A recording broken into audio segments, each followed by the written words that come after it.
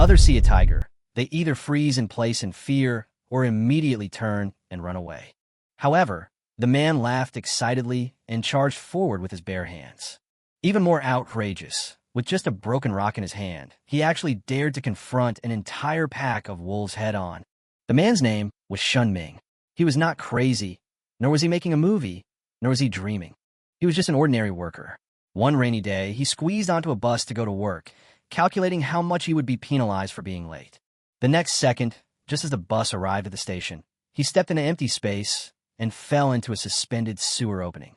When he opened his eyes again, the tall buildings were gone, the roads were gone, replaced by a wilderness and a primitive society of wild beasts. At that moment, a howl approached from afar. Shen Ming's face turned pale instantly.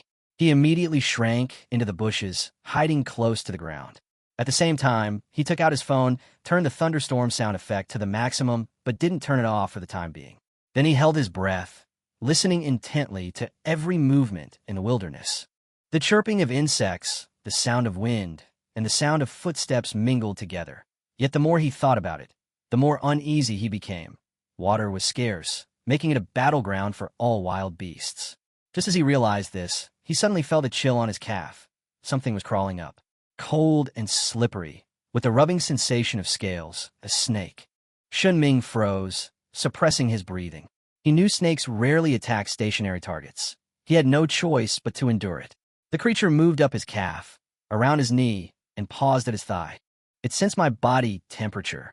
Shen Ming's heart tightened, but his right hand was already gripping the fruit knife, ready to fight at any moment. Time seemed to stretch out, each second unbearably long. The snake coiled halfway around his leg, but eventually slid away, fell off his shoulder, and disappeared into the grass. Several minutes passed before he dared to exhale softly, feeling as if he had been pulled from water. He dared not move, counting his breaths to make sure it was safe before quietly shielding his eyes from the phone's light and scanning the room. Once he confirmed there was nothing amiss, he immediately turned off the screen, mentally calculating the battery level. Only 31% left. Every bar could be a lifesaver. Suddenly, his stomach growled, and a wave of hunger washed over him.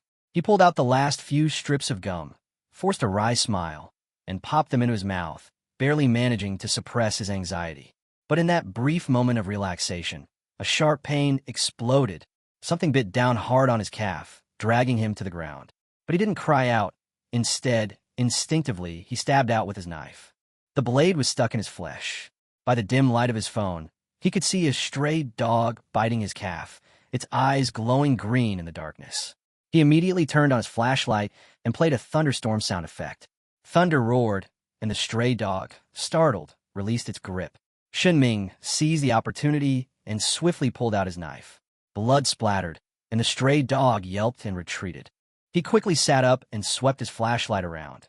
In the darkness, pairs of green eyes lit up. 1 pair, 2 pairs, 3 pairs, a total of 7 wild dogs surrounded him. Shen Ming's sheen sank to the bottom. 7 wild dogs meant utter despair. They would take turns wearing him down until he collapsed. His right leg throbbed with pain, blood soaking his trousers. Yet he forced himself to remain calm, immediately plugged in his power bank, turned his flashlight to its brightest setting, and, amidst the continuous roar of thunder, howled at the pack of dogs. "Come on, you beasts!"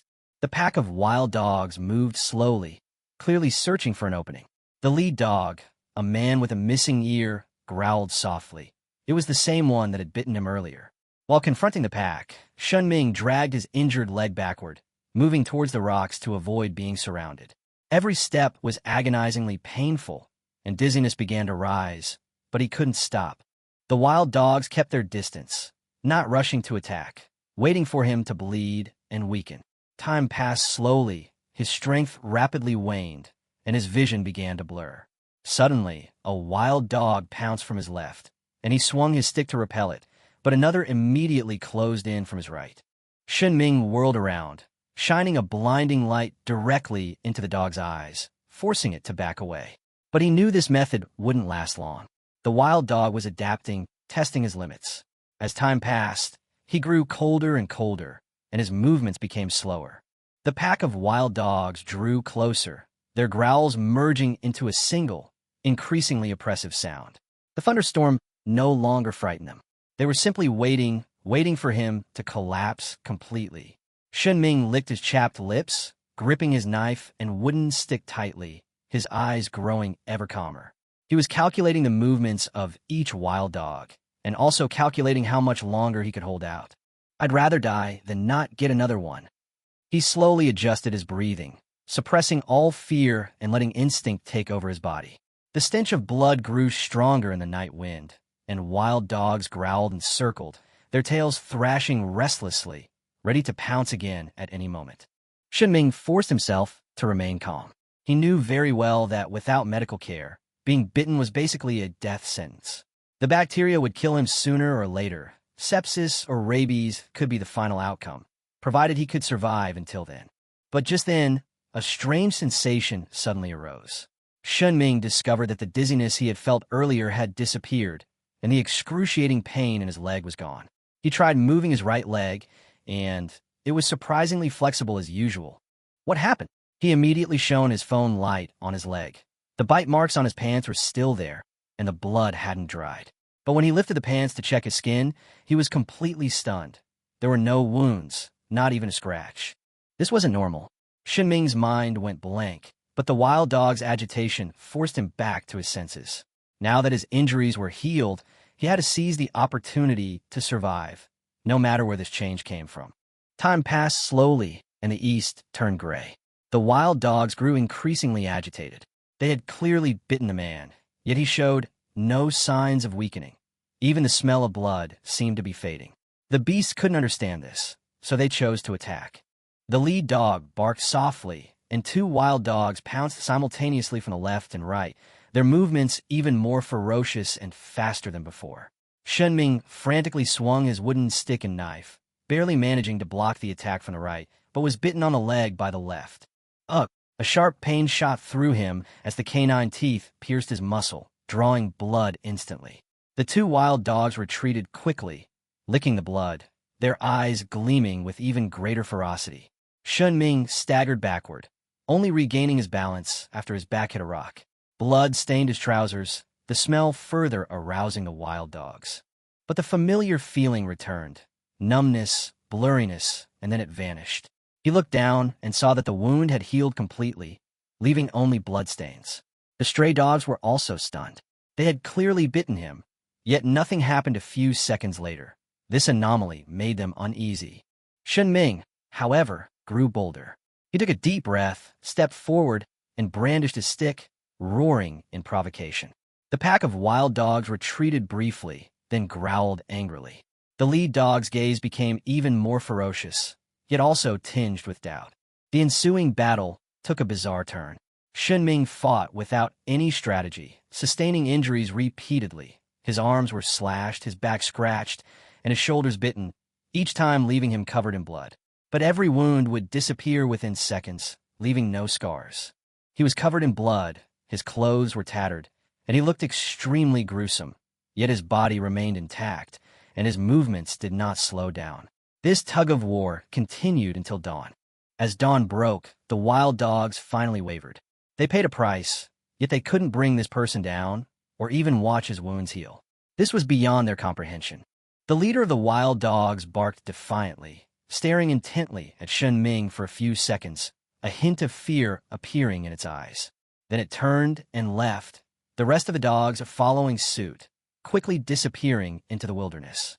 Only after the last pair of eyes disappeared did Shen Ming collapse to the ground, completely relaxing. He turned off his phone's flashlight. The battery was fully charged, but the power bank was only half full, its casing covered in bloodstains. The morning light fully broke through. Shen Ming trembled as he examined his body. His right leg, left leg, arm, back, and shoulder.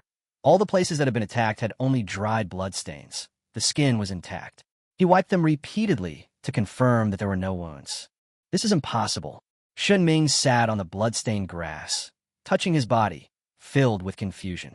He tried calling out system and panel in his mind, but there was no response. He tried to concentrate, but nothing changed. But the facts were undeniable. His injury would heal instantly. He needed to verify it. A dangerous thought arose. Shen Ming raised the fruit knife, aimed it at his palm, the tip icy cold. He didn't close his eyes, and stabbed directly. The wound closed rapidly as soon as blood gushed out, healing completely in less than 2 seconds. He froze. Then he did something even more insane. He pointed the knife at his carotid artery. With the tip of the knife against his pulse, he took a deep breath and slashed hard. Blood flowed out, but disappeared within seconds, and his skin healed completely. Shen Ming collapsed to the ground, gasping for breath, then let out a sound that was hard to decipher, a mixture of crying and laughter. He couldn't die. At least, he couldn't die this way. In this wilderness, he possessed the most incredible ability, immortality. Shen Ming stared at his left index finger, which he had just severed. There was resistance and a stinging pain when the knife fell, but the moment it broke, the severed finger turned to ashes and vanished. At the same time, the flesh at the cut began to wriggle and grow rapidly, and in less than 10 seconds, a brand new finger was restored as if nothing had happened. Even the fingerprints were exactly the same. He moved his newly grown fingers, bending and straightening them without any abnormality, and his nerve responses were completely normal, as if they had never stopped. "My body will turn to ash as soon as it leaves my body," he whispered, his tone complicated. "And I won't lose too much blood. A single perpetual motion machine won't work, but I feel like I am one. If you die quickly enough, the pain barely has time to manifest. Hunger, thirst, and fatigue can all be resolved by death reset. But minor injuries are different."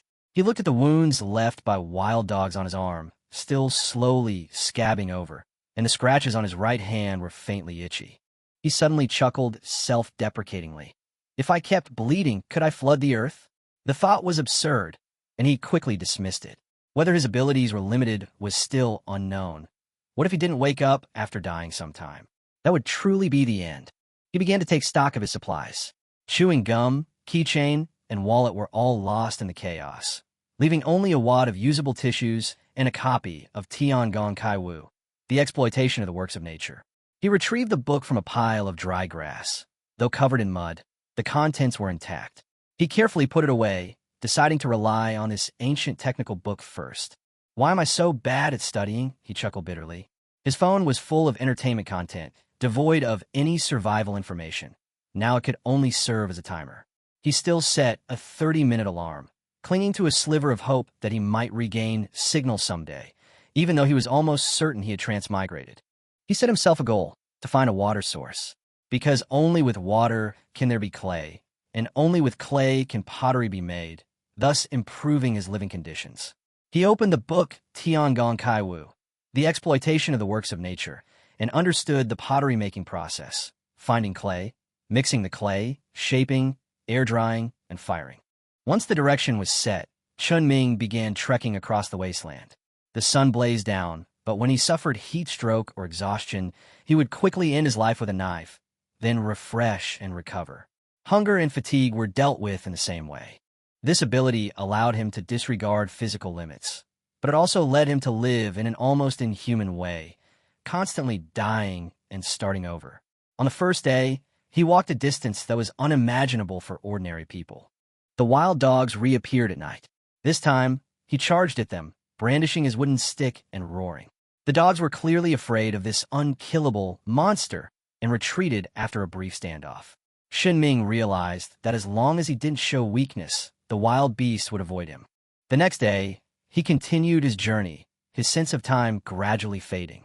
That night, he discovered a small spring, but the water was too little and there was no clay. He could only note its location and continue on his way. On the third day, his power bank completely died, and he only turned on his phone to check the time at the turn of day and night. On the third night, he encountered a pack of hyenas. These more intelligent predators merely observed from a distance, did not attack, and eventually left. Shen Ming vaguely felt that they had sensed something abnormal about him. On the fourth day, his pants were completely torn, and mosquito bites made him feel terrible all over. These minor injuries wouldn't disappear. He could only endure the itching and keep going, thankfully managing to squeeze in his phone and books. On the afternoon of the fifth day, as he crossed a low hill, he finally saw a real river. Its waters shimmered, and its banks were lush with greenery, a stark contrast to the barren landscape. He stood frozen in place, then couldn't help but weep. He had finally found it. He rushed to the riverbank, dropped his supplies, and took off his clothes to enter the water. The cool river water brought him a long-lost sense of relaxation. However, in the next instant, the water suddenly burst open, and a crocodile opened its blood-red jaws, biting him hard in the waist and dragging him into the water. A sharp pain shot through him. Bones snapped, internal organs were crushed, and the crocodile began to writhe and tear at his flesh. Soon, darkness fell. The next moment, he revived in the water, but the memory of the excruciating pain remained vivid. Then, another crocodile attacked. Death, resurrection, and death again. In just 10 minutes, he was torn to pieces 7 times, utterly powerless to resist. Each time he resurrected, he returned to the same spot, becoming prey once more. He finally understood that this was the crocodile's territory. On his 8th resurrection, he no longer struggled. When the crocodile bit again, he instead offered his arm into its mouth, simultaneously piercing his heart with a knife, ending his life instantly. This time, he respawned at the edge of shallow water.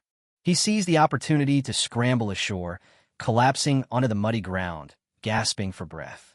His body was intact, but his spirit was on the verge of collapse. He looked at the sky, then suddenly laughed maniacally, the laughter gradually turning into coughing and finally fading into silence. Unbeknownst to him, a strange ape was watching him from the grass on the opposite bank. It witnessed the entire process, torn apart and then restored over and over again. In its mind, this hairless fellow had only one conclusion: it couldn't be killed. The ape crouched low, both fearful and curious, and quietly followed. It watched as Shen Ming checked his body, put away his belongings, and then walked upstream along the river, searching for mud while muttering to himself, "Clay should be around here." Shen Ming was completely unaware that he had become the object of observation for some unknown entity. "That's it," Shen Ming shouted excitedly on the riverbank. On the 4th day after arriving here, he walked eastward along the river for several hours and finally found the sandless clay, recorded in Tiangong Kaiwu, at the bottom of a gentle slope where dry and wet areas meet. He brushed aside the surface sand and stones, revealing fine, grayish-white clay. It felt like cream to the touch, soft yet non-sticky, and could be easily shaped, perfect material for fire and pottery. At that moment, his goal finally had a foundation. But after the initial excitement, a problem arose. He didn't know how to start fire. The book Tiangong Kaiwu, The Exploitation of the Works of Nature, describes pottery making in great detail, but it doesn't teach the most basic method of starting a fire, which was common knowledge in that era. Never mind. Let's find a place to stay first. He put away the clay and began looking around for a place to stay. He soon spotted a cave in a rock wall 3 meters high. The entrance was covered by vines, making it both hidden and safe. He carefully wrapped and hid his phone, the book Tiangong Kaiwu, The Exploitation of the Works of Nature, and the tinderbox, then climbed into the cave with his bare hands. There were withered bones and feathers at the entrance, but a few meters deeper, the cave became dry and well-ventilated, with no traces of large animals. "It seems destiny is on my side." He couldn't help but laugh. This easy foothold boosted his confidence. After settling in, he immediately began experimenting with making fire by friction. Relying on his memory, he prepared dry wood, a drill, and tinder, hoping to ignite his first fire using the most primitive method. For the next 2 days, he was almost driven to madness. He smashed open dead wood to make a drill board, straightened branches to make a drill rod, used strips of cloth and dry grass as kindling, and then rubbed the rod over and over again. Once, twice, dozens of times. His arms soon ached, his palms bled, and even the rod was soaked with blood. But he still didn't stop. For an ordinary person to accomplish this, it would often require hours or even multiple people working together. But Shen Ming had a method others didn't: death reset. When his stamina was exhausted, he didn't hesitate to slit his own throat. The next moment, he was reset and resurrected, fully recovered, and continued again. In 1 day and 1 night, he died 17 times. The drill bit at the hole's entrance was riddled with deep pits, the deepest almost penetrating it. Yet no smoke came out, let alone a spark. No, it's impossible. He finally gave up, looking at the dull drill rod with a face full of resentment. He had barely slept for the past 2 days, but hadn't even seen any charcoal. I refused to believe it. He refused to admit defeat and began to constantly adjust his methods, changing the type of wood and even trying to use vines to make a bowstring for drilling wood. The result was still failure. If all else fails, We can only wait for a spark from heaven. He looked up at the sky, even fantasizing about lightning striking the ground and starting a fire. Then a thought flashed through his mind, and he suddenly froze. If I'm immortal, does that mean I won't age? This question silenced him briefly. If he didn't age, that would be immortality. If he aged but couldn't die, that would be another kind of torment. He quickly shook his head, interrupting his thoughts. Thinking about this is useless. Unbeknownst to him, several pairs of eyes had been watching him from the bushes 80 meters away for 2 whole days. They were 3 female primitive women from a small tribe of only 7. They lived by gathering and hunting, and this cave had once been their temporary hideout, but had long been abandoned due to the threat of hyenas. A few days ago, a young male accidentally discovered Shen Ming and brought the news back to the tribe, alerting the chief Thorn. So they hid and observed, witnessing firsthand a series of strange behaviors from Shen Ming. Digging for shellfish but not eating them, self-harming but without injury, not sleeping or eating, and spending all day fiddling with wood. In their view, there was only one explanation. He was an extremely strong and healthy male. Should we court him? Lu whispered tentatively, her eyes undisguisedly drawn to Shen Ming's physique. Thorn, however, was more cautious. She ordered her companions to retreat first, deciding to make the contact alone. If something went wrong, the tribe could still survive. After her companions left, she went around to the downwind side and deliberately stepped on a dry branch, making a soft sound. At this moment, Shen Ming was struggling with the 18th drill plate. He believed he had mastered the theory, but he was always just one step away from success. Something's there. He instantly became alert, grabbed his knife, and stared intently at the bushes, preparing to retaliate against the wild dog. The next second, the bushes swayed, and a figure slowly emerged. It wasn't a wild beast. Shen Ming was completely stunned. It was a humanoid being, short in stature, covered in short hair, with a face somewhere between an ape and a human, but with clear eyes that held both wariness and curiosity.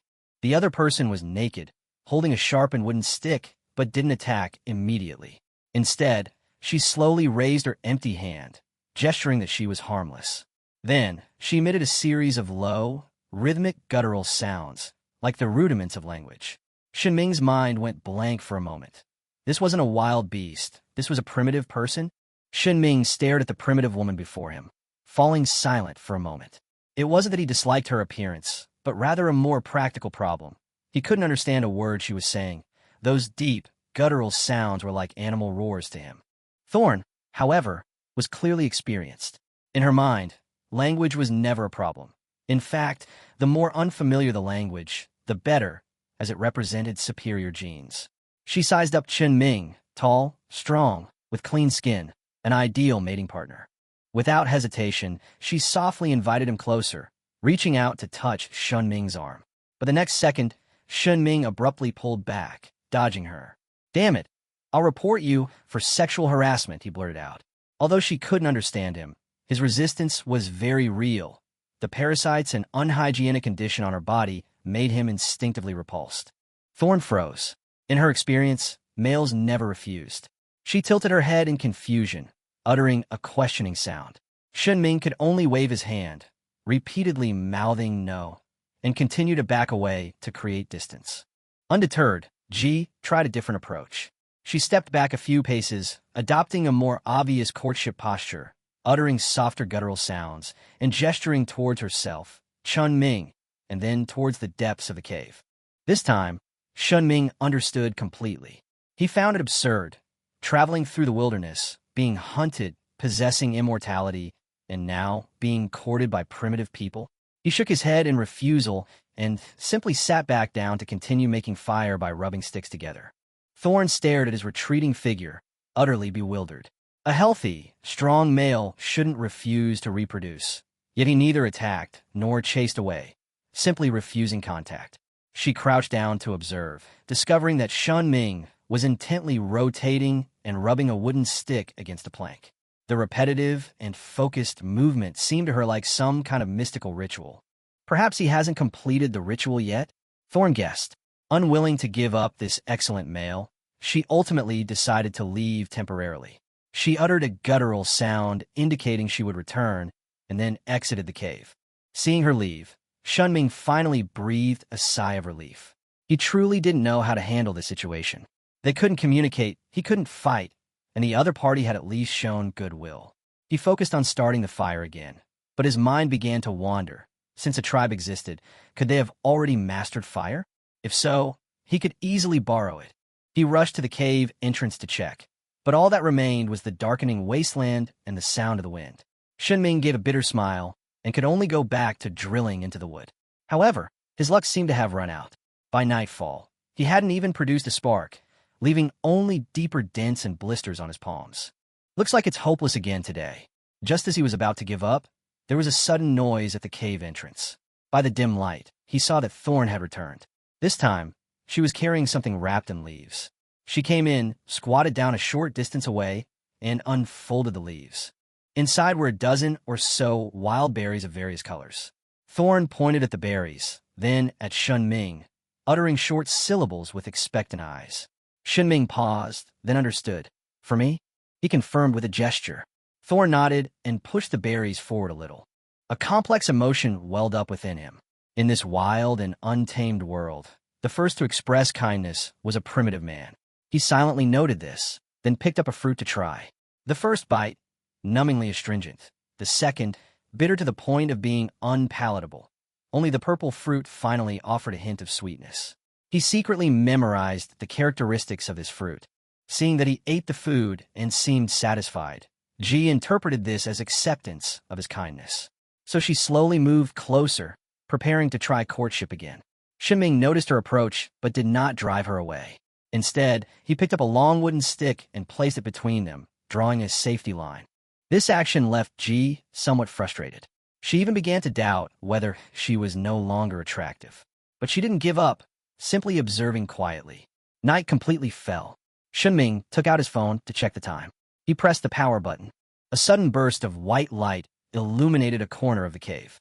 Shen Ming glanced at the time and battery level, then immediately shut down and put the device away. But he didn't notice that the thorns a few meters away had frozen in place. The light, devoid of temperature yet stable and bright, emerged from a stone fragment, completely beyond her comprehension. Her pupils contracted, her throat tightened, and almost instinctively she uttered a single word in a low voice. Barca. That was her tribe's name for starlight, a symbol of safety and protection. And now, this male was actually able to create Barca. Fear and awe intertwined as she stared intently at Shen Ming. This being who didn't eat, didn't sleep, whose wounds had healed, and who could even emit light, was beyond her comprehension. Shen Ming, however, remained oblivious. He put away his phone and continued to make fire by rubbing sticks together in the darkness, secretly wary of a possible nighttime attack. Thorn remained motionless, the scene replaying in her mind. She gradually realized that this male was not merely strong. He might possess some kind of power. She slowly clenched her fist, making up her mind. She must keep him here to serve the tribe. In the darkness, each lost in their own thoughts. Shen Ming continued drilling the wood, while Ji continued observing and calculating. Does your tribe have fire?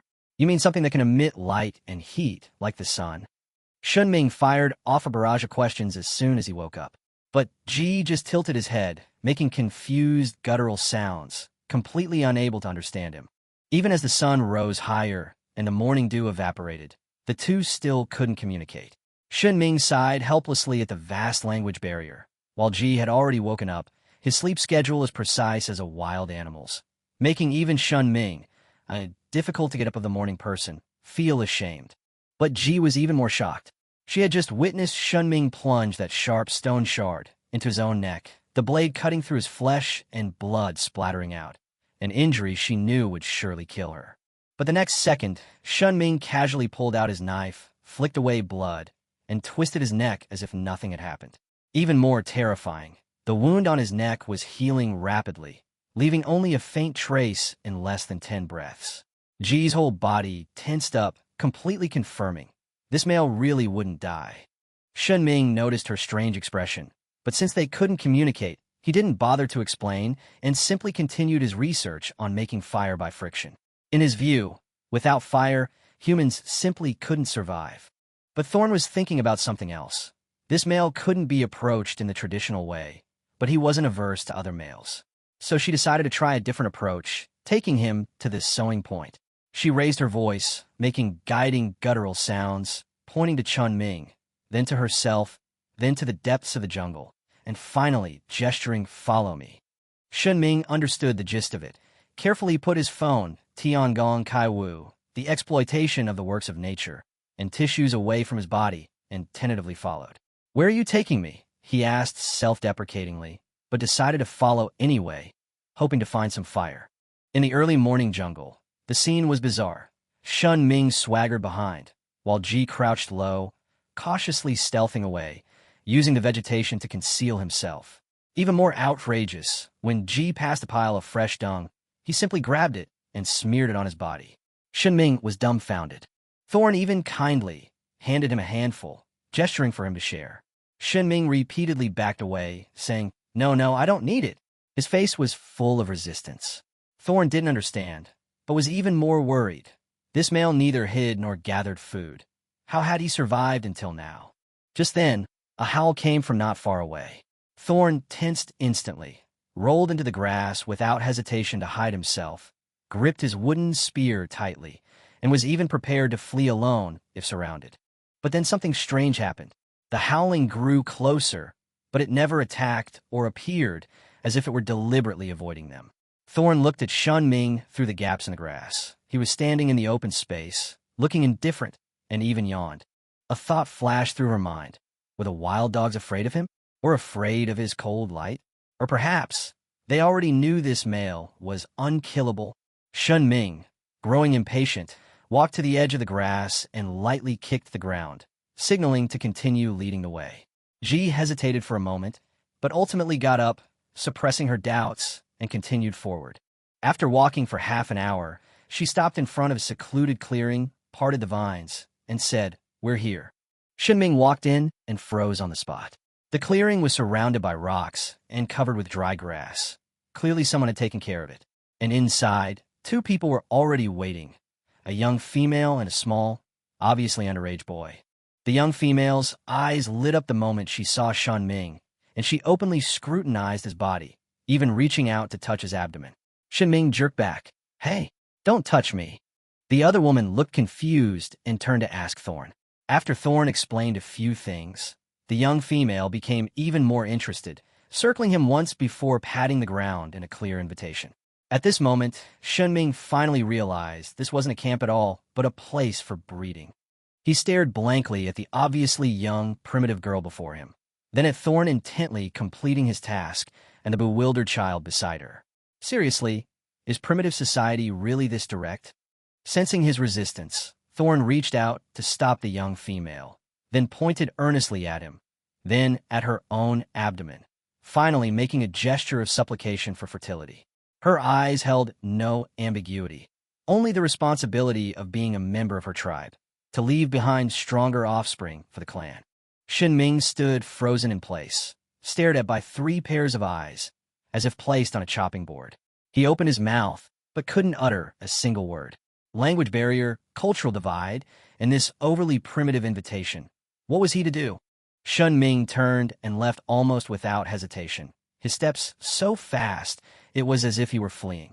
Neither morally nor instinctively could he accept that primitive, almost barbaric invitation to procreate. An insurmountable chasm separated the concepts of modern civilization from this naked survival instinct. Lu wanted to chase after him, but Ji stopped her. She could only watch helplessly as Shen Ming's figure disappeared behind the vines. His strong body and clean aura made her instinctively feel that he was an extremely high-quality male. Thorn didn't explain immediately, but instead led her and the cub Lien to a more secluded spot, only letting go of her hand after confirming that Shen Ming was far away. "Why did you stop me?" Lu asked in a low, anxious voice. Food was dwindling, and the tribe needed strong new members. Such males were extremely rare. Thorn's expression turned solemn as he slowly spoke. "He possesses the power of Baka." Lu's pupils contracted sharply. Baka represents the light of the night sky in the tribe, a power capable of intimidating wild beasts, but that power should belong to the sky, not to a human. "The wild dogs don't dare come near him," Thorn whispered. "I saw it with my own eyes. They were afraid of him." She added, He lives in our old cave now. Luna's breathing quickened. If this was true, then this male wasn't just strong. He possessed some incomprehensible power. What do you plan to do? She asked. Thorn looked northeast, towards their old home from which they had been forced to leave. Since the wild dogs don't dare approach him, perhaps we can go back. Go back. Lu frowned. There's fruit downstream, and the water is safe. Thorn shook his head, but there isn't enough meat. The children are getting thinner. The pack is weakening. Can't you hear them crying? Lu fell silent. In the 6 months since the migration, prey has been scarce. The children are clearly malnourished, and some cubs have even died. But he won't stay forever. Lu raised the crucial question. The males will all leave. Once he's gone, we'll still have to face the wild dogs. This was the most realistic risk.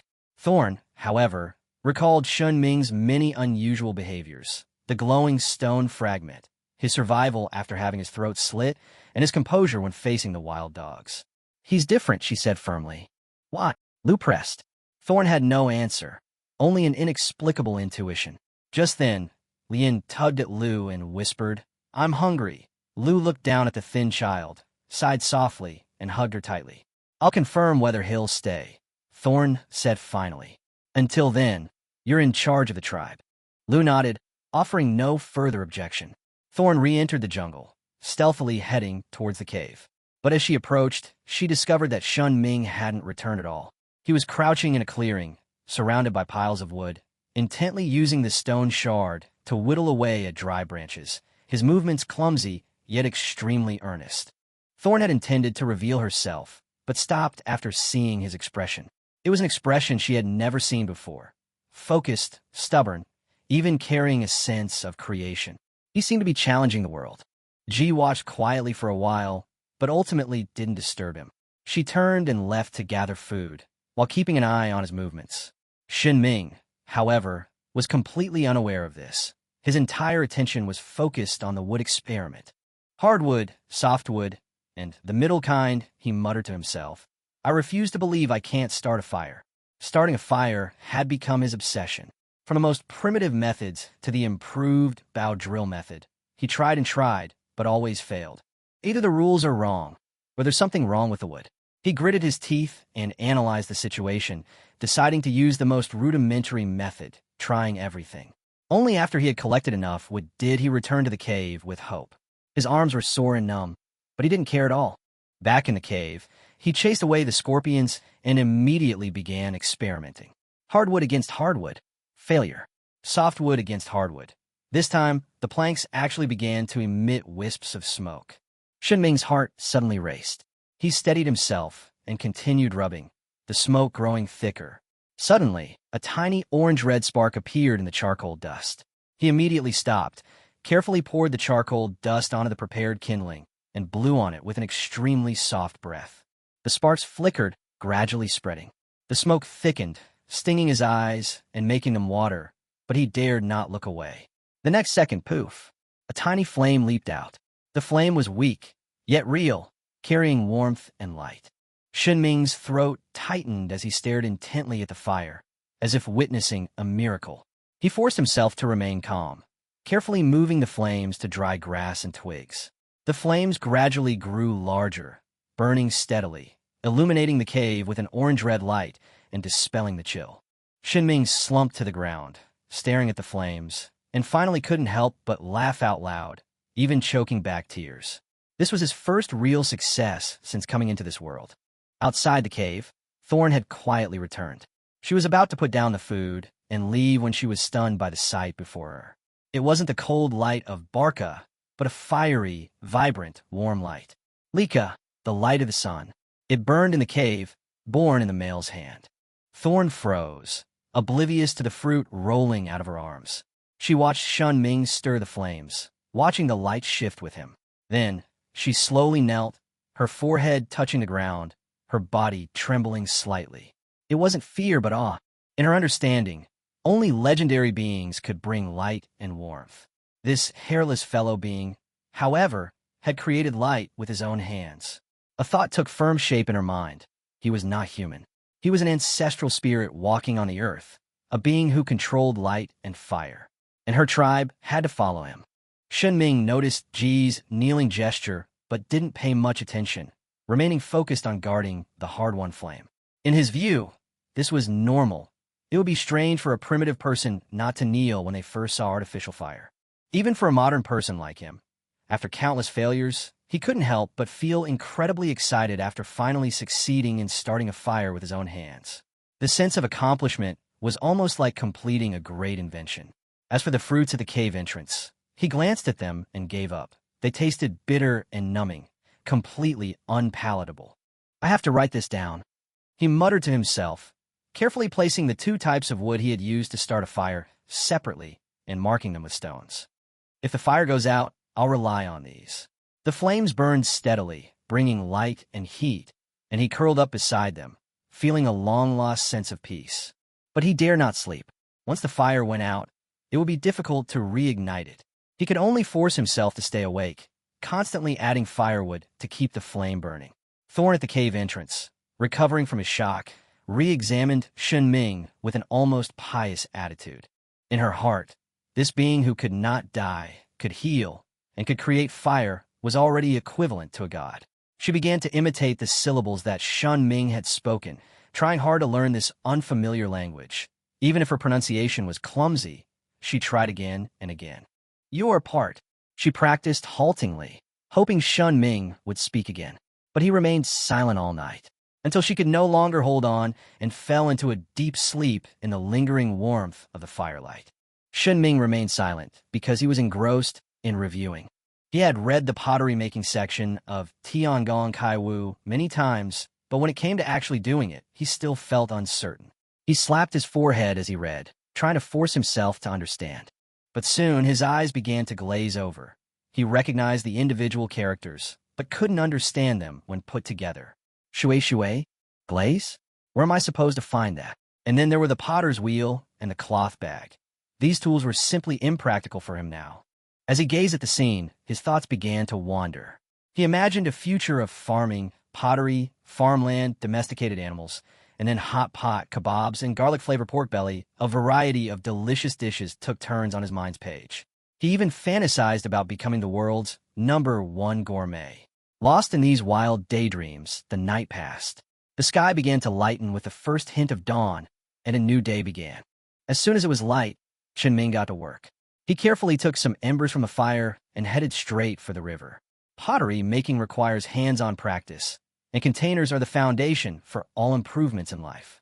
Reaching the riverbed, he began digging in the clay. A crocodile in the distance merely glanced at him, seemingly recognizing this unkillable nuisance, and ignored him. Shen Ming breathed a sigh of relief, quickly scooped up a lump of mud, wrapped it in his tattered clothes, and carried it ashore. But once he started, he found things weren't so simple. The clay was too wet and wouldn't take shape at all. The pots he made kept collapsing, and each attempt turned into a puddle of mud. There's too much water. He quickly figured out the problem. So he lit a small fire nearby and placed the clay there to dry slowly, turning it with a stick and observing the changes. Let's try drying it for 5 minutes first. He was operating entirely by feel. Meanwhile, Thorn in the cave also awoke. The fire had died down, leaving only ashes and lingering warmth. The fruit she had brought was neatly arranged to one side, which further convinced her that the gods needed no food. She walked to the pile of ash and carefully examined the black powder. She first smelled it, then lightly touched it with the tip of her tongue, immediately frowning and spitting it out. Bitter and strange, it was something she couldn't understand at all. She stared at the ashes, bewildered. Why would the fragments of Lika leave behind this stuff after burning? The real sun never leaves behind ashes. She vaguely felt that this fire might not be a true divine object, but rather a weak source of light that would die. But this thought was quickly overshadowed by more miracles. Immortality, wound healing, driving away wild beasts, none of these could be explained. So she decided to continue following, observing, and learning everything about this god. On the riverbank, Shen Ming was already rubbing his hands together, looking at the slightly dried clay, ready to begin his second attempt. The deity shouldn't have gone far. At dawn, Ji stood at the cave entrance, smelling the lingering burnt smell and the aroma of baked earth in the air. She followed the scent to the riverbank and, sure enough, saw Shen Ming squatting there, the firelight flickering gently in the morning mist. She quickly realized that the Lika hadn't disappeared, but had been taken away and was being used by him. This made her even more certain that this man's ability to control light was beyond comprehension. Thorn didn't approach rashly. Shen Ming was intently working with the wet mud and black ash, as if performing some kind of mysterious ritual. She dared not disturb him and could only observe from afar. But the reality of the tribe prevented her from lingering. There were still 4 mouths to feed, and the rainy season was approaching. If they didn't stock up, the harsh winter would surely be unbearable. She glanced at Shen Ming, then turned and disappeared into the jungle to begin gathering. She swiftly searched for tubers, berries, and buds in the forest, her movements as practiced as a beast. But the image of Shen Ming turning the wooden stick kept replaying in her mind. She vaguely felt it was some kind of important ritual. As she gathered, she noted down the details, even thinking that she might go back and imitate it, hoping to gain the favor of the gods and make the gathering easier. Meanwhile, Shen Ming's pottery experiment was mired in trial and error. There's still too much moisture, he thought, looking at the limp lump of clay, adjusting it as he baked it. After a while, he found it too dry, so he added water and kneaded it again. After repeating this process many times, he finally managed to find a balance, soft yet not collapsing, suitable for shaping. It seems I dug up too much. He looked at the large lump of clay, somewhat helpless, but continued working. He repeatedly kneaded and divided it, finally creating the basic shapes of 3 pots and a bowl. These clay blanks were crooked and uneven in thickness, but at least they had taken shape. He took a deep breath and began the most crucial step, firing. He didn't have a kiln, so he could only use the most primitive method.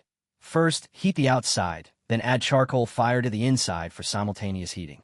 As he worked, he muttered to himself, the principle should be about the same, right? The firelight reflected on his face, a mixture of anticipation and unease. Time passed slowly, and darkness fell. He kept adding firewood to keep the fire burning, tending to these few half-finished products. When the fire weakened, he carefully removed the red-hot clay bricks and set them aside to cool. The waiting process was agonizing. He dared not even touch them. Finally, the temperature dropped, and he picked up the largest pot. It felt hard to the touch and made a dull thud. For a moment, he thought he had succeeded. The next second, with a crack, the cracks spread rapidly, and the entire pot shattered into 3 pieces. Shen Ming paused for a moment, then gave a wry smile. It's all right. It'll do, albeit barely. He picked out the largest piece from the shards, trying to reassure himself. But the other 2 small pots were shattered even more thoroughly, not a single intact piece remaining. The last bowl, seemingly intact, crumbled at the bottom when turned over. Looking at the pottery corpses scattered on the ground, he remained silent for a long time before finally sighing. It really wasn't that simple. He had been mentally prepared. Even starting a fire by rubbing sticks together took this long. Failure was the norm in pottery making. Looks like I'll have to spend the night by the river. He tossed the only usable fragment back into the river, scoffing, fate isn't on my side. Meanwhile, Thorn returned to the cave with his haul. The cave was pitch black and cold, devoid of firelight or the presence of any deity. She panicked for a moment, thinking Shen Ming had already left. But soon, she saw a faint light on the distant riverbank. He was still there. Standing in the darkness, she struggled. Tonight, the stars were few. This was the most dangerous night. According to tribal experience, going out at this time was almost tantamount to suicide. But if she wanted to get closer to the god and learn his power, she had to follow him. If he remained by the river, would the tribe forever be trapped in the barren land? She stared at the firelight. That light could ward off wild beasts. Perhaps it would be safe to get closer. She began calculating the distance, her mind filled with various dangers. Lurking beasts, venomous snakes, traps in the darkness. But that firelight seemed like her only hope. She thought of the thin children in her tribe, of the approaching winter, a migration and hunger. That glimmer of light gave her a sliver of courage. She no longer hesitated. After setting aside the food she had gathered, she took a deep breath, suppressing her fear. Next, she had to rush forward at full speed. The next moment, she burst out of the cave, becoming a shadow, heading straight for the firelight on the riverbank.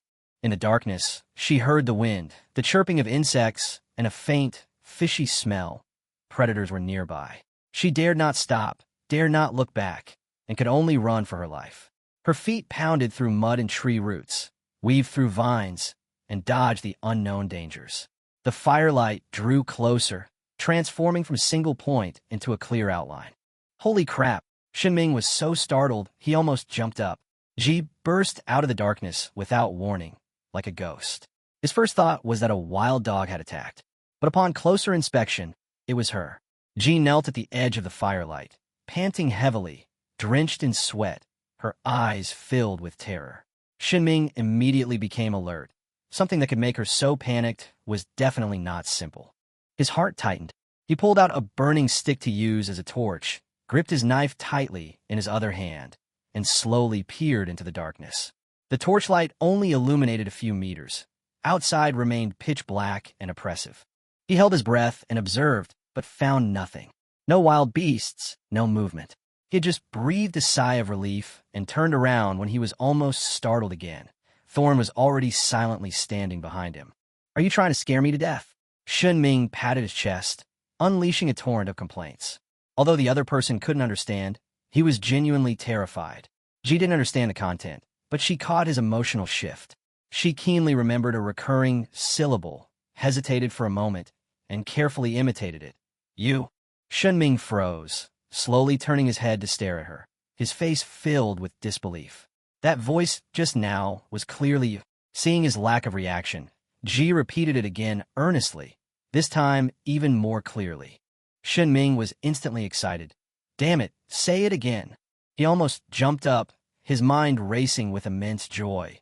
Even primitive people could learn language. Seeing his excitement, Ji immediately repeated you several times, her pronunciation becoming increasingly accurate. Shen Ming quickly calmed down, realizing she was just imitating and didn't yet understand the meaning. But that was enough. He cleared his throat and began his lesson. First point at Ji and say you, then pat his own chest and say I. Ji tried to imitate him, but got the meaning wrong. She pointed at Shen Ming and said, I, leaving him speechless. Clearly, understanding was much harder than imitating. Shen Ming decided to try a different approach. He drew two small figures on the ground with a twig, one representing Ji and the other representing himself, and then repeatedly demonstrated by pointing and pronouncing them. Ji stared at the pictures and movements, trying hard to understand. She frowned, repeatedly comparing the relationship between the sound and the image, and finally began to understand. She pointed to the little figure representing herself, and carefully said, You? Shen Ming nodded immediately. Then she pointed to Shen Ming again and hesitated before saying, Me? That's right. Shen Ming slapped his thigh, extremely excited. A smile appeared on Thorn's face. She gradually understood that these sounds and symbols were a kind of agreement that could convey information. Night deepened, the clouds dispersed, and starlight poured down. The firelight and starlight intertwined, illuminating this peculiar lesson. For the next period of time, Shen Ming began his Chinese language class. He used stones, soil, and river water as teaching aids, teaching pronunciation while drawing characters on the ground. Ji learned slowly, but was extremely serious. She repeated the syllables over and over again, trying hard to imitate the strokes, and never gave up even if her drawings were crooked. Even as drowsiness crept in, she forced herself to continue studying. Whenever Shen Ming uttered a new word, she would strain her eyes to repeat after him, her focus admirable. By the end of the night, Shen Ming had taught her over a dozen words, and Ji had probably mastered about half of them. As for writing, she could only manage to draw the simplest symbols. Finally, she couldn't stay awake any longer and fell asleep, curled up by the fire, still clutching a branch in her hand. Shen Ming looked at her, feeling both helpless and somewhat relieved. The road to enlightenment is long and arduous, he muttered to himself, but he also knew that there was a tribe behind Thorn. As long as he could establish communication through her, many things in the future would be much simpler. As dawn broke, a new batch of clay blanks continued to fire. Shen Ming inspected them and found they were much sturdier than before, which gave him some confidence. At that moment, Ji woke up. She was awake almost instantly, showing no sign of wanting to stay in bed. She looked at Shen Ming, then at the riverbank. I am water, she said in a halting but clear voice. Shen Ming was taken aback, then overjoyed. Her learning ability was even stronger than he had imagined. Want some water? Great.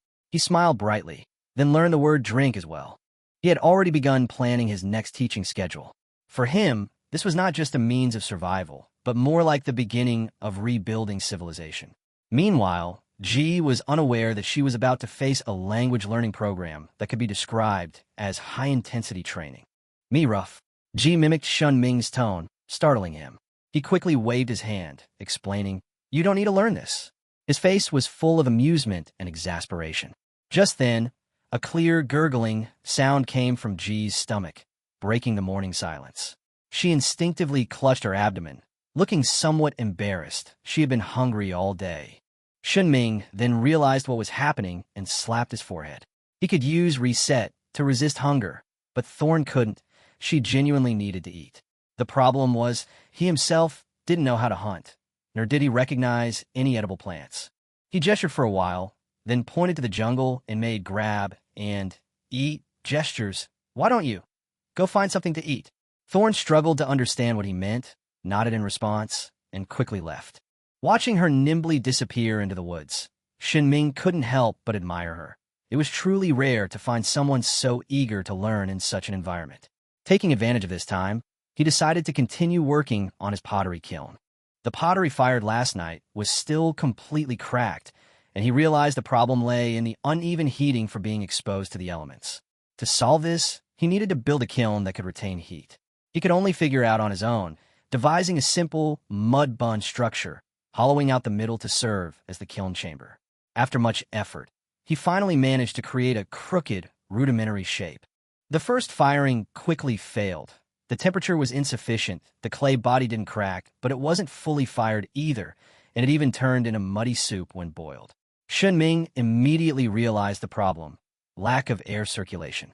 He dug an air inlet at the bottom of the kiln and an exhaust vent at the top for a second attempt. This time the temperature rose, but a new problem arose. Uneven heating caused the clay to crack directly. Shen Ming stared at the failed product, scratched his head, and cursed under his breath, but quickly came up with a new idea. Put the fire outside and use heat conduction to heat the kiln body without any open flame inside, and then seal it for insulation. Before the third plan could be implemented, it was already evening. Just then, Thorn returned, carrying a pile of tubers and a few berries. She was clearly tired, but her eyes lit up when she saw Shen Ming.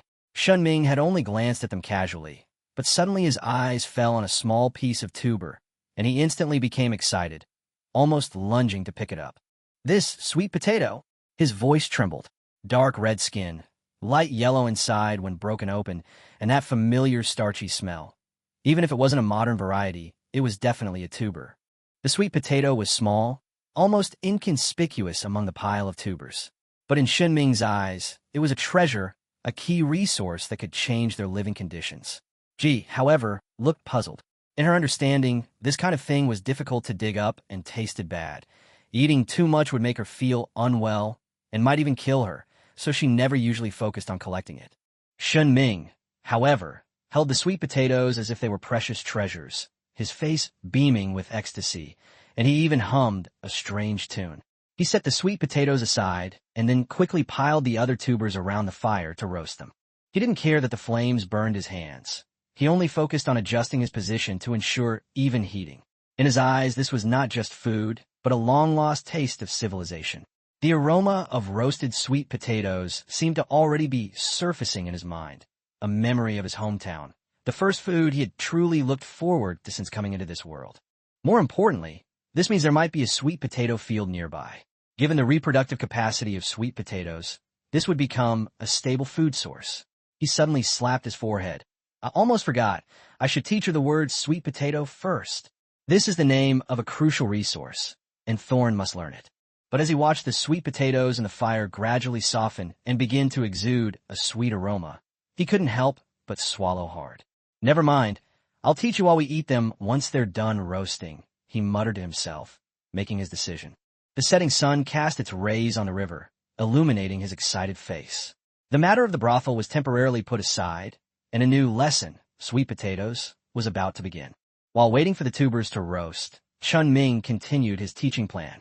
He drew symbols on the ground with a twig, pointing to the objects and repeatedly pronouncing the sounds, trying to help Ji develop basic vocabulary. He knew very well that as long as the other party could master some basic language, their survival would be much easier. Time slowly passed, and a sweet, slightly smoky aroma wafted from the fire. It was the familiar smell of roasted sweet potatoes, mixed with the rustic fragrance of other roots and stems, making one unconsciously relax. Thorn's stomach rumbled again, more urgently than before. She looked around blankly, her nose twitching slightly, before finally fixing her gaze on the black, lumpy objects buried in the ashes of the fire. So that's where the fragrance came from. She swallowed instinctively, but refrained from reaching out. These were the foods she offered to the gods, and she dared not take them without permission. Shen Ming watched and smiled. He used a wooden stick to remove all the roasted tubers and neatly arrange them on the stone slab, including the small sweet potato. The outer skin was charred black, even looking a bit overcooked, but he knew that this was where the essence lay. Thorn's gaze was instantly drawn to it, almost unable to look away. The source of the fragrance was right in front of her, and her throat bobbed incessantly. Shen Ming didn't let her eat it right away, but took the opportunity to teach her. He picked up a raw tuber and handed it to her raw. Then he pointed to the ripe tubers on the stone slab. Ripe. He demonstrated repeatedly, accompanied by exaggerated expressions, frowning in discomfort when eating raw food and beaming with satisfaction when eating cooked food. Thorn stared at the food while trying to understand. Fire could make unpalatable food taste good? She could barely accept this logic. Seeing that she understood, Shen Ming nodded. For a student with zero experience, this was already quite good.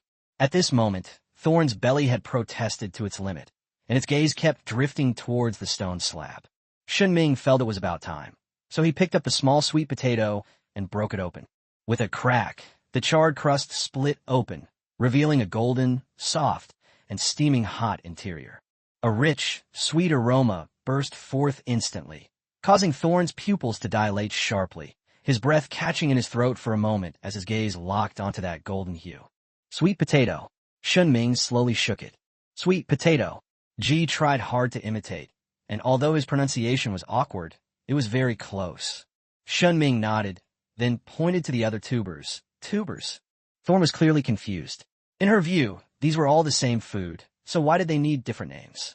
Shen Ming patiently explained, classifying sweet potatoes as tubers, and then emphasizing their unique characteristics. Ji still frowned. To her, categorization was far less important than how delicious it is. Shen Ming decided to try a different approach.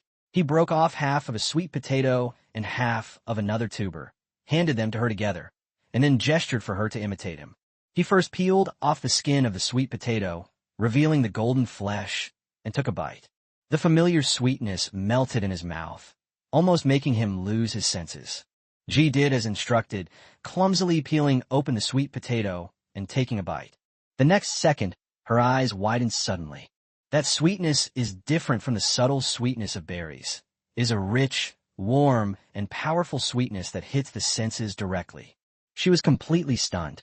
This food was almost the most delicious she had ever eaten. Then, Shen Ming gestured for her to try another piece. Ji did as instructed without hesitation, peeling it open and biting into it. She chewed a few times, her expression changing from expectant to calm. It does taste better than raw, but it's just edible, far from the amazing flavor of a sweet potato. Shen Ming observed her reaction, then pointed to the sweet potato again. Sweet potato. To refer to other tubers. Tubers. This time, Ji suddenly realized.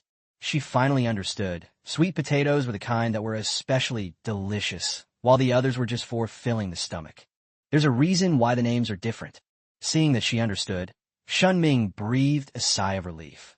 Another concept had been successfully established. He didn't touch the rest of the food. He could tell that Ji Yuan wasn't full.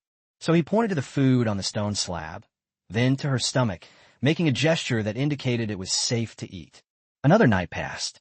As dawn broke, Shen Ming finally figured out the name of the female primitive, Ji. After repeated pointing and pronunciation corrections, he confirmed that this short syllable was her name. This surprised him somewhat. These primitive people not only had individual consciousness, but also names. In exchange, he used a twig to write Shen Ming crookedly on the ground and taught her to recognize it. After staring at it for a while, Ji was able to imitate the general shape. Although the order was chaotic, the outline was surprisingly similar. This discovery once again refreshed his understanding. She could not only remember sounds, but also shapes. After Ji fell asleep from exhaustion, Shen Ming's night workshop was restarted, and he began the third improvement of the pottery kiln. This time, he no longer pursued high-temperature firing, but instead opted for external heating. He thickened the kiln walls, making them into a denser, bun shape, placing only a few rough clay blanks inside with small holes at the top, while piling firewood around the outside to enclose the entire kiln. After the fire was lit, the pile of firewood completely engulfed the earthen kiln. He planned to let the fire burn all night, allowing the heat to slowly penetrate and evenly heat the inside. However, he wasn't sure if this method would be successful. The next morning, when Ji woke up, she saw a black mound of earth surrounded by fire. Shen Ming simply told her to study, but she was somewhat uneasy and stammered, I'm looking for food. Shen Ming didn't think much of it and just casually said, come back soon. Ji nodded and left, but she wasn't actually going to forage for food. She was going back to her tribe. She held the tubers she had roasted the night before in her arms. After testing, she discovered that these roots that would normally cause stomach aches were actually safe to eat after being roasted over a fire, and even more filling. This discovery was significant. It meant the tribe could rely on underground tubers to survive the harsh seasons. She had to bring this news back. She darted swiftly through the jungle, passing herds of wildebeest migrating by, but had no time to linger. The tribe now consists of only 7 people, long since devoid of the ability to hunt large animals. She thought of the tribe's decline, her heart heavy. Now only she, Lu, Lian, and a few children remained, and the males would leave sooner or later. As for Shen Ming, he was no longer one of their kind in her heart, but an unreachable existence. She quickened her pace and hurried toward the camp. Meanwhile, an unexpected event befell Shen Ming by the river. With a muffled thud, the earthen kiln collapsed. The burnt-out firewood smashed down the kiln roof, causing the entire structure to crack and deform, billowing black smoke. Damn it! He was speechless, but he still gritted his teeth and tried to save him. He used a stick to pry open the fire and reached in to scald his hands, ignoring the high temperature. Blisters instantly formed on his hands. Despite the pain, he managed to salvage a small bowl and a crooked pot. The rest remained buried in the rubble. He looked down at his hands, which were covered in blisters, and frowned. Troublesome. With that, he slit his own throat with a knife. After a brief period of darkness, he revived on the spot, all his burns gone, and he was completely healed. Only then did he feel at ease, waiting for the pottery to cool naturally to prevent it from shattering again. Time passed slowly, and the earthenware pot finally cooled. He took it to the river to fill it with water, and it didn't leak. He returned it to the fire to heat it up, and the water quickly boiled, clear and free of impurities. He used the chipped little bowl to scoop water, and it still didn't leak. After the water cooled slightly, he took a small sip. The warm water slid down his throat, and in that instant, he felt completely relaxed. It wasn't just about quenching his thirst. It was about experiencing a long-lost sense of life. This is life, he murmured. From drinking raw water and eating raw food to being able to boil water and cook food now, this step is of extraordinary significance. In 5 days, starting from scratch, he finally made usable pottery. He couldn't resist taking out his phone to capture this simple yet important moment. The screen lit up, showing 46% battery. He looked at the photo, then at the battery level, a mix of emotions washing over him. This phone would eventually become useless. He put away his phone and looked at the flames and the earthenware pot. Things from the old era were disappearing, but new ways of life had been established. He looked in the direction Ji had left, thinking to himself that when she came back, he would teach her pot, bowl, and hot water. They could even use her tribe to expand production and find more food resources. He glanced at the Tiangong Kai Wu, the exploitation of the works of nature, and whispered, "This thing is more important than life itself." After saying that, he gave a self-deprecating laugh. Anyway, his life didn't seem to be that valuable. Thorn stopped in the bushes, her gaze quickly sweeping across the ground, soon spotting the familiar grass, not markings. Those were the secret codes she, Dew, and Lotus had left behind, used to guide them to reunite during their migrations. She followed the markings, traversing thorn bushes and dried-up streams, her movements swift yet cautious. This time, she carried not only food, but also the key to changing the tribe's fate, tuberculum that had been cooked over a fire and was now safe to eat. After walking for half an hour, she stopped in front of a special marker.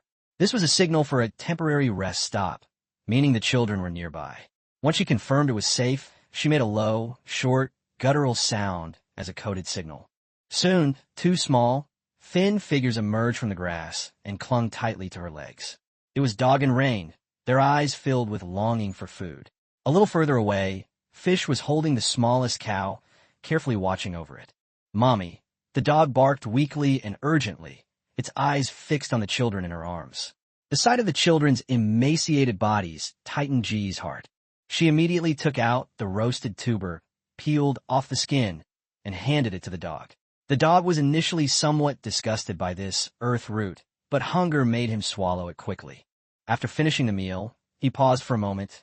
The taste is different. It was no longer prickly and even had a pleasant aroma. But having already finished eating, he didn't have a chance to confirm it further. G ignored his reaction and handed the second piece to you, patiently demonstrating how to peel it. You studied attentively and ate it carefully.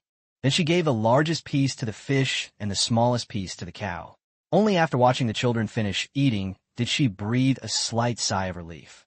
She knelt down and kissed each child's forehead in turn. Beneath the rough touch lay her suppressed tenderness and heavy responsibility. After settling the children in, Thorn stood up and looked into the depths of the jungle. She needed to find Dew and Lotus, and more importantly, to tell them of a decision, to move back, to return to the side of the gods. These past few days of contact have completely changed her mind.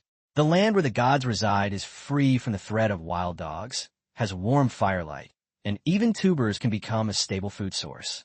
It was less of a discussion and more of a decision she had already made. She quickly found Lu digging up rhizomes. The harvest was meager, but after Lu ate the roasted rhizomes, her reaction changed dramatically, from doubt to shock, and then to delight. Upon hearing that they were going to where Shen Ming was, Lu almost immediately agreed. She had witnessed the man's unusual behavior and understood the tribe's current predicament. Finding Lien took a little time, but her reaction was even simpler. She believed whatever G said. In her eyes, following G meant she could survive. The three agreed to set off the following morning. Nighttime was too dangerous.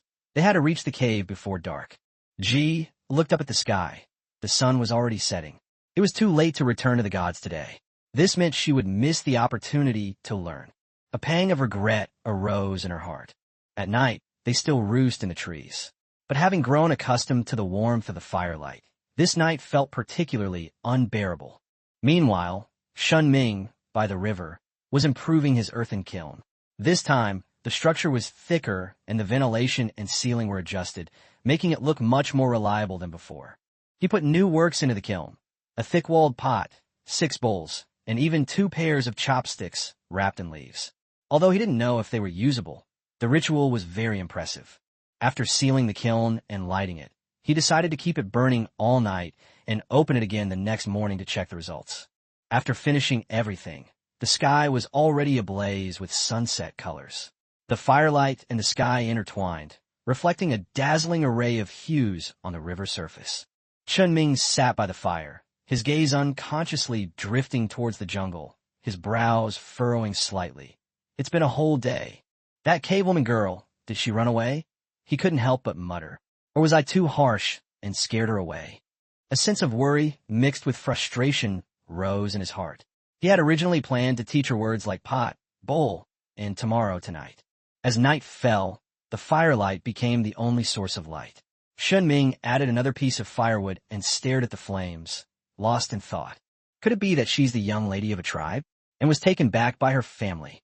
He stroked his chin, his thoughts drifting further and further away. Then how am I supposed to explain this? Chapter 16, Primitive Tribes. Before the first rays of dawn had pierced the dense canopy, Thorn had already opened her eyes. She could hear the soft, rhythmic breathing of children. However, her heart was far from tranquil. Instead, it was churning with complex thoughts. Leading the entire tribe back to their old home was a decision that seemed full of hope, but it was also accompanied by huge risks and uncertainties. For adult females like her and Lu, The pack of wild dogs was not an insurmountable and deadly threat. They were familiar with their habits and knew how to deal with and drive them away. The real fear stems from the extreme weakness that lasts for about 10 days after childbirth, and the vulnerability of children like you and Go, who have no ability to protect themselves. Like hyenas that have caught the scent of blood, packs of wild dogs will relentlessly target these weaknesses. Now, with Shen Ming and that magical and warm fire, the wild dog pack seems to be intimidated by some force and dares not approach, which is undoubtedly a huge guarantee of safety. But a deeper worry, like a vine, coiled around her heart. What if Shen Ming left? Will the deity remain here forever? He seems completely different from them, possessing incredible power. What are his goals and needs? If one day he decides to go elsewhere like those wandering males, then the tribe, having lost fire and this protection, will immediately be exposed to danger again, and may even become more vulnerable because of the comfort of this period. Even more problematic is the possibility that if a female in the tribe becomes pregnant during this relatively safe period, then after the gods depart, they will not only face external threats, but also have to endure another arduous migration while pregnant or carrying a newborn. That would be catastrophic. Thorn, come down and eat something. We also need to gather some food to eat on the way. A soft call from Lien came from under the tree, interrupting Ji's increasingly heavy thoughts. Thorn took a deep breath, temporarily suppressing her chaotic worries. She looked down and saw that Dew had already nimbly climbed down the tree and was sorting through the small amount of tubers and some tough berries she had collected the night before. Meanwhile, the four little creatures, fish, dog, rain, and cow, were still fast asleep, huddled together in another tree. Fish lay on a horizontal branch, its little mouth smacking unconsciously, as if dreaming of something delicious. Looking at the children's innocent and carefree sleeping faces, Ji's heart softened for a moment, but also became more resolute. She nimbly flipped down the tree like a forest monkey, landing lightly on the ground covered with fallen leaves. Why think so much? Perhaps they won't even live to see the day they need to worry about the gods leaving. She knows the cruelty of the wilderness better than anyone. Living in the present and seizing every opportunity for survival is what matters most. Returning to the riverside cave meant having a stable fire source to safely roast large quantities of tubers, obtaining valuable hot food and stored provisions. It meant being able to learn those powerful sound symbols and ground drawings from the gods. It meant that the area had small prey, such as mice and rabbits, making the risks relatively manageable. And it meant being far from the main activity areas of large predators, such as prides of lions and packs of hyenas. It also means that when the rainy season comes, they will be closer to that larger lake and have more places to gather and store food. With so many benefits, they can continue to enjoy them as long as the gods don't abandon them. Risk and opportunity coexist, but at this moment, the scales of opportunity seem to weigh slightly more. Under the same sky, Shen Ming, standing on the riverbank, was struggling with the leaping fire. The success of his newly fired pottery was encouraging, but a very practical problem lay before him. He wouldn't be able to keep the fire burning for long. If he were to leave the riverbank and venture further afield to explore in search of possible grains or other resources, would he have to relive the long and painful process of making fire by friction every time he returned? Just thinking about it made his finger joints ache and filled him with resistance. I should have left Ji here to help watch the fire. Shen Ming muttered to himself, scratching his messy black hair from sleeping by the river, his tone tinged with regret. Why didn't I think of asking her not to leave last night? Having a local watching over things is better than trying to figure out on my own. The pottery fired last night has cooled, proving the method effective, which gives him confidence to continue improving his lifestyle. The next step, naturally, is to try and find grains. The book Tiangong Kaiwu, The Exploitation of the Works of Nature, has a chapter on grains, which records various food crops. Although the illustrations in the classical Chinese text are rather impressionistic, they're still better than what a city dweller like him, who can't distinguish between the 5 grains, would do. At least, standing in front of a grain of millet, he shouldn't be completely unable to recognize it, right? However, an uncertain shadow loomed over his hopes. I remember, rice and sweet potatoes, it seems, didn't originate from different continents. He scratched his head. Is this Africa? South America? Or some completely unfamiliar place? But he quickly dismissed this worry. You can't be so absolute. We've already traveled through time and even gained immortality. So who can guarantee that this place is definitely Earth? The laws of physics haven't changed, but the distribution of plants and animals is uncertain. He tried to build his confidence with this idea, but the doubts in his heart did not completely disappear.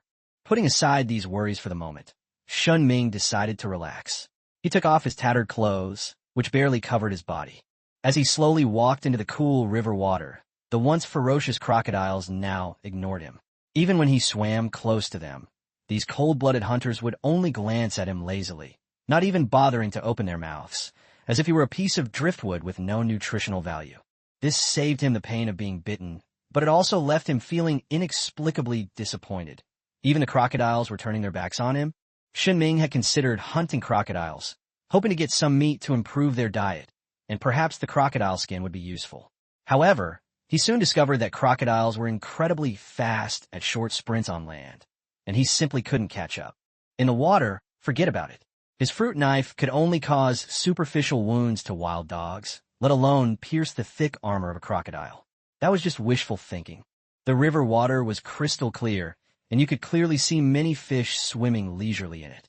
Shen Ming also tried to catch fish with his bare hands, but the refraction of light deceived his eyes, and every time he tried, his hand landed a little behind the fish, and he failed repeatedly. After countless failed attempts to fight fish with endless joy, only to gain nothing, he had to face reality. Even if he were immortal, so what? He couldn't catch the wild beasts on the ground, so he simply ignored them. The birds in the sky couldn't reach him, and they even defecated on his head. He couldn't catch the fish in the water, and he couldn't even swim past them. After comprehensive evaluation, it turned out that farming was indeed the most suitable path for him, a modern homebody who didn't have any hard skills in wilderness survival. Downstream at the edge of the jungle, Thorn looked up at the sky. The sun had fully risen, dispelling the morning mist, and soon it would be midday, the hottest time of the day. It was time to set off. She first returned to the bushes where the 4 little ones were hiding. Soon after, Lotus and Dew returned one after the other, carrying the last batch of berries and a small amount of tubers they had collected for the day. Today is the day of the relocation, and all the fresh, perishable fruits must be eaten on the spot to provide energy for the long hike. The relatively durable tubers, taken from various hidden storage points, were carefully wrapped in leaves or animal hides, and each person carried a portion of them. Thorn planned that once they reached the cave, they would roast a large quantity of them over a fire and store them as winter provisions. The journey wasn't actually that far. If G had run at full speed, it would have taken him about 2 hours to reach the cave on the riverbank. But now, there are 4 children in the group, the youngest of whom, Neo, is only 3 years old, which greatly slows down their progress. Neo is too small, with short legs and weak strength, and needs to rest after walking for a short time. Most of the time, Lu carries him forward. Thorn needs to be at the forefront, using a stick to clear away the weeds, find the path, and be wary of danger. Lien was responsible for bringing up the rear, keeping a close eye on the 3 older children, Yu, Go, and Yu, to prevent them from falling behind, running away, or having accidents. This small migrating caravan appeared so tiny and fragile in the vast wilderness, yet it exuded a tenacious vitality. Thorn's gaze swept over her people. Lu held the cow, her face showing both determination and exhaustion. Lien cautiously looked around behind her. The 3 older children, though thin, had eyes full of curiosity about their destination and a hint of barely perceptible excitement, especially the dog, who hadn't argued or quarreled with Lien at all today. Her eyes regained their firmness and hope. Yes, they were few in number and very weak now. However, as long as the discovery that the tubers are now safe to eat in large quantities is true, and as long as a stable source of fire and a relatively safe environment are available, it is safe to consume. So, as long as they encounter some wandering, healthy males in the future, after more than 10 years, or even a generation of recuperation and reproduction, their tribe can grow back to a dozen or more people. By then, perhaps they will even be able to hunt those agile wildebeests. Thorn tightly clutched the most precious sweet potatoes and some high-quality tubers wrapped in leaves in its arms, as if holding the hope for the tribe's future. She carefully led the way, her mind highly focused, her ears picking up every strange sound in the wind. Fortunately, perhaps because their migration route avoided the core territory of the wild dog pack, or Perhaps it was some kind of divine protection. They were not disturbed along the way. Fire. Fire crack. Thorn murmured in her heart, her eyes burning. This was the most important thing. No matter what method she had to use, she had to truly learn from the god Shen Ming how to obtain and preserve this fragment of the sun. As the sun set, its golden rays transformed the river into a flowing river of molten gold. Shen Ming was squatting by the fire, pondering whether to continue firing pottery that evening or try cooking some leaf soup in the new pot, when he suddenly heard an unusual noise coming from afar. He looked up and followed the sound. Downstream, along the edge of the bushes, several figures appeared indistinctly. The one in the lead, with a lithe build, dark brown skin covered in short hair, was Thorn. But behind her, a female adult primitive woman, Lu, whom I had seen before, was holding a very small child in her arms. Another female child I had seen before, Lian, was accompanied by 3 even smaller, equally thin children who were secretly observing the primitive children with curious yet timid eyes. They were slowly and deliberately walking towards him. Shen Ming's mouth dropped open, and the branch he was about to add to the fire fell to the ground with a thud. What's going on? He blinked, wondering if he was hallucinating or having another absurd dream during one of the death resets. Bringing their whole family. The entire village is relocating? They've come to seek refuge with me.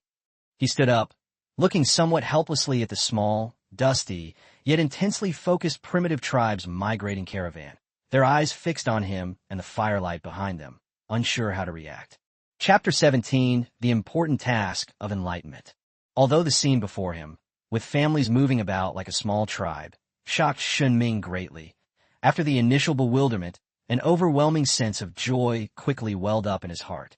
He was worried about how one person could possibly manage so many things, making pottery, finding food, tending the fire, and exploring the surrounding area. Well, sure enough, readily available labor came to his doorstep. He quickly waved to Ji at the front of the group, signaling her to come over. Ji hesitated for a moment, turned around, and whispered a few words to Lu, then jogged over to Shen Ming, his face showing a hint of nervousness and anticipation. Meanwhile, Lu, Lian, and the 4 children huddled together in the distance, their eyes fixed on the leaping flames behind Shen Ming with a mixture of awe and curiosity, emitting soft, confused murmurs in their throats.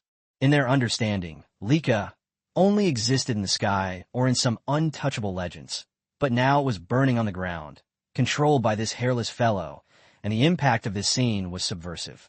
Are these people from your tribe? Are they all here?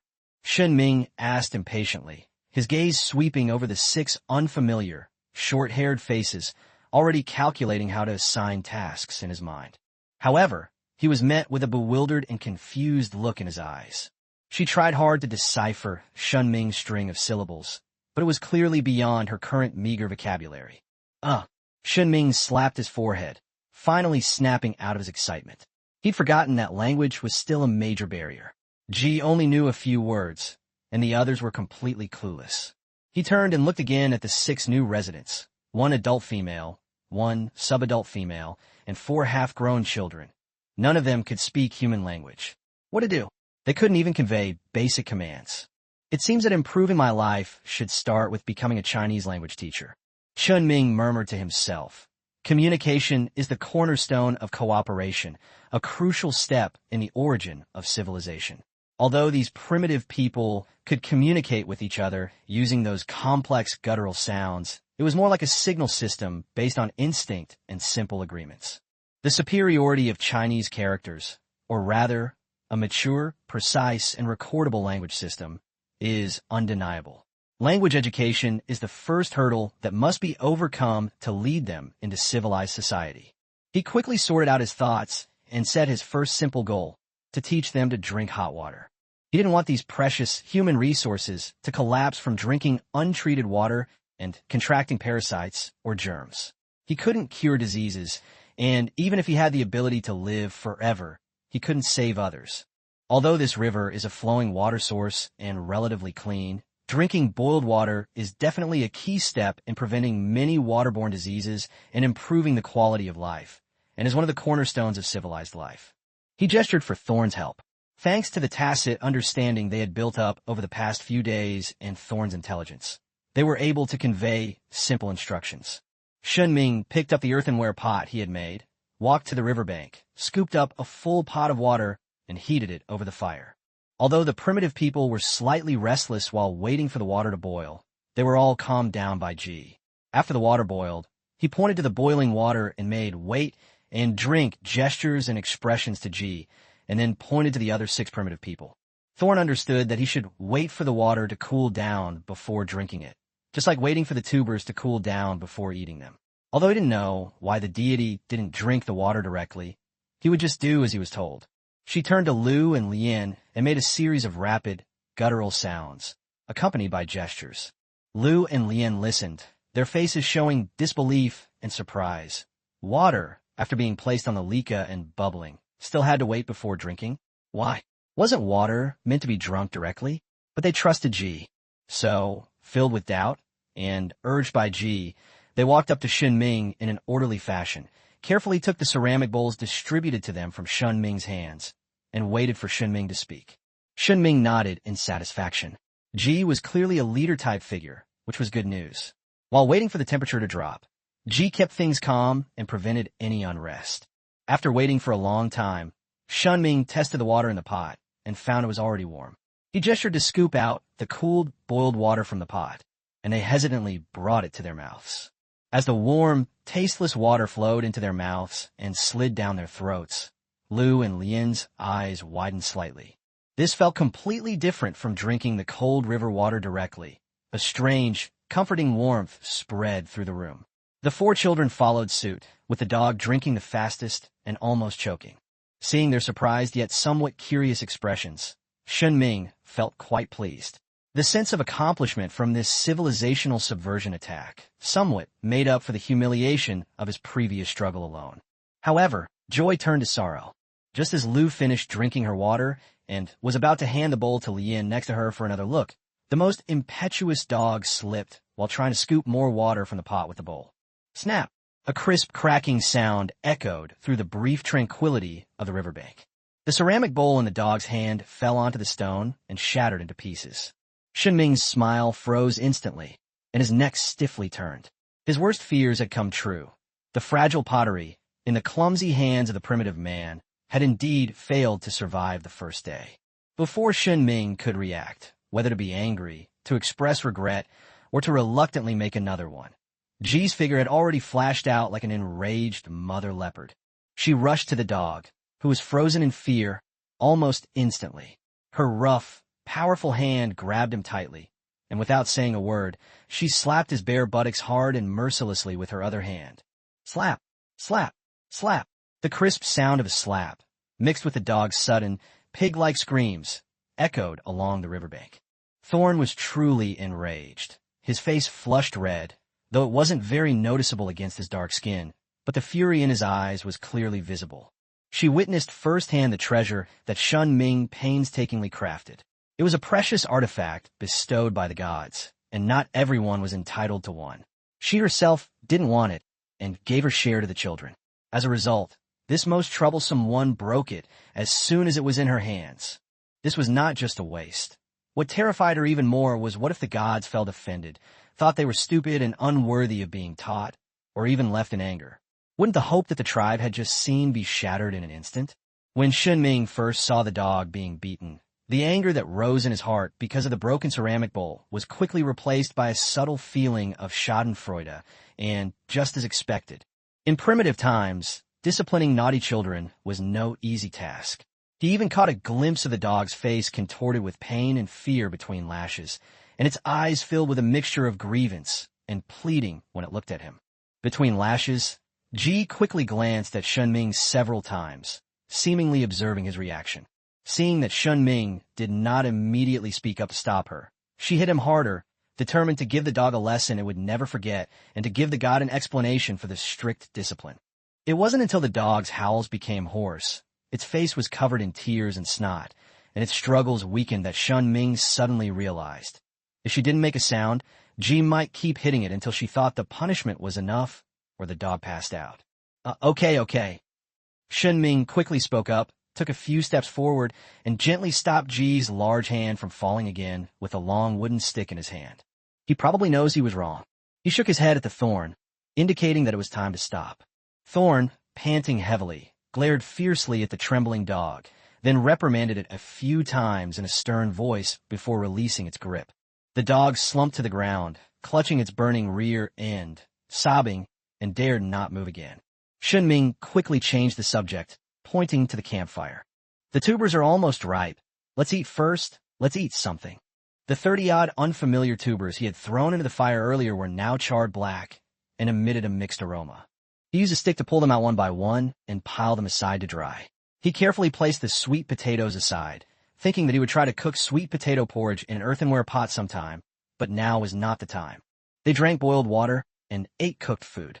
Watching this group of primitive people carefully enjoy this civilized meal that spanned at least 1,000,000 years of dietary habits, Shen Ming nodded in satisfaction. The first step had been taken, even though there had been a small mishap. His second step was to implement a mentorship system for teaching literacy. As his teaching assistant and translator, Ji continued to learn on his own while trying to convey Shen Ming's meaning to others using tribal language and gestures.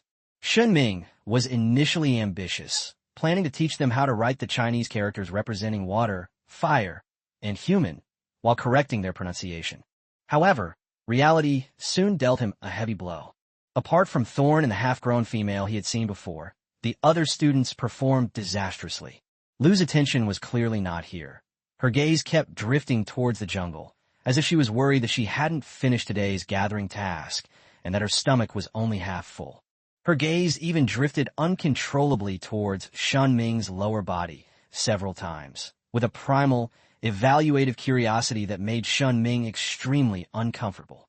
The two girls, Yu and Yu, were slightly better, but they were also easily distracted by their surroundings and often drifted off in a thought. The naughtiest dog had just received a severe beating.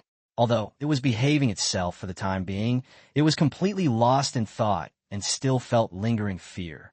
It would occasionally fidget with the shards of the ceramic bowl, completely ignoring what was happening. The smallest calf was even more clueless, only concerned with gnawing on the tuber in its hand. As Shen Ming explained the writing and pronunciation of the character water, his gaze swept over the group of students, and he sighed inwardly. Indeed, the ability to systematically and deliberately learn and ruminate knowledge is a skill that only developed after a high level of civilization. For these primitive people, whose survival instincts were absolutely dominant, the tedious literacy lessons were obviously not as important as finding the next bite of food.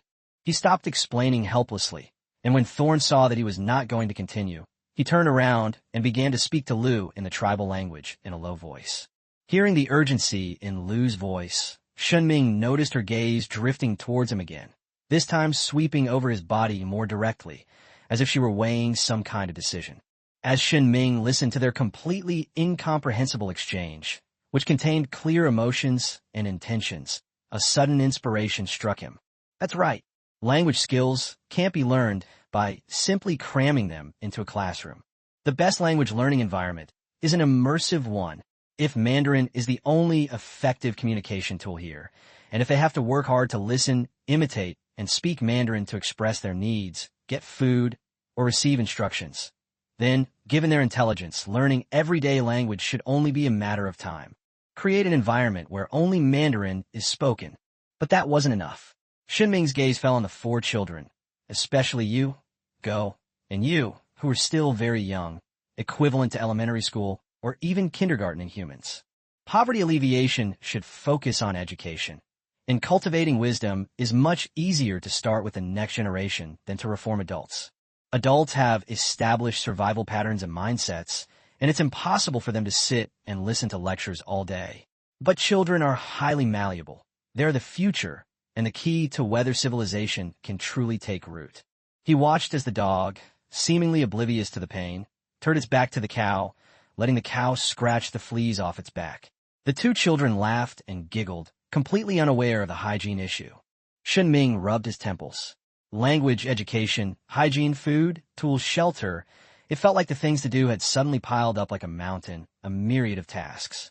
You need to sort things out properly first. In the firelight, Shen Ming squatted by the river, picked up a flat stone, and broke off a thin twig. He decided to first make a priority outline of what he could think of and needed to be done. His first group of people sat around the fire, some nervous, some curious, and some still hungry, waiting for the deity to give the next instruction or to grant them another meal. Chapter 18, The Origins of Civilization. Thorn, unless you get my permission, you may only speak in the way I taught you, understand? Shen Ming's expression was serious and resolute as he spoke, enunciating each word clearly. His gaze was fixed on Ji's eyes, attempting to convey the importance of the matter.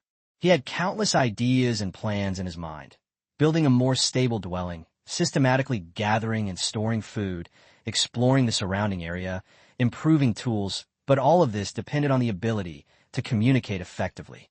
Unable to communicate verbally, he was like someone who had made a mistake while playing Civilization 6 and fell into anarchy, full of ideas but unable to mobilize productivity. A familiar look of bewilderment crossed Ji's face.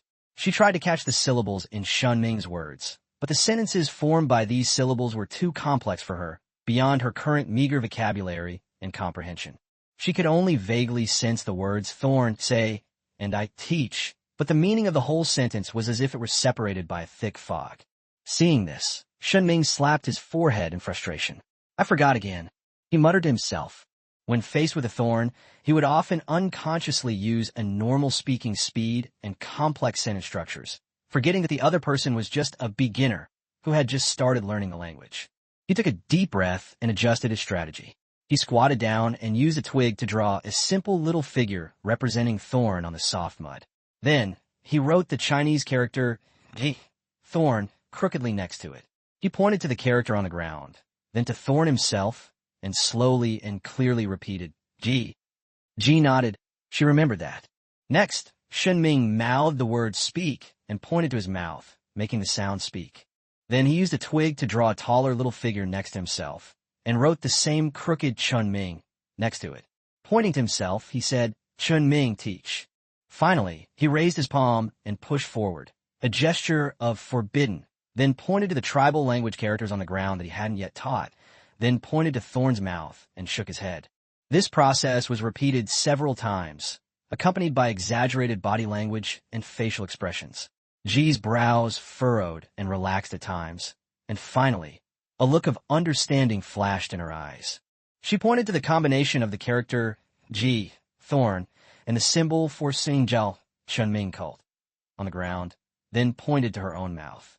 She then imitated Shen Ming's forbidden gesture, pointing to the jumbled lines representing the tribal language.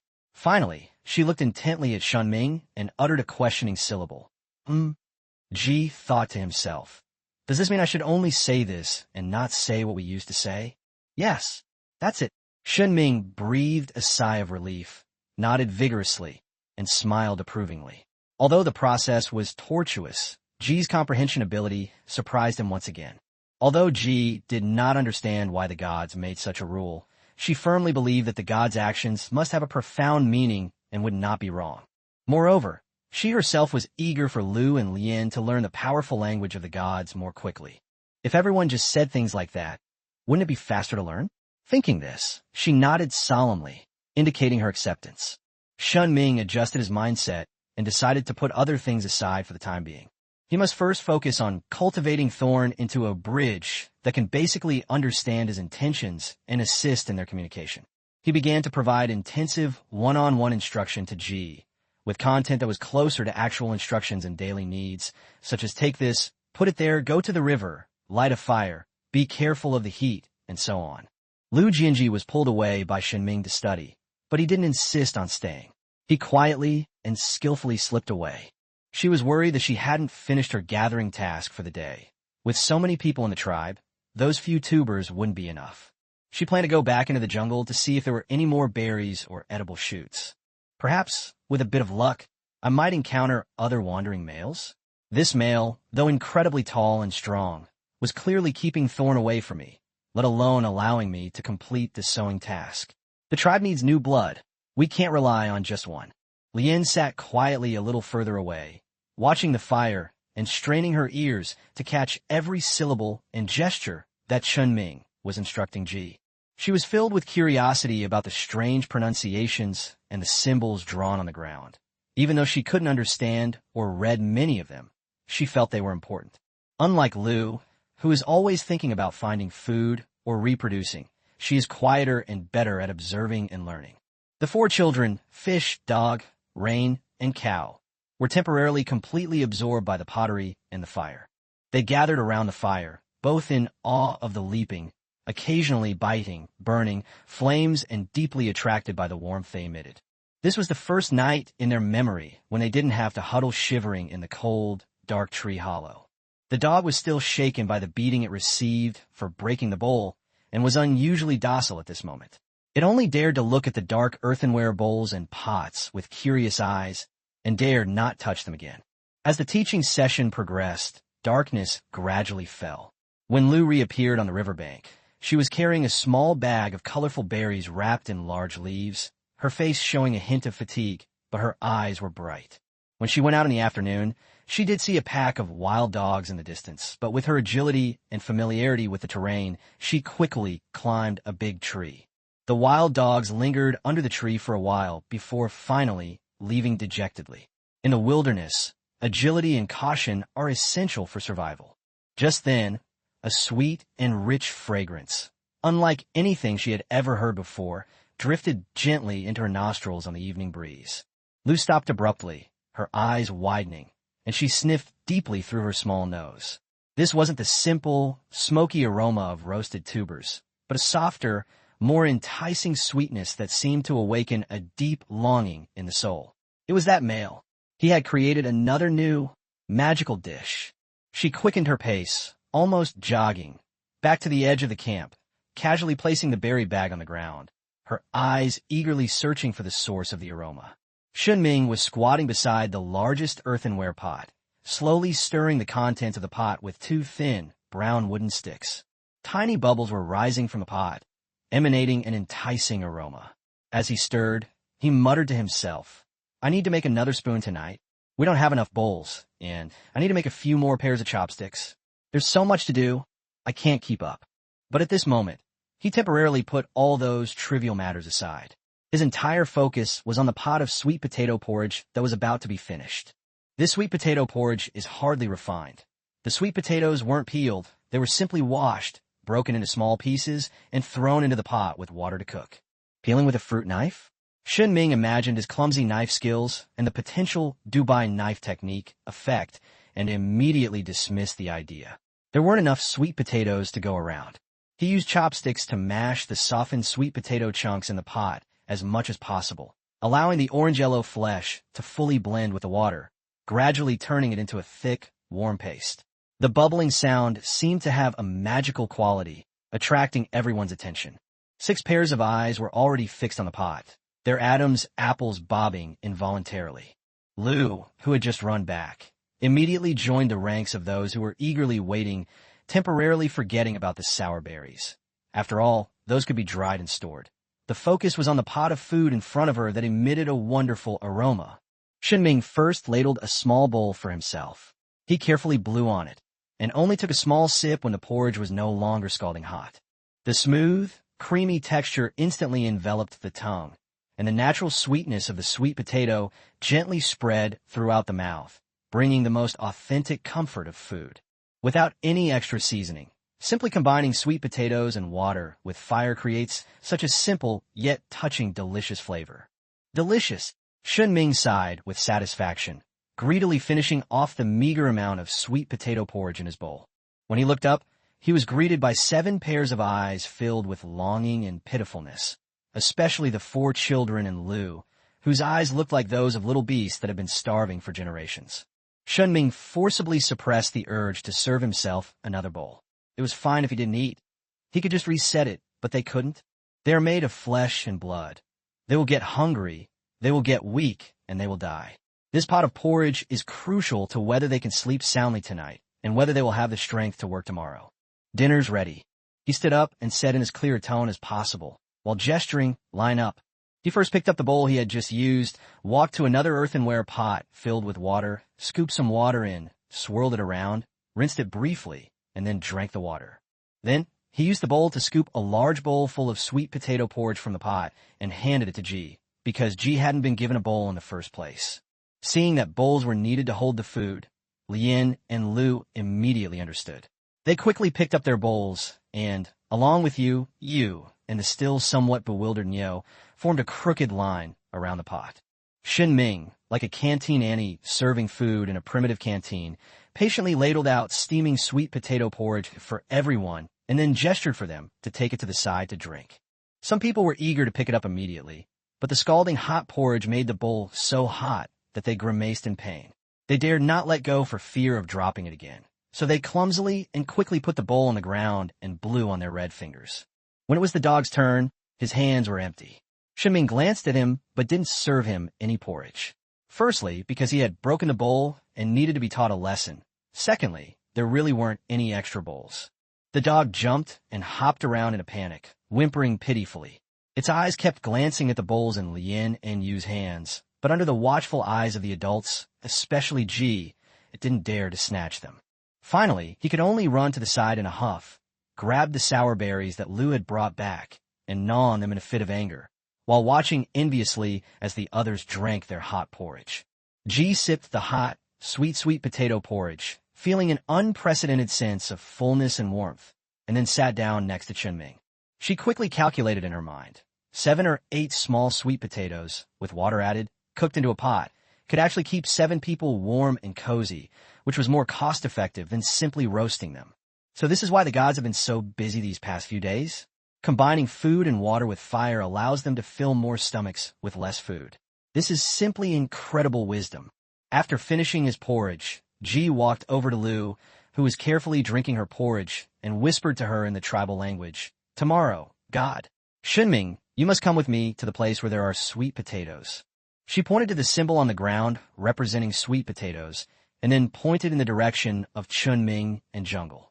Lu understood and nodded, indicating that she knew the location. Thorn immediately shut her mouth and stopped speaking. Shen Ming had said that they could only communicate in the language he had taught them, unless permission was given. This was the will of the gods, and she had to obey. Lu scratched her head, looked at Thorn, and couldn't help but ask in the tribal language, "Tell me, how come this male is so amazing? He can make fire, cook delicious food, and even make wild dogs afraid of him." Ji turned his head and answered, slowly and deliberately, in broken Mandarin, "He is God." This was a word she had only recently learned, and Shen Ming explained it as an existence possessing great power. Lu looked at Thorn in confusion, completely failing to understand what she was saying. From a young age, Lu disliked listening to her grandmother's ancient stories about ancestral spirits and miracles, thinking they were just stories to fool children. In her eyes, Shen Ming was just an extremely rare, ridiculously strong male who had mastered some special skills. Although powerful, he was still a male after all. Seeing that Ji answered in strange words, Lu became even more confused and continued to ask questions, complain, and share her experiences of the day in the tribal language. But Ji only responded with a few words in Mandarin or by nodding or shaking his head, at most adding some gestures. Not long after, Lu realized that she might have upset Thorn because she had secretly gone out to collect things in the afternoon, which was why Thorn was deliberately keeping quiet or saying strange things to annoy her. Feeling a bit down, she went to chat with Lien, who was sipping her porridge and curiously observing Shen Ming's teaching methods. Thorn looked at Lu and Lien, who were sitting around the fire talking in their tribal language, and the 4 little ones playing around. She really wanted to join in, to tell them about her discoveries that day, and to ask about the children. But she restrained herself. She had to obey the gods' will and please them. Only in this way could the tribe continue to stay by the warm fire, living in the dry caves and escaping the coming cold nights and harsh dry season. This small amount of self-discipline is a price that must be paid. "Thorn, come here." Shen Ming's voice came through. "We still have a lot to learn. You've already talked to that adult female cavewoman, right? I'll go out to find sweet potatoes tomorrow. Also, I need to teach you how to keep the fire burning." He pointed to the fire and made a gesture of adding firewood and taking good care of it. Ji immediately stood up, jogged over, and nodded vigorously. "I said I did." Then she looked intently at Chun Ming, preparing to continue studying. Hearing the noise, Lien quietly moved closer and continued to listen. Seeing that no one was paying attention to her, and feeling tired from a day's journey and warmed by the hot porridge, Lu wrapped herself tightly in the simple animal skin, found a relatively warm spot by the fire, and curled up to sleep. The four children gradually quieted down and huddled around the fire for warmth. This was the warmest and most peaceful night they had ever spent in their lives. During the event, the smallest cow got too close and accidentally had a strand of hair singed by a burst of flames. It cried loudly in fright, and Lien quickly picked it up to check it. Fortunately, it was just a little bit of the hair that was singed, and it was not a big problem. This little incident deepened the children's awe of fire. Shen Ming continued his Chinese language teaching methodically. He knew that for this small tribe struggling to survive, reading and writing were not the advanced skills they urgently needed. Speaking, listening, and understanding basic instructions were the key to opening the door to cooperation. He needs assistants who can understand instructions like move the stone over here, dig here, and watch over there, not scholars. Looking at Ji, who was trying hard to distinguish syllables and imitate mouth shapes in the firelight, and Lien, who was silent but focused beside him, Shen Ming couldn't help but sigh. A primitive tribe of only 7 people actually managed to draw 2 SSR students who love learning and have good comprehension. The probability of this was much higher than the proportion of students who truly loved learning in his class when he was in school before he transmigrated. As night deepened, the river flowed, and the firelight flickered. Lien and Ji fell asleep one after another, while Shen Ming, needing a pottery blank, pondered his next goal. Chapter 19 Tools. Perhaps because she had slept exceptionally early and soundly last night, Lu opened her eyes as soon as the sky began to lighten with a pale, fish belly-like red. The morning chill made her instinctively curl up, but beneath her was dry earth, and the embers of the nearby fire still emitted a faint yet comforting warmth, a feeling completely different from when she used to wake up in the damp, cold tree hollow. She sat up, rubbed her eyes, and saw that Thorn and Lotus beside her were still fast asleep, wrapped in simple animal skins, their breathing steady. Lu scratched her short-haired scalp, somewhat hesitant. As is customary, they should be woken up at this time to quickly gather food while the morning light is still good and the activity of wild animals is relatively reduced. If you arrive too late, the good berries may be eaten by birds, or you may not find enough to fill your stomach, which means you will go hungry. But when she turned her head and saw that the male named Shen Ming had already woken up and was squatting alone by another fire, staring at the flickering red light, seemingly lost in thought, she remembered what Ji had quietly told her yesterday evening. To take this male to the place where they had found those delicious red roots. Lu made a decision immediately. She nimbly got up, almost without making a sound, walked to Shen Ming's side, reached out, and patted his bare shoulder. At this moment, Shen Ming was immersed in his daydreams about a wonderful life in the future, being served by a group of hard-working primitive people, living in a spacious house, eating carefully cooked food, and only needing to move his lips to give orders.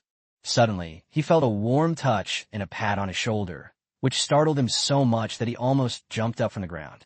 Holy crap! He turned around in shock, and only breathed a sigh of relief when he saw it was Lu. He then didn't know whether to laugh or cry. Could you at least call out first, or make some noise next time? Never mind. You wouldn't understand anyway. He habitually complained, but quickly realized the language barrier and could only shake his head helplessly. Lu didn't understand his string of syllables, but that seemed normal to her. In the past, when I occasionally encountered wandering males from other tribes, we couldn't understand each other's languages, but we could understand each other through gestures and movements. She pointed to the direction of the rising sun at Shen Ming and made a clear and forceful "follow me" gesture, her eyes urging him on. Shen Ming's understanding of the basic hand gestures was quite good. He glanced back at the quietly smoldering kiln. The pottery inside had been burning all night, and based on the successful experience last time, it should be fine to smolder for another day. Ji would take care of the fire after he woke up. He brushed the dust and grass clippings off his backside and followed Du without hesitation. At this moment, he secretly rejoiced that he hadn't bought the cheap sneakers he had his eye on Pindo before he transmigrated. The durable shoes on his feet had saved him a lot of trouble, since his feet didn't have the thick calluses that the primitive people had. Heading towards the sun, to the east, Shen Ming determined the direction and, seeing the graceful and lithe figure ahead, quickly followed. Lu led the way while glancing back at Shen Ming every now and then. She noticed that although he wasn't as adept at silently traversing complex terrain as she and the other tribe members, his steps were steady and his breathing even. He managed to keep up with her at a short distance without falling behind or showing any obvious signs of fatigue. Her opinion of Shen Ming rose even higher. Sure enough, those with less body hair have better stamina and endurance. Although she still didn't understand why this male always liked to slash his neck with that sharp stone, perhaps it was some kind of special blessing or power-enhancing ritual from his original tribe. Powerful tribes always have some strange rules. Shen Ming's feelings at this moment were completely different from Lu's satisfaction. He felt like his lungs were broken bellows. Although he could still breathe, his legs and feet had begun to ache. After walking a little further, another cut will be made. This body, from a modern city and lacking long-term exercise, is indeed no match for the basic qualities of a primitive person who struggles to survive in the wilderness every day. Lu's speed appeared to be merely walking briskly, but Shen Ming suspected that this was a result of the other party slowing down to accommodate him. In reality, traversing the wilderness would likely require even greater speed and explosive power to deal with unexpected dangers. After walking for about an hour, the surrounding scenery gradually changed. The dense, towering jungle began to recede, replaced by low shrubs and gradually merging grasslands. The view opened up, and the sunlight shone down without any obstruction. Shen Ming's heart skipped a beat. According to the description, sweet potatoes seem to prefer sunny, well-drained, sandy loam soil. This environment is somewhat similar. He thought he was almost there and was secretly relieved that the journey wasn't too far. However, he sadly discovered that the route was so winding and circuitous, passing through various seemingly identical woodlands, streams, and meadows, that he couldn't remember the way he had come from at all. He was completely dependent on Lu's guidance. Lu showed no sign of stopping, not even slowing down her pace. She would only stop occasionally to listen to the sound around her, or look up at the sun's position to adjust her direction, before continuing on her way. It's still a long way off. Shen Ming could only sigh inwardly and continue to follow along. When the sun was almost overhead, and after walking for about 3 hours, Lu finally stopped in front of a wide, open slope with grass up to her calves. Shen Ming felt as if he had been granted a pardon. He quickly stopped, habitually took out a fruit knife, and skillfully made a cut on the side of his neck. The momentary darkness and recovery dispelled all the muscle soreness and fatigue from the journey, and he was back to full strength. He looked around at the seemingly ordinary meadow before him, a far cry from the scene he had imagined, a meadow covered in vines where sweet potatoes could be dug up at any moment. He couldn't help but feel a little lost. This is a sweet potato field. Lu was clearly very familiar with this place. Ignoring Shen Ming's question, she immediately bent down, almost lying on the grass. She parted the dense grass, her sharp eyes searching, her nose twitching occasionally as she watched for snakes or insects lurking among the roots. For her, finding specific plant vines, like tracking prey, was a fundamental survival skill. It's a bit sunny. Shen Ming looked up at the bright sun, feeling his skin burning from the heat. The scene made him feel as if he had been transported back to a dozen days ago, to the difficult time when he was alone in the wilderness, searching for water under the scorching sun.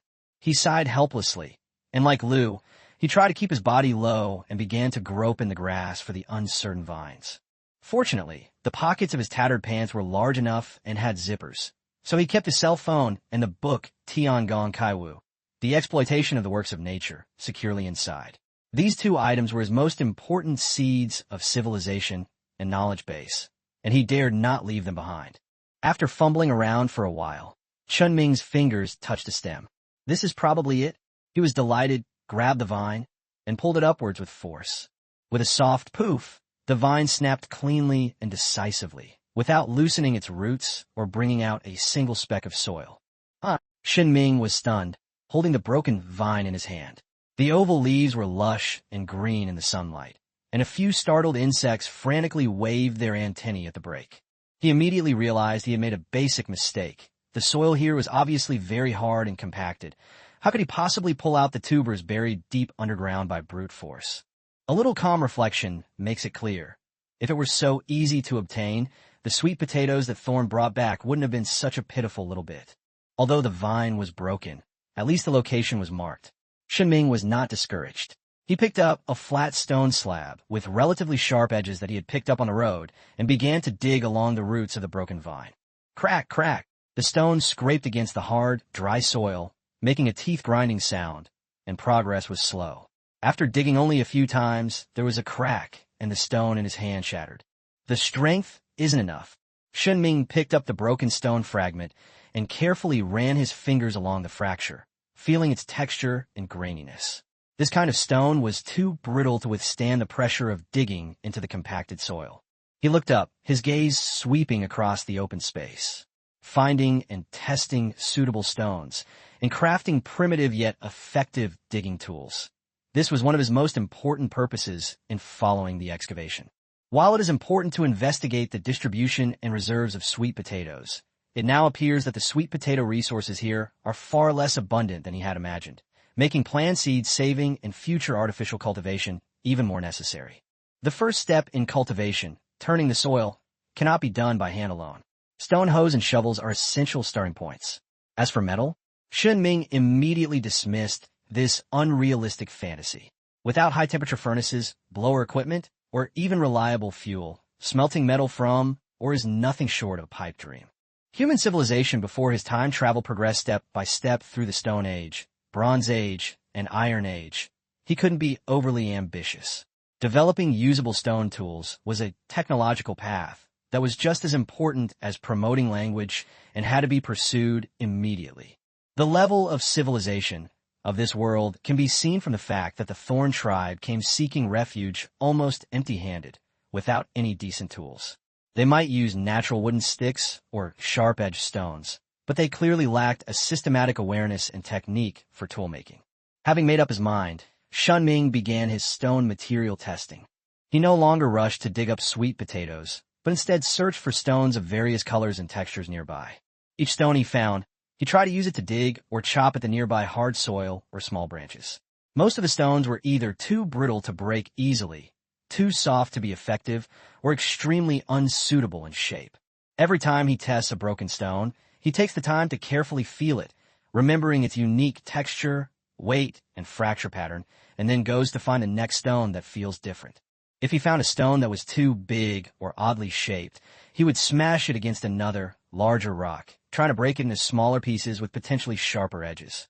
The edges of newly smashed stone slabs are often jagged and very sharp, easily cutting the hand, but this doesn't matter to Shen Ming. He thought that once he found suitable stone, when he had Ji and the others learn to process it, after making the initial shape, he could polish the edges on a rough surface or stone to make it both sharp and relatively safe. To Shen Ming's surprise, he did not spend the 3 or 5 days he had imagined searching aimlessly. After testing 7 or 8 different stones, he found one that was dark gray, fine-grained, hard, and seemed to have good toughness. Although it is still laborious to use it to dig through compacted soil, the stone flakes no longer easily break apart and can effectively cut into the soil and pry up clods. This is it. Holding the unassuming dark gray stone slab, Shen Ming felt a surge of accomplishment. A skilled craftsman must first have the right tools. With a suitable tool prototype, the rest would be much easier. The sun was already beginning to set, but there was still about 2 hours until nightfall. Shen Ming's confidence surged. He weighed the treasure stone in his hand, thinking, with this advanced tool, he could surely dig out 7 or 8 sweet potatoes in this time, right? It's much better than those primitive people who could only dig with their hands.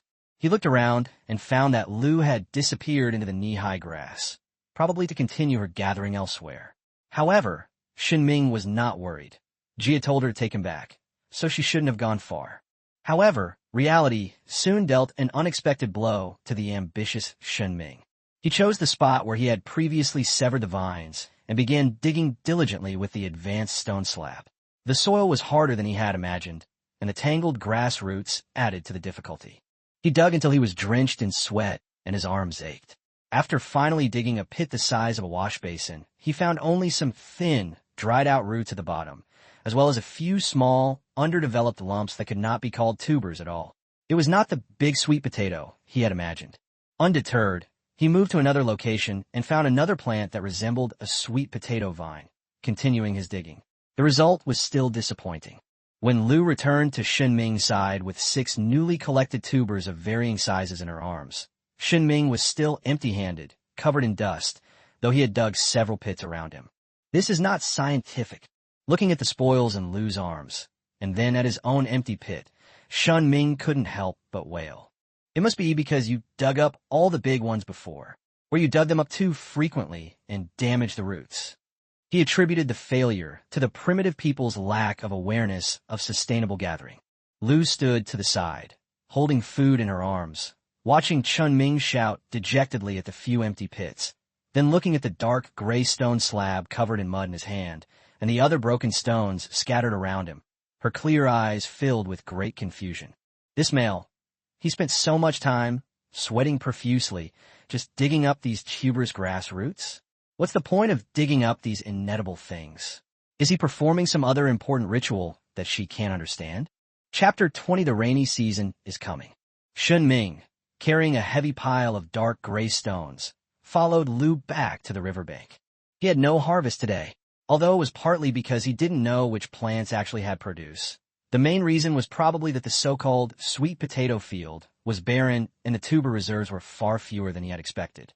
Lian had not yet returned, and Ji was guarding the fire, carefully adding kindling from time to time. Shen Ming had previously instructed her to just watch the fire and not to go out to gather more, and she gladly obeyed. At this moment, a secret joy even rose in her heart. Even if the deity had temporarily left, she seemed to have the ability to keep this precious fire burning. Of course, she didn't know how to start a fire out of thin air, but maintaining the existing fire gave her an unprecedented sense of security. Seeing no food piled up in the tribe, she didn't pay much attention. She guessed that the berries Thorn had gathered earlier had probably been eaten. She placed the tuber she had brought back on the ground, among which the two small, dark red tubers stood out. Shen Ming immediately picked them out separately. They had to be saved for seed. Looking back, the pot of sweet potato porridge he cooked yesterday seemed incredibly extravagant and wasteful. These precious seed potatoes were the hope for a stable food source in the future. The earthen kiln next to him was still smoldering. Shen Ming used a ceramic bowl to scoop water from the river and carefully poured it onto the top and crevices of the kiln. Hissing white steam rose up, and the flames quickly went out. Thorn stared intently at the scene, her eyes filled with confusion. Water could extinguish the leka on the ground, so why didn't the leka in the sky go out after the heavy rain? The fire controlled by the gods and the fire in the sky seemed to be different things. This realization made her feel even more awe for Shen Ming's power. While waiting for the kiln temperature to drop, Shen Ming continued to teach Ji to speak. Lu sat watching from the side, her eyes vacant and blank, clearly lost in thought. To her, these complex syllables were far less important than finding her next meal. The four children lay helplessly by the fire. Hunger had drained them of their energy to play. During the day, the starving dog once sneaked to the riverbank in the rain, hoping to dig up some shellfish to fill its stomach, but it collapsed from exhaustion after only a few digs. They dared not get too close to the water's edge. They had seen too many wildebeest being dragged away by a giant shadow that suddenly leaped out of the water while they were drinking at the riverbank, never to be seen again. The tribe has containers brought by the gods to hold water, so there's no need to take that risk. In the river, a piece of dead wood floated silently. It was an old crocodile. Its territory had recently seen an increase in small, two-legged prey, their scent similar to that of that strange creature that was impossible to kill and had no meat. It had cautiously observed that the small creatures seemed to be under its protection. Never mind, it thought. I'll try my luck downstream, it reasoned. A wildebeest is meat as long as it gets its mouth full. It slowly sank into the water and swam away silently. Lian returned carrying a large bag of berries. More than usual. She didn't go out today, so she couldn't slack off. Shen Ming took the berries and carefully selected them. He picked out the small, deep purple berries one by one. If his memory serves him right, this fruit is a rare, sweet variety. He plans to crush it and try to separate the seeds. As for the red berries, forget it. He never wants to experience that astringent taste again.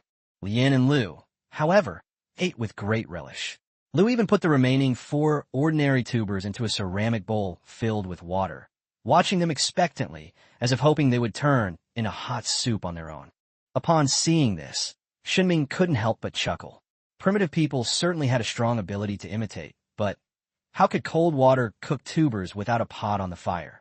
He shook his head and began to demonstrate the correct method. Wash the tubers, cut them into small pieces with a stone slab, put them in an earthenware pot, scoop in river water, and then place the pot on the fire. While waiting for the water to cook, the lesson continued. As her vocabulary grew, Ji was able to manage some very simple conversations with Shen Ming. Taking advantage of a moment when Shen Ming was drinking water, she mustered her courage and said in a stiff but clear tone, "I'm going out tomorrow. Berries, if not enough, I'll eat them." After saying that, she looked at Shen Ming somewhat nervously, worried that he would be angry because she had suggested leaving the campfire. But food was indeed scarce today, and everyone was hungry. Shen Ming naturally understood the urgency of the food shortage. He was also a little worried. He lacked efficient hunting and gathering skills, but he had to go out himself to explore and find resources such as rice and minerals. "You'll stay tomorrow, or not," Shen Ming said slowly, gesturing. "I'll figure out the food. Focus on your studies first." Ji's lips moved, as if she wanted to speak but hesitated. She was embarrassed to interrupt the lesson, but something more important weighed on her mind. After seeing Shen Ming extinguish the fire in the kiln with water, she was filled with deep anxiety about the approaching rainy season. The Lika in the sky wasn't afraid of the rain, but what about the fire on the ground? Lien sat quietly a short distance away, listening intently, her lips occasionally parting slightly as she imitated Shen Ming and Ji's pronunciation. Shen Ming noticed her concentration and decided to give her some extra tutoring later. Ji had a few days more advanced foundation than her, so he couldn't very well go back and relearn everything. The aroma of tuber soup gradually wafted out. Shen Ming took out a newly fired earthenware bowl and handed it to the dog. Now each of them had a bowl. He put the extra bowls into the cave, worried that the sweet potatoes would be stolen by small animals, but the pottery was safe. He tasted the soup. It was bland and tasteless, nothing like the sweetness of the sweet potato porridge. He raised his voice and shouted, "Lunch is served. Line up." Ji was the first to stand in front of Shen Ming with a bowl. Tonight's meal was indeed meager, with each person receiving at most 3 or 4 pieces of stem in their bowl. But at least it was cooked, and there was hot soup to fill their stomachs. Although they got hungry quickly, they could at least feel temporarily full after eating. After the stones were distributed fairly according to age, Shen Ming began to demonstrate their uses to Ji. He couldn't communicate directly with Lu, so he had to teach Ji first, and then Ji would pass on the knowledge. He picked up a thin, sharp-edged stone and dug hard into the hard ground. Compared to using his bare hands, the stone easily cut into the soil and pried up a chunk of hard earth. He then used the stone to cut a dead branch, leaving a deep dent in just a few strokes. Thorn's eyes lit up, and her breathing quickened. She instantly understood the value of these stones. They had used stones before, but most were very fragile and unusable, so they had stopped being used. Using these stones to dig up roots was much faster than using their hands. After the demonstration, Shen Ming remembered something and asked, "By the way, what are their names?" Ji already had experience with this. She had already learned the names of the 4 little ones, so all she had to do now was point at them and repeat the pronunciation. When it was time for the dew, she thought for a moment, dipped her fingertip in water, dripped it onto a leaf, and then used her fist to simulate the sunrise, the dew on the leaf in the early morning. Shen Ming immediately understood. Dew is called dew. Lu. Thorn imitated happily. She was learning faster and faster now. Lu. Lien followed along awkwardly, as she lacked experience. Shen Ming was very satisfied with the 2 students' attitude towards learning. He looked at Lien and asked, "What's her name?"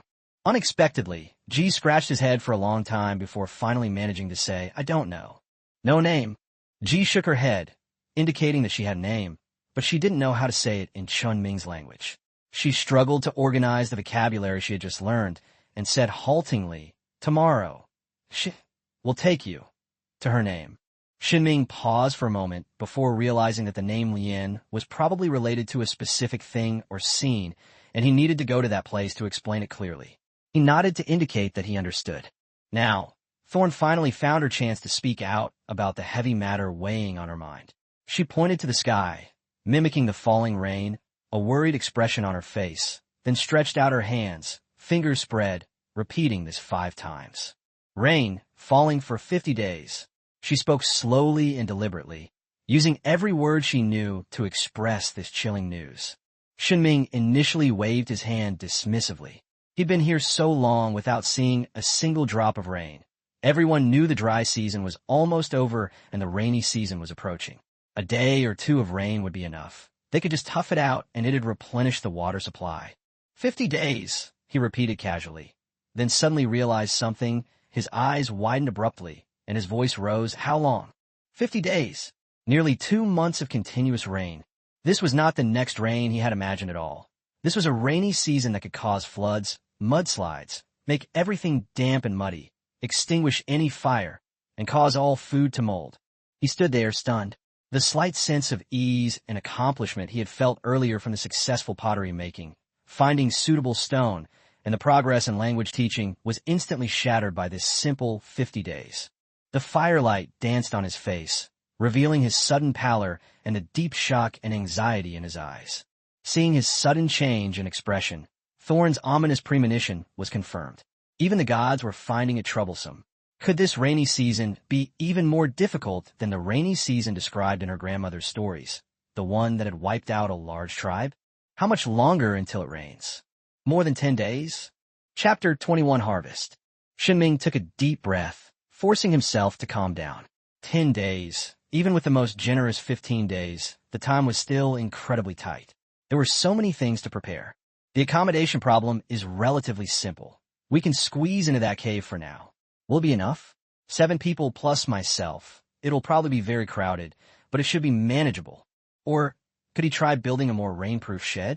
He remembered watching Ed Stafford's show before, where they built simple melon guarding sheds using branches and large leaves, which might be a good idea.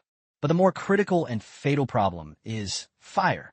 50 consecutive days of rain would result in alarmingly high humidity, causing all openly piled timber to become damp. Without enough dry fuel, how could a fire be kept alive? Are we to be forced back to the dark ages of no fire and raw cold water during the long rainy season, like primitive people? It's been raining for 50 days straight. Is this world even fit for humans? Shen Ming couldn't help but mutter a curse under his breath, suppressing his frustration. Complaining was useless. He had to take action. He turned to Thorn and said in as clear a voice and gestures as possible, "Thorn, new task. While you're watching the fire during the day, collect as much wood as possible, dry wood, and put it in the cave." He pointed to the fire, made a gesture of adding firewood, and then pointed into the cave. Ji listened attentively, and seeing Shen Ming's suddenly solemn and ugly expression, as well as the way he kept muttering something under his breath, Ji's heart sank as well. The next rainy season. Could it really be so troublesome for even a god with so many incredible powers? She nodded, indicating that she understood. Shen Ming's mind raced, and a series of problems arose. Food. It was essential to stockpile large quantities. Going out in the rain was not only inefficient, but also made it easier to get wet and catch a cold. A cold and fever, in this world without modern medicine, could be fatal, and he knew nothing about treating illness except to drink more hot water. Willow tree. A vague memory flashed through my mind. Right, willow tree. I think I saw in a science video that willow bark or leaves, when boiled in water, contain medicinal components that can reduce fever and relieve pain. Although he was unsure of the specific production method and effects, and even less certain whether there were willow trees here, this was still a glimmer of hope. We must keep an eye out for plants that resemble willow trees, he silently noted. Ji Giant Shen Ming fell into deep thought and, showing no intention of continuing the lesson, turned and walked towards Lu. She picked up a dark gray stone slab that Shen Ming had brought back and began to demonstrate to Lu how to hold and dig more effectively. Lu's eyes lit up immediately.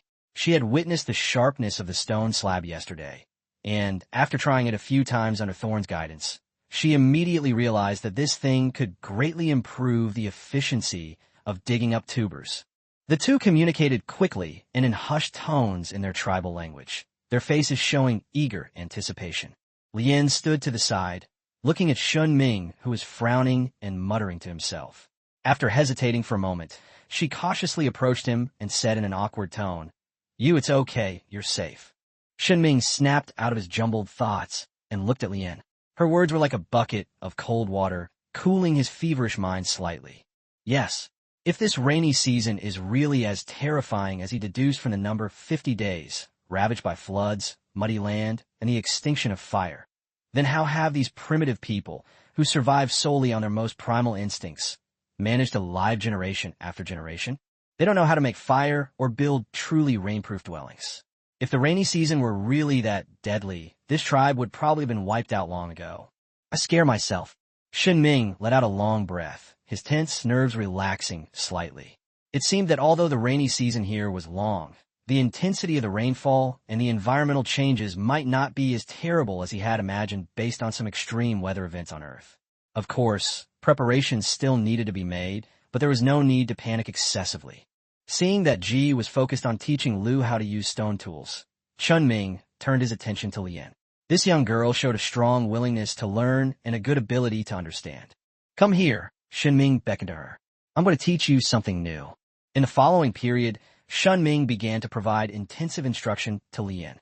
Perhaps it was because she was younger and had a more malleable mind, or perhaps it was because she had been exposed to the world around her these past few days and had laid a foundation for learning. But Lian's learning speed surprised Shen Ming. Many of the pronunciations and corresponding meanings that Ji initially needed repeated practice to master, Lian can often imitate after listening to them once or twice and understand the meaning through context and gestures. In a short period of time, she was able to respond using some simple words, albeit haltingly, showing rapid progress. After Ji finished teaching Lu and returned, Shen Ming began teaching both of them at the same time. He focused on listening and speaking training and did not involve complex reading and writing for the time being. In his view, for the survival and development of this small tribe, being able to communicate in a basic spoken language is far more urgent and practical than knowing how to write. Chinese grammar is relatively flexible, and the barrier to entry is not as high as one might imagine when engaging in simple communication. The starlight flowed slowly across the night sky, like a tranquil silver river. Thorn and Lotus fell into a deep sleep one after another due to exhaustion, and the sound of even breathing could be heard around the fire. Shen Ming sat alone on the riverbank, gazing at the gurgling river in the darkness, contemplating tomorrow. "I'm going out with Lian tomorrow. Lian is supposed to be in charge of collecting berries. I wonder what she can help me discover. Food reserves are of paramount importance." After much consideration, tubers, especially sweet potatoes that can be used for seed saving, remain the most promising and relatively durable food source. "I hope that Lu will bring back more treasures after using the Neolithic tools tomorrow." Tonight, he still has work to do. He picks up the dark gray stones and, by the light of the fire, begins to carefully hammer and refine them, making more handy stone tools.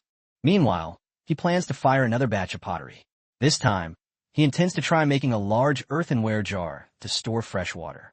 During the rainy season, the river water may become muddy and turbulent, making it difficult to collect water. Having a water storage tank would make things much easier. Although he only remembered halfway through making the clay jar that it could be used to collect rainwater, the jar was already made, and it would be excellent to use it to store grain after firing. At dawn, as the first light appeared, Lu was the first to wake up. She skillfully scooped some cooled boiled water from the pot the night before into an earthenware bowl, drank a few mouthfuls, and then carefully picked up 2 dark gray stone slabs polished by Shen Ming and quietly left the camp. She couldn't wait to try out the power of this new tool and verify Professor Thorn's skills from the previous night. Shen Ming watched her figure disappear into the morning mist. By the campfire, the 4 little ones, Ji and Lian, were still asleep. Shen Ming looked at the 3 slightly older children, Yu, Go, and Yu, and wondered, aside from the really tiny Nyo, could these 3 children perhaps share some of the tasks they could manage? For example, collecting twigs, watching over the fire to keep it from going out, or learning to identify some simple foods. Not long after, Lian woke up as well.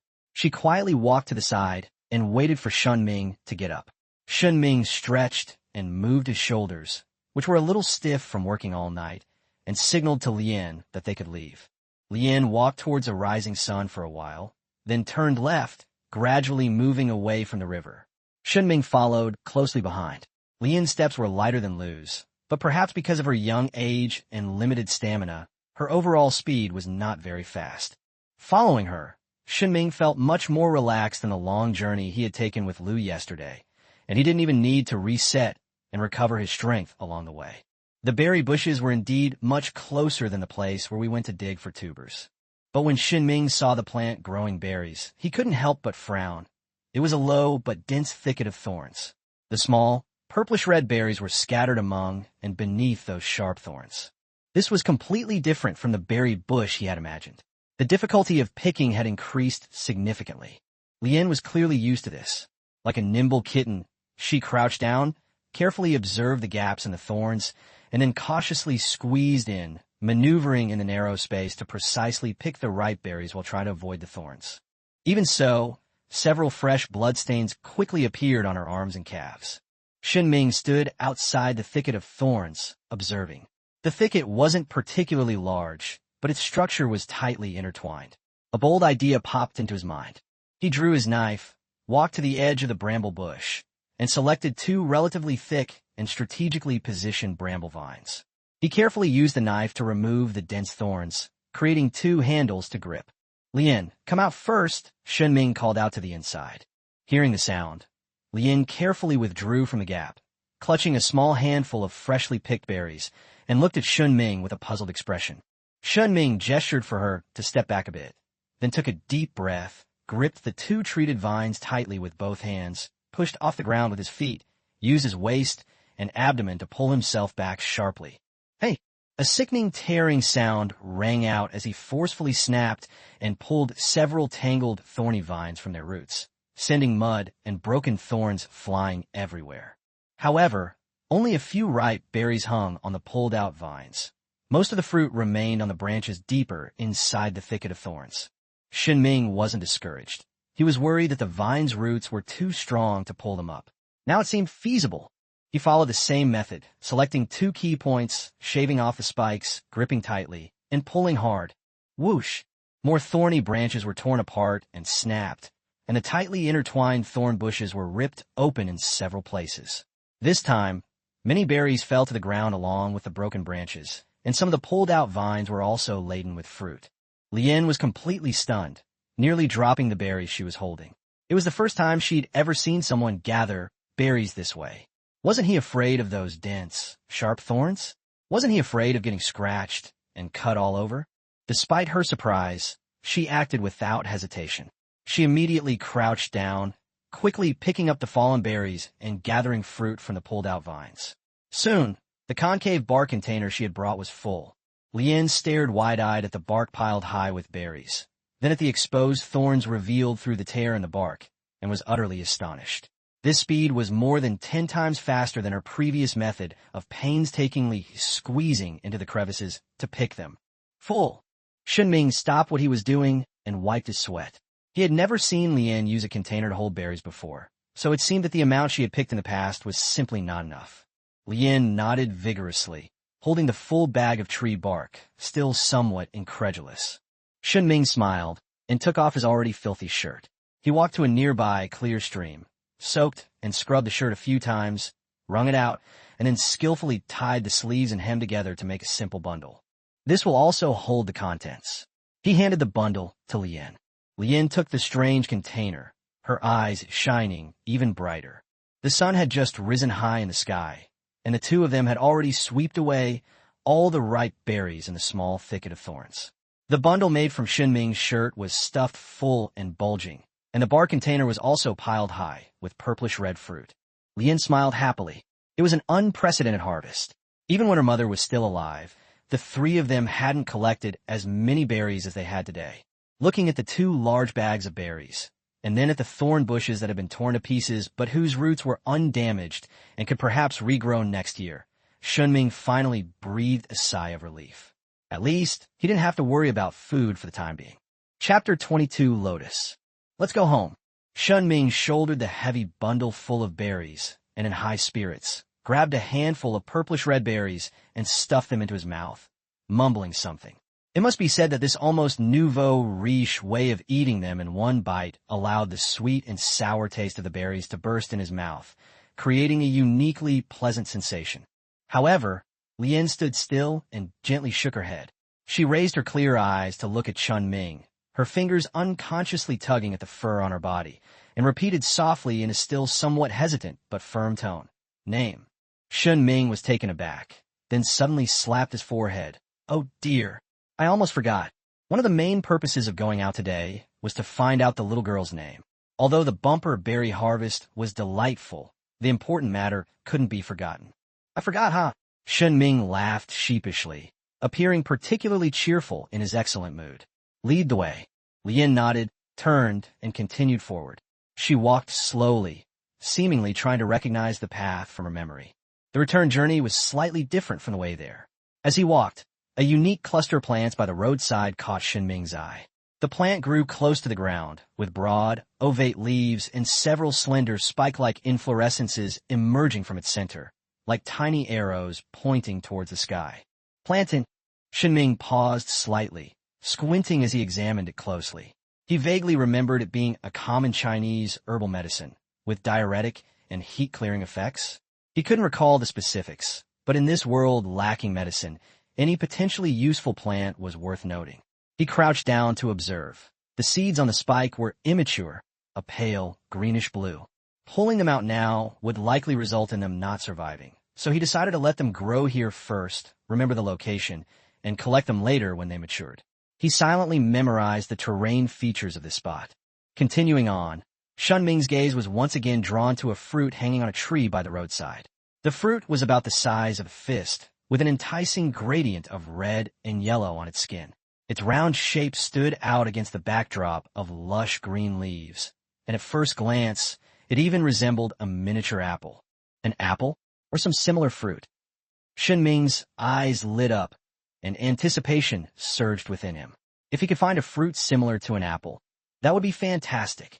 He immediately stopped and looked up at the tree trunk. The trunk was smooth, and the branches were quite high. He tried several times, but found that his modern body, lacking tree-climbing skills, was simply no match for it. Undeterred, he grabbed the tree trunk and shook it vigorously, hoping to shake the ripe fruit off. The canopy rustled, and leaves fluttered down, but the few bright red fruits remained firmly attached to the branches, unmoved. Hearing the noise and rustling of leaves behind her, Lien turned around in confusion and saw Shen Ming standing under the tree, holding a red fruit that might have been shaken down. He wiped it with his clothes and opened his mouth to take a bite. Lien's heart tightened suddenly. Almost without thinking, her body shot back like an arrow. Just as Shen Ming was about to bite down, she leaped up and slammed her palm against Shen Ming's wrist. "You can't eat it." In her desperation, Lien shouted out the short Chinese phrase she knew best, her voice sounding somewhat shrill due to her urgency. Shen Ming's wrist twitched, and the fruit nearly slipped from his grasp. He looked at Lien, whose face was filled with anxiety and even a hint of fear, then at the rather delicious-looking red apple in his hand, a puzzled expression on his face. Was the fruit poisonous? Or was there something else wrong? "It's all right," he tried to reassure Lien, shaking the fruit in his hand. "I'll try it. I'll taste it." He thought to himself, since he was immortal, there was no harm in taking a bite to check the toxicity. What if it really was an edible fruit? That would be another valuable food source. Before Lien could stop him again, Shen Ming quickly lowered his head, took a small bite of the red fruit, and immediately spat it out. Yet, in that brief moment of contact, an indescribable, strange smell filled the air, and a milky white juice seeped from the bitten fruit peel, staining his lips. Almost simultaneously, a strong numbness, accompanied by a burning sensation, spread from his lips and the tip of his tongue.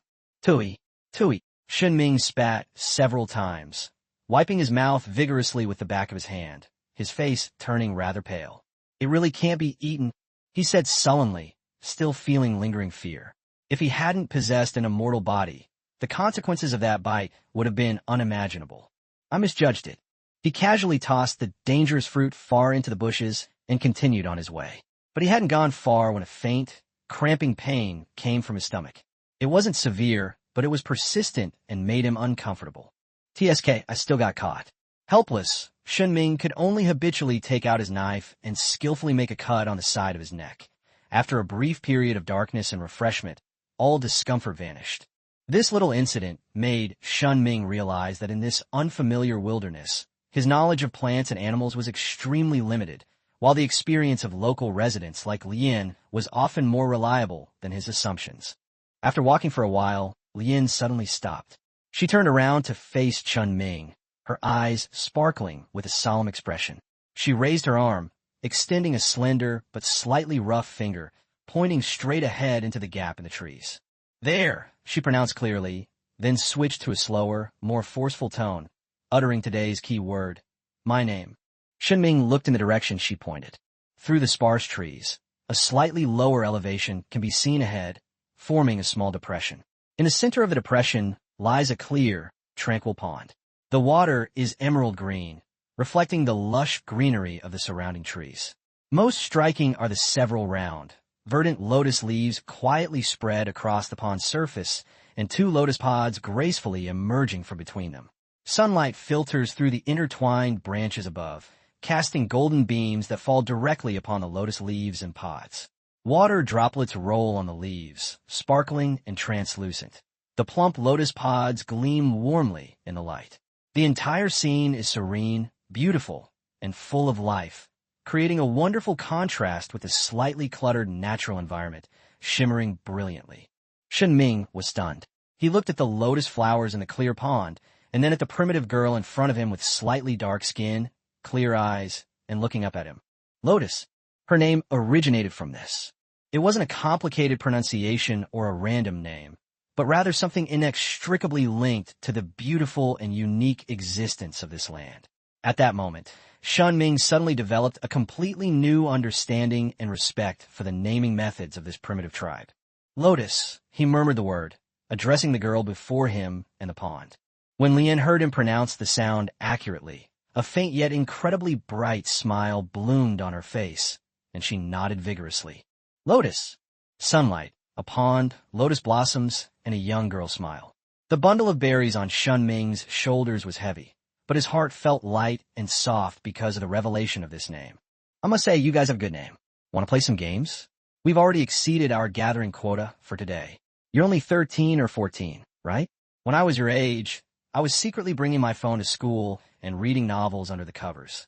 The scenery was breathtaking, and Shen Ming's mood relaxed. People are always suddenly moved by a beautiful view, and he was no exception. Right now, he had so much to say, and he wanted to say it all. Lian tilted her head, playing games. What is that? She couldn't understand what Shen Ming was saying at all, but she listened and watched very attentively. 2 years ago, when her mother couldn't come back, she stayed beside Ji in the same way. I transferred to another province for high school because of my poor middle school entrance exam results. I didn't have many friends, and my 3 years of high school weren't very good. I envy you guys. You don't have to take the college entrance exam. Maybe when there are more people, I'll adopt the teaching system from back then, although you probably won't see it. Lian stared at Shen Ming, and Shen Ming looked at Lian. As he spoke, tears welled up in his eyes, but the corners of his mouth unconsciously twitched upwards, forming a twisted, ambiguous smile. I studied software programming in college. Actually, I didn't like being a programmer in front of a computer, but my parents said it was a good job, so I studied it. I basically failed all my courses in college and almost had to repeat a year. After graduation, I naturally had to rely on my parents. Nobody wanted me. Tears welled up in Shen Ming's eyes, but he couldn't overstep his bounds. In the distance, the lotus seed pods bobbed gently, as if bowing in apology. I just wanted to return a book. As Shen Ming spoke, he became more and more choked up.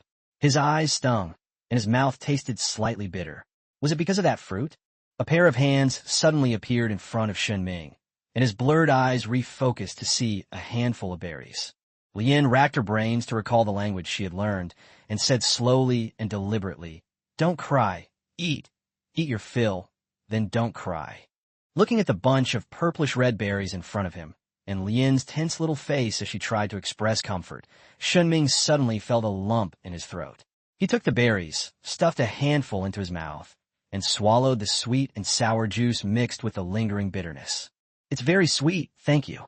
Chapter 23 tonight will have snake soup. On the way back, Lian and Shen Ming each held a lotus pod in their hands. Shen Ming actually had some ideas about the lotus roots underwater, but when he tentatively stepped into the pond, his feet were immediately sucked in by the cold, sticky mud, making it difficult to move. He then decisively gave up the idea. If Lian hadn't reached out and grabbed him in time on the shore, pulling him out with great effort, he probably would have struggled in the mud for quite a while. The return journey wasn't long, but they both walked very slowly. Neither spoke, each carrying their heavy loads, focused intently on the path beneath their feet. A relaxed smile graced Shen Ming's washed face. Putting aside his heavy worries, today's harvest was undoubtedly a great success. The sweetness of the berries seemed to linger on the tip of the tongue, easing the previous bitterness. As darkness fell and we approached the riverbank, the familiar eerie green lights flickered again. It was a pack of wild dogs. They seemed to be active in this area frequently. However, when the alpha wolf, from a distance, recognized the scent of the two-legged creature that it and its pack found incredibly unlucky. It let out a low, irritated growl. Without hesitation, they turned around and led their herd silently into the twilight to find more normal prey. Even though they had left, the commotion still startled Lian, who was closely following Shen Ming. She clung to the trunk of the nearest large tree, her body tense, ready to drop the berries and climb the tree at any moment, until she was sure the threat was truly gone before she breathed a sigh of relief. As dusk settled, the distant horizon was tinged with deep purple and dark red. Just as the light was about to be completely swallowed by the night, a warm, vibrant orange-red glow flickered faintly in the direction of the riverbank, the light of the campfire. The light, like a lighthouse guiding the way home, invigorated the two slow-moving travelers, causing them to quicken their pace unconsciously. When they returned to camp carrying their amazing berry harvest, it immediately caused a small sensation. Thorn, Dew, and the four little ones stared at the bulging bundle and the containers filled with bark, their eyes gleaming with delight. So many berries. Based on past experience, this was enough for everyone to eat their fill for 2 days. A commotion filled with excited guttural sounds and childish cheers spread through the camp. But as Shen Ming looked at the berries, he had other plans in mind. Storage was key. Lu's harvest today was quite considerable. Thanks to the sharp, dark gray stone flakes, she brought back a total of 11 tubers, greatly improving both her digging efficiency and depth.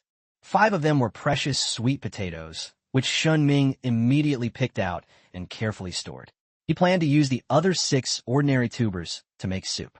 Shen Ming began to process the ingredients methodically. He first carefully peeled the lotus seeds from the lotus pods and put them in a ceramic pot with water to boil. Then he washed the 6 rootlets, cut them into small pieces with a stone slab, and added them to the pot as well. He set aside the large bag of berries wrapped in cloths for the time being and focused on the small, purple berries in the bark container. Looking at this handful of second-rate fruit, Shen Ming chuckled self-deprecatingly. He poured half of it into a ceramic bowl and mashed it with a clean round stone. Deep purple juice seeped out, mixed with countless black seeds, even smaller than sesame seeds. This is way too small. Shen Ming looked at the almost indistinguishable seeds and shook his head helplessly. Save the seeds directly? They'd probably disappear before they could even be planted. It seemed that artificially cultivating this berry would be quite difficult. He poured the mashed pulp and juice into the pot where lotus seed tubers were being cooked. The boiling soup subsided for a moment, then was agitated by the sweet and sour fruit flavors, bubbling even more vigorously, and its color turned a peculiar purplish-brown. He planned to share the remaining half of the berries as appetizers. When Shen Ming distributed the remaining half of the berries to everyone, each person received a small handful. Holding the purplish-red berries, Ji was filled with emotion. After moving here for only 3 days, they had already had 2 full meals. This was equivalent to the number of times they had a full meal in a whole month during the difficult times of the past. The changes brought about by the gods are real and tangible. During the brief evening lessons Shen Ming gave to Lian and Ji, the food in the earthenware pot gradually released a complex aroma that blended the fragrance of lotus seeds, the rustic charm of tubers, and the sweet and sour taste of berries, enticing the appetite. Lunch is served. Line up, Shen Ming shouted, his voice echoing along the riverbank. Everyone immediately took their bowls and stepped forward in turn. Shen Ming used a wooden spoon to distribute the tenderly cooked tubers, lotus seeds, and the colorful hot soup into each person's bowl. The steaming food and its warmth dispelled the chill of the night. While everyone sat around the fire, eating with focused satisfaction, Shen Ming walked to the extinguished earthen kiln. He carefully removed the sealing clay from the kiln opening to examine the results of the previous night. The large earthenware jar seemed to have been fired quite well. Its shape was intact, and it produced a solid sound when tapped. But a problem arose. It was too heavy. Shen Ming tried to lift it, but it wouldn't budge. Even with Ji's help, the 2 of them could only sway it a little. They couldn't move it at all. 3 people might be able to lift it, but the cave was hundreds of meters from the riverbank, and they had to go uphill. A miscalculation. Shen Ming slapped his forehead, looking at the bulky behemoth. To make matters worse, he realized he hadn't considered the location carefully. The kiln was near the river and in a relatively low-lying area. Once the rainy season arrives, torrential rains may cause the river to rise or even overflow, and this area could very well be flooded. It was all for nothing. He was somewhat annoyed. He did need containers, but they had to be small to medium-sized vessels that were easy to move, along with matching lids. It seemed he needed to change course and fire more covered earthenware jars and pots. Berries can be dried, and if properly sealed, they may be able to be stored over the winter. On the other side, Lou felt somewhat lonely and confused. Thorn and Lotus were both trying to speak a divine language that she couldn't understand, communicating through gestures and guesswork. Now, she can only chat with the four little ones, using their familiar tribal guttural accent. This gives her a vague feeling of isolation. After the meal, Shen Ming used a burning branch as a torch and went into the cave. Inside the cave, Thorn did diligently carry out the task of collecting wood, but the wood was piled up haphazardly, with branches of varying thicknesses stacked together in disarray, almost filling the space near the cave entrance. We need to organize this, otherwise we won't be able to store much, and it will be troublesome to take things out. Shen Ming muttered to himself, planning to take some time tomorrow to teach them how to stack supplies more systematically. The sun rises as usual, and a new day begins in the shimmering golden light on the river.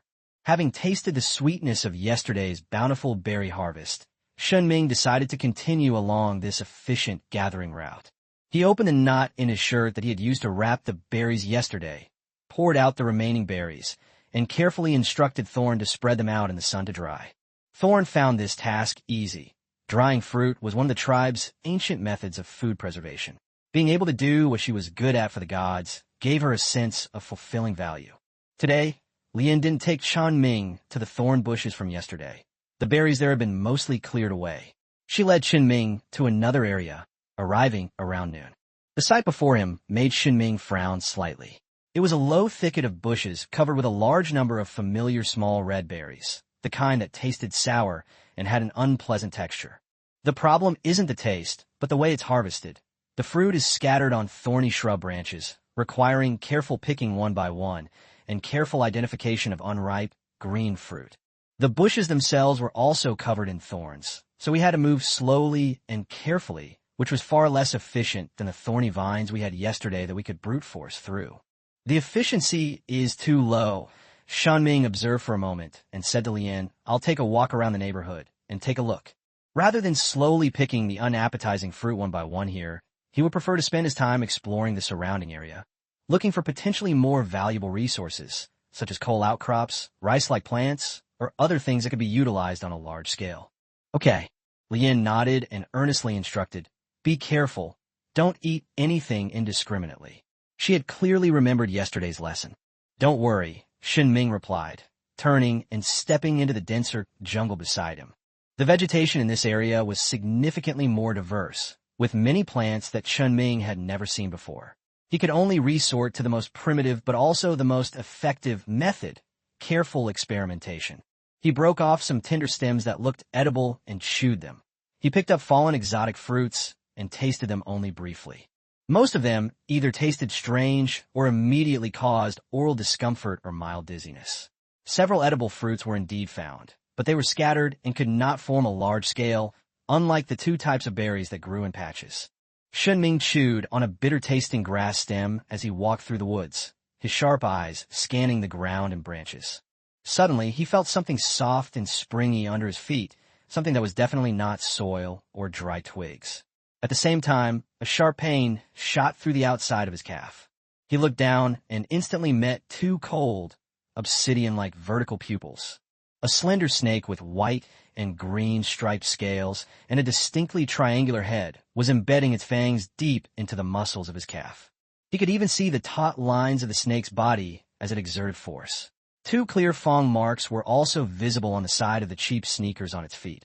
It seemed the creature had first bitten the shoe upper and only attacked the exposed calf after realizing it couldn't penetrate. After a brief moment of astonishment, Shen Ming's eyes, instead of showing fear, suddenly burst forth with a light of surprise. What great luck! A free prey! He let out a low shout, his movements as swift as lightning. The fruit knife he had been holding in his right hand flashed through the air in a short, sharp arc, then plunged down with precision and ruthlessness. Snap! The snake's head was firmly pinned to the ground, its eyes still seeming to retain a trace of cold, ferocious light. The snake's body twisted and coiled violently on the ground, making its final struggle. As for the snake venom that might have been injected into his body, Shen Ming didn't care at all. The familiar brief darkness came and went, and the wound on his calf and the toxins in his body disappeared without a trace. He looked at the still, writhing snake on the ground, as if he had discovered a gold mine. After arriving in this world, hunting became incredibly difficult for him. Pheasants could disappear into the dense forest in the blink of an eye. Packs of wild dogs and crocodiles subjected him to silent treatment, avoiding him at all costs. Only snakes, these cold-blooded hunters lurking under fallen leaves and in the grass, often attack when he unwittingly approaches. This, in turn, gave him an excellent opportunity to turn the tables and obtain a valuable source of protein. This discovery excited Shen Ming. On his subsequent exploration of the jungle, he walked with a sense of anticipation, deliberately heading towards bushes and piles of rocks that seemed suitable for snakes to lurk, hoping to bump into a few more. However, whether it was because the snake had used up all his luck for the day, or because the ecology of this world was ultimately so different from that of Earth, Shen Ming did not encounter a second snake until the sun began to set again. He tried dozens more strangely shaped wild fruits and roots, most of which were either nauseating and hard to swallow or contained toxins. In particular, there was a brownish-black berry about the size of a thumb whose terrifying and complex taste left Shen Ming with lingering fear even after he had died once. The taste was like eating rotten snot. The exploration wasn't entirely fruitless. By the clear stream, he saw a shadow darting swiftly among the rocks at the bottom. It was a crab. This gave him a new plan. Next time he came, he would bring a newly fired pottery jar and see if he could catch these fresh creatures in the stream. As the shadows lengthened, Shen Ming estimated that it was about time, so he carried the headless snake, which was no longer writhing, back to the bushes where Lian was gathering berries. Lian was carefully placing the red berries she had picked into a bar container when she looked up and saw what Shen Ming was holding. Her mouth instantly opened wide, and her eyes widened in shock. She recognized the snake. In the tribe, it was called Death, which, as the name suggests, symbolized death. Swift as lightning and highly venomous, they are a constant threat to life, as elders have repeatedly warned against ever encountering them. A bite is almost certainly fatal, leaving little time for struggle. But Shen Ming, he actually killed him? Judging from his appearance, he wasn't injured at all. He's incredibly powerful. Let's go, back to the riverbank. Shen Ming shook the heavy snake in his hand, his face beaming with the joy of his harvest, and announced loudly, "Today, we'll have a special meal, snake soup." Lian stared at the long, cold body of the snake, then at Shen Ming's relaxed, even somewhat smug, expression, her little mind filled with immense shock. She silently gathered the berries and followed Shen Ming. Chapter 24, Hygiene Habits. On the riverbank, Shen Ming squatted beside the fire, intently dealing with the unfortunate snake. He carefully peeled off the snake's skin with a fruit knife, revealing the delicate, pinkish-white snake meat. He was somewhat stumped when removing the snake's internal organs. As a modern person eating snake for the first time, he had no idea which organs were edible. After a moment's hesitation, he decided to take the most conservative approach. Remove the heart, liver, intestines, and other organs, place them in a ceramic bowl, and rinse them repeatedly with river water. He especially felt uneasy about the long, thin intestines, even after scrubbing them 3 or 4 times. He felt there were still undigested contents inside. Not far away on the river, a piece of rotten wood was slowly drifting towards the shore with the gentle ripples. It was a crocodile drawn by the smell of blood. Its cold, vertical pupils locked onto the busy figures on the bank and the bowl of entrails, its lurking instincts stirring.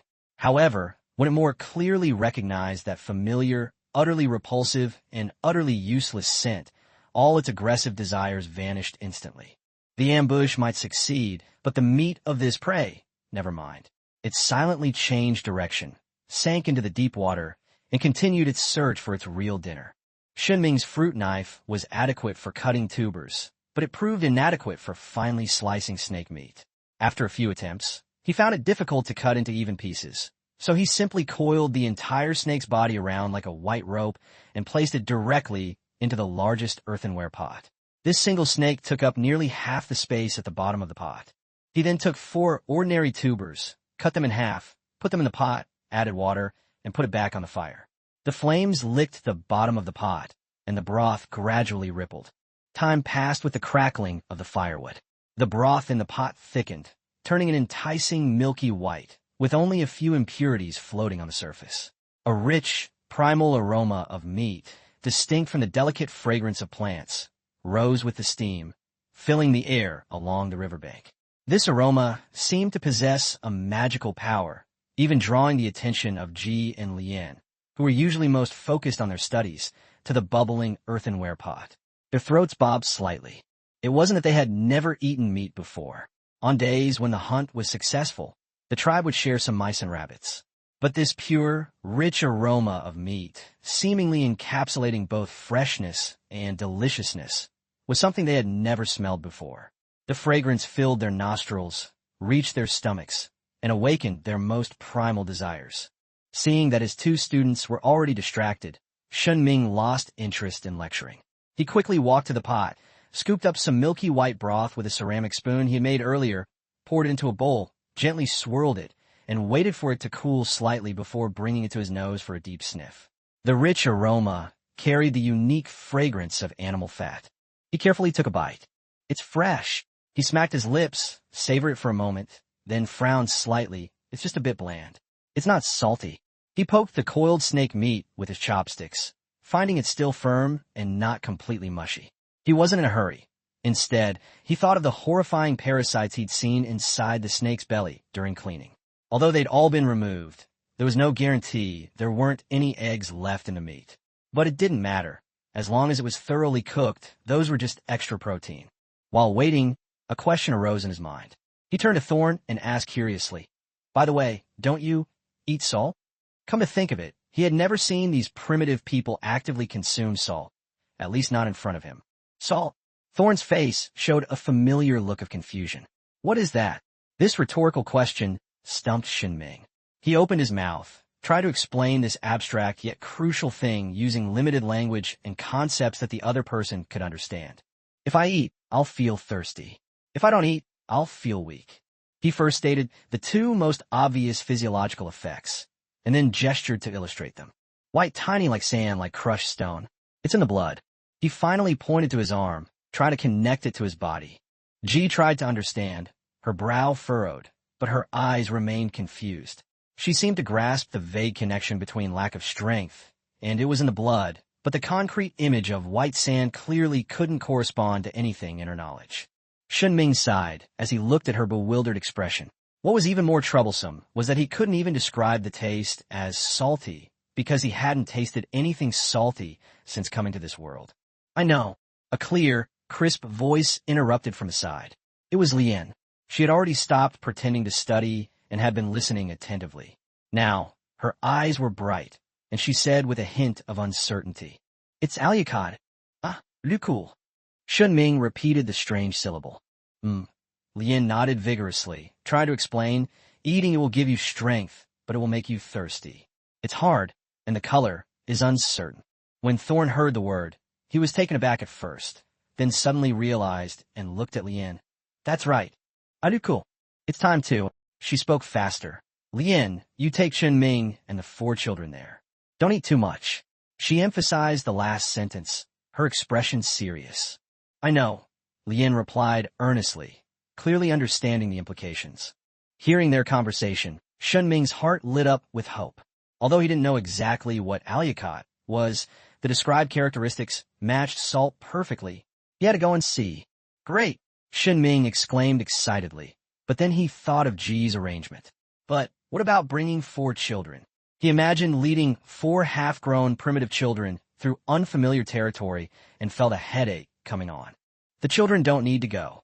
He quickly waved his hand and patted his chest. "I'll bring it back, don't worry." Taking the kids on an adventure? He wasn't confident in that idea. It was better to leave them in the relatively safe camp under Thorn's supervision. By the way, Thorn, Shen Ming added, "When you have time during the day, teach the 4 of them to speak as well." He pointed to Fish, Dog, Rain, and Cow, who were staring longingly at the broth on the other side of the fire. "With your current level, it's more than enough." As they spoke, the snake meat in the pot was stewed to perfection. Shen Ming tested it with chopsticks, and found they could easily pierce through. He extinguished part of the firewood and, using chopsticks and a ceramic spoon, carefully peeled the soft, white snake meat from a skeleton, dividing it into several roughly equal portions. The aroma of the meat reached its peak when Shen Ming distributed the bowls containing snake meat and tubers to everyone. Everyone eagerly reached out their hands. Then, Shen Ming saw that Ji, Lian Lu, and even the slightly larger fish and dogs were all grabbing the scalding hot snake meat and tubers with their hands, which were covered in mud, filth, and unknown stains, blowing on them haphazardly before stuffing them into their mouths.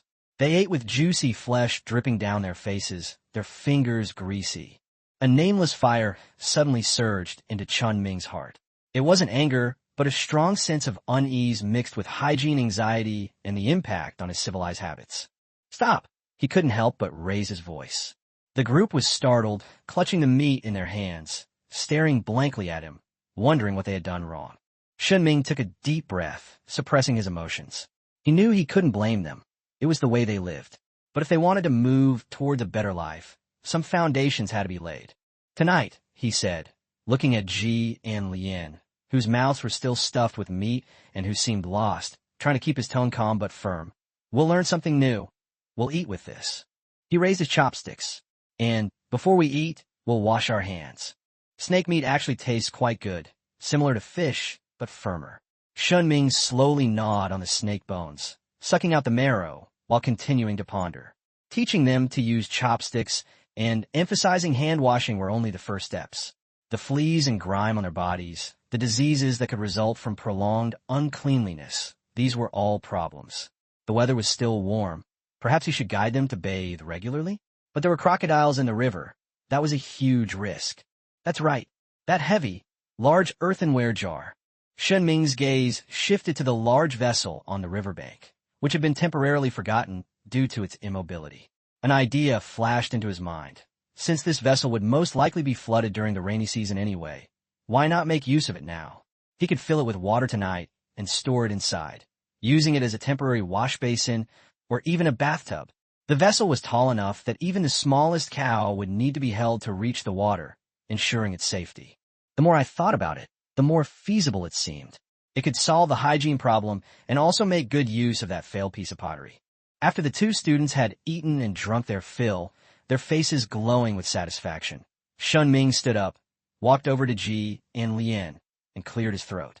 "Tonight," he announced, holding 2 pairs of newly whittled, slightly rough wooden chopsticks, "we will learn to use these chopsticks. Also, before eating, we must wash our hands like this." He made a rubbing motion, pointing to the large vat and then to the river. "If you get dirty, you must wash yourself too. It's hot, so the water isn't cold." Thorn and Lotus followed his finger, looking at the strange wooden stick, then at the large vat and the river, finally exchanging a glance. They didn't fully understand why, but the deity's solemn instruction must have a profound meaning. Lotus nodded first, and Thorn followed suit, nodding slowly. Though their eyes held confusion, they showed even more acceptance of learning something new.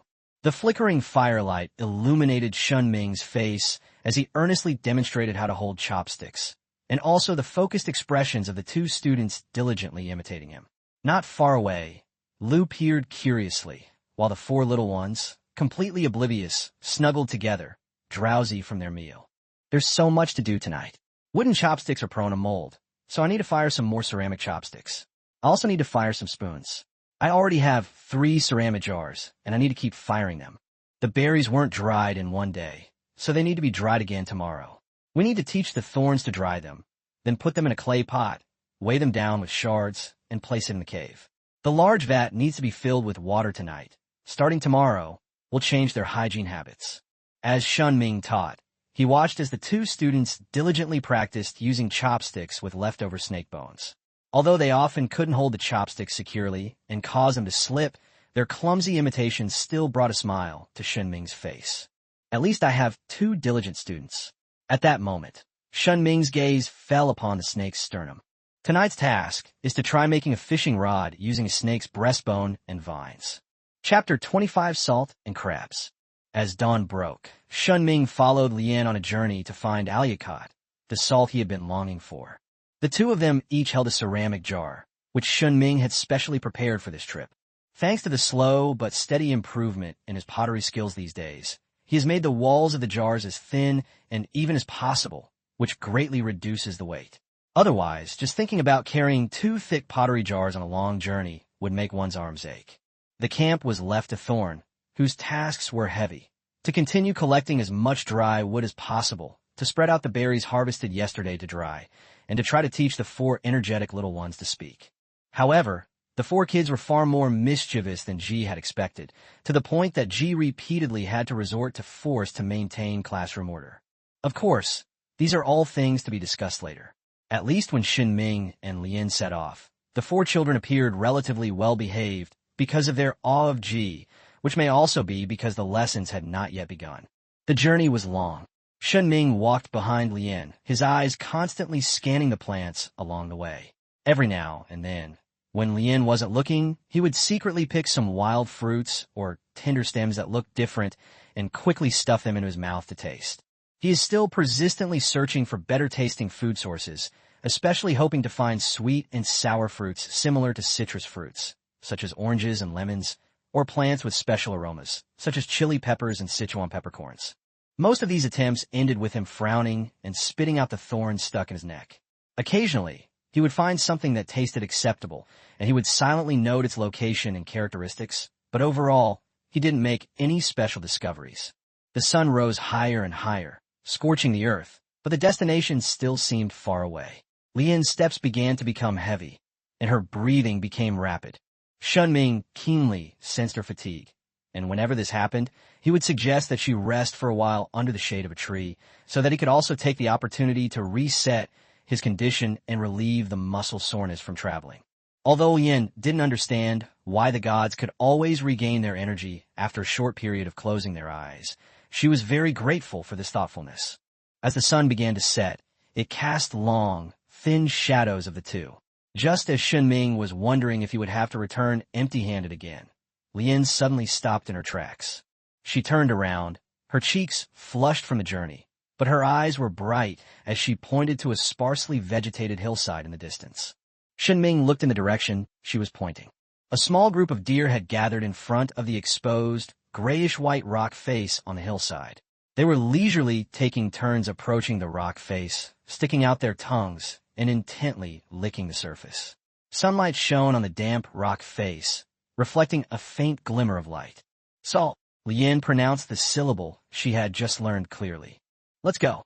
Let's go. With the destination in sight, Shen Ming's motivation instantly reached its peak, and he took the lead in walking up the hillside. The grayish-white rock face did not look like ordinary stone. The surface was slightly damp, and the color was darker where it had been licked.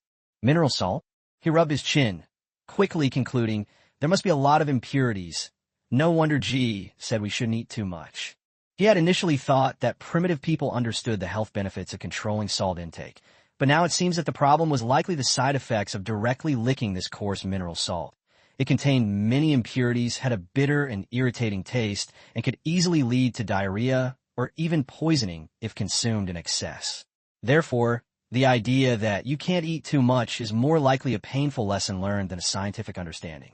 Perhaps it was the strong attraction of the salt, or perhaps the deer here had not yet developed a strong fear of humans. But when Shen Ming and Lien approached, the deer merely raised their heads warily, retreated a dozen meters, and then stopped. They continued to gaze longingly at the salt rock, not fleeing far. A few of the bolder ones even sneaked back while Shen Ming was focused on the rock wall, continuing to lick it from a slightly farther distance. Shen Ming estimated the distance, weighed the fruit knife in his hand and his skills, and quickly dismissed the idea of hunting deer on the side. It's too far away. The chances of a successful sneak attack are slim. Even if I managed to get close with the lethality of a fruit knife and my own fighting skills, I probably wouldn't even be able to pierce deerskin, let alone cause any effective damage. He chuckled self-deprecatingly, abandoned the tempting but clearly unrealistic idea, and focused on his immediate goal.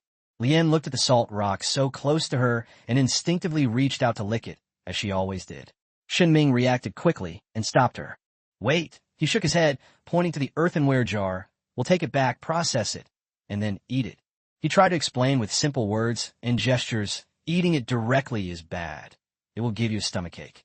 Processing it makes it better. Lien blinked, glanced at Shen Ming's serious expression, and then at the pottery jar in his arms. Although she didn't quite understand what processing specifically meant, she trusted Shen Ming. She nodded obediently. Shen Ming put down the pottery jar and took a sharp-edged, dark gray stone slab from his waist. One of the tools he had made from the high-quality stone he had found earlier. He chose a rock surface with obvious deer-licking marks and a darker color, and began to scrape it vigorously. Shoo! The stone flakes rubbed against the rock wall, making a soft, crunching sound, and grayish-white powder mixed with a few crystals fell down. Shen Ming carefully collected the scraped, salt mineral fragments into a pottery jar. At first, he was ambitious and wanted to fill both jars, but after scraping for a short time, his arms began to ache and go numb, and the bottom of the jars had only been covered with a shallow layer. He realized that trying to fill the pottery jar by hand was an almost impossible task for the rest of the day, requiring immense patience and physical strength. He stopped what he was doing, shook his aching arms, and looked at Lien, who was doing nothing to the side.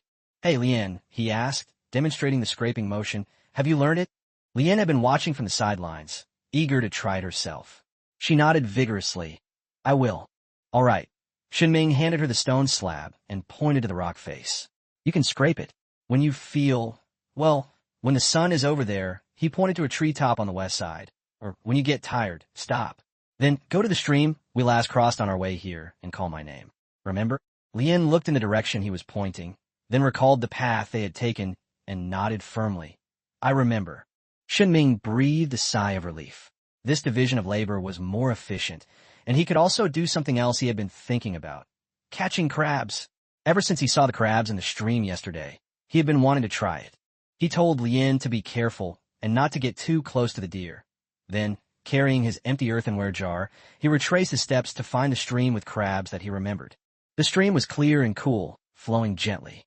Shen Ming put down the earthenware pot, took off his worn-out shoes, rolled up his trousers, and stepped into the water.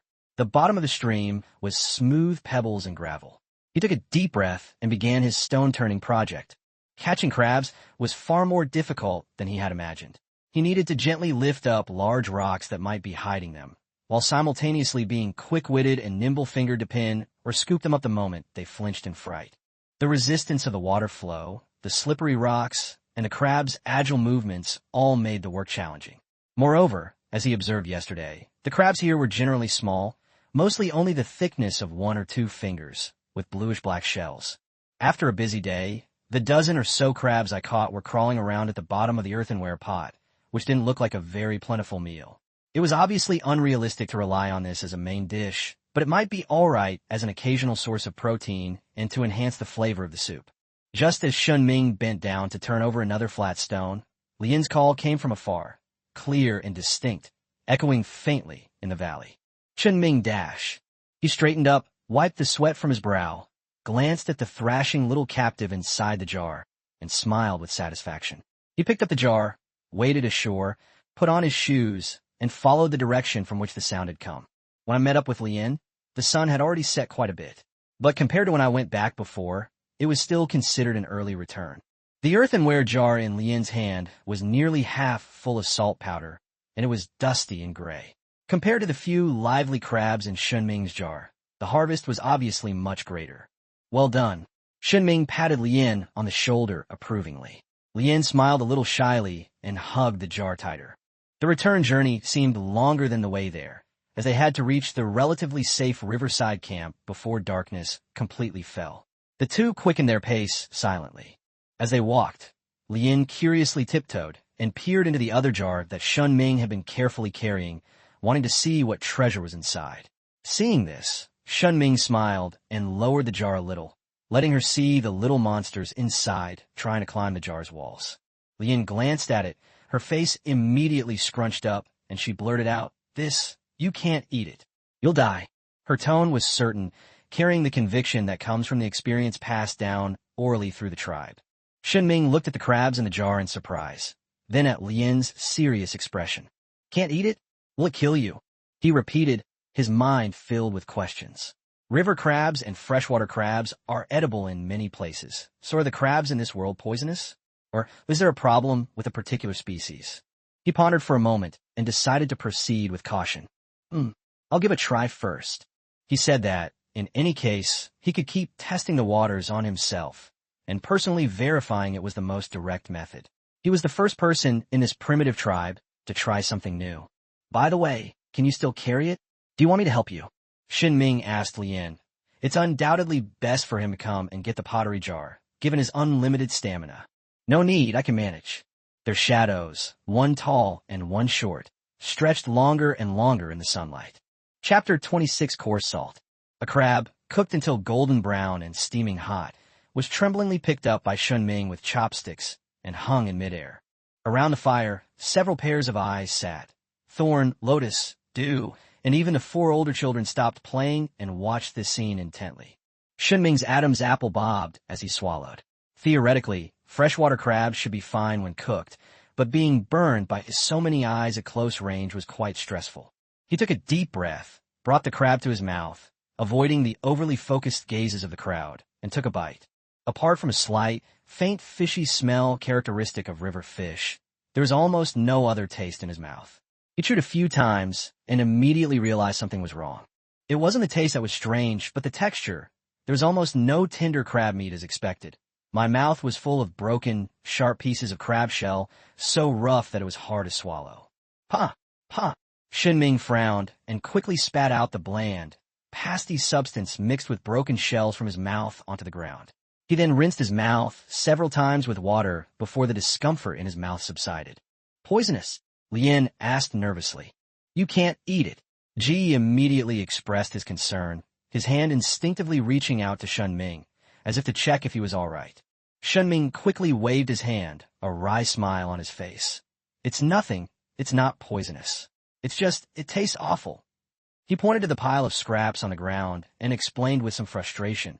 There's no meat at all, just shells. It tastes like sand, and it's prickly. His hopes for the crabs were shattered. It seemed unrealistic to expect the small crabs in the stream to provide high-quality protein.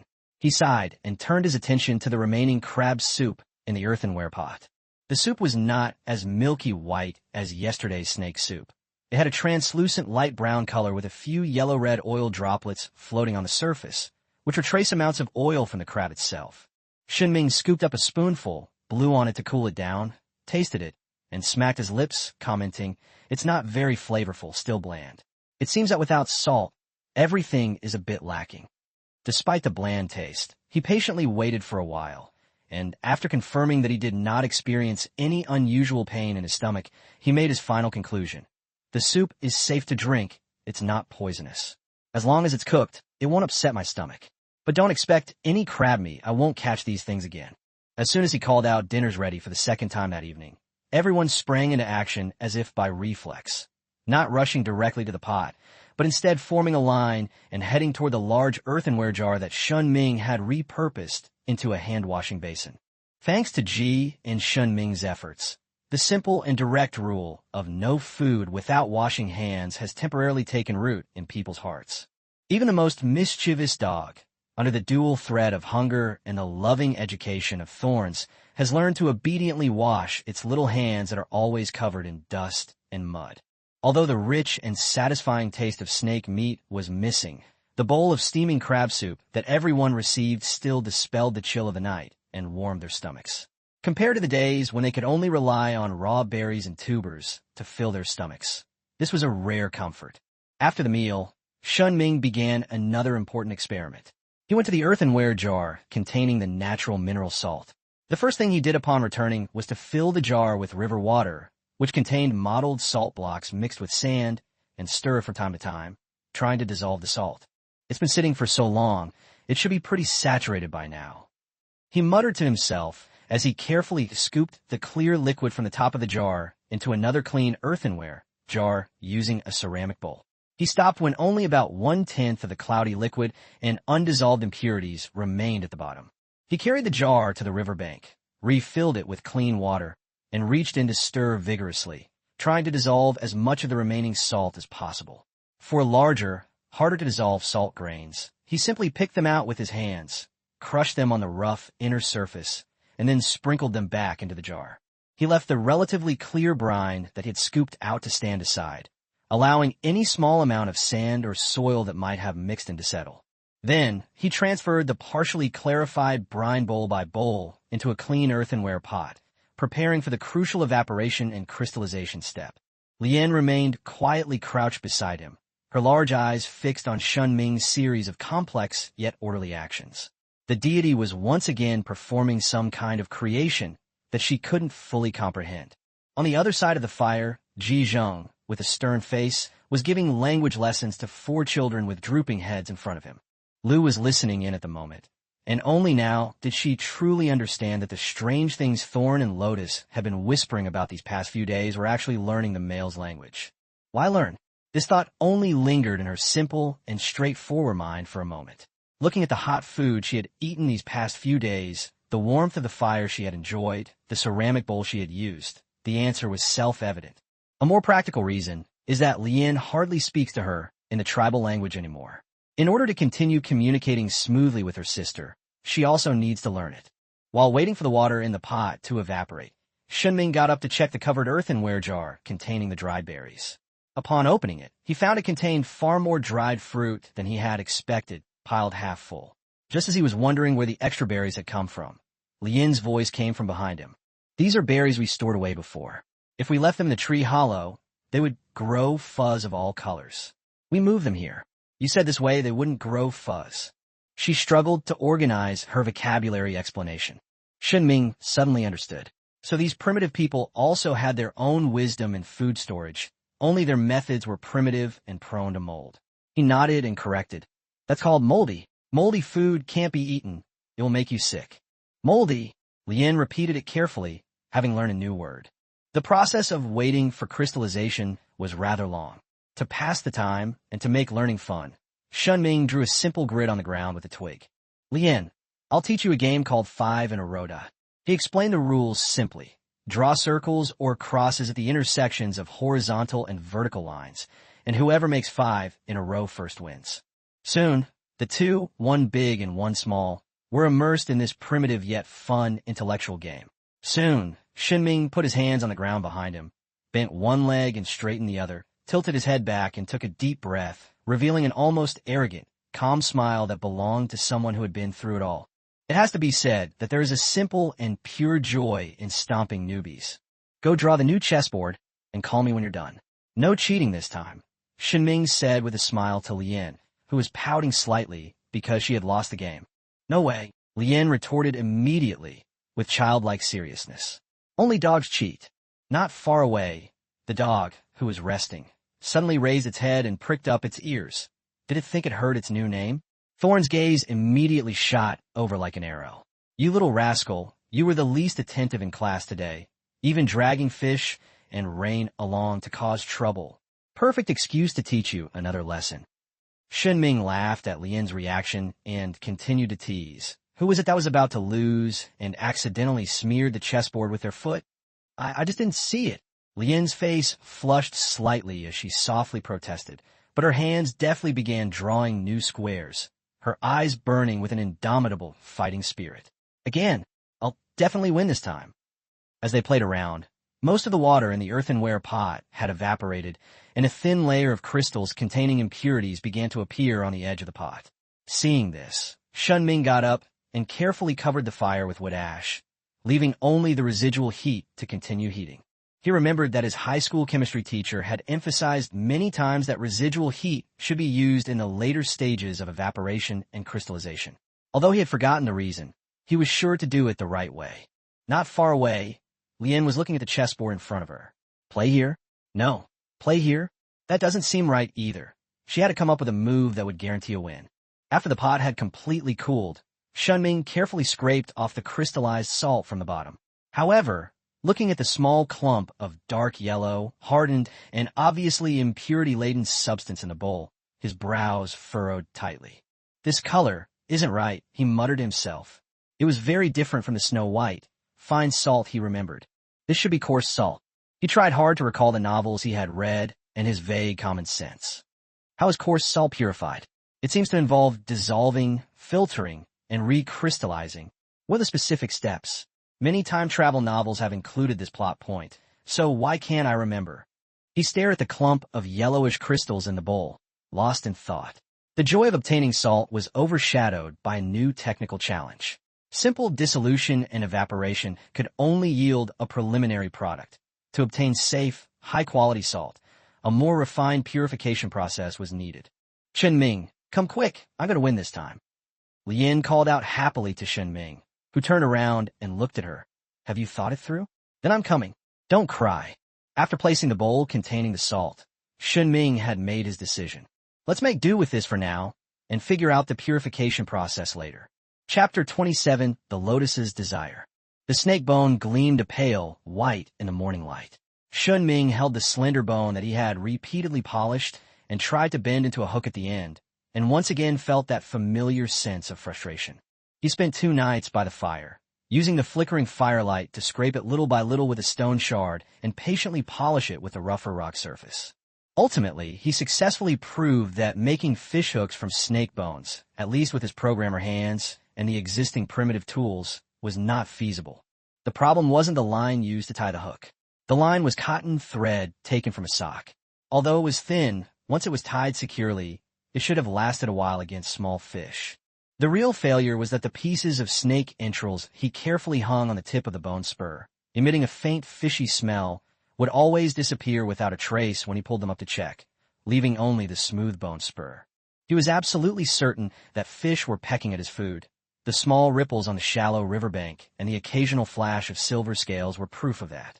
But these cunning primitive fish clearly had mouths far more dexterous than he had imagined, easily snatching the bait without touching the rudimentary hook. He ran his fingernail across the surface of the snake bone, leaving a shallow white mark. The material was too brittle, not tough enough. Perhaps he needed to find a more suitable material? Fish bones? Some kind of tough thorn? The thought gave him a headache.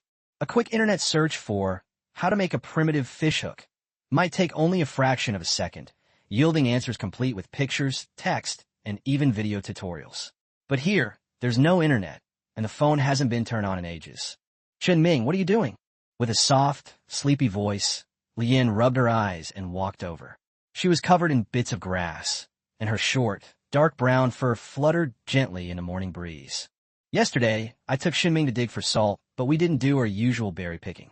The tribe's dinner consisted of soup made from the skinny crabs that Shen Ming found under the rocks by the river and the tubers that Sister Lu collected. We can't delay any longer today. We must replenish our berry stock. Fortunately, Shen Ming is here.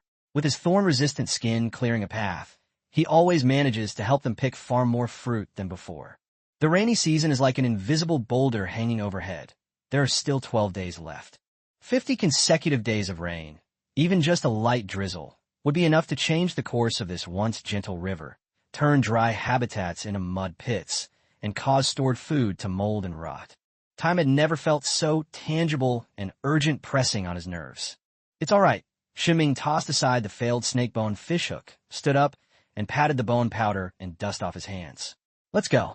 Let's go to a place where there are berries growing on thorns. That's currently the most efficient source of food. Violent and clumsy, but effective. Today, she brought a clay pot, which is the biggest improvement she's made in the past few days. Watching Lien carefully place the berries, a mixture of deep purple and red, into the rough but sturdy clay pot, instead of wrapping them in broad bark or Shen Ming's already tattered shirt as before, Shen Ming finally felt a sense of accomplishment. The 2 earthenware jars were quickly filled, and Shen Ming and Lien sat down to rest on a relatively clean patch of sand. The sun began to get a little scorching, and mosquitoes buzzed around as usual, which Lien kept waving her hands in front of her face and arms to shoo them away. She stole glances at Shen Ming several times, his clear eyes sparkling with hesitation and intense curiosity. Finally, she mustered her courage and spoke in a voice softer than usual. Shen Ming, how are you able to peel off the skin without bleeding? And there's another layer of skin underneath. This question had clearly been weighing on her mind for a long time. Ji had solemnly warned her that Shen Ming was a deity who brought fire and wisdom, possessing incredible power, and that she should not casually inquire about the secrets of the deity. Thorn himself must have had many questions, but out of awe or caution, he never asked them directly. Lien, however, always felt something was amiss. Shen Ming would feel pain, hunger, and fatigue.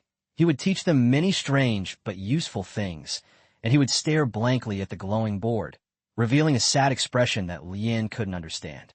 This was quite different from the majestic and distant deity she had imagined. She stared nervously at Shen Ming, even instinctively closing her eyes, her long eyelashes trembling slightly, awaiting possible displeasure. If Ji knew she had asked, she might reprimand her. There was no anger as expected, not even a pause. Instead, that familiar, calm voice, with its unique charm, rang out.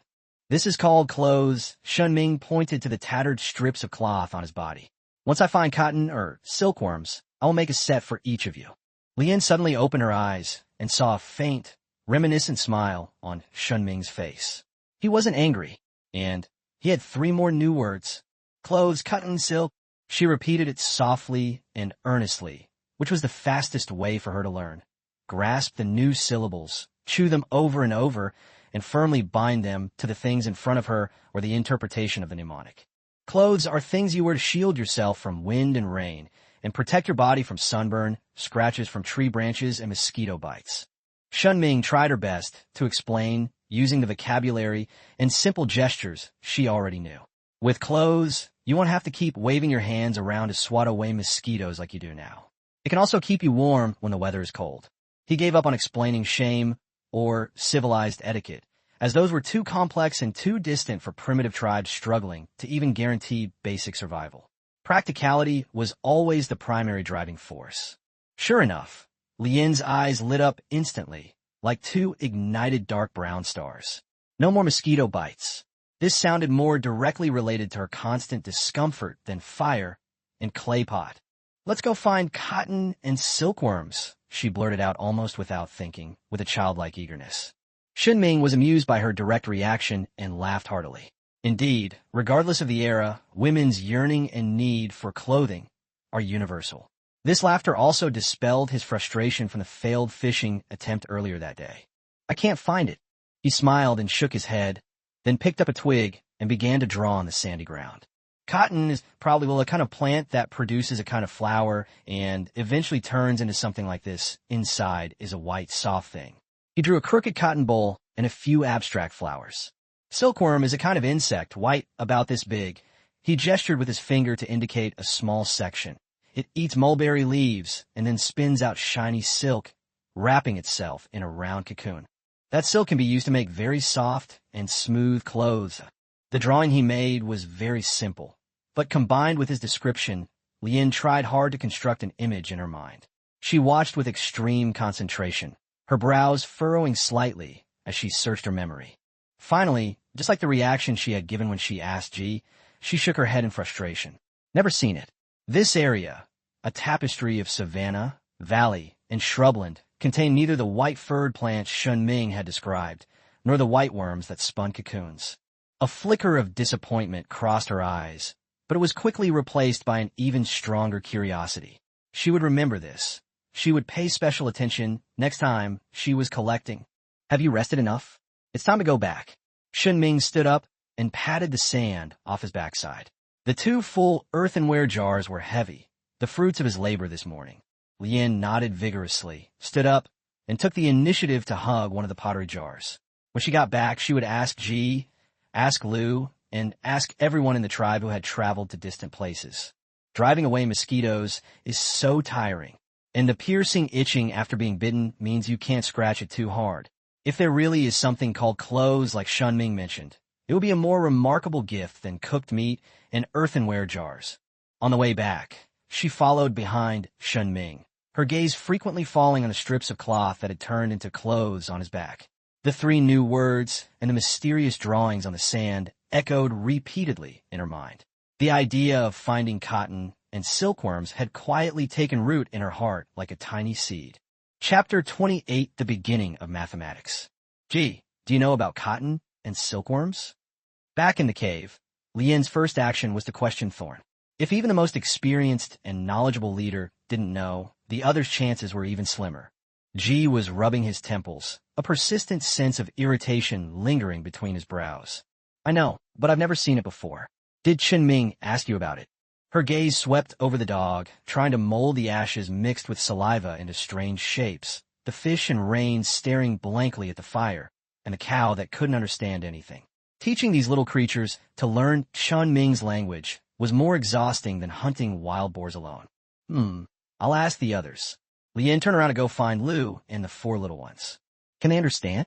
Thorn's voice drifted over, as cold as a bucket of water. Lien's steps froze.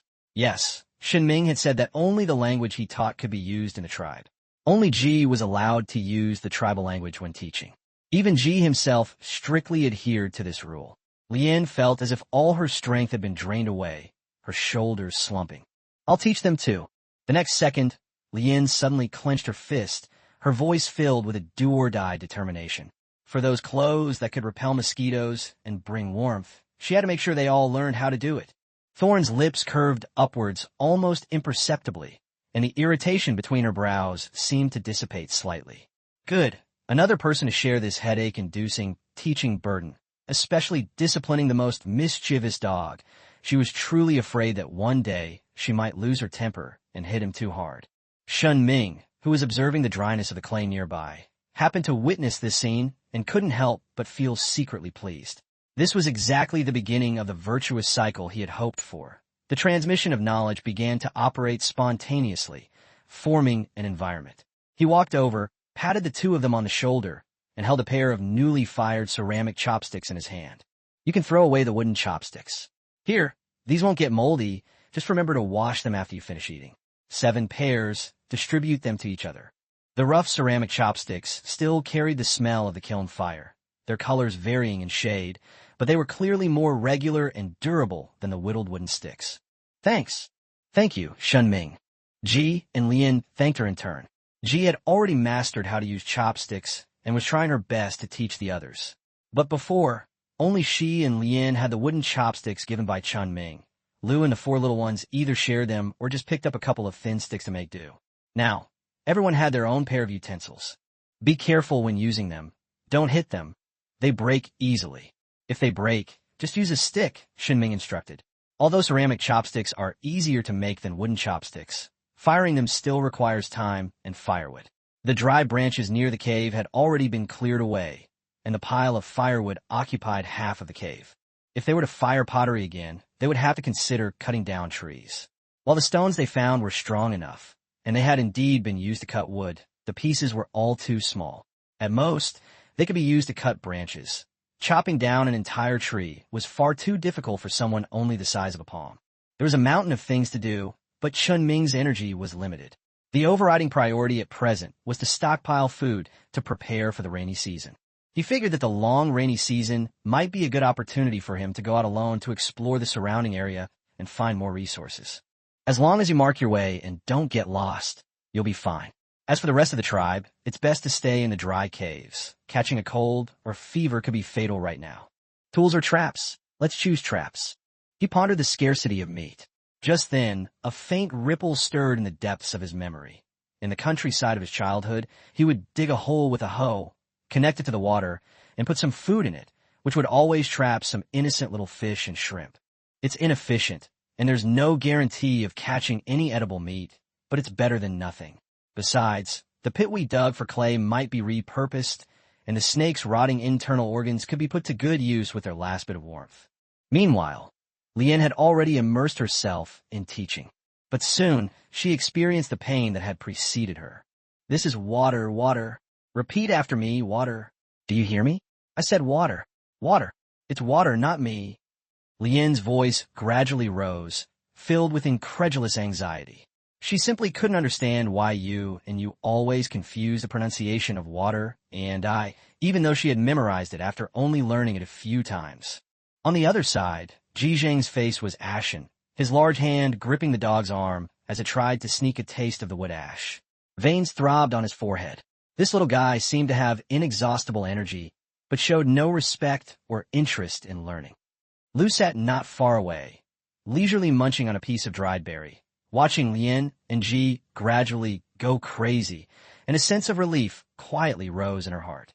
Fortunately, she was of the same generation as them, and Shen Ming and Ji didn't seem to have high expectations of her, so she didn't have to suffer this kind of torment. She only needs to learn a little to understand it. Spending time on it during the day is out of the question. She'd rather dig up more tubers. As Shen Ming observed the chaotic yet vibrant teaching scene, he once again felt fortunate to have recruited Ji and Lian, these two SSRs. If such a person exists, please let him offer his sincerest gratitude to the god of time travel for sparing him from all the teaching pressure. Otherwise, he would most likely choose to escape. I need to teach them math systematically later. It's so important for distributing and managing food, and then let them teach others. Shen Ming was planning the future curriculum arrangement in his mind. Whether they sensed this malice or not, Lian, who was trying to correct her pronunciation, and Ji, who was forcibly suppressing her anger, almost simultaneously shivered slightly, as if they had been glanced at by a predator in the shadows. Dinner's ready. Shen Ming's voice was like heavenly music, instantly rescuing everyone. Whether they were suffering students or teachers on the verge of collapse, they all felt as if they had been granted a pardon. While washing her hands by the tub, Lian couldn't help but cry to Ji, "Why can't they learn? I'm quitting tonight after I finish teaching them." Ji patted her back, comforting her with a complex tone, containing sympathy, a hint of helplessness that said, "You finally understand, but more than anything, worry about being left to shoulder all the teaching pressure alone again." After washing her hands, Lian took the earthenware bowl and sat down next to Shen Ming, who was drinking soup. After thinking for a while, she made a compromise request. "Shen Ming, can I ask other people questions in the tribal language?" She added, "Just one question to ask if anyone has seen cotton and silkworms." Shen Ming almost laughed as he watched her angrily poke at a mushy, overcooked tuber with her ceramic chopsticks. He understood her impatience and frustration. "What are you asking? Haven't you learned it?" he asked deliberately. "I'd like to ask if anyone has ever seen cotton or silkworms." After Lian finished speaking, she drank the remaining light soup in the bowl in one gulp. Shen Ming hadn't cooked sweet potato porridge in a long time. The tubers that Lu dug up that looked like sweet potatoes were specially stored in a ceramic jar, and no one knew what he was planning. This request made Shen Ming hesitate slightly. Agreeing might set a precedent, leading to the erosion of the hard-won Chinese-speaking environment by various excuses. Disagreeing, however, worried that Lian might secretly inquire, thus undermining the rules and trust. As for the answer, he didn't really hold out much hope. Ji's knowledge was already at its peak within the tribe. Yes, but only this one question. Shen Ming ultimately chose to be informed and to supervise. By the way, when you're teaching, if you really can't explain something clearly, you can use the tribal language to help a little. Don't just shout. It's bad for your throat. Be calm and collected. He made a small concession. "I won't teach them anymore," Lian said angrily, swallowing the tuber. "They learn too slowly." Upon hearing this, Shen Ming's face revealed a slightly calculating smile. "That's perfect. Let's learn something new. It's called mathematics." "What is mathematics?" Lian turned her head and asked, feeling there was something fishy going on. "One tuber, another tuber. Put them together, and you have two tubers. That's math. It's very simple." Shen Ming revealed an evil smile, preparing to experience the fear of being dominated by mathematics. Chapter 29, Finding the Cotton Traces. Lian looked at Shen Ming triumphantly. "Math?" She grasped the addition and subtraction she learned today, as well as the method of representing more things with hundreds very quickly. This was much more intuitive than distinguishing between words with subtle pronunciations, such as water and sleep. "I want to ask them if they had ever seen cotton or silkworms." She walked briskly, with a sense of elation that the problem is about to be solved. Shen Ming waved his hand, watching her turn away, and chuckled to himself. "Yes, that's it. Exactly the same mentality I had when I first learned math in elementary school. Addition and subtraction seemed like a piece of cake. Even three-digit addition and subtraction seemed too easy. Fine, we'll review tomorrow and go straight to multiplication and division. And then, welcome to the chicken and rabbit problem." He could almost see Lian's bewildered yet stubborn little face as she faced abstract calculations. As Lian was walking, she suddenly felt a chill run down her spine for no apparent reason. She looked back at the blazing fire, then at the strange smile on Shen Ming's face, a smile that seemed both expectant and mischievous. Confused, she shook her head and continued looking for Lu. "Lu, have you ever seen a white one about this long?" Lian gestured with her finger to indicate the length of the finger joint. "A bug that spits things out? The things it spits out are shiny, and it can wrap itself into a round ball." By the firelight, Lu was using her newly acquired ceramic chopsticks to pick up a piece of roasted tuber skin, a new pastime she had found to pass the time. Hearing this, she paused, a look of reminiscence crossing her rough face. She tried to search her memory bank, which had been filled with years of searching for food and whose focus was limited to what can be eaten and where is the danger. White insects that spit things out. There are plenty of insects in the forest, and many of them eat leaves, but one that's particularly white and can spit out shiny silk to wrap itself up. After a long pause, she shook her head firmly and uttered a short syllable, "No." Then her attention returned to the contest between chopsticks and food. For her, figuring out how to eat more steadily was far more practical than searching for some ethereal insect. Lien wasn't discouraged. This was expected. She continued her description. "Have you ever seen anything like this? Like a plant fruit, but inside when you split it open, there's a soft, white stuff like fuzz that you can pull out." She mimicked the tearing motion with her hand. "Without." Lu's answer was even more curt. She showed little interest in the internal morphology of flowers and fruits, unless they were clearly edible berries or tubers. Now, she can dig up far more tubers every day using thin-edged stone shards found with thorns than before she migrated. This is already a great happiness and satisfaction for her. Why bother remembering things that she can't immediately put in her mouth? Lien pursed her lips reluctantly and turned her gaze to the other side of the cave. Before the stone wall illuminated by the firelight, Fish and Rain were trying hard to keep their eyes open as they listened to Thorn's teachings, their little heads nodding, clearly very sleepy. The dog was being held firmly against a rock by a large hand. Although it looked obedient, its eyes were darting around, clearly indicating that its mind was elsewhere. Just as Lien was about to speak, Ji noticed her first. Without turning his head, he warned her in a low but clear tribal language. "Pay attention in class. That's Shen Ming's rule." The voice wasn't loud, but it carried an undeniable authority. The four little ones, including the most restless dog, instinctively shrank back, trying to refocus their scattered attention on those difficult syllables. The dog's still sore rear end proved that daydreaming in Thorn's class had serious consequences. Lien sighed, realizing that now was not the right time to press for answers. She retreated to the fire, squatted down, hugged her calves with her arms, rested her chin on her knees, and stared at the leaping flames. The rare moment of leisure made her feel somewhat lost. At this time of year, it would already be pitch black, and she would usually be curled up on her tree branch bed, trying to ignore the rough bark, the thorns, the chill of the night, and the various crawling insects, barely managing to fall asleep amidst exhaustion and discomfort. When we wake up in the morning, we are often sore and stiff all over, and it takes a long time to recover. We don't talk much during the day, as we use all our energy on the work of survival. But now, she talks to Shen Ming more each day than she did in the previous few days, or even dozens of days combined. Ji also talks more, and although Lu learns slowly, her complaints and exclamations have noticeably increased. The night was dispelled by the firelight, and time seemed to stretch out. My belly was full, my body was warmed by the flames, and my hands and feet were no longer curled up from the cold. "Shen Ming." She murmured the name softly, her gaze following the figure on the riverbank who was digging in the ground with his bare hands. All these reassuring, yet unfamiliar changes were brought about by him. Thorn said he was a god, bringing fire and incredible things. Lien felt something strange, not awe, but a kind of dull, indescribable feeling. Seeing his profile as he stared blankly at the glowing board, she felt that deities might not always be aloof and carefree. Sleepiness crept in, and her eyelids grew heavy. But in the distance, Ji's teaching voice continued. It seemed determined to make sure the four little ones at least memorized the pronunciations of water, fire, wind, and earth. Lien forced herself to stay awake, rubbed her eyes, and got up to walk towards the riverbank. Shen Ming seemed to still be busy there. Not far from the cave entrance, Shen Ming was digging deeper into the shallow pit where he was extracting clay. The more he dug, the more excited he became, not just because he wanted to put his rudimentary fish trap idea into practice. As the damp clay glided through my fingertips, an even bolder idea popped into my head.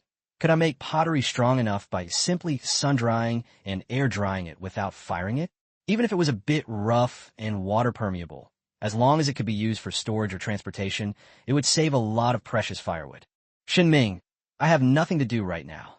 Lien walked to the edge of the pit, muttering to herself, her voice tinged with drowsiness and a hint of boredom. Shen Ming stopped what he was doing, shook his mud-covered hands, and turned his head. The firelight reflected off his mud-splattered face. If you have nothing to do, just rest. Isn't it good to warm yourself by the fire? Get some rest so you can work tomorrow.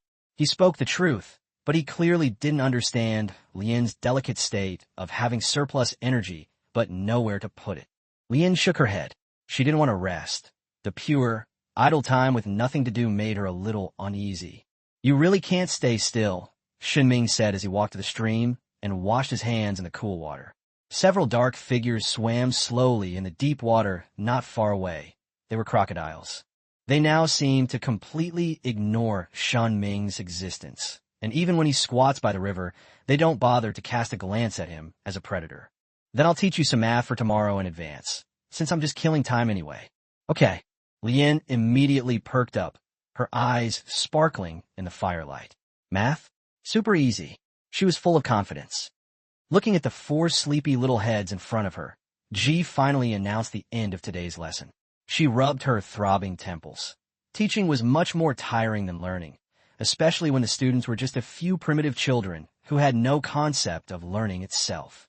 Not far away, Lian squatted on the ground, the sand in front of her covered with dense markings drawn by Shen Ming with a twig. She was staring intently at one of the equations. 3 plus 2 by 4, 6 divided by 3. She understood addition and subtraction, but she had just learned times and divided by. Shen Ming said that times means multiple. For example, 2 by 4 means 2 4s added together. Divided by means divide. For example, 6 divided by 3 means divide 6 into 3 parts. How much is each part? I seem to understand the principle, but when calculating them together, which should be calculated first and which last? I think some people say to multiply and divide first, then add and subtract. Shen Ming also gave her a mnemonic chart, something like 1 9 equals 9, 2 9s equals 18. The neat and strange arrangement of syllables made her dizzy and sleepy. Finally, she heard Ji announce the end of class, and her spirits lifted. Now she could ask. She quickly calculated. The youngest cow was ruled out first, as this little guy had never left the vicinity of the cave. Rain and fish are usually well-behaved and have a limited range of activity. The most likely culprit to make an unexpected discovery is naturally the audacious dog who often sneaks out. Wake up, wake up! Lian squatted down next to the dog, who was lying on the ground as if he had instantly fallen asleep, and nudged him. This guy, he pretends to be dead as soon as get out of class is over. He doesn't study at all. No wonder he learns so slowly. The dog's eyelids twitched a few times, proving that he was just pretending to be asleep and didn't want to talk to anyone. Lian wasn't buying it. Remembering Ji's stern teaching style, she imitated him, raising her hand high as if to slap him down. As soon as the wind picked up, the dog caught a glimpse of the shadow out of the corner of its eye. Its survival instinct kicked in, and it instantly jumped up, its eyes wide, and shouted, "What is it? We could talk about it during the day." His face was full of reluctance. He was already annoyed enough by being forced to learn those strange pronunciations these days. Why couldn't the new male learn their language? Have you ever seen a white bug that eats leaves? And no. The dog quickly uttered the 2 words before she could finish speaking, then tried to lie back down. Slap! Lian's hand landed lightly on his thigh. Not hard, but enough to express her dissatisfaction. If you don't let me finish, I'll have Ji come over and give you a lesson. Lian mimicked a phrase Shen Ming occasionally used. No, I'll listen, I'll listen. The dog immediately cried out, and Thorn's tutoring usually involved stricter supervision and the possibility of a slap.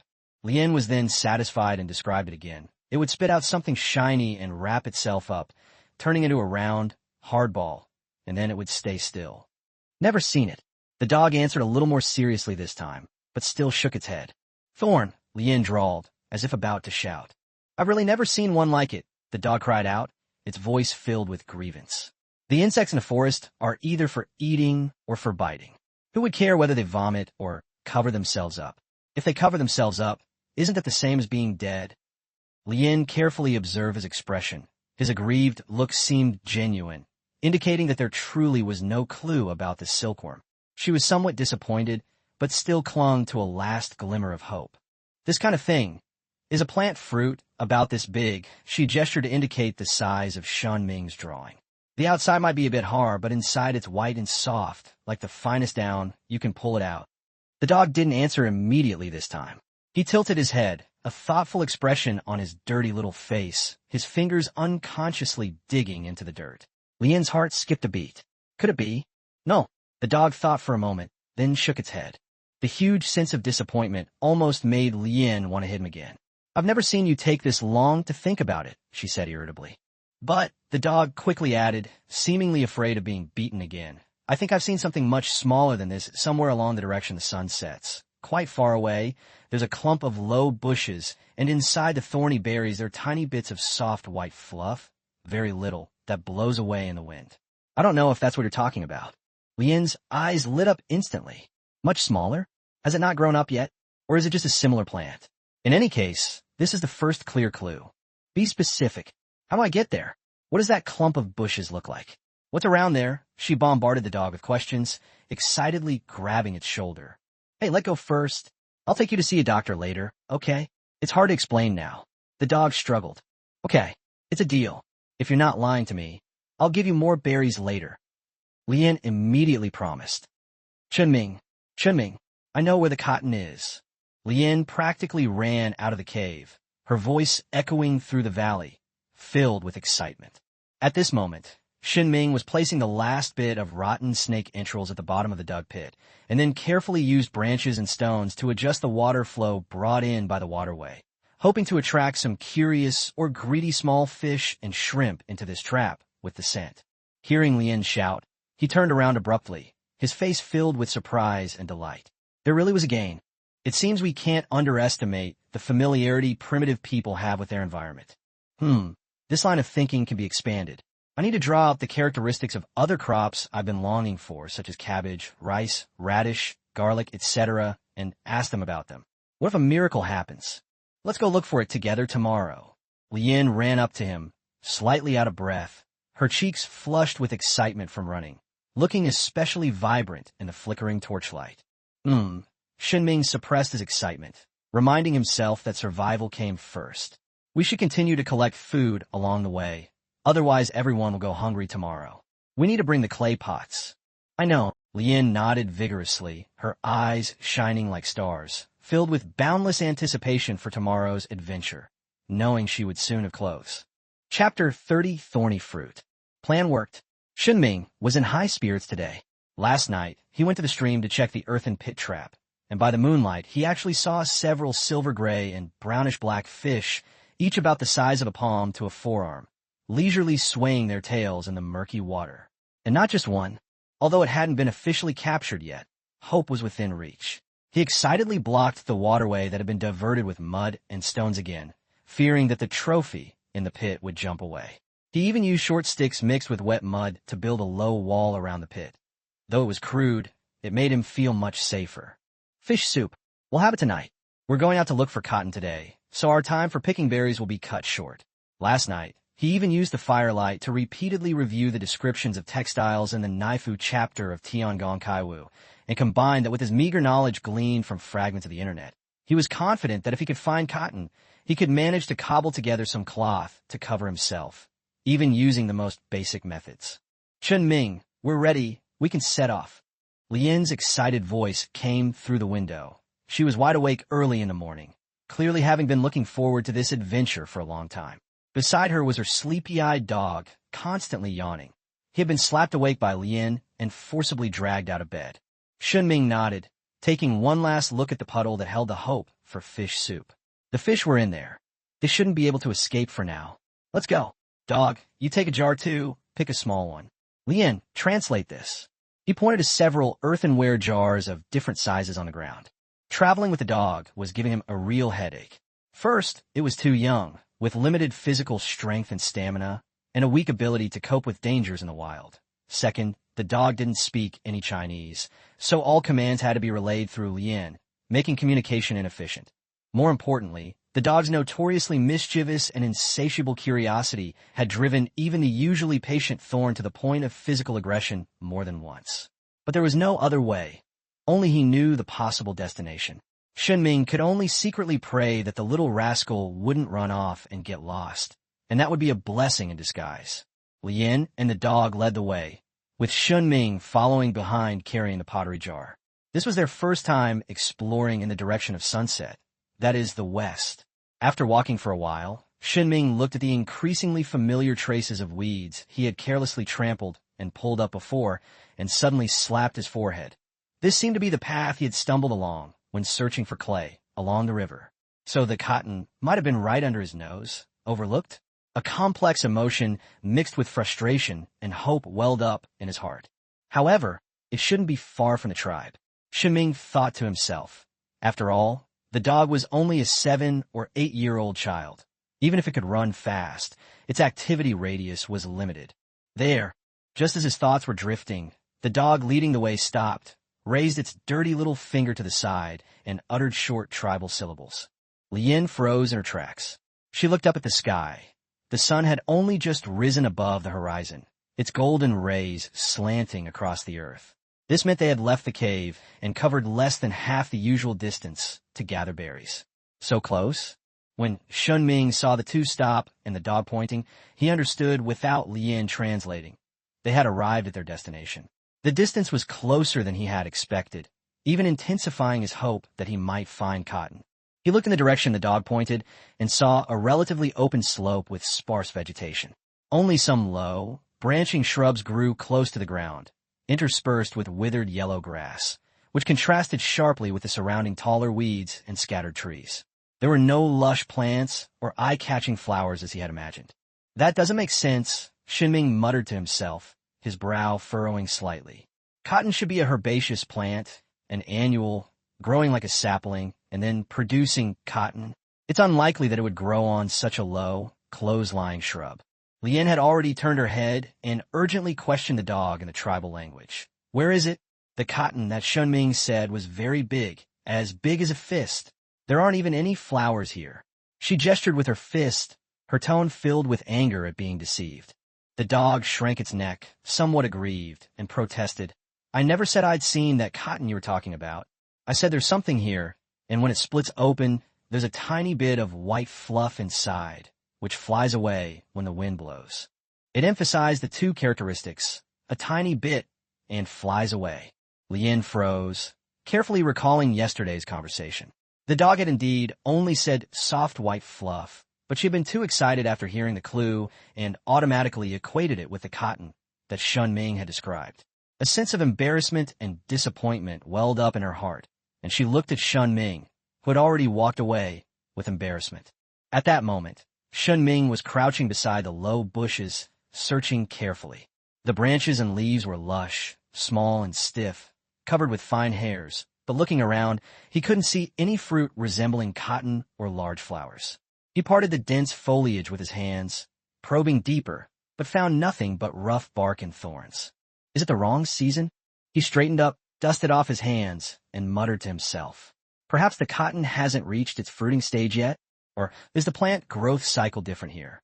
I'm sorry, Shen Ming. Lien slowly walked to his side, her voice low and apologetic. I made a mistake. There's no cotton here. The dog was talking about a different kind of fruit that grows on this low tree, thorny, with very little white fluff inside. Her voice trailed off as she spoke, feeling that she had wasted Shen Ming's time and expectations. Seeing her dejected look, Shen Ming smiled and reached out to ruffle her messy hair. This gesture was becoming more and more natural for him, although it was a little prickly. It's okay. At least we're sure there's no cotton here, or that it hasn't grown yet. Besides, this place is very close to the cave. Let's remember this and come back to check it out every 10 days or so. He mentally marked the location, west, near low-thorn bushes, possibly with fluffy material, to be verified. Although his expectations were dashed, the exploration itself was worthwhile. Moreover, because it was so close, the round trip would take very little time, which was a relief. He didn't have to worry about the dog running too far and getting into trouble. If he turned back now, he would still have most of the day to gather berries, and his food supplies for the day wouldn't be too affected. By the way, Shen Ming remembered something and asked, what exactly does that fruit the dog mentioned look like? He said it was black, about this big. Lien drew a circle about 2 or 3 centimeters in diameter on the ground with a twig. It had 4 hard thorns on it.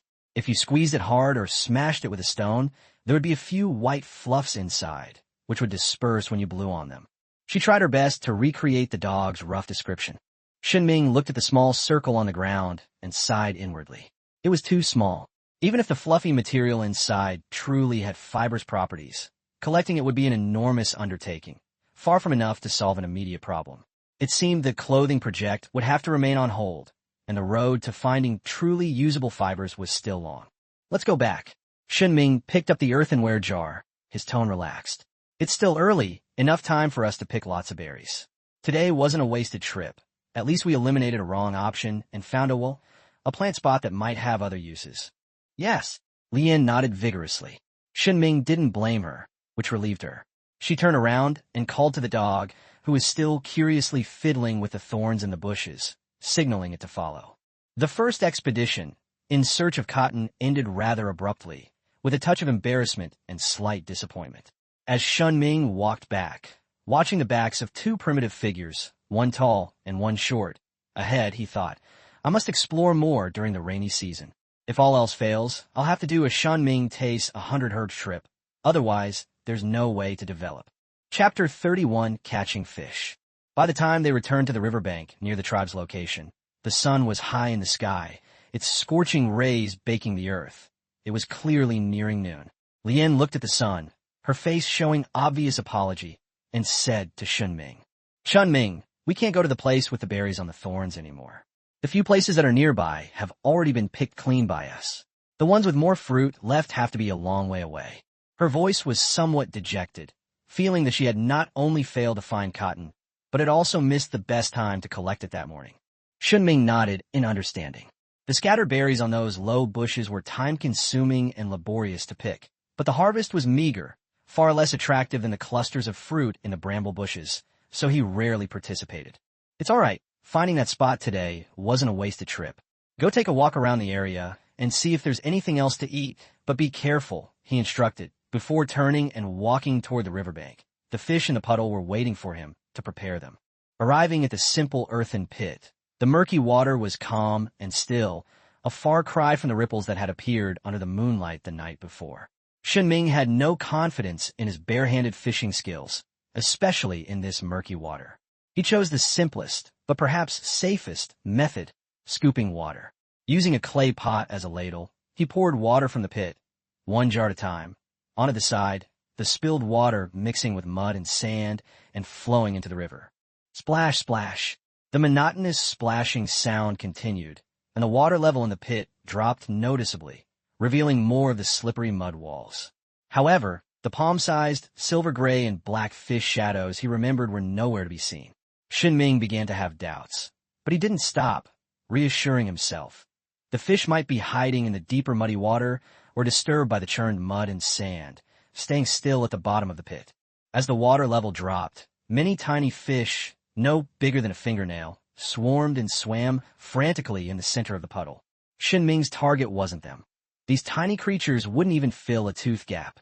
He was more interested in the proper fish he'd caught a glimpse of the previous night, which were quite large. However, he still made a point of using a small earthenware pot and carefully placed the small fish fry he'd accidentally stirred up while scooping water into it. Every little bit counted for a dish. The water was almost gone, leaving only a small pool of murky mud in the center. Shen Ming stopped, staring at the empty pit bottom and the shallow muddy water, muttering incredulously, This isn't right. Where's my fish? Did it fly away? He carefully inspected the low wall he had built around the pit, finding no obvious gaps or signs of damage. The fish couldn't possibly have grown wings and flown away. That can't be right. A sense of seriousness rose within him. Shen Ming took off his shoes and socks, rolled up his tattered trousers, and carefully placed his ever-present smartphone and the book Tiangong Kaiwu on a dry rock a short distance away. He took a deep breath and stepped barefoot into the cold mud. Isa! A piercing pain shot through his feet. He hadn't stepped on a stone or a branch, but on something slippery, hard, and with sharp, protruding edges. The muddy water churned violently with his movement. A fish, a strange fish slightly larger than his palm, with a black, sharp, hard spine about the length of his little finger protruding from its back, was struggling to pull itself out from under his foot. It was a dark gray-black color, its skin covered in an unpleasantly slimy mucus, and its flat, wide mouth, facing downwards, was now opening and closing in vain. Shen Ming winced in pain, but reacted quickly. He removed it with his hands, and the blackfish tried to burrow back into the muddy water. But he managed to lift it up with 2 fingers. The slimy substance made it incredibly slippery, but thankfully the erect dorsal spine provided an excellent grip. He pinched the spine between 2 fingers and brought the fish up to his eyes for a closer look. Its appearance was rather rebellious, unlike any common edible fish he knew, and that spine looked dangerous. This thing, is it edible? He frowned, his heart pounding. Forget it. Let's catch them all first, Shen Ming muttered, casually tossing the blackfish into an empty ceramic jar he had prepared nearby. He planned to take it back and ask Ji and the others if they recognized it. If they knew it wasn't poisonous, he would make soup. If not, then he would just have to try it himself first. Blood continued to seep from the wound, mixing with the muddy water. Shen Ming skillfully drew his knife and plunged it into the neck. After the darkness, he felt a sense of relief throughout his body. Shen Ming continued groping through the remaining mud. However, aside from the slippery silt and the occasional small pebble, he didn't encounter another fish. He looked at his feet, which were stuck deep in the mud, and then at the enclosed pit walls around him. A thought flashed through his mind. The water was almost dry, and he hadn't seen any, but he had stepped on one as soon as he jumped in. This meant that these creatures were probably not floating in the water, but hiding under the silt like loaches or eels. Shen Ming bent down and simply plunged his hands into the cold mud, plowing the pit inch by inch, starting from one side. This method was clumsy and laborious. The mud covered his arms, making them feel cold and heavy. His guess turned out to be correct. Just as he was halfway through his investigation, the mud in front of him suddenly bulged up, and a dark shadow suddenly darted out of the mud. It frantically twisted and thrashed about in the bottom of the pit, where there was only a thin layer of mud and water left, trying to find a way out. However, it could only futilely slap the mud and quickly exhausted itself. It rolled over in the mud and water, revealing its equally terrifying back spikes and dark gray body. Hey, this one's bigger. Shen Ming reacted quickly, grabbing it and lifting it up again using its prominent back spike. This one was clearly the same species, but it was more slender, almost as long as his forearm, though not as thick as the first one. Loading in, loading in. Shen Ming's mood improved, and he tossed the second blackfish into the jar as well. He remembered seeing more than just blackfish last night. There were also silver-gray ones. They must be hiding in the mud, too. Maybe he could find a few more. With that thought, he became even more energetic and continued to carefully plow through the mud. Suddenly, a completely different sensation came from his fingertips. Not the rough mud and sand, but smooth, hard, tightly packed flakes, with a cool and elastic feel unique to living things. It was fish scales. Shen Ming was overjoyed and was about to close his fingers to grab them when the slippery figure suddenly darted away, slipping through his fingers in an instant, leaving only a trail of rapid escape and a few small, detached silver scales in the mud. It ran away. Shen Ming laughed instead of getting angry. Let it run away. This place is so small. Where can you run to? He carefully felt his way in the direction he sensed the fish had fled, moving as quietly as a predator slithering through the mud. Persistance payoff. A few minutes later, he scooped up a large clump of black mud from the silt with both hands. The mud dripped through his fingers, revealing a struggling, silvery glint within. Shen Ming carefully washed away the mud and the remaining water. A small fish covered in fine, silvery white scales appeared, reflecting a captivating luster in the sunlight. Its body was sleek and streamlined. This was what Shen Ming considered a normal fish. It was just a bit small, only about the length of his index finger, much more miniature than the 2 black fish. Finally caught you, little thing. Shen Ming placed the silverfish into another earthenware jar with satisfaction, separating it from the blackfish. The bait was snake entrails, which would likely attract carnivorous or omnivorous fish.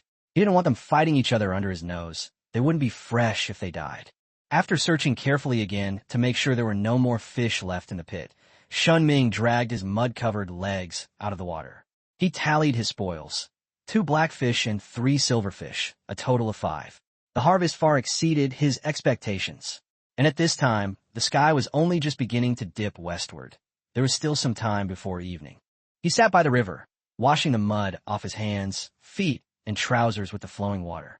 Watching the fish swimming in the 2 earthenware pots beside him, the pain seemed worthwhile. His gaze lingered between the two types of fish, and Shen Ming's thoughts drifted to cooking. So much, definitely not enough to finish in one day. The black carp looked a bit fierce. He wondered what the meat would be like, but its large size meant it must be quite oily, perfect for soup. The silverfish were so small. Perhaps steaming would preserve their freshness? It was a pity he didn't have scallions, ginger, or garlic to remove the fishy smell. Would steaming make it too fishy?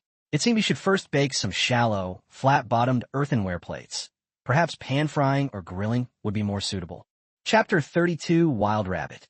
As expected, when Shen Ming showed the two kinds of fish to Ji, she frowned, examined them carefully for a long time, and finally shook her head. I've never seen them before. I'm not sure. Shen Ming sighed. It seemed he would have to try them first. However, he had more important things to do right now. The countdown to the rainy season was like a Damocles sword hanging over his head. Storing food was crucial, but if even dry shelter was crowded out by firewood and earthenware pots, that would be a disaster. He picked up the thickest stone slab, its edges polished relatively sharp, and headed toward the sparse woods near the tribe. His goal was to find and cut down some relatively straight trees, about the thickness of an arm, to build a simple shed or storage platform to expand the sheltered space at the cave entrance. Oh, right. He suddenly thought of a question before leaving, turning to Thorn and asking, how do you usually get through the rainy season? How do you shelter from the rain? He was very curious about how these primitive people survived the long rainy season. Did they have other caves? Or? Ji's teaching rhythm was interrupted, but she was not angry. After a moment's thought, she answered naturally with her still not fluent Chinese combined with gestures. As usual, sometimes I take shelter under the tree, but when the rain is too heavy, it's no use under the tree. Shen Ming understood, a wry smile appearing on his lips. He knew he couldn't have any expectations of them regarding housing. Expecting a tribe without even system tools to build shelter from the wind and rain was indeed wishful thinking. This strengthened his resolve to do something. Finding suitable trees in the woods was not easy. Finding straight trees was not difficult, nor was finding trees as thick as an arm, but finding trees that were both straight and in the right location took Shen Ming a considerable amount of time. Along the way, he also marked many trees that, while not suitable for main beams, could certainly serve as outer walls. During this search, Shen Ming's great undertaking of plant identification did not stop. When he saw unfamiliar leaves or small fruits of different colors, he would stuff them into his mouth to taste them. Since he wouldn't die, he would use Death Reset to test their edibility. Most of them tasted bland, sour, or strange and deadly, but it wasn't all fruitless. One type of leaf had dark red edges and deep purple veins, resembling a miniature maple leaf. Shen Ming picked up a leaf and chewed it. At first, it was only slightly astringent, but a few seconds later, a violent, burning sensation suddenly exploded from the back of his tongue, quickly sweeping through his entire mouth, throat, and even rushing straight to his nasal cavity and forehead. Cough, cough. The spiciness was far beyond any chili pepper he could remember. It wasn't a fragrant spiciness, but a pure, almost chemically burning pain. His throat felt like it had been branded with a hot iron. His esophagus felt like it was on fire, and tears and snot instantly became uncontrollable. He rushed to the river and gulped down cold water, but it did nothing to relieve the burning sensation. Instead, it made the burning sensation even more intense as the water flowed. Finally, unable to bear the escalating pain any longer, Shen Ming gritted his teeth and cleanly slit his own neck. After the darkness, the coolness brought by rebirth dispelled all discomfort, leaving only a lingering phantom pain on the tip of his tongue. This thing, it's incredibly potent. Shen Ming looked at the cluster of red and purple leaves with lingering fear. But it's definitely a capsicum, even an extremely spicy variety. Just a little bit of its juice should provide enough spiciness. It must be diluted before use. He mentally marked this hellish chili as a must-have. It was the first spice he had found, and he had to use it no matter what. He didn't want to live a tasteless life forever. Persistence pays off, and he finally found a suitable tree. What followed was the tedious and laborious task of felling it. Shen Ming lacked experience, and his stone slabs often missed their intended position or slipped on the bark. Several times, he even accidentally cut his own finger. Sweat soaked through his already tattered shirt. Whenever his arms ached and his hands throbbed from the impact, he would refresh his energy. It wasn't until the sun was clearly setting in the west that the tree trunk slowly fell in the direction he had indicated with a dull crack. Dragging back is physically demanding for most people, but for Shen Ming, as long as he can pull it at the beginning, he can tirelessly keep pulling it back in a near-constant human power tractor mode. Lu came home unusually early today. There was fresh blood on the corner of her mouth, and she was only holding 3 or 4 small tubers in her hand. The stone shards she usually used for digging were nowhere to be seen. But in her other hand, she held a delightful surprise, a plump wild rabbit. She pinched the rabbit's long ears, and its limp body drooped down, almost touching the ground. She had to lift her hand slightly to avoid dragging it. The rabbit's head was twisted at an abnormal angle. Its skull was obviously dented and cracked, and the blood was half-dried, indicating that it had not died peacefully. Thorn was the first to smell the blood in the wind, a scent not belonging to humans, and turned its head warily. The 4 little ones followed closely behind, sniffing, their eyes filled with curiosity and longing. It wasn't human blood, it was prey. When Lu appeared near the riverbank and held the plump rabbit high, the atmosphere in front of the cave instantly became lively. Surrounded by the 4 excited little ones, Lu returned to the campfire, her face beaming with pride, and began to excitedly recount the hunt in the tribal language, using gestures as she spoke. Ji watched with a smile. She understood the 4 children's excitement, and she was happy too. She wasn't one to spoil the fun. She could continue the lesson later, but she couldn't let today's progress fall behind, so she would teach a little longer tonight. As for the rabbit, this time they didn't immediately tear it apart and eat it, as they usually do after catching prey. Instead, they unanimously put it aside, and the 4 little ones' eyes kept drifting towards the direction where Shen Ming had left. The cooked snake meat had completely changed their expectations of eating meat. Lien returned to the tribe a little later, carrying some common berries and edible young leaves in a clay pot. Lu immediately went to greet her excitedly, sharing her feet, however. Lien spoke in a string of Chinese words that Lu only half understood, mixed with gestures seemingly congratulating her, but Lu couldn't understand a word she said.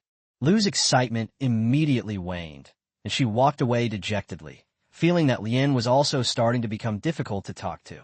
She had been asking her questions normally just yesterday, so why was she acting like Ji again? Just as Ji began to worry that Shen Ming might have left, and Lu and the 4 little ones were getting restless from waiting, Shen Ming finally dragged his long tree trunk back to the campfire, covered in sweat and sawdust. He immediately smelled the fresh scent of blood in the air, and saw the bloodstains on Lu's lips that hadn't been wiped clean, and the pitifully few tubers beside her. His heart tightened, and he rushed forward. Gee, what happened to Lu? Did something happen? Before she finished speaking, Lu, as if by magic, suddenly lifted the plump wild rabbit from behind her, her face beaming with an undisguised smug smile, eager for praise. Shen Ming's surprise instantly turned into joy, and he breathed a huge sigh of relief, followed by a surge of excitement and admiration. Well done, Lu. You're amazing, he exclaimed in genuine admiration. Primitive people truly possess their own set of survival wisdom and superb skills. Relying solely on gathering berries and tubers could not guarantee a comprehensive diet. Humans need protein and meat. He immediately remembered the reddish-purple leaves he had just discovered, spicy rabbit meat. Although there were no peppercorns or star anise, the spiciness and salt alone were enough to elevate the flavor of boiled rabbit meat several levels. The leaves, which he had originally brought back to cook fish, came in handy.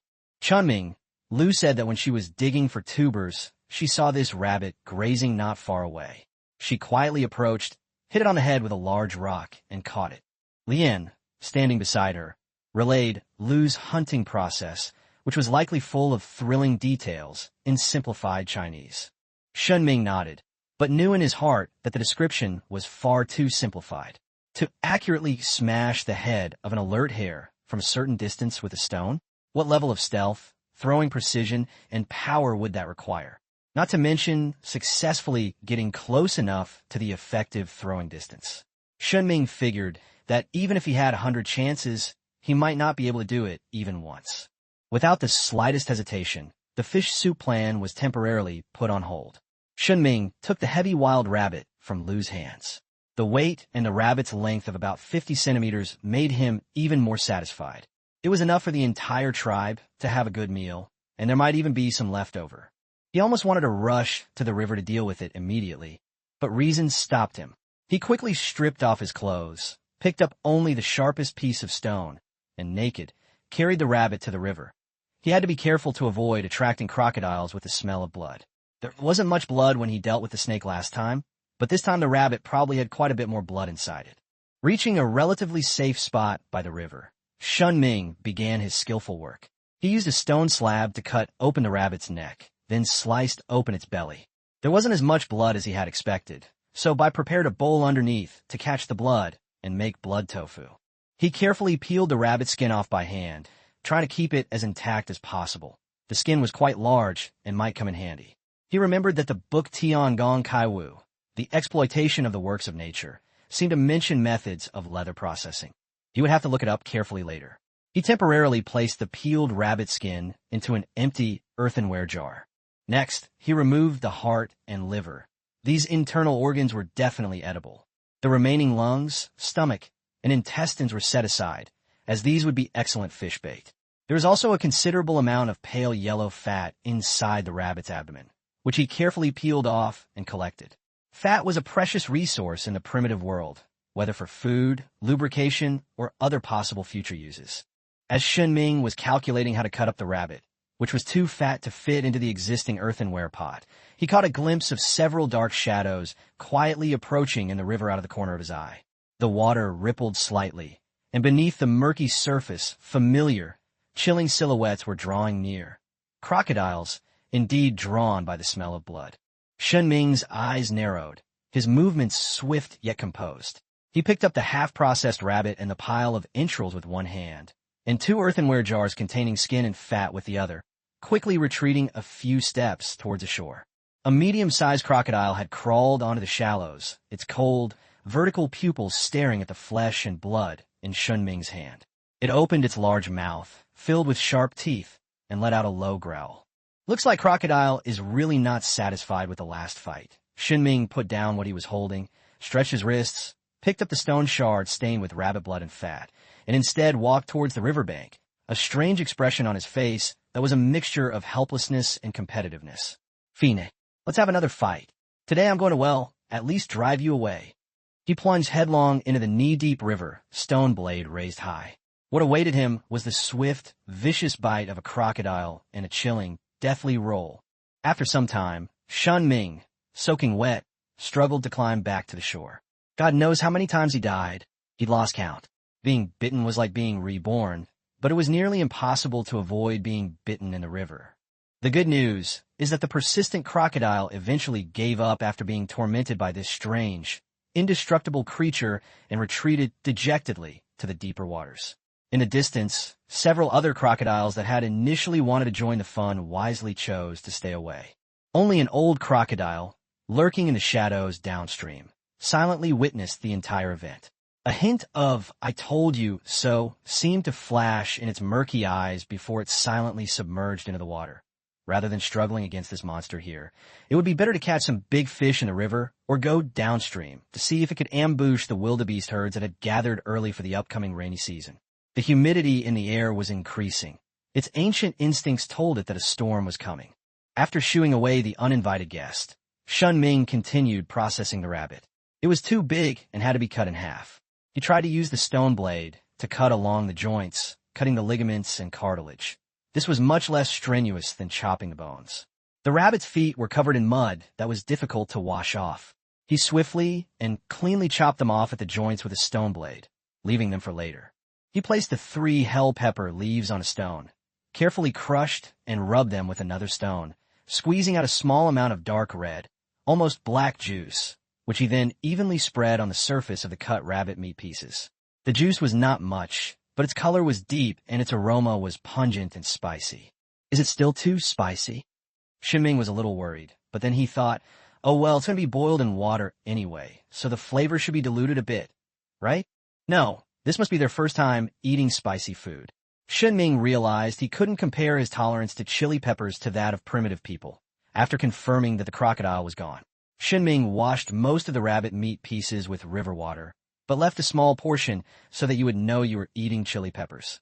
When he returned to the cave with a pottery jar of rabbit meat chunks coated in spicy sauce, along with the essential parts like the heart and liver, the fire was already burning brightly. Led by Lien, Lu, and the four little ones sat around the fire, their eyes fixed on the pottery jar in his hands, their eyes filled with the purest anticipation. Listen carefully to the lesson. You haven't eaten yet. Ji's voice came through. Her students were daydreaming again. If this continued, she didn't know when they would be able to talk to Shen Ming again. Chapter 33, Tan Leather. It turns out that primitive humans' taste buds were almost completely defenseless against the stimulation of spicy. Looking at the scene before him, filled with hissing and flushed faces, Shen Ming was incredibly grateful that he had specifically rinsed off most of the chili sauce he had applied before putting the food in the pot. Even so, the broth still had a noticeable lingering spiciness. Besides the saltiness and meaty aroma, that unfamiliar burning sensation surged through everyone's mouths. Water became the most sought-after commodity. The clear water stored in the earthenware jar was quickly devoured. After drinking it all, everyone could only stick out their tongues, fan themselves with their hands, or desperately chew some bland and bitter leaves to try to alleviate the burning sensation. The only one who didn't complain about the spiciness was Ji. She sat upright, calmly eating her share of rabbit meat, chewing and swallowing as if she felt nothing amiss. But Shen Ming keenly noticed that her dark brown eyes were already glistening with tears, and fine beads of sweat even appeared on her forehead, sliding down her low brow bone. She was simply using her astonishing willpower to suppress all her physiological reactions, maintaining the composure of a leader, but more than anything, she was afraid of displeasing Shen Ming. The loudest shouter was naturally Lu, the hero of the night. Because of her successful hunt, Shen Ming had given her extra pieces of leg meat with fascia attached. Lu was initially delighted, but after the first bite, her expression changed from smugness to shock, followed by an unbearable contortion.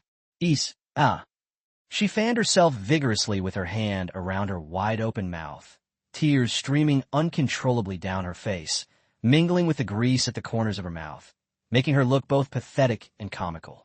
But she still couldn't bear to spit out the tender, flavorful piece of meat in her mouth, and could only inhale and mumble complaints as she continued to stuff it into her mouth. Lien and the four little ones were in similar situations. Lien's face was flushed red. Her lips were so bright red they looked like they had been coated with some kind of fruit juice, and the sparse fur on her back was wet with sweat, clinging to her skin in clumps. As she ate, she hissed softly, occasionally wiping away tears and snot from the spiciness with the back of her hand. At this moment, she was squatting a little distance away from the fire in Shen Ming, holding a tree branch in her hand and vigorously scratching the multiplication table that Shen Ming had just taught her that day on the ground, as if she wanted to vent her dissatisfaction with the spiciness on those numbers. Shen Ming touched his nose, feeling a little guilty. He personally felt that the spiciness was acceptable, and even felt that the spiciness brought out the freshness of the rabbit meat and the saltiness of the salt. It's probably because they've never been exposed to this kind of stimulation before, and their taste buds are too simple.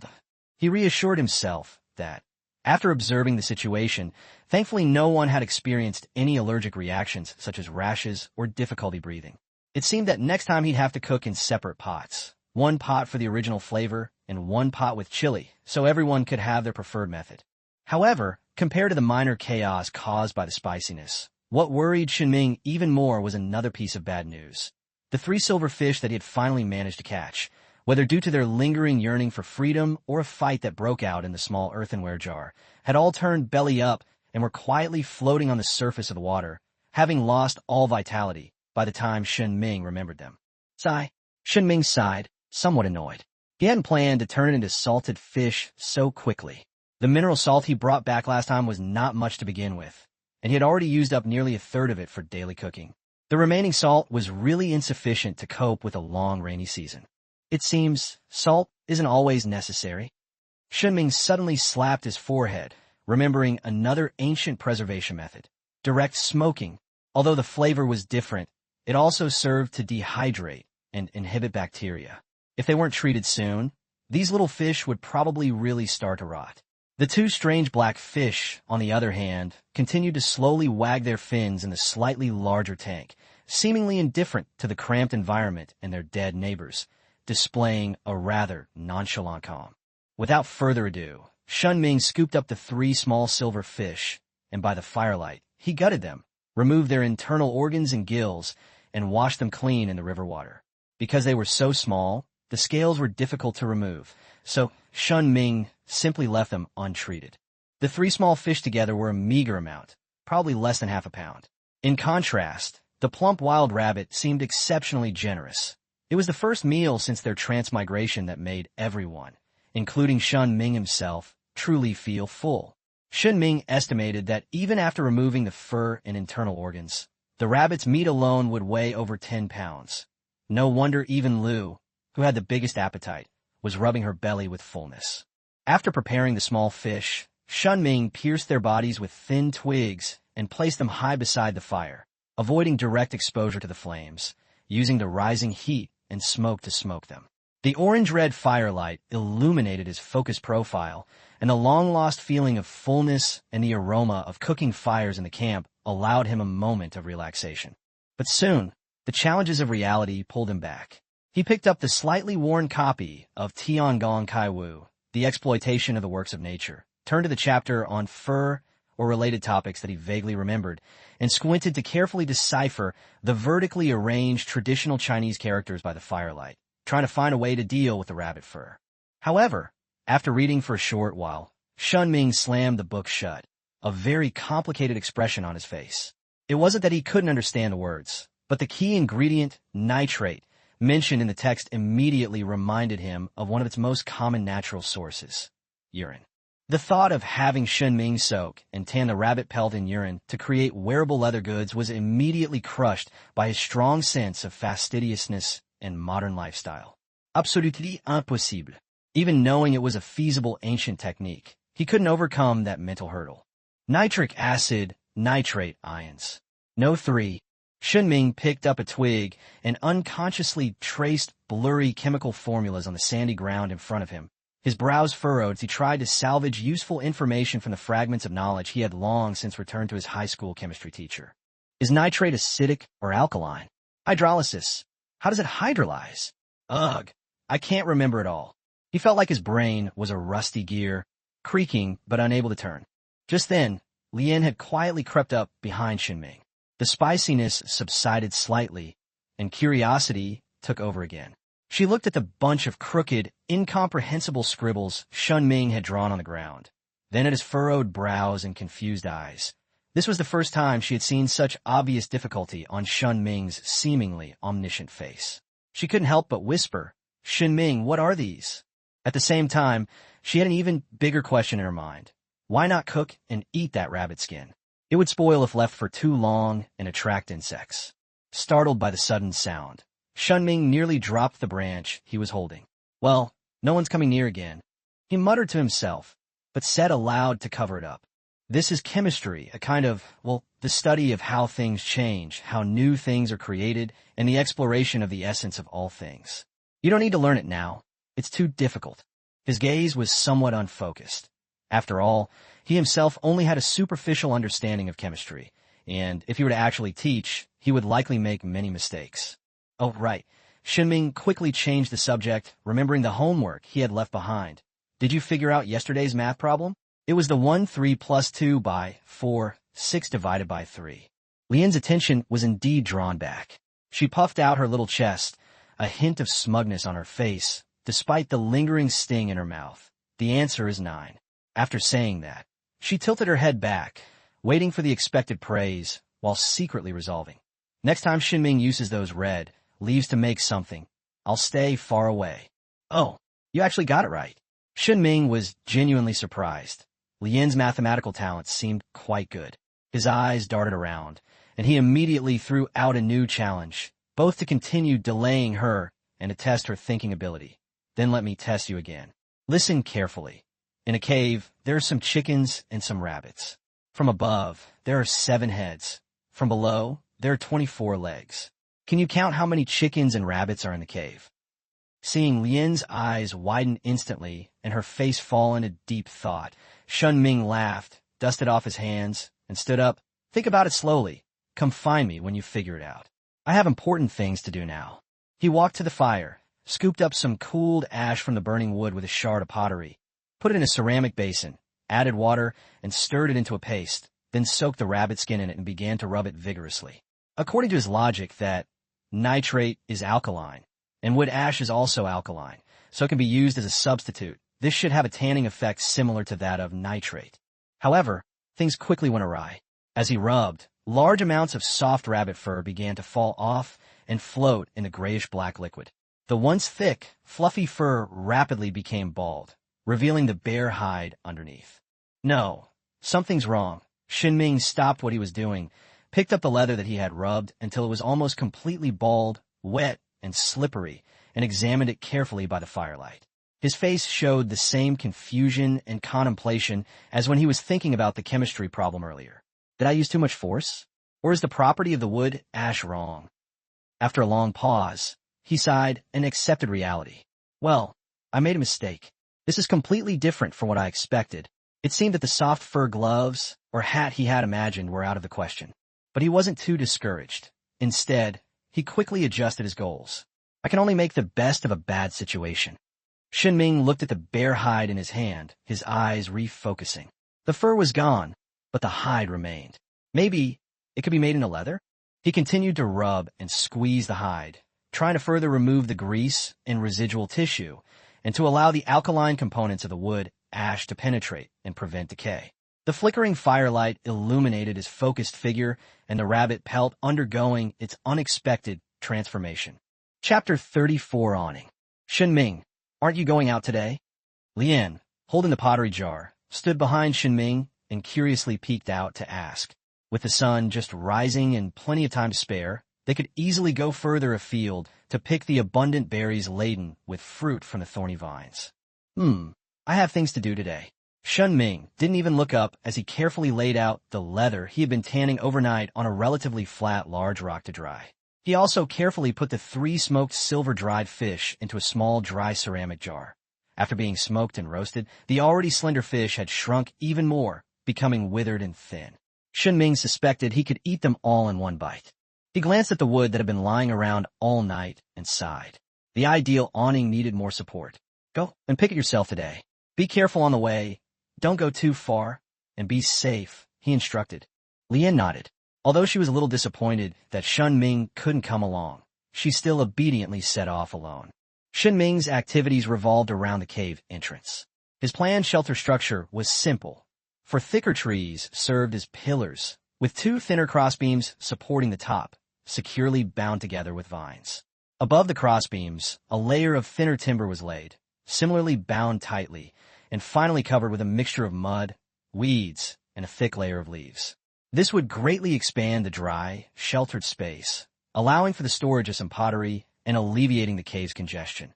It would also allow for the movement of the fire under the shelter during the rainy season, preventing smoke from filling the cave and causing choking, and it would fundamentally eliminate the risk of sparks accidentally igniting the firewood stored inside. However, the ideal was far from reality. The process of collecting raw materials perfectly illustrated the meaning of doing twice the work for half the result. The tools were terrible. The best flint slab would dull after a few strokes and needed to be constantly sharpened on the rough rock. It often took half an hour to chop down a tree as thick as an arm, and the arm would become numb from the impact. Insufficient strength. Shen Ming's physical strength would not be considered outstanding even in modern society, and it is even more ordinary here. At most, he can only drag and pull a relatively long piece of wood at a time. The terrain was rugged. There were no ready-made roads, and dragging heavy logs through uneven grass and bushes was extremely strenuous. Today alone, he accidentally slipped or fell 3 times, tumbling to the ground along with the logs. Once his leg was even pinned down by a rolling log, causing him to wince in pain and forcing him to reset the trip.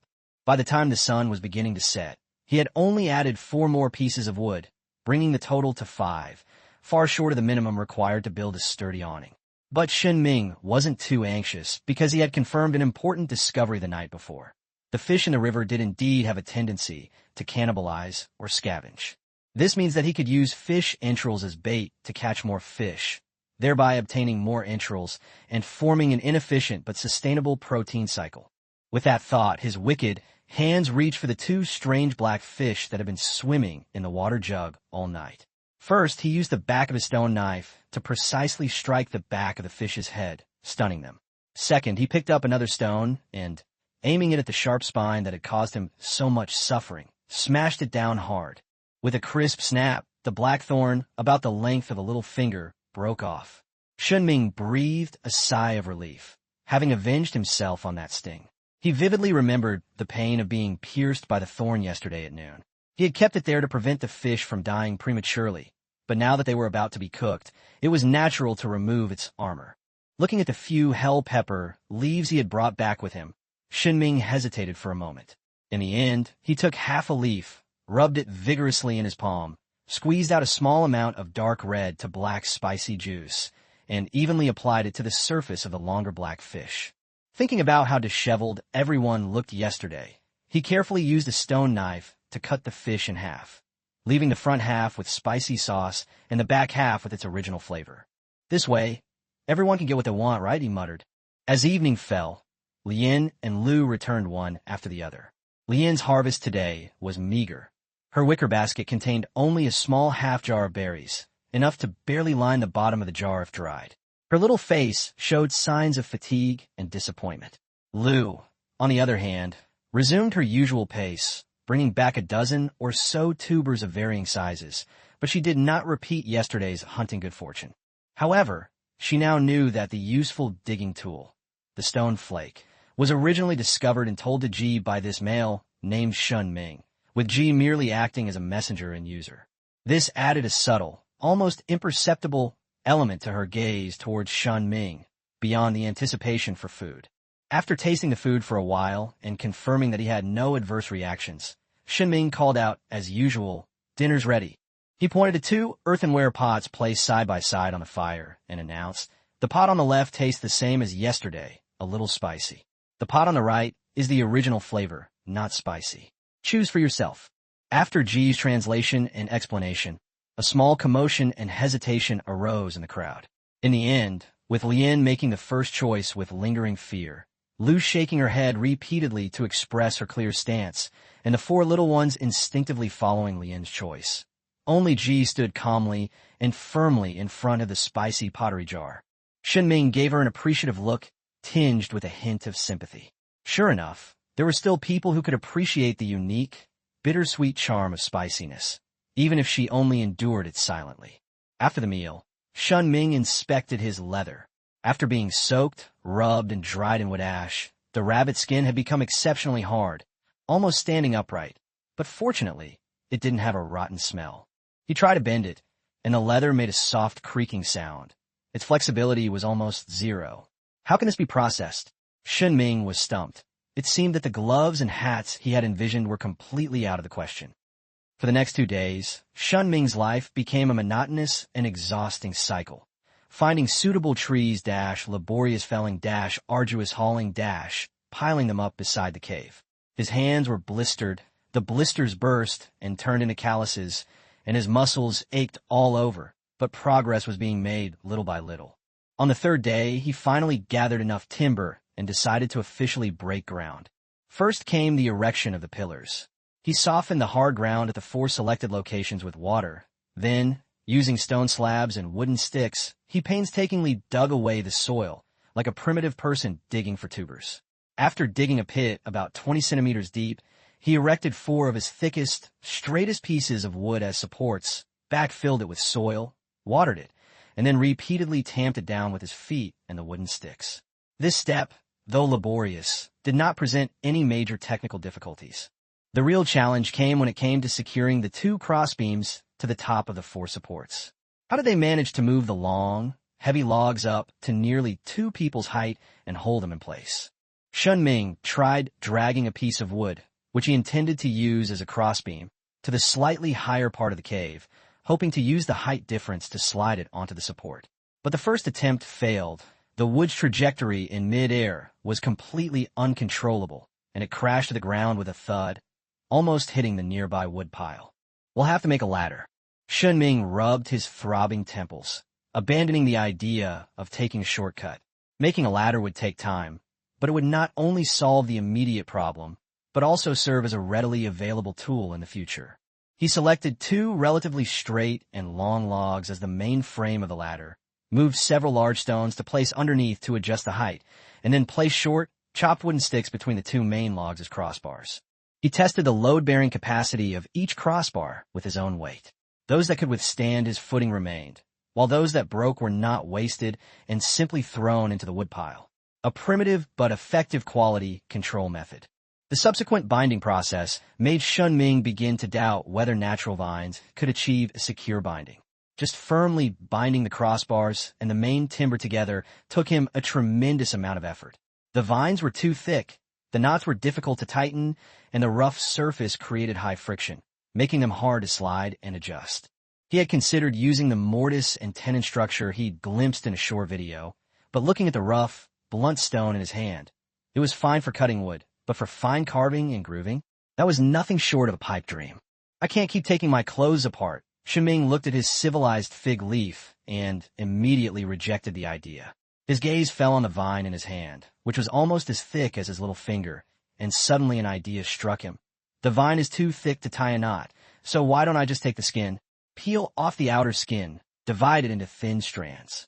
Although a single strand may not be strong enough, if I twist it a few times and wrap it around a few times, it should be able to tie it tightly, right? He immediately began experimenting, carefully cutting open the vine's outer layer with the edge of stone slab, then peeling it off layer by layer like peeling sugarcane. The peeled vine fibers were long and much more flexible and easier to handle than the whole vine. After trying to tie it together, the effect was significantly improved. Although ensuring strength required repeatedly wrapping multiple strips of outer layer many times, which was extremely wasteful of materials and time, at least the core problem of tying it tightly was solved. As dusk fell, a simple but sturdy wooden ladder leaned against the support. Shen Ming stepped on it and tried it out. With each step, the ladder made a teeth-grinding creaking sound, but it ultimately held his weight firmly. Night fell, and firelight flickered along the riverbank. Shen Ming sat on a rock, mechanically repeating the task of peeling the vine bark, the pile of vine fibers around him growing ever larger. He had already informed Ji that he would need her assistance tomorrow, a task that was virtually impossible for one person to accomplish, as she would have to carry the beam up the ladder while simultaneously securing and binding it. The next day, the thing that Shen Ming was most worried about, the ladder falling apart or the support collapsing, did not happen. With the full assistance of Ji, the two crossbeams were successfully lifted to the top of the support and then firmly secured by repeatedly wrapping, tightening, and knotting them with a large amount of wrought tan fibers. Once the crossbeams were in place, the remaining work became relatively simple. Thinner pieces of wood were laid parallel to the crossbeams and secured with wrought tan. Then, Shen Ming prepared a large basin of thin mud, mixed it with a large amount of chopped dry grass, and evenly applied it to the laid-out timber, forming a primitive, waterproof coating. To further increase stability and provide psychological reassurance, Shen Ming also deliberately used stone slabs to carve shallow pits in the soft soil and rock below the cave walls at the ends of the two crossbeams, inserted the ends of the crossbeams into them, and then reinforced them with a mixture of mud and stones. Finally, some embers were taken from the fire on the riverbank and carefully moved to the newly built awning, where a new fire was started. The orange flames leaped and burned under the new awning, dispelling the evening chill and illuminating Shen Ming's sweat and mud-covered, yet triumphant, smiling face. Another important preparation for the rainy season was complete. Shen Ming didn't stop. He collected the ashes from the campfire and stored them in those poor-quality, cracked earthenware jars that couldn't hold liquids. These would be fertilizer or something else for future uses. As for the stiff rabbit skin, he hadn't yet found a way to soften it, so he used it as a pillowcase on the haystack where he slept, at least to prevent hay dust from sticking all over his head, making the most of it. Standing under the newly erected awning, gazing at the faintly gathering clouds on the distant horizon, Shen Ming pondered his next plan. Food reserves still needed strengthening, but the nearly empty salt jar could be set aside for a while. He wouldn't die from not eating salt for a short time. Once the rainy season truly arrived, he would return to the salt mine and collect as much salt as possible. In the time leading up to the rainy season, he needed to gather as much food as possible. Chapter 35 Night Talk. 12 days have passed. Leaning against the rock wall at the cave entrance, Shen Ming used the tip of a stone slab to carve clear horizontal lines into the bark of a small tree beside him by the firelight. He had already completed 2 tally marks, but 2 more strokes had appeared beside them. Having moved away from the riverbank, he naturally needed to find another tree to record the date. 12 days have passed since I learned from Thorn that the rainy season was approaching. This means that the long rain that was said to last 50 days could very well arrive within this week. His gaze shifted to a corner of the cave, where neatly stacked earthenware jars for storing food were arranged. He silently counted in his mind. Berry, for jars. Tubers, 2 jars. Sweet potatoes, 5 jars, specifically saved for seed, to be eaten only as a last resort. Dried fish, a small half jar. Although there was a good harvest these past few days, the fish meat shrank quite a bit after smoking. He quickly estimated the amount in his mind, his brows furrowing deeper and deeper. How can this little bit of food be enough for 7 people for 50 days? Even if they're careful with what they eat, it won't last more than 20 days. How did they survive the rainy season before? But then he remembered something Thorn had said when they were setting up the rain shelter, and a thought flashed through his mind. They never bothered to avoid the rain before. Maybe they even foraged for food outside on rainy days? Won't they get sick? At this moment, the questions about getting rained on, along with his previous curiosity about the physiology and customs of primitive people, all surged into his mind. He stood up and strode over to Ji, who was by the fire, sipping his fish soup for the evening. Ji, Shen Ming sat down opposite her and asked directly, "Won't you get sick from being in the rain?" Ji put down the earthenware bowl in his hand. The bowl contained milky white fish soup, emitting a faint fishy aroma. These past few days, the deity had been able to bring back fish from the river. Although not many, they were a rare and stable source of meat for this season. Upon hearing Shen Ming's question, a serious expression of thought appeared on her face. After a moment, she asked back with a hint of apology and confusion, "Illness, what does that mean?" Shen Ming realized he needed a more specific explanation, so he used gestures and facial expressions to demonstrate as he spoke. It's like feeling weak all over, coughing, an itchy throat, and constantly coughing, a runny nose with clear or sticky discharge, a fever that feels hot to the touch, and in severe cases, it could lead to death. Thorn frowned, clearly struggling to match Shen Ming's description with certain states she knew. After a long while, she slowly and clearly said, "We adults don't do that. Newborn babies sometimes, it's very difficult for them to survive. Also, when we didn't have hair, we were prone to this too." Wait, Shen Ming immediately grasped the key point. When there's no hair? What do you mean? You can shed hair. He stared in astonishment at the short, dark brown hair covering Thorn's entire body, then subconsciously touched his smooth arm. He had always thought this hair was a feature of incompletely vestigial apes. Could it be? Thorn nodded, seemingly finding it quite natural, and began to explain. After we grow fur, the weather starts to get cold, so we have to find and store food to prepare for winter. After winter, when the weather warms up, our fur will gradually fall out again, leaving us hairless. When we're hairless, we're light and agile, and we can run without getting hot, allowing us to chase prey for a long time. We're not afraid of getting wet in the rain before winter. After winter, we have to find a place to hide from the rain, but the rain then is light and short-lived. As she spoke, her gaze involuntarily swept over Shen Ming's consistently smooth skin and short black hair, a hint of barely perceptible curiosity flashing in her eyes. But she quickly suppressed it with the thought that gods have their own mysteries. Wait a minute. Let me sort this out. Shen Ming felt a surge of information. He raised his hand to rub his temples, trying to process what he had just heard. These primitive people were not the ape men he had initially thought of, who were in the early stages of evolution, but rather intelligent primates who had adapted to the local climate and possessed periodic physiological changes. This explains why their intelligence and learning ability far exceeded expectations, and also explains why they previously stored berries and dried them. Not to cope with the rainy season, but to prepare for winter. Winter is the real test of their survival. They're most likely not human. At least Shen Ming had never heard of humans changing their fur during evolution. They're most likely another type of primate in this world that has evolved into a higher form of intelligence. However, this cognitive upheaval did not cause Shen Ming much trouble after the initial shock. To him, they were people able to communicate, collaborate, have emotions, and have social structures. He looked up at the rain shelter he had painstakingly built over several days. His hands blistered from the effort, and felt a mix of amusement and exasperation. It seemed the shelter was almost entirely useless for their primary function of sheltering from the rain. At best, it served to preserve fire, expand their living space, and prevent the cave from becoming too crowded. But this inquiry had thoroughly piqued his curiosity. His understanding of these locals was far too superficial. Tonight, he would have to get to the bottom of things. So, when you were hairless and fast, life must have been much better, right? You were able to catch prey every day. Shen Ming pressed, trying to paint a more complete picture of their survival. Thorn shook his head, his expression turning serious and pragmatic. There are many prey, but also many dangers. We can't catch the ones that are too big, we can't drag them, and we can't fight them. We can't catch the ones that will make a lot of noise before they die, as that will attract other predators. We also can't catch them on open grasslands. There's nowhere to hide, and will be easily discovered. Shen Ming nodded.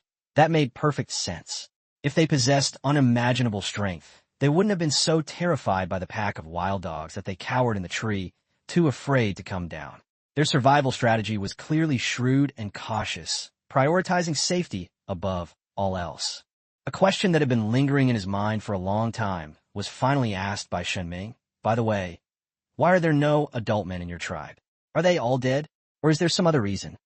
Upon hearing this question, Thorn's eyes instantly changed, a stark contrast to her usual composure and decisiveness. Her voice unconsciously lowered, as if afraid of startling something. They can't stay. The grown men must be driven away, sent to wander. And wandering men can't stay near any tribe for too long. If they stay, she shuddered and continued, they'll be cursed. The children born will all be sick and won't live long. In a few years, this kind of tribe will disappear. Shen Ming understood that this was simply a genetic disease caused by inbreeding. He nodded in understanding, but in his heart he was thinking, it seems that in the future we need to find a way to retain some wandering men, introduce suitable male genes, or promote exchanges between tribes. Otherwise, the long-term survival of this tribe is a hidden danger. Then, are there any other tribes around here? Shen Ming asked one of the most crucial questions. If he wanted to try some basic farming after winter, the current 7 people would definitely not be enough. Population is the most basic productive force. Thorn pondered for a moment, then pointed in the direction of the rising sun. Follow the sun. About 2 days' journey. We encountered them 3 years ago. Smaller than our tribe. I don't know if they're still there. The others? I don't know. They're probably very far away. There's only one small tribe, and they were even smaller 3 years ago. Shen Ming's brows furrowed even more. It seems their race is in a bad situation, which is probably largely due to their stagnant technology. Just then, Lien finished her dinner and curiously came over. She saw Shen Ming and Ji talking seriously and was eager to know what they were saying. Ji glanced at Lien nervously, worried that her impulsive question might offend Shen Ming. Shen Ming, however, thought it was perfect. Having another person might provide information from a different perspective. By the way, have you seen any animals called cows around here? Shen Ming picked up a twig and started drawing on the sandy ground. It's about this big, with 2 curved horns on its head, a short tail, and it likes to eat grass. When it's quiet, its mouth is always moving, as if it's chewing something. He drew an abstract but distinctive bull's head. He had farming on his mind, and oxen were extremely important draft animals. Lien and Ji both came over to look, and after careful examination, they both shook their heads. Ji added, there are big ones that eat grass. But the horned ones are different. They have very long tails, run very fast, and are very fierce. Shen Ming sighed in disappointment. It seemed that the plan to domesticate oxen was hopeless in the short term. One last question, Shen Ming said, sweeping the sand away with a twig, his expression turning serious. Besides the rain, will anything else happen during the rainy season? Good or bad? The rainy season was fast approaching, and he needed as much information as possible to prepare. Mentioning the rainy season, Lien and Ji seemed to simultaneously open up. They chattered back and forth, interspersed with gestures and imitations, the information flowing in somewhat disorganized fashion. Lots of fish will come to the river. Silver ones, golden ones, fat ones. They'll be scrambling to jump up. Lien excitedly gestured to the scene of the fish migrating. Every time the fish migrated, she could eat her fill of meat every day without having to work hard to catch them. In some places, the soil is hard and cracked during droughts. After it rains, many green seedlings will sprout, some of which are edible and tender. Thorn points into the distance, describing the short-lived plants that emerge during the rainy season.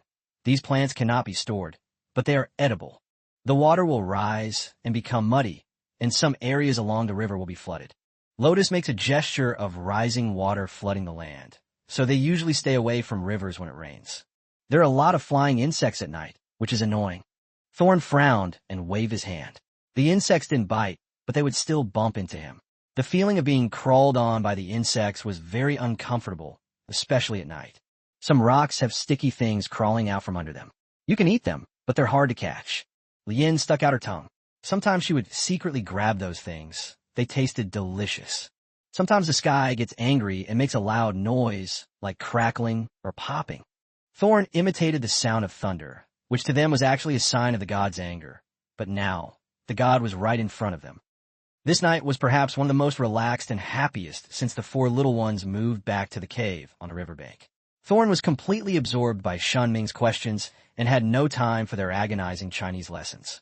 Lotus stayed close to Shen Ming, and no one checked on their perpetually forgettable Chinese characters. The dog took the opportunity to mold unformed object from clay in a corner.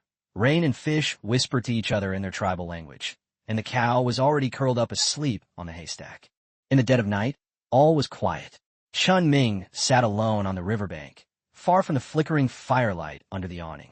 Only the countless stars cast their cold, faint light, outlining the blurry contours of the river and distant mountains, while the chirping of insects rose and fell.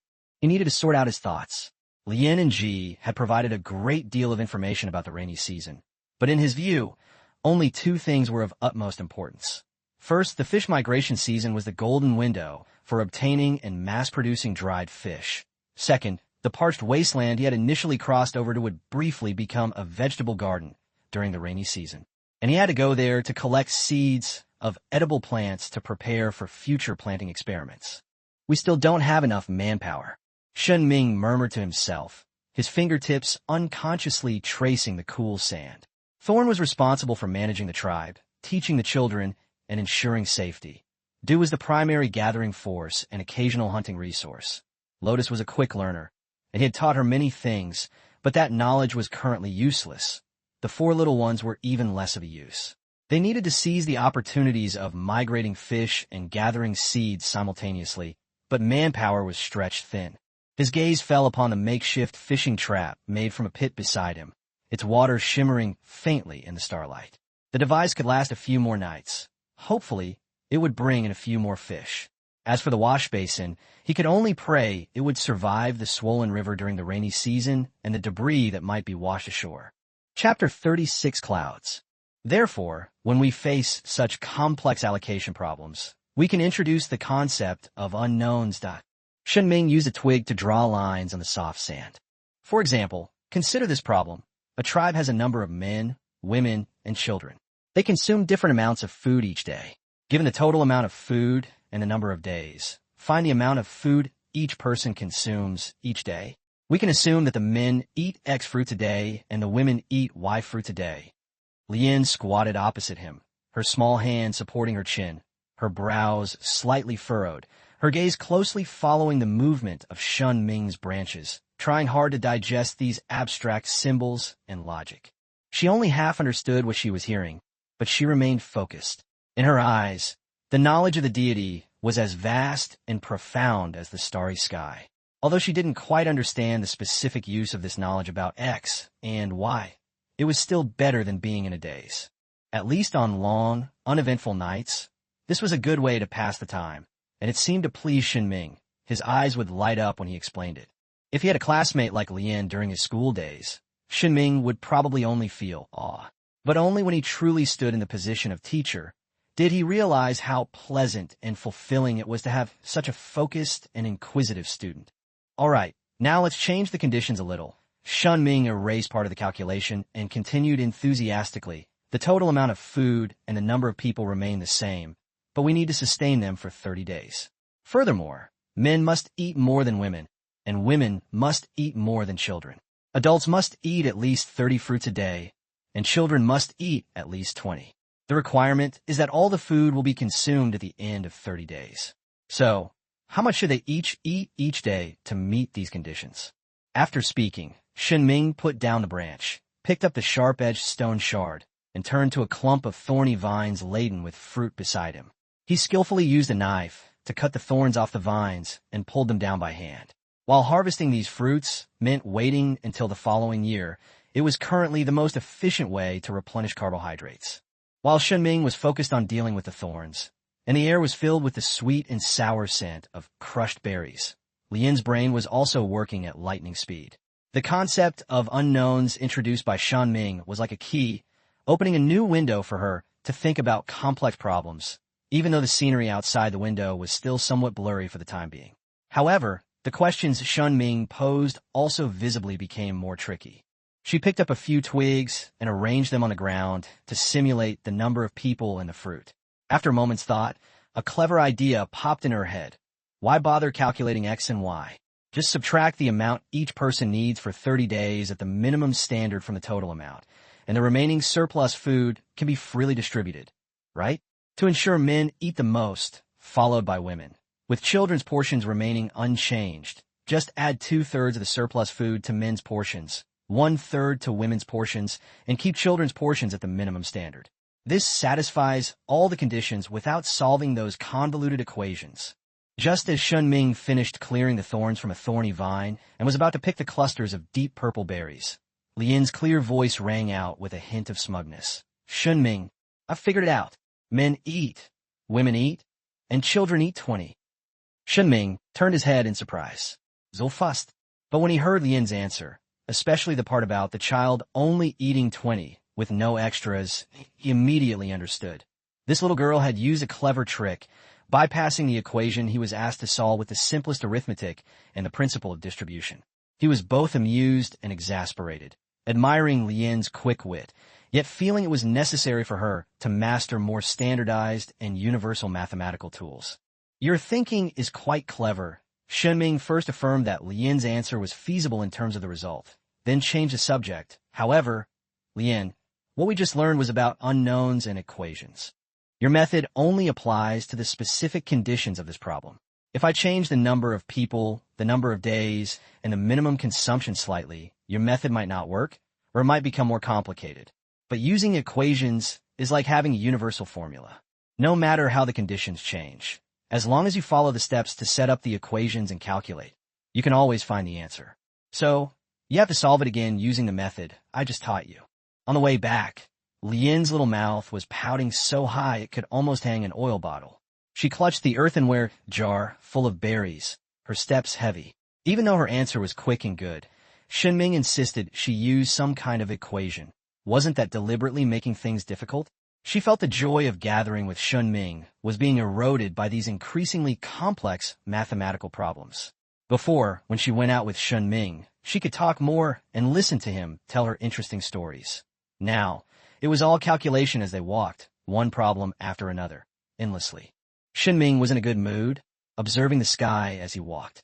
Near the distant horizon, the clouds had thickened and piled up noticeably, like huge clumps of gray cotton, slowly rolling and stretching. It's going to rain. I need to dig up the tubers tomorrow. There's no time to dry and store the berries. Shen Ming pondered. I'll leave Lian a few problems tonight, so she can continue working on them tomorrow. The humidity seems higher today. It's so stuffy, he muttered to himself, noting that the clouds in the sky were thicker than yesterday.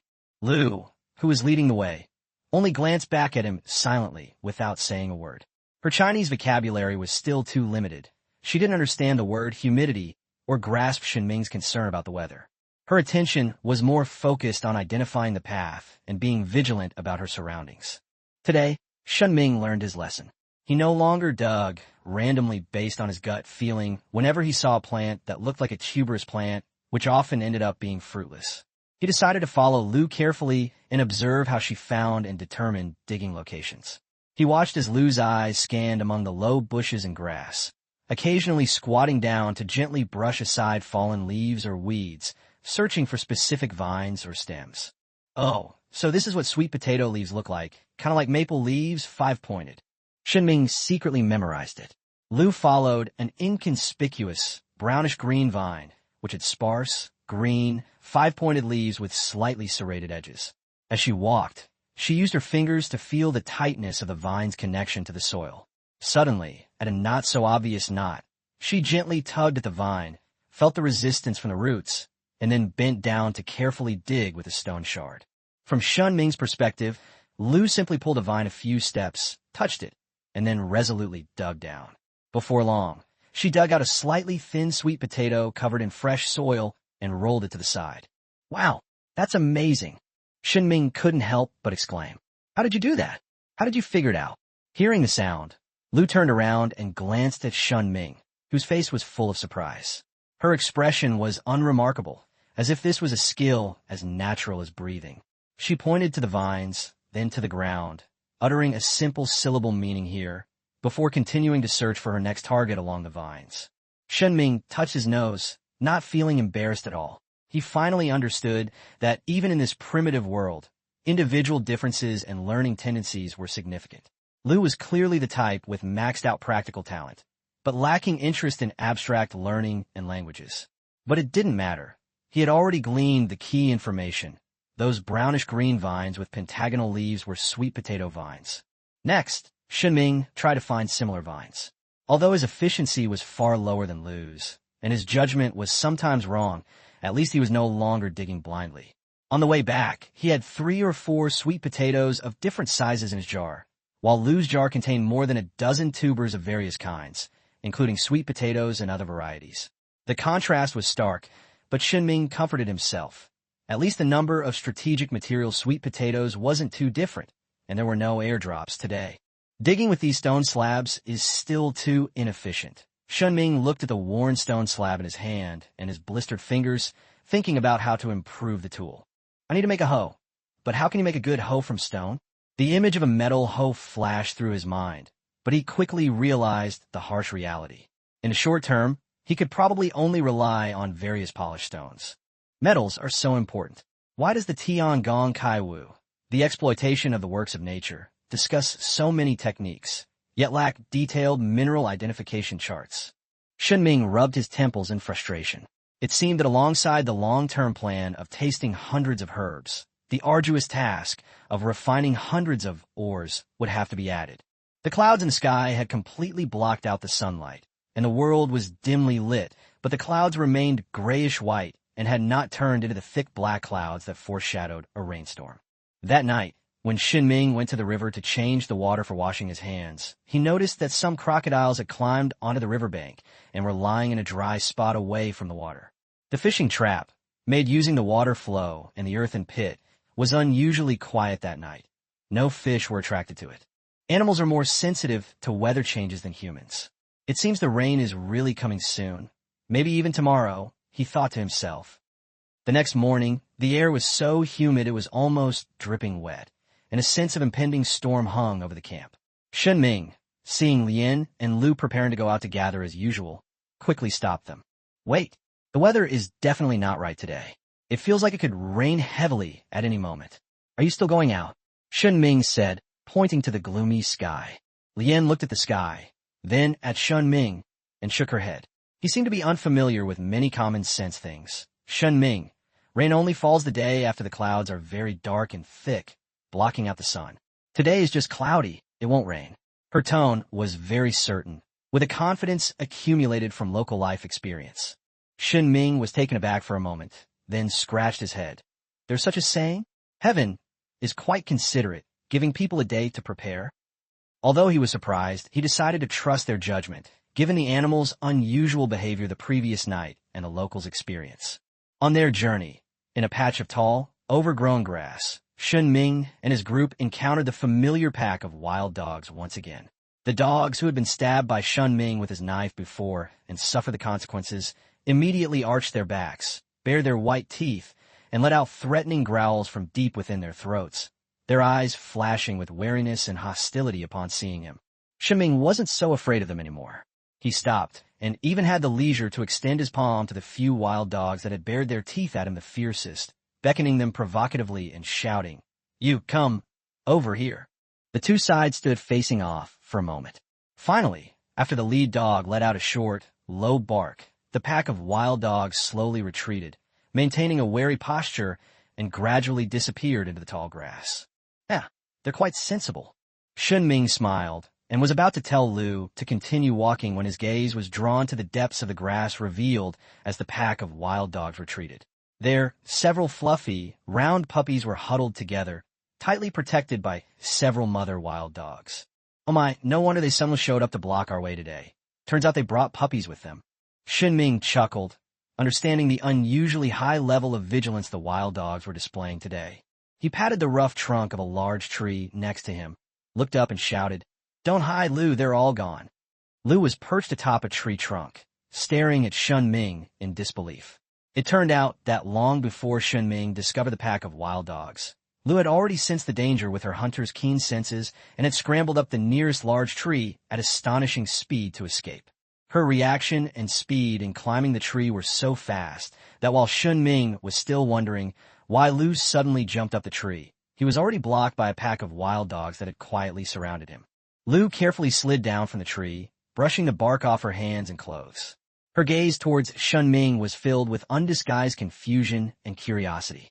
She had witnessed the ferocious wild dogs growling at this male, yet daring not to actually attack, and ultimately even retreating on their own.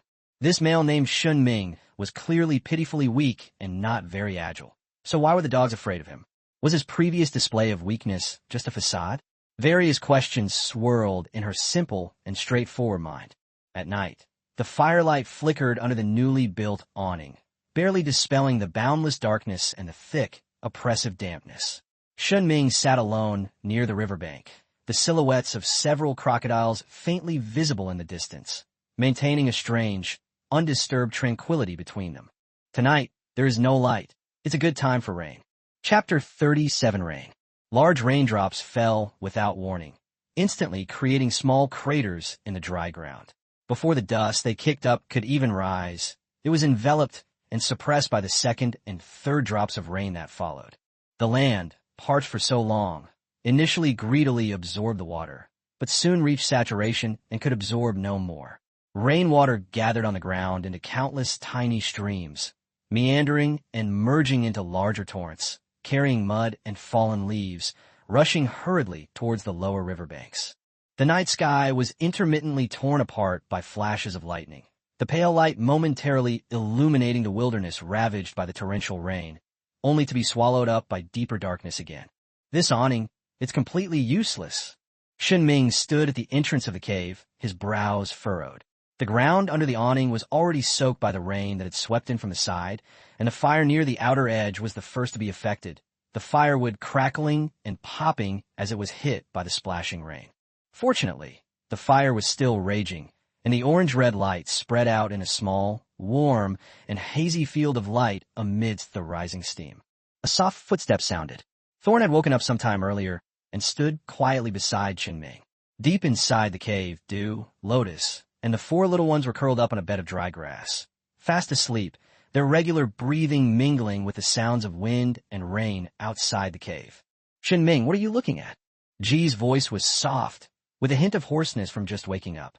She followed Shen Ming's gaze to the raging darkness and water curtain outside the cave, somewhat puzzled.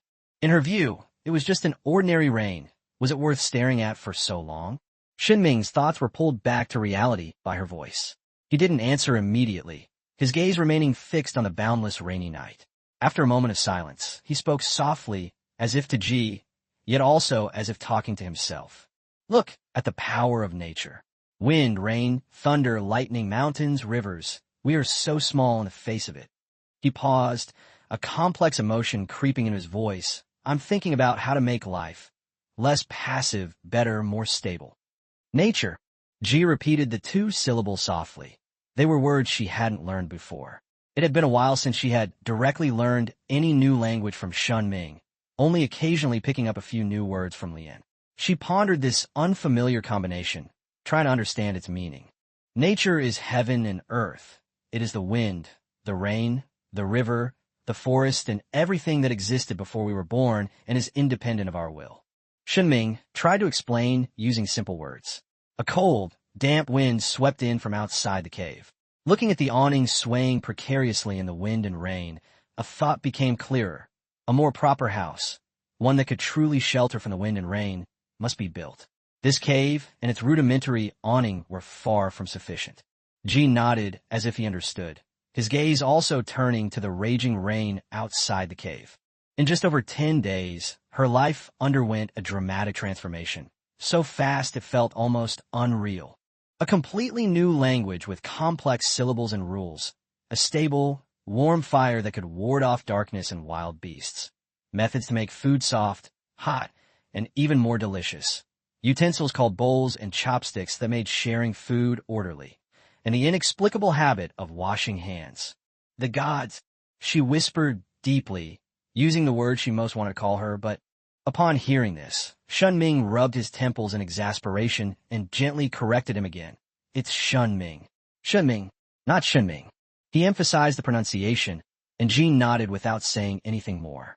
Shen Ming didn't like being called a god. She walked to the inner part of the cave, found a relatively dry spot to sit down, and kept her gaze fixed on the rain curtain outside the cave entrance, which was partially illuminated by the firelight. Perhaps soothed by the rhythmic and massive sound of the rain, or perhaps the fatigue of the day had not yet dissipated, she found that her breathing became even and long, and she once again leaned against the rock wall and drifted off to sleep. The rain gradually subsided before dawn, as the first faint ray of light struggled to pierce through the still dense clouds. Shen Ming was surprised to see a sliver of pale, golden sunlight filtering through the gaps in the clouds, briefly illuminating the misty world. What happened to the promise of 50 consecutive days of rain? Shen Ming stared in astonishment at the gradually ceasing rain outside the cave and the fleeting ray of sunlight. No, that's it. Intermittent. Lu had gotten up early. She looked at the muddy and soft ground outside the cave, which was completely soaked by the rain, and a sharp glint in her eyes was like that of a hunter spotting good prey. For her, this kind of weather meant that digging up tubers would be much easier, as the soil was soft and easier to dig and find. Shen Ming had no intention of going with Lu. Firstly, the two couldn't communicate because of the language barrier, and their communication relied mainly on gestures and guesswork, which was inefficient. Secondly, he believed that the early rainy season was a crucial window for exploring the surrounding environment and understanding resource changes, and that they shouldn't limit themselves to digging for tubers. He had his own plans. Shen Ming, aren't you going to dig up tubers with Lu today? Lien rubbed her sleepy eyes and walked over, seeing Shen Ming squatting beside the rekindled fire, poking at the ashes with a twig, seemingly deep in thought. She slept deep in the cave last night, and for the first time in a long time, felt a chill without the direct warmth of a fire. She couldn't help but wonder, why can't the fire be lit inside the cave? It will be much warmer that way. We're not going to dig up tubers today. Shen Ming stood up and stretched his stiff limbs. I want to find out what the surrounding environment looks like at the beginning of the rainy season. Lien, I'll have to ask you to be my guide today. What does guide mean? Lien blinked.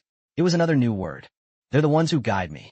They take me to places you often go during the rainy season, like places where there's a lot of fishing or places where lots of new plants grow after the rain, Shen Ming explained. The two ate some leftover berries from the previous night and then set off. When they arrived at the riverbank, the scenery had changed. The earthen pit used for fishing has long been filled and leveled by the rising river water, leaving almost no trace of its original state. The large earthenware jar that served as a wash basin had only a small part of its top still above the water, its interior filled with rainwater, yet remained unmoved despite the impact of the turbid and swift river water. The river water became noticeably turbulent, its color a muddy, yellowish-brown, carrying broken branches, fallen leaves, and large amounts of silt as it roared downstream. It's raining. Shen Ming sighed, looked up at the still, gloomy sky, and saw fine rain falling again. Before leaving this time, he specially put his phone and the book Tiangong Kaiwu into a dry pottery jar in the cave, and solemnly instructed Ji that the four little ones must not touch that jar. Lien nodded, unconcerned by Shen Ming's remark. It was just raining. Wasn't that normal? She was more troubled by the new math problem Shen Ming had given her that morning. As she walked, she silently manipulated the numbers in her mind. They quickly left the riverbank and headed towards the woods further away. The ground was muddy and slippery, so Shen Ming simply took off his tattered and heavy muddy shoes and socks and stepped barefoot into the cold mud. In this situation, shoes become a burden. Thick mud sticks to the soles, and if not scraped off from the stones in time, they will only get heavier and heavier, and suitable stones are not always available nearby. The rain gradually intensified, the fine drizzle turning into a torrential downpour, and a white mist rose from the mountains and forests, rapidly reducing visibility. Rainwater cascaded down the leaves and branches, forming larger jets that pounded painfully on their heads. Lien and Shen Ming had no choice but to take temporary shelter under a large tree with relatively dense foliage. Lotus, like a nimble monkey, quickly climbed to the tree branch 3 or 4 meters above the ground, where the branches and leaves were denser and could block more rainwater.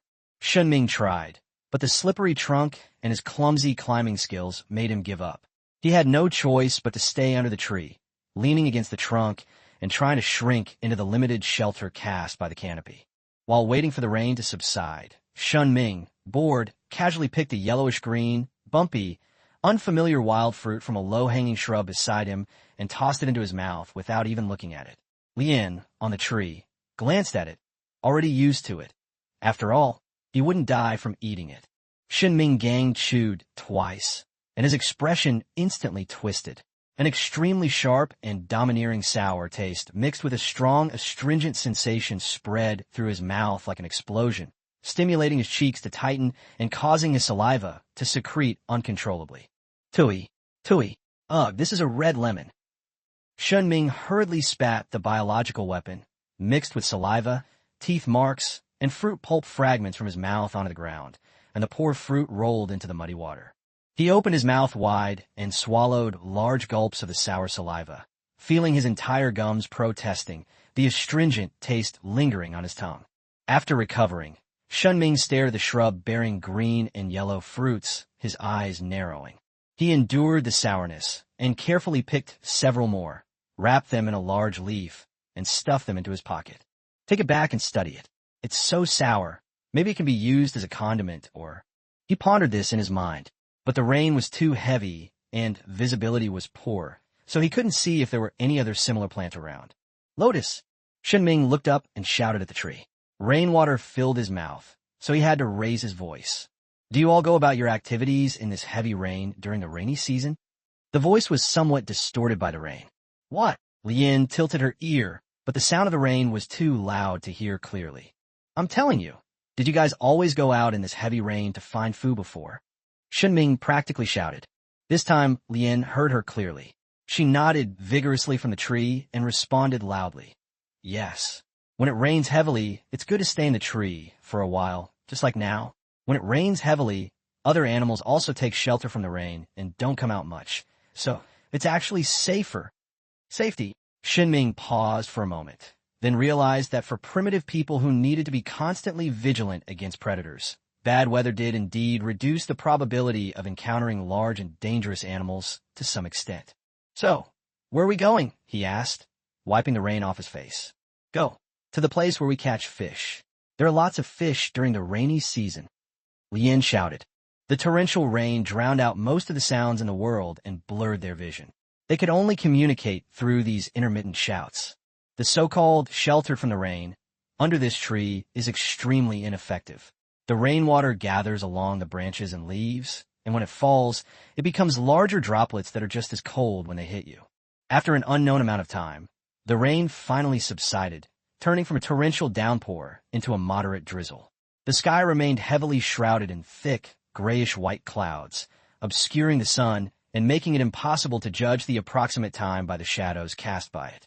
Shen Ming looked up at the leaden sky and asked, Lien, how do you judge how much time has passed when you go out during the rainy season? For example, when should you start heading back? Lien slid down from the tree and, upon hearing the question, tilted her head in confusion. Why do we need to judge? Don't you need to consider when to go back? Shen Ming asked back. No need, Lien said matter-of-factly. If you go far, or find a place with plenty of food, you can find a tall, sturdy tree and spend the night in it. This only happens when there's an abundance of food during the rainy season, right? Shen Ming guessed. Lien chuckled softly, feeling that Shen Ming was asking another question about common sense. Of course not. In the past, if we couldn't find enough food near the tribe for several days in a row, we would go further, and sometimes we wouldn't return to the tribe for 3 or 4 days. Shen Ming nodded, indicating his understanding. Going back would only mean going hungry if they couldn't find food, so it was pointless. So as soon as you find food, you'll bring it back immediately, right? He thought he had found a pattern. Unexpectedly, Lien shook her head. If there's a lot of food I find, I can't carry it all by myself. Or if there's plenty of food there, Lien explained, her face revealing an almost naive pragmatism. I will choose to stay there, eat my fill first, and then try to bring back as much food as possible. I might stay for 1 day, or I might stay for 2 days. Seeing that Shen Ming seemed about to say something, she added calmly. The reason we go back to the tribe almost every day now is because there is fire in the tribe, we can eat hot cooked food, and we can sleep on the dry ground. Before, even if we went back to the tribe, we would just sleep in a taller and safer tree. It was no different from sleeping outside. Sometimes it was even better to stay outside because the food nearby might have been picked clean. Shen Ming fell silent, realizing once again how fragile and arduous the foundation of survival was on which the tiny spark of civilization he had brought was burning. In the past, the so-called tribe may have been more of a loose gathering point based on blood ties and safety, rather than a warm and stable home. I see. Shen Ming took a deep breath of the damp, chilly air and changed the subject. Lien, at this speed, how much longer will it take us to reach the fishing spot you mentioned? Lien looked up at the sky, then observed the shapes of the surrounding trees and the slope of the ground, and made an estimate. If the rain doesn't get heavier, we should be able to get there before dark. The rain continued to fall, and the two of them trudged through the mud, continuing their journey deeper into the rain. Chapter 38, The Wanderer.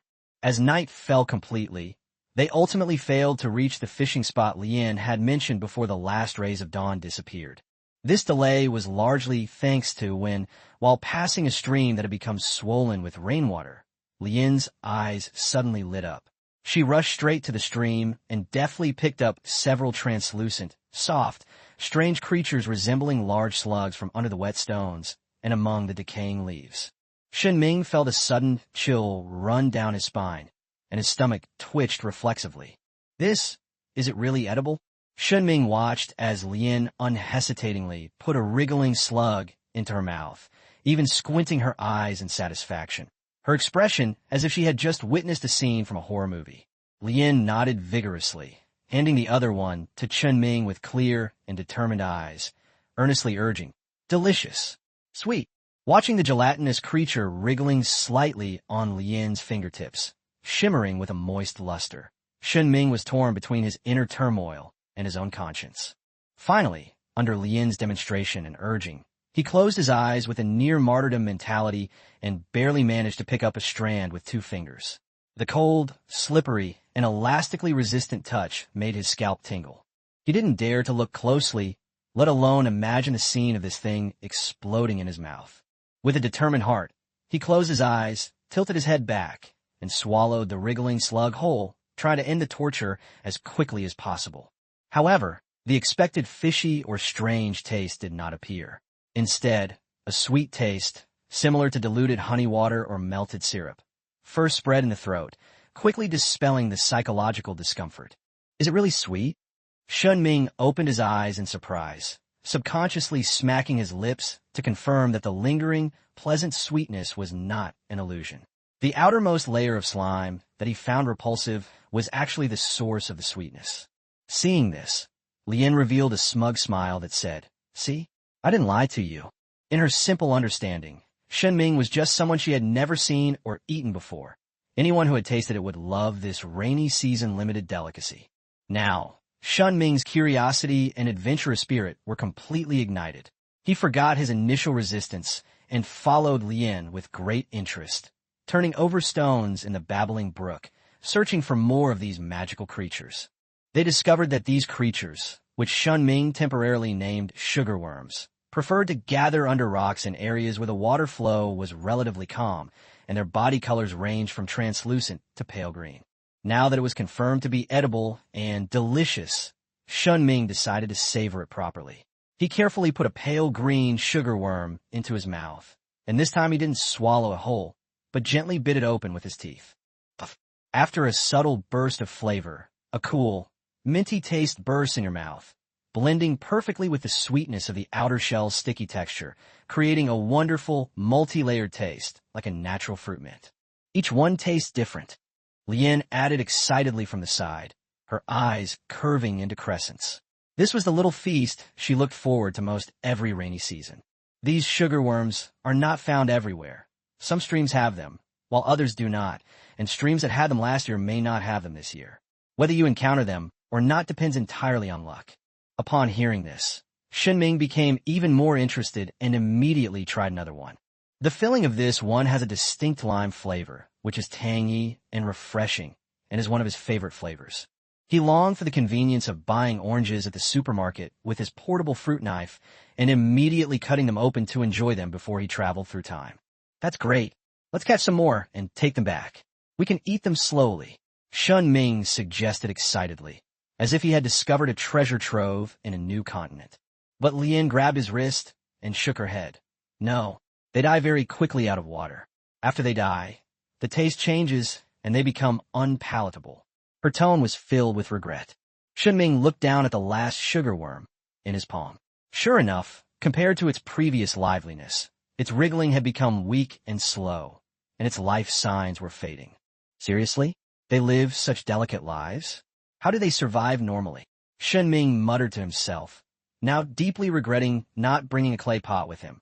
Perhaps filling it with stream water would have allowed them to live a little longer. Reluctantly, he had to abandon his idea of stockpiling large quantities. He and Lian lingered by the stream for a while longer, tasting the different colored sugar worms until the sweetness and coolness accumulated on their tongues and became somewhat cloying before they reluctantly left.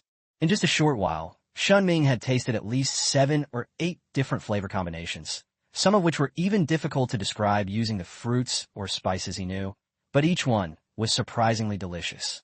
He officially named them sugar liquid worms in his mind. At this moment, Shen Ming was lying in a relatively dry groove formed by the aerial roots of a huge ancient tree, enjoying his first real sleep since coming into this world. Get up, Shen Ming. Shen Ming, get up. First came gentle shaking, then whispered calls in her ear, and finally, anxious urging. Lian had been awake for a while. She had thought that Shen Ming would only sleep a little longer than her, since Shen Ming was usually one of the first to get up in the tribe.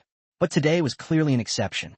She waited a long time, long enough to gather some dew-kissed buds and berries nearby to fill her stomach, but when she turned around, she found Shen Ming still curled up in the tree root groove, breathing evenly and sleeping soundly.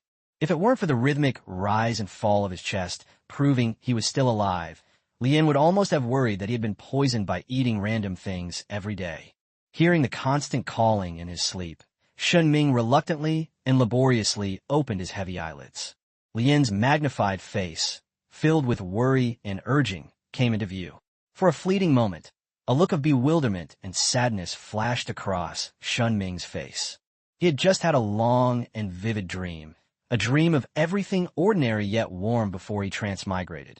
His parents' busy figures in the kitchen, his friends' joking smiles, the teachers writing on the blackboard, and his younger brother pestering him to play games. The dream was so real that the huge sense of loss upon waking left him feeling empty inside. Why are you sleeping so much today? Lian pouted, complaining unhappily. In her opinion, the daytime was incredibly precious, and every moment should be used to find food or explore. Shen Ming's waste of time made her a little anxious. Completely pulled back to reality, Shen Ming tried to stretch his limbs, but felt like his whole body was a rusty machine, with all his joints protesting with soreness, especially his muscles from yesterday's long trek, which were extremely stiff. TSK. He sat up with a wry smile, rubbing his throbbing temples. He realized that he seemed to have become too reliant on the instant status refresh provided by Death Reset. Energetic 24/7, no need for sleep. Even hunger and thirst can be instantly eliminated. This is simply the ultimate form of 007's blessing. What ox-horse holy body? However, it would be foolish not to use a cheat code. With each thrust of a knife, his entire body was filled with power once again. Hurry up, we're almost there. Lian looked at Shen Ming, who was still in a daze, seemingly lost in thought. She puffed out her cheeks in anger, grabbed his hand without saying a word, and forcefully pulled him out of the tree root groove. Then, she led him and walked quickly in the direction she had chosen. After passing through the last grove of trees, which was exceptionally green after being washed by the rain, a bright and open view suddenly appeared before us. A tranquil, shallow river bend appeared before us, like a piece of jade embedded in the rainforest. Surprisingly, Although the river outside had become turbulent and muddy due to the rain, the water in this bend seemed to be protected by some kind of topography, remaining crystal clear. The water was shallow. Wading in, one could clearly see one's own feet underwater and the smooth pebbles on the riverbed. Schools of small fish swam leisurely in the water, their silver scales occasionally reflecting the faint sunlight from behind the clouds. A light drizzle fell on the calm, mirror-like surface of the water, creating countless fine, interwoven ripples. But Shen Ming's gaze was not completely drawn to this tranquil scene. His eyes were fixed on the opposite bank of the river bend, on a vaguely visible human figure bending over and groping for something in the shallow water. Someone's there. Shen Ming was overjoyed and was about to wade across to say hello and exchange information, hoping to gain some insights. But he had only taken half a step when Lien suddenly pulled his arm back with great force, causing him to stumble. She quickly pulled him behind a thick tree trunk. "Don't meet in person, observe first." Lien lowered her voice and whispered, her small face filled with seriousness and vigilance. These were the words Ji had repeatedly warned her when he first led her to discover Shen Ming from afar.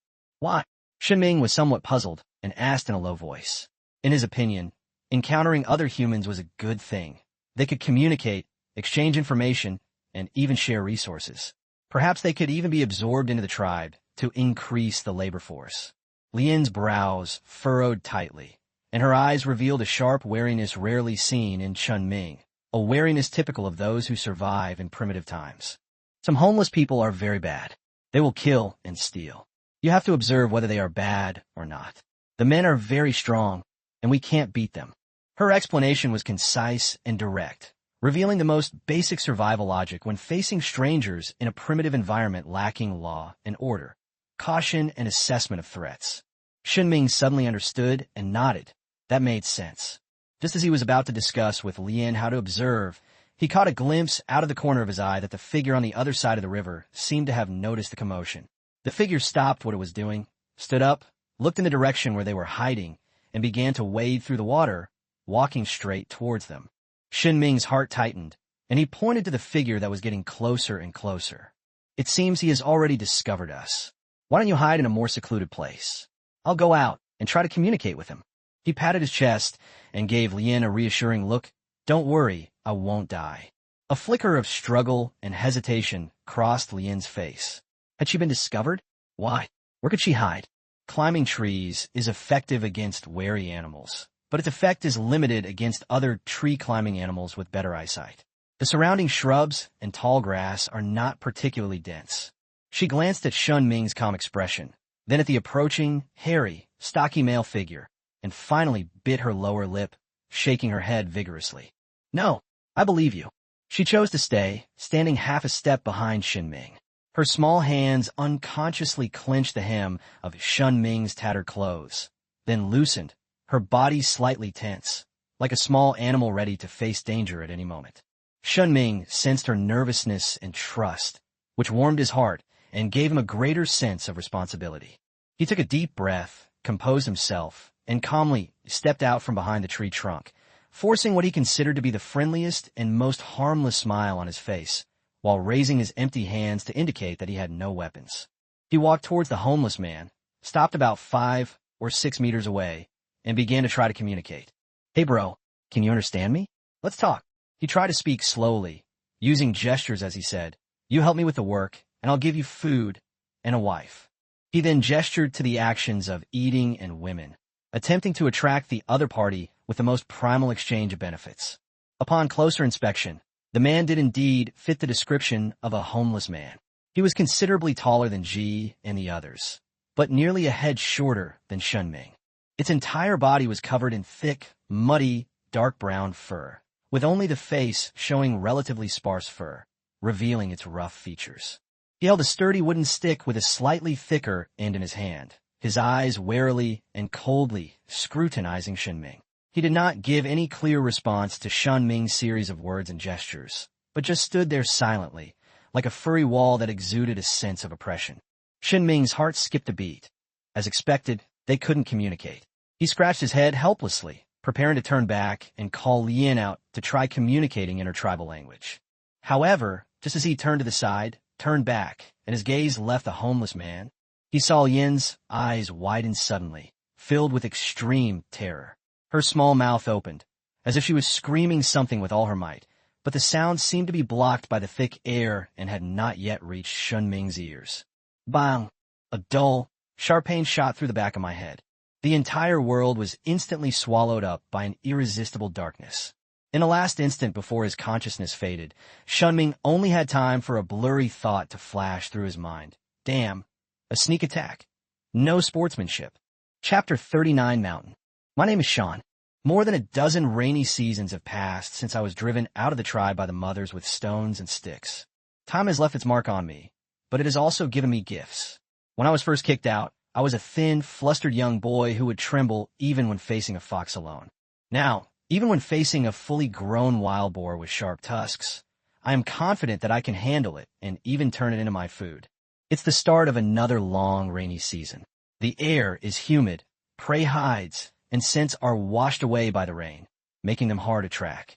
I am wandering aimlessly along the path in my memory, with little turmoil in my heart.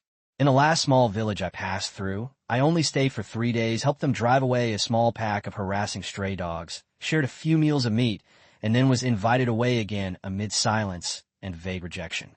Perhaps this is the fate of all men like me, to grow up on the fringes of the tribe, to shine at the peak of power, and then to grow old and die in endless wandering, or to be ended by some beast. There seems to be a familiar shallow river bend ahead, where schools of fish often gather during the rainy season. Catching a few fish to fill our bellies would be good. Just then, out of the corner of my eye, I caught a glimpse of half a figure flashing by at the edge of the woods on the other side of the river bend. A fellow human? A slight tremor ran through me. But that figure, how could it be so tall? I instinctively stopped and squinted to get a closer look. Shock was the first emotion that rushed to my mind. When I was still weak, I was often bullied and robbed of food by homeless men who were taller and stronger than me, and I even almost lost my life. Those memories are like branded marks on my bones. But as I've grown stronger year by year, it's been a very long time since I've encountered anyone of my kind who can clearly overwhelm me in size. The guy opposite me, standing there, is almost more conspicuous than the tallest bushes. He barely hid himself. No, he wasn't hiding at all. He just stood there, looking this way, and then walked out. Was he provoking me? A feeling of wariness, displeasure, and offense rose within me. Very well, I need to stretch my muscles. Immediately afterwards, I saw another, much smaller figure emerge from behind him, beside the tree trunk. A woman. Although she looked young, she was already of reproductive age. A plan instantly formed in my mind: beat this arrogant, tall guy away, or make him stay forever. Then, that woman would be mine. I gripped the hardwood stick that had been with me for many years. The tip of the stick was smooth and black from repeated blows, stained with blood and sap that could not be washed off. I walked towards them, my step steady, my gaze fixed on the tall man. He was indeed very tall, with a large frame, but he was too thin, like a withered tree hollowed out by worms, all height and no substance. Moreover, he had no decent weapons, only empty hands. In contrast, I was muscular, covered in thick hair, my strength honed to its peak through years of life-or-death battles. I was absolutely confident I could finish him off in 3 blows. He actually started waving his arms and making strange syllables that I couldn't understand. Was it their tribal language? Was he mocking me, like those guys who bullied me back then? Anger ignited silently. I changed my mind. I no longer just wanted to drive him away or steal women. I wanted him to remember with his life that in this land, height and true strength are never the same thing. At that moment, he actually dared to be distracted and turned back to talk to that woman, exposing his completely unguarded back to me. Foolish. It was a golden opportunity delivered right to my doorstep. Your woman is mine. Now, I pushed off with my feet, splashing mud and water, and shot forward like an arrow. All my strength rose from the soles of my feet, twisted through my waist and hips, flowed into my arms, and finally condensed at the end of the heavy wooden stick. With this strike, I used all my strength, with the force of wind and thunder, aiming at the back of his head, one of the weakest points in his skull. This blow had shattered the skulls of more than one of its kind, and had also smashed the spines of wild boars. I could almost hear the muffled thud of bones breaking and see his limp body collapsing to the ground. The wooden stick fell with a chilling whooshing sound. Bang! A solid, visceral sensation came from the shaft. It had hit him. The sharp, jarring feeling of bones shattering filled the air. He was doomed. He tumbled forward, landing face first in the mud. But the next moment, just as I regained my balance and prepared to leap past him to catch up with the panicked woman, he moved. He pushed himself up with his hands on the ground. He shook his head, and mud slid down his strangely short black hair. He turned to look at me, his eyes showing none of the fear, confusion, or pain I had expected, only a bewildered bewilderment, which quickly turned into sharp vigilance. He didn't even sway. This is impossible. My full-force blow landed squarely on his head. How could he be completely unharmed? The shock lasted only a moment. My hunting instincts kicked in, and I swung my bat again. This time it was a sweeping strike, aimed at his temple. He actually reacted, raising his arm to block. Crack!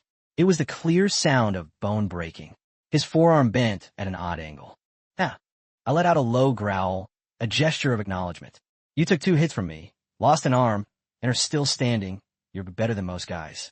But for a wanderer with a missing hand, the fate of such a person is already sealed in this land. I can almost foresee him slowly being consumed by hunger and weakness. Now it's time to deal with my spoils. However, what happened before my eyes was once again beyond my comprehension. He glanced at his twisted arm, a flicker of pain crossing his face, but that pain quickly transformed into a kind of almost insane stubbornness. He let out a low growl and, incredibly, used his other intact hand to brace himself against the ground as he charged at me again, completely ignoring the excruciating pain from his severed arm and his unbalanced body. You're asking for it. I was furious. Without hesitation, I brought down my third strike with all my might, aiming for his skull. The force of this strike was enough to kill a strong, grown wild boar on the spot. Bang! He fell to the ground with a thud, sinking into the mud once more. This should be over by now, right? I panted heavily, staring at the motionless body.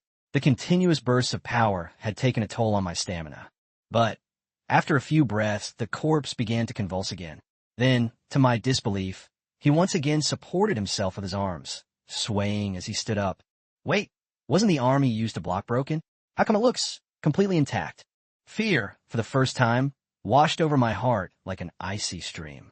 I roared and charged again. The blows rained down. Head, shoulders, chest. I used every technique I had learned in life or death battles.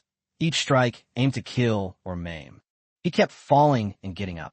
I clearly heard the sound of bones breaking and felt the tremors of the wooden stick hitting flesh countless times. But in the blink of an eye, those injuries seemed to have never existed. His arm broke and then grew back to normal. His skull collapsed and then recovered, and the blood he shed, he didn't bleed at all. There was only mud and water and stains on his strange, broken skin. What is this thing? It's not human. A human couldn't do this. My breathing became heavy. My arms ached and went numb from the continuous, all-out swings, and sweat mixed with rainwater soaked through my thick hair. The fear was gradually replaced by a deeper sense of powerlessness in the face of the unknown monster. I hit him dozens of times, including at least a dozen fatal blows to the head, but apart from being dirtier, he didn't even slow down. His gaze shifted from initial bewilderment and confusion to later pained endurance, and now it possessed a chilling calm that made my heart pound. He was still trying to fight back, though his punches were weak and powerless, hitting my thick chest and muscles like a tickle. But he was tireless, pouncing on me again and again, fighting, taking hits, and pouncing on me again. This can't go on. My strength is rapidly dwindling, while his stamina seems inexhaustible. Escape. We must escape. I seized an opportunity, and with my last bit of strength, I slammed the stick down hard on his head as he leaned in again, making him stagger. Taking advantage of the brief respite, I turned around and ran wildly into the depths of the dense forest. I even threw away the wooden stick that had been with me for many years to lighten my load, just to escape this unkillable monster faster. I can find another wooden stick, but I only have one life. The wind whistled past my ears, and mud splashed under my feet. I ran for my life, my heart pounding in my chest, almost bursting. I had never fled in such a sorry state since I was a child, not even when facing a pride of lions, where I had always remained calm and collected. However, something even more despairing happened. I heard rapid footsteps behind me. He caught up, and he was faster than me. How could that be? He just went through that beating. He doesn't have thick fur, and he can run for longer than me. Doesn't he hibernate? No, that's not the point. Doesn't he get tired? Pain shot through my back as he caught up, pounding my back with his weak fists. Though not fatal, the humiliation and urgency of being chased and attacked drove me mad. I had to turn around and face him again. My lungs were burning, and my limbs felt as heavy as lead. He, on the other hand, stood there, his breathing slightly rapid, his clothes covered in mud, but his eyes were terrifyingly clear, and he wasn't even panting. The final battle felt more like a desperate resistance. My attacks grew increasingly feeble, while his relentless pursuit seemed endless. The wooden stick I swung at him, when did I pick it up again? No, was it with my bare hands? I can't remember, had gone limp, while his not-so-fatal punches and shoves were like the most resilient vines, slowly draining my last bit of strength. My vision began to blur, and darkness crept in from the edges. I could no longer muster any strength in my body. Even the strength to stand was slipping away. Today, I'm probably going to die here. Die at the hands of this indestructible, hairless monster that appeared out of nowhere. That's good. At least I won't have to wander anymore. Before my last bit of consciousness faded, I seemed to hear the woman's terrified scream and the monster's calm breathing. Then, the boundless darkness and exhaustion completely engulfed me. I collapsed onto the cold, rain-soaked mud, losing all sensation. Chapter 40 Slaves. Lien, come and lend a hand. Shen Ming, panting heavily, called to Lien, who was still somewhat shaken, and together they gathered the vines. He looked at the unconscious, homeless man on the ground, whose hands and feet were tightly bound with vines, and pondered what to do with him. To prevent this incredibly strong creature from breaking free, Shen Ming pulled down almost every tough, withered vine he could find on several nearby trees. Looking at the burly man in front of him, who was bound up like a giant rice dumpling with only his thick hairy head and part of his body showing, Shen Ming felt a headache coming on. He wanted to increase the male workforce in the tribe to solve the manpower shortage problem. But this guy in front of me didn't even say a word before launching a deadly sneak attack. If it weren't for my inexplicable immortality, I would probably have been killed right here with my brains smashed out. Shen Ming took the stainless steel fruit knife back from Lien's hand. The cold metal gleamed in the dim light after the rain. He gestured a few times near the mountain's thick neck. He didn't dare use his knife during the fight, partly because he thought that if he could subdue it, inflicting serious injury or disability would be a greater loss. On the other hand, one reason he was unwilling to admit was that he feared losing this only modern, sharp weapon to his opponent in the fight. What if he snatches it and runs away? How can I quickly refresh my status? Am I supposed to kill myself with a rock? I need to strengthen my training. I can keep up with his speed perfectly well, but I'm too weak to stop him. As Shen Ming thought to himself, this primitive man was much slower than a crocodile in the water, but the problem of insufficient strength still existed. Both the crocodile and this guy crushed themselves with sheer strength. Lien, what do you think we should do with this guy? Shen Ming sheathed his knife, turned to Lien, and wanted to hear the opinion of this local native. After all, they understood the survival rules of this world better. Kill him, Lien answered without hesitation, her voice crisp and cold. Her face was still a little pale, but her eyes were filled with lingering fear and determination. She witnessed firsthand how this homeless man aimed every blow at Shen Ming's vital points, displaying extreme ruthlessness. To leave such a dangerous enemy alive, that would be the most foolish thing to do. Shen Ming nodded, rationally agreeing completely. If you can meet the first homeless person, you can meet the second, the third, and eventually you can find someone more docile than this one. He picked up the knife again and walked towards the unconscious Shan. The tip of the blade aimed at his throat, which rose and fell slightly with each breath. Sunlight filtered through the leaves, dancing on the blade and the rough, mud-covered skin. However, when he saw that face up close, a low forehead, prominent brow bones, and a furrowed brow that still exuded a fierce aura even in unconsciousness, with cracked lips and heavy breathing, a strong psychological barrier belonging to civilized society surged up within him. This is not an NPC in a game. This is a living, breathing person with body temperature who had just fought a life-or-death battle with him. Shen Ming's hand trembled slightly, and he made several attempts to stab, but stopped at the last moment.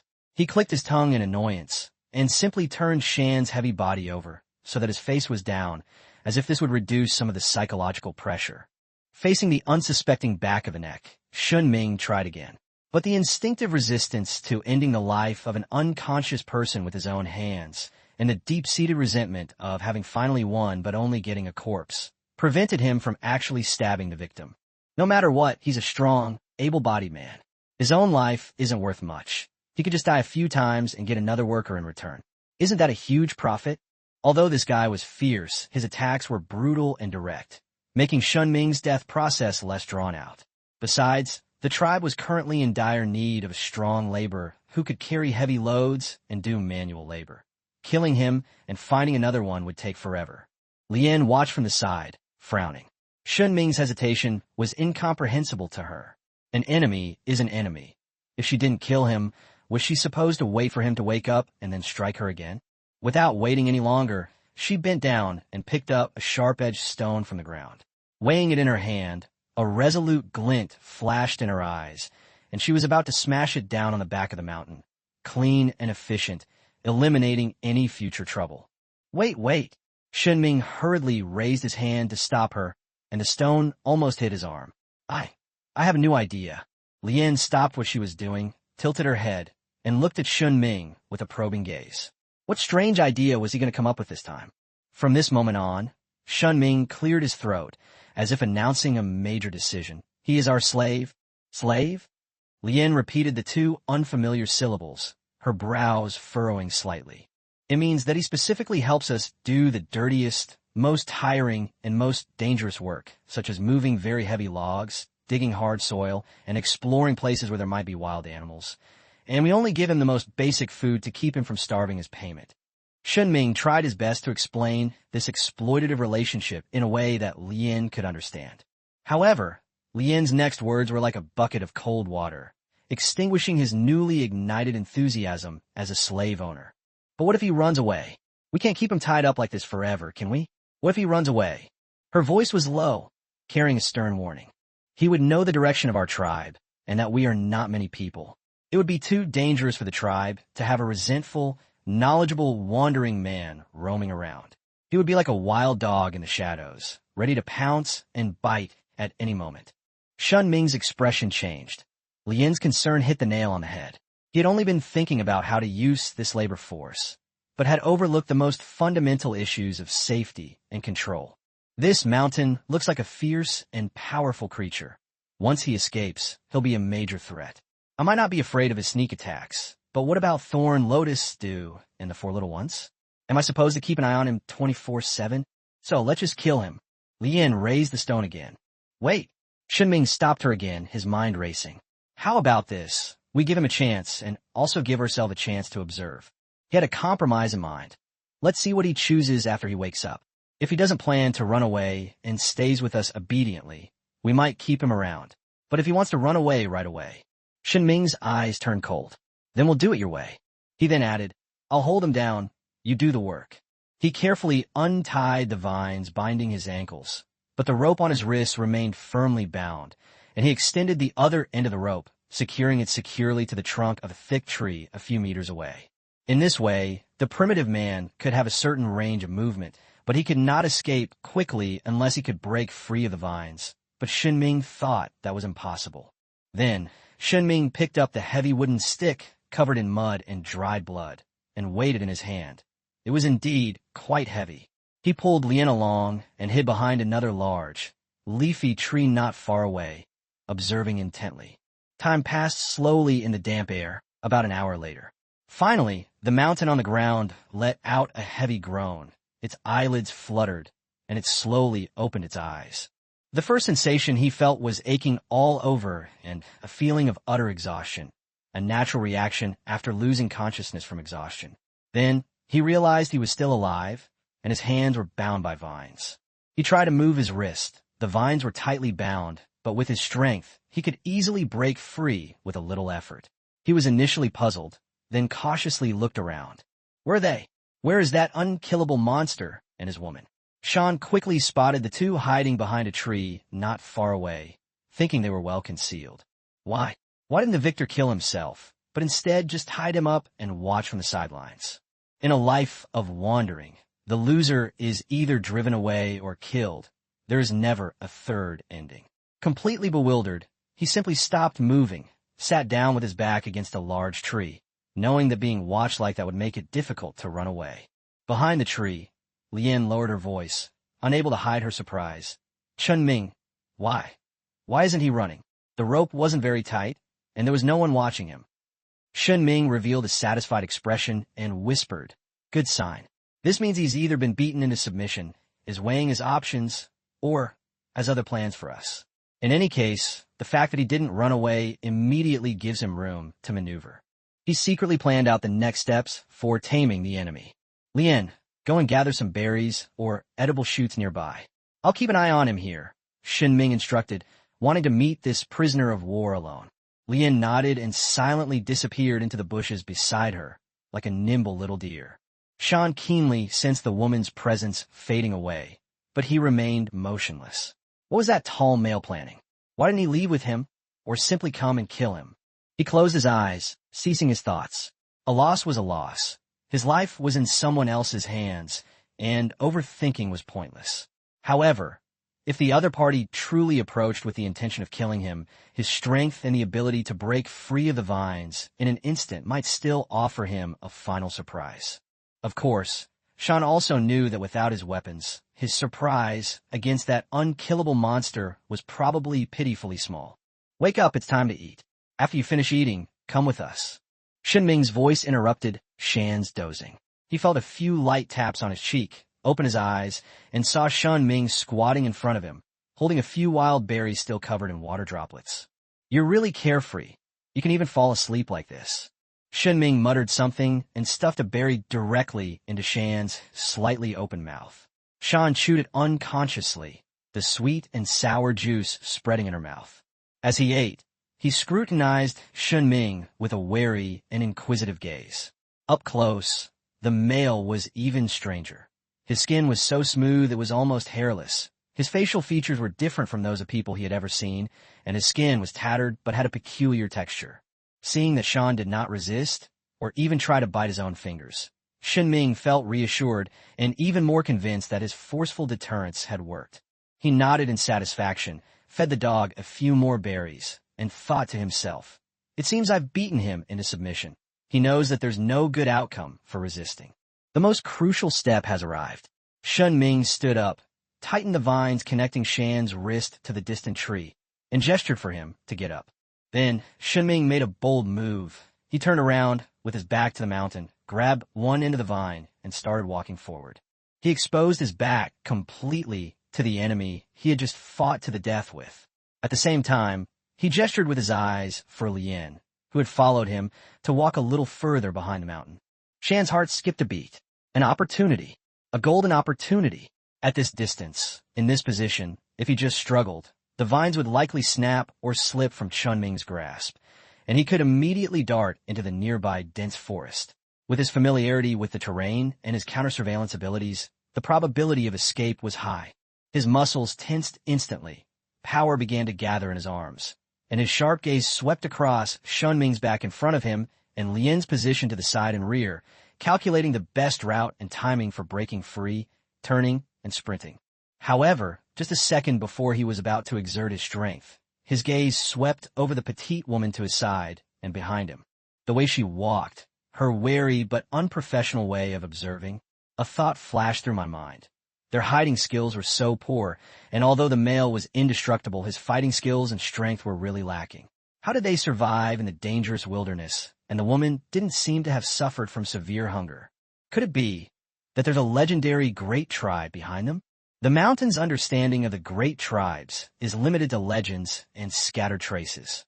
It is said that such tribes are numerous, have complex rules, and may even have methods to make strong warriors even stronger or possess other mysterious powers. I once heard an old man from a tribe say that some large tribes can communicate with the gods and control the wind and rain. People in large tribes will not be abandoned when they get old. Could this seemingly indestructible male come from such a place? Are his strange behavior and the reason he doesn't kill himself related to the rules of that large tribe? If he could enter a truly large tribe, even if only on its periphery, he would have to prepare for what would happen when he grew old. The tense muscles slowly relaxed, and the power that had been building up quietly dissipated. Shen lowered his eyelids, looking at his hands that were bound by vines, and then looked up at the strange back of the unsuspecting person pulling him forward. He decided to stop running for now. He would follow and see where this seemingly indestructible guy was taking him, and what that possible great tribe was really like. Shen Ming felt that the power from a vine in his hand remained steady, without any signs of struggle, and a weight was lifted from his heart. The second step of the plan, demonstrating authority and observing reactions, seemed to be working initially. The Wanderer, at least for the time being, chose to follow. Chapter 41, Luring the Barbarians into the Trap. In the distance, a warm and vibrant orange-red light pierced through the heavy darkness and dampness of the rainy night, flickering faintly through the gaps in the forest. 4 days later, Shen Ming and Lian finally returned to the familiar riverside village area with their unexpected spoils of war. The biggest gain from this expedition was not the expected fish or seeds, but the silent and strong wandering man behind me, tethered by vines, a potential and much-needed source of labor. However, the long journey back and forth, coupled with the frequent rain along the way, left Shen Ming feeling extremely tired and uncomfortable. If the fishing spot is close to the tribe, he might be able to try processing the fish on site and bringing it back for smoking. However, the distance was so great and the weather was so unpredictable that the fish caught had to be brought back to the tribe alive or as soon as possible for processing, which greatly limited efficiency and increased the burden of transportation. Shen Ming was considering the practical difficulties of the fishing plan during the rainy season. Besides, there were also wild vegetables to collect during the rainy season. Shen followed closely behind, his rough, bare feet making almost no sound as he trudged through the mud. He spotted the shimmering light in the distance, and his thick eyebrows furrowed in confusion. What was that? In his wandering life, he had seen stones that glowed at night, flying insects that gathered like a galaxy, strange fish that emitted a ghostly glow in the water, and even a lizard whose skin would briefly glow when it was frightened. But I have never seen this stable, continuous, warm, and vibrant light before. As we approached, a small campsite leaning against a mountainside with a makeshift shed in front came into view. What attracted Shan's attention the most was the pile of burning things under the shed, emitting light and heat. It was carefully surrounded by several stones, and the flames licked the air, casting the figures sitting around it onto the ground, swaying uncertainly.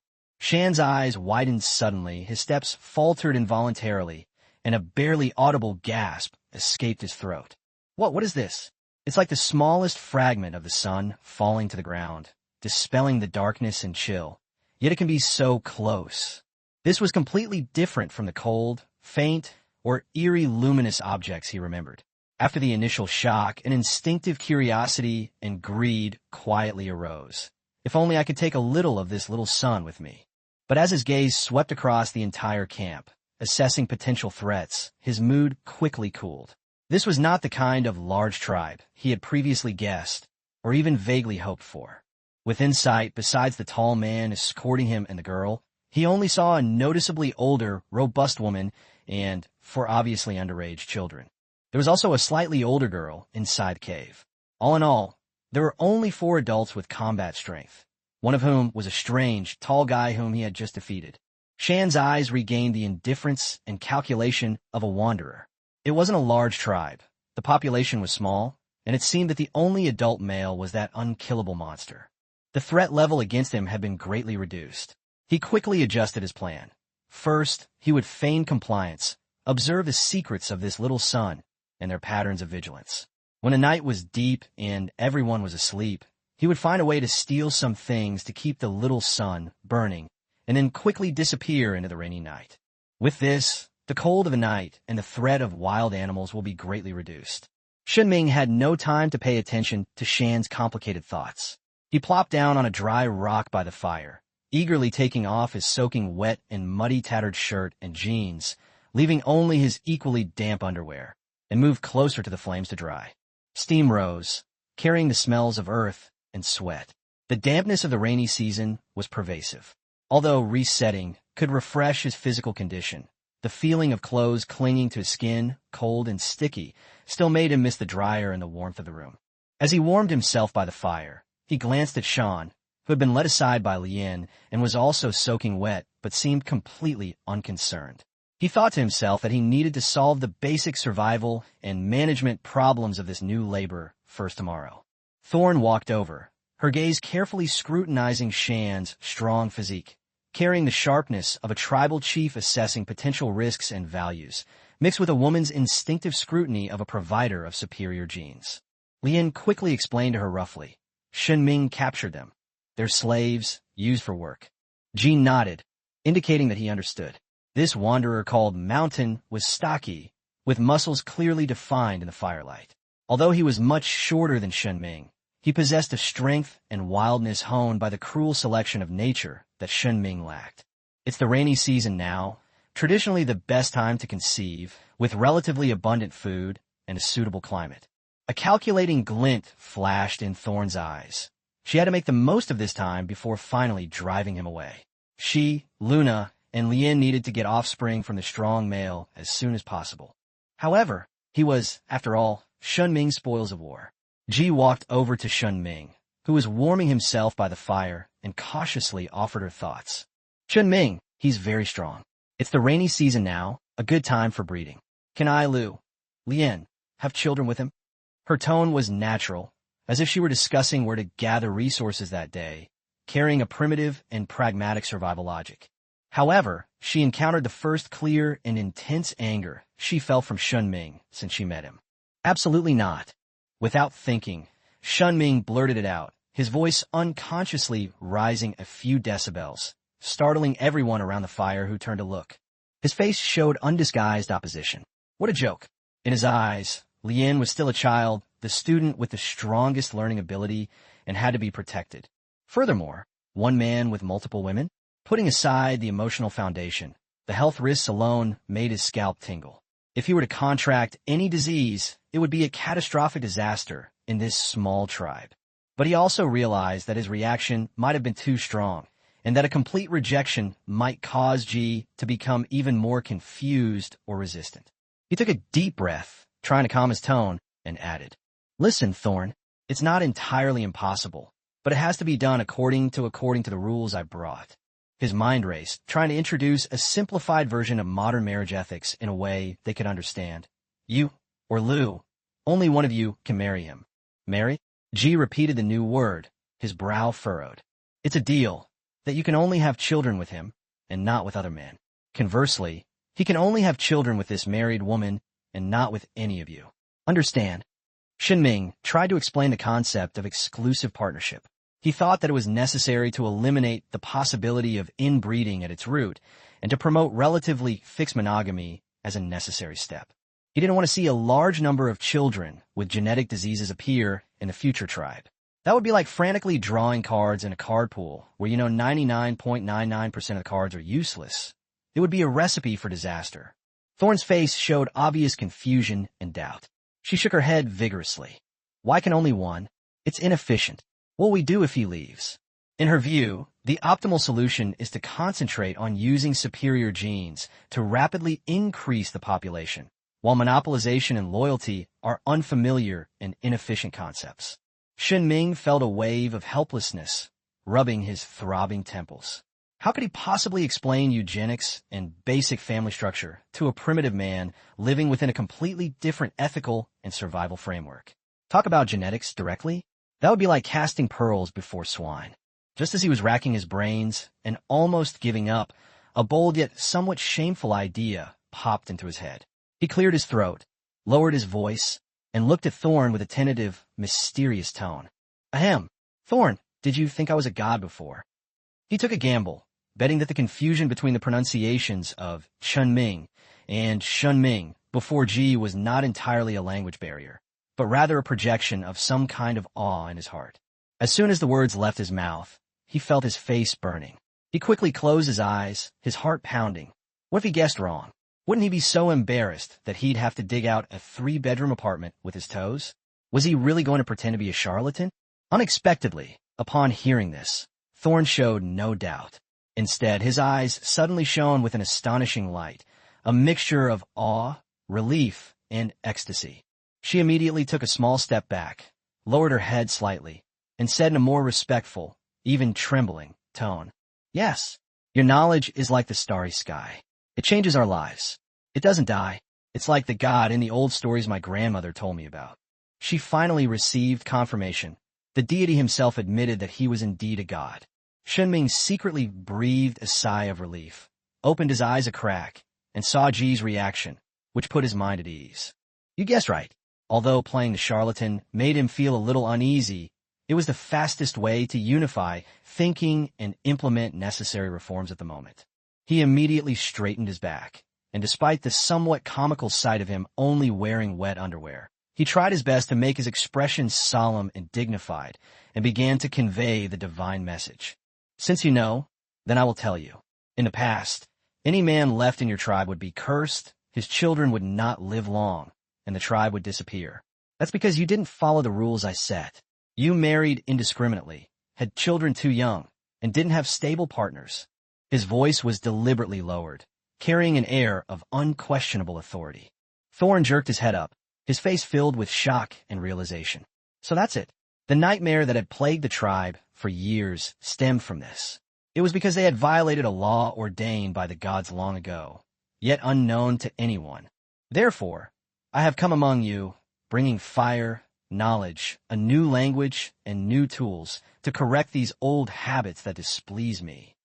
Shen Ming seized the opportunity to cloak all his actions in the guise of divine will, which would make things much easier for him in the future.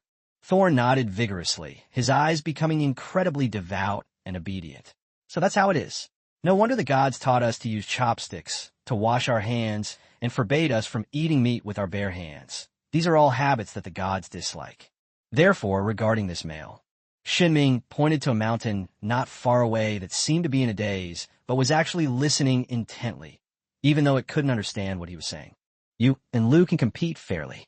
Whoever ultimately wins his, approval or demonstrates greater suitability for marriage according to my rules can marry him. After that, he can only have offspring with that one person. Moreover, he won't be driven away like the men of the past. As long as he follows the rules, he can remain in the tribe indefinitely. Shen Ming played his final trump card, a stable, long-term retention of male labor. This was crucial for the tribe's survival and development. On the open ground, not far away, Shan, bound hand and foot and lying on his side, seemed completely uninterested in the major decision taking place here. He was secretly and intently observing the pile of many suns. How were the flames generated? What needed to be added? How was it kept burning? The black, reddish-brown stuff that forms when the wood is thrown in seems to be the key. His rough face was expressionless, but shrewd calculation gleamed deep in his eyes. Tonight, once they're all asleep, Shen Ming nodded in satisfaction as he looked at Ji's completely accepting expression. Indeed, at certain stages, using supernatural authority to implement necessary social reforms has proven to be surprisingly efficient. The slight embarrassment he felt at impersonating a god was somewhat lessened by the sense of accomplishment he felt at solving a major problem. All right, let's get back to business. Shen Ming resumed his normal tone and began to arrange the specific tasks. Ji, your teaching workload has increased. Starting tomorrow, you will teach him Chinese. Bring the 4 little ones to class as well. They might learn more enthusiastically with more people around. Remembering something, he asked, by the way, can the 4 little ones talk now? A flicker of embarrassment and frustration crossed Thorn's face, and her voice lowered. I can, a little bit. Water, fire, eat, run. She only uttered the simplest single words. Like this, Shen Ming stroked his chin, recalling the motivational methods of modern education. Set learning goals for them. For example, learn 5 new words a day, or be able to say a complete sentence. If they achieve these goals, reward them with some dried berries or priority access to roasted meat. Rewards are what motivate them.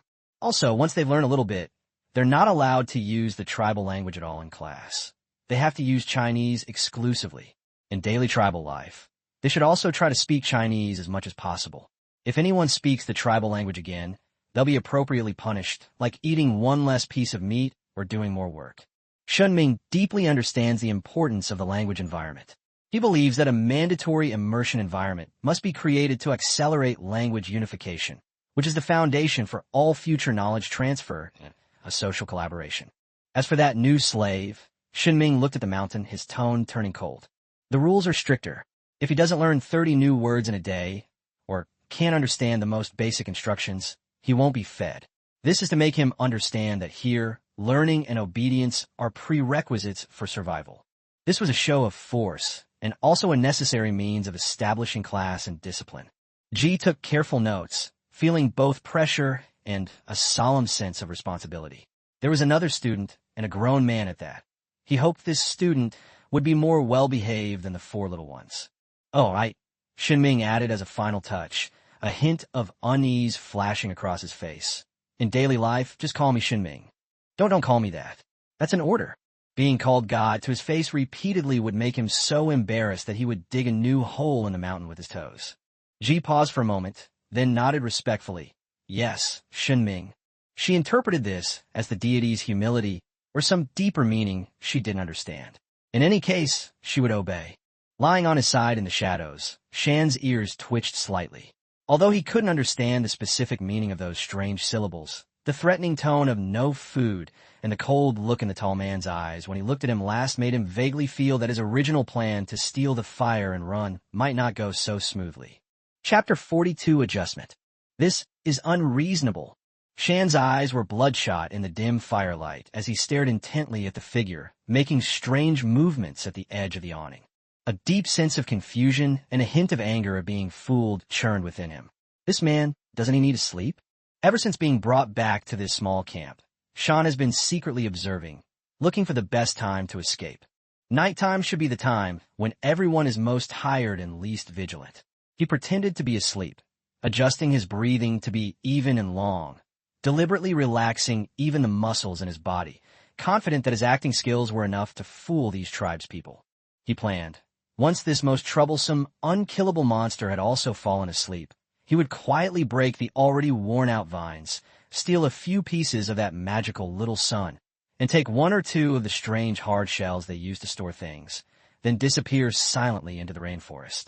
However, as time passed, more and more firewood was added to the campfire. The rain gradually began to fall, and everyone else had long since fallen asleep, their breathing even. Only that unkillable guy, like a tireless ghost, kept causing trouble there. He would lie down and prop himself up, then squat down and stand up, muttering incantations and counting strange syllables. His eyes were sharp, glancing over me every now and then, as if he could see through my feigned sleep. Extreme confusion and the anxiety of waiting eventually overwhelmed his will. Shan's eyelids could no longer stay open, and a heavy drowsiness overwhelmed him like a tide. He seemed to fall into a deep sleep without even having time to adjust his position, remaining in a sideline position, and even emitting slight snoring. After finishing a set of squats, Shen Ming straightened up and wiped non-existent sweat from his forehead. He looked at Shan, who had finally couldn't hold on and fallen asleep, and a slightly mocking smile appeared on his lips. "What kind of class are you? Try to compete with me in staying up all night." He thought to himself. Even without the unlimited energy that comes with immortality, his experience as a seasoned modern night owl, having completed countless dungeons and binge-watch dramas, was enough. In the tug-of-war of staying up all night to test willpower, he was confident that he would not lose to a primitive man with a relatively regular schedule. 17. He whispered this was his current limit for doing standard push-ups. He stood up and walked to the edge of the awning. A cold drizzle was still falling outside, and the world was shrouded in a gray haze. When he returned, he made a point of going to the riverbank to take a look. His previous water tank had long been completely swallowed up by the rising, murky river water and had disappeared without a trace. The riverbank where the clay was previously discovered has long been submerged by the swift current. The nights became long and somewhat boring. One could not collect clay, nor travel far, and the firelight offered limited entertainment. While continuing to perform various basic exercises to maintain his presence, Shen Ming pondered. Perhaps he could try to weave something using the peeled vine bark, a basket, rough rope, or a hammock. This thought slightly roused him. In the stillness of the night, only the occasional crackling of firewood and the even patter of rain could be heard. Shan suddenly opened his eyes, and after a moment of confusion, his gaze immediately returned to the clarity and vigilance of a hunter. He held his breath and listened intently. The only sounds were the soft breathing of sleeping creatures. He sneered inwardly. He had fooled the monster by feigning sleep. Now the monster was surely succumbing to its drowsiness too. The time had come. He carefully moved his bound wrists. The vines had loosened somewhat after 2 days of friction and dampness. "Oh, you're awake so early? Why don't you sleep a little longer?" A voice so familiar it sent chills down his spine, with a lazy, teasing tone, suddenly rang out in the silence, right next to him. Shan's muscles tensed instantly, and his heart almost stopped beating. He turned his head sharply and saw Shen Ming squatting less than 2 meters away from him, his hands behind his head, squatting and standing up in that strange motion, his eyes looking at him with a half-smile. He hadn't slept. He hadn't slept at all. He had seen through himself. Immense horror and the shame and anger of being mocked made the mountain's blood rush to his head. "I didn't make a sound. How'd he know? Does he really not need to sleep? Since you're awake, that's perfect. I'll give you a lesson." Shen Ming continued speaking in a language that Shan couldn't understand at all. His tone was calm, but combined with his constant squatting and standing and his burning gaze, it was filled with an indescribable sense of strangeness and oppression in Shan's eyes. In the mountain's eyes, Shen Ming at this moment perfectly fits all the characteristics of a monster, hairless, indestructible, and now he doesn't need to sleep. This monster can peel off its skin at will, and is currently making incomprehensible and bizarre movements, speaking in a language that sounds like gibberish, its eyes fixed on you like an owl in the night, and occasionally letting out a low growl from its throat when it exerts force. Did I completely enrage him? A chilling thought crept into Shan's mind. In the wilderness, provoking a powerful opponent is the most foolish thing to do.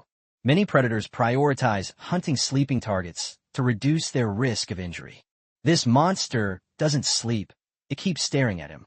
Is it waiting for the moment when he's most relaxed and unguarded to launch a fatal attack? He dares not gamble. The instinct for survival instantly overwhelmed his drowsiness and the urge to escape. Shan stiffly maintained his half-lying position, no longer daring to close his eyes, staring intently at Shen Ming's every move, his nerves stretched to the limit, ready to deal with any possible sudden attack. I stared at it until the sky began to lighten. As the first rays of pale sunlight barely pierced through the rain clouds and trees, Shen Ming had just finished a set of sit-ups.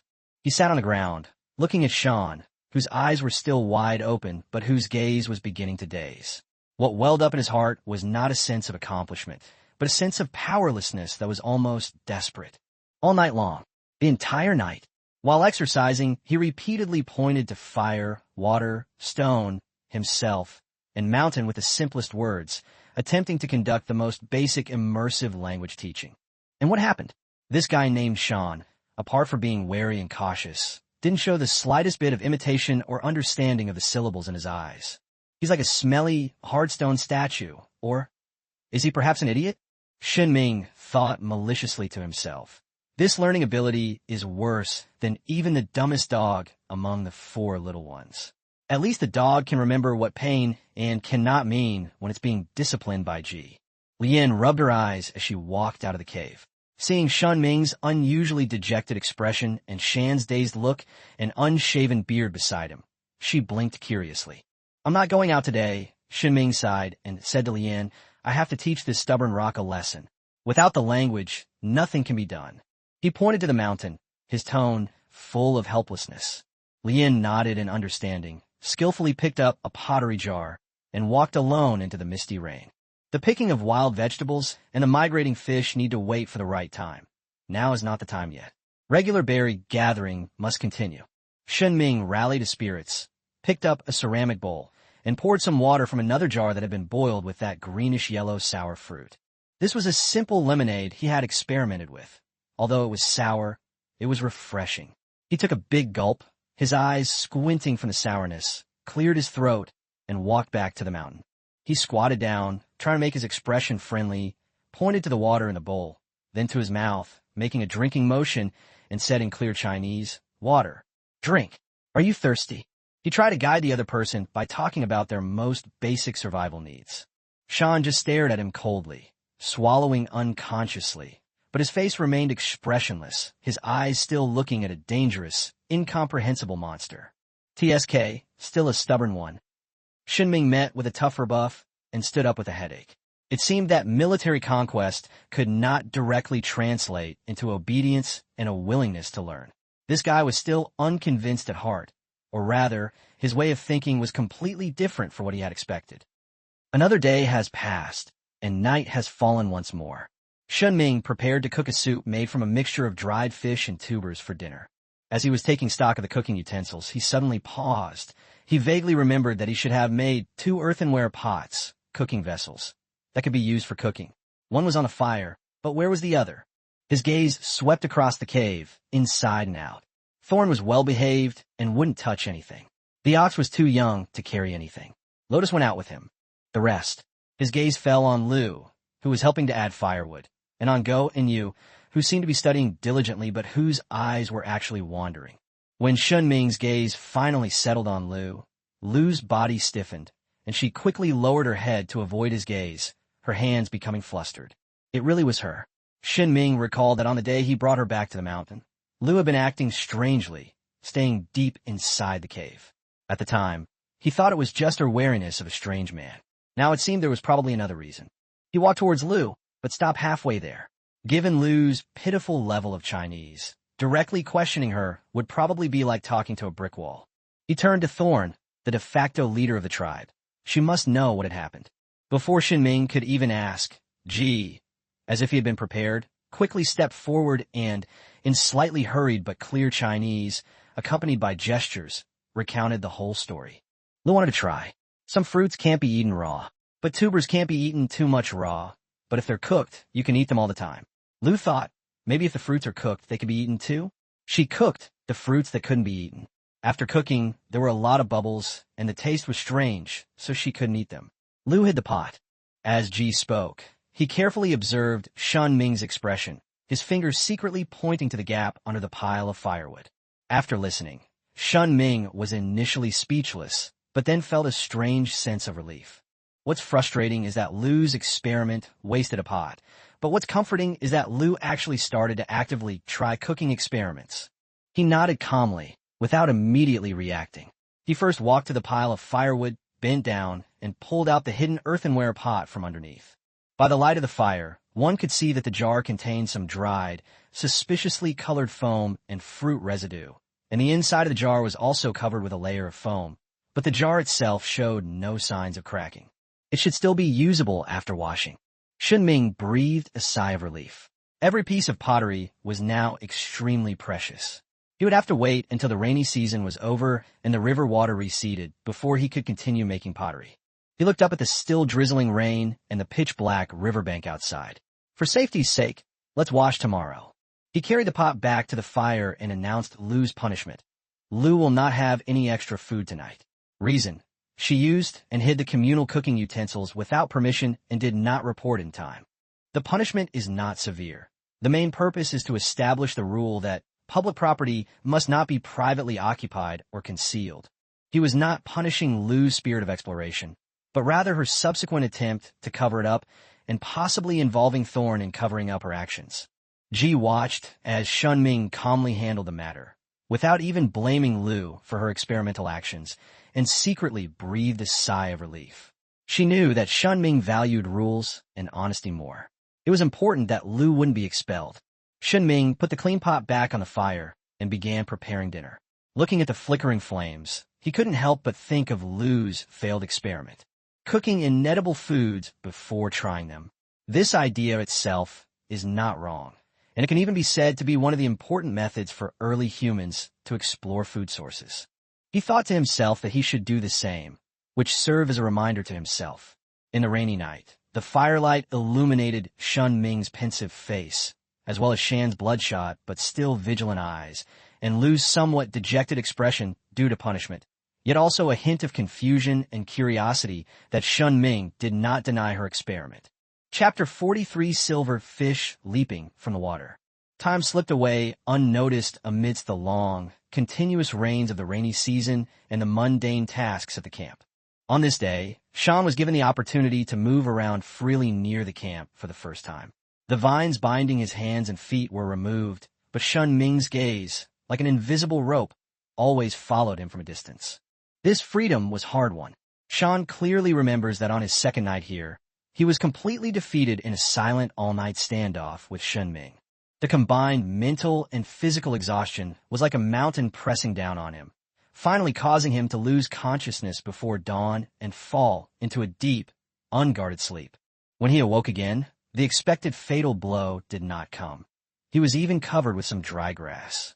The man named Shen Ming did not take the opportunity to kill him.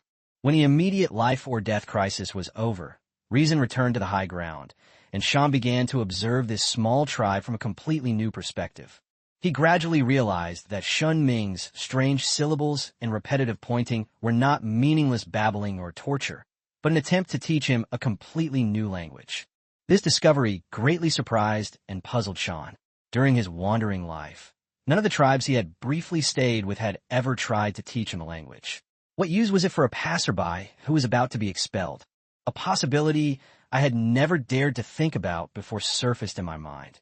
Perhaps this tribe really did allow men to stay for extended periods? This thought was incredibly alluring. He observed carefully and found that Shen Ming and the women here did indeed use the same complex and regular language. Shen Ming was also fully involved in the tribe's labor and decision-making. All these signs were subtly confirming his guess. In order to verify, and for that slim yet alluring possibility of staying, Shan began to try to truly understand and memorize those syllables. He observed silently and imitated clumsily. Progress was slow, but it was definitely happening. Fire, water, stone, eat, inscription, thorn, simple words gradually became associated with their corresponding things. He noticed that when he occasionally pronounced a word correctly, a faint hint of approval would flash in Shen Ming's eyes, and the strong woman named Ji seemed to have a subtle change in the way she looked at him. Shan sometimes recalled what Ji had said to him in private. Shan Ming brings fire, brings wisdom, will not die, is a god. At first, he thought it was absurd, but considering all the incredible things about Shen Ming, it seemed to be the most reasonable explanation. If that were truly the case, then his defeat by the gods would become a kind of acceptable fate. He would occasionally reveal a bitter yet relieved smile, thankful that Shen Ming had accepted him. Otherwise, he would have already rotted away. At that moment, Shan stood on the bank of the rushing, muddy river, gazing at the surging water in a daze. He wanted to bend down and scoop up a handful of water to quench his thirst. He received a light tap on the back of his head. Don't drink unboiled water, or you'll get worms in your stomach, and I won't be able to help you. Shen Ming's voice came from behind, carrying his usual admonitory tone. Shan withdrew his hand in frustration, shaking off the water droplets. This tribe has so many rules. You can't eat with your hands, you have to wash your hands before eating, and now you can't even drink water from the river. But he only muttered to himself and didn't refute it outwardly. If he wanted to stay, he had to abide by the rules here.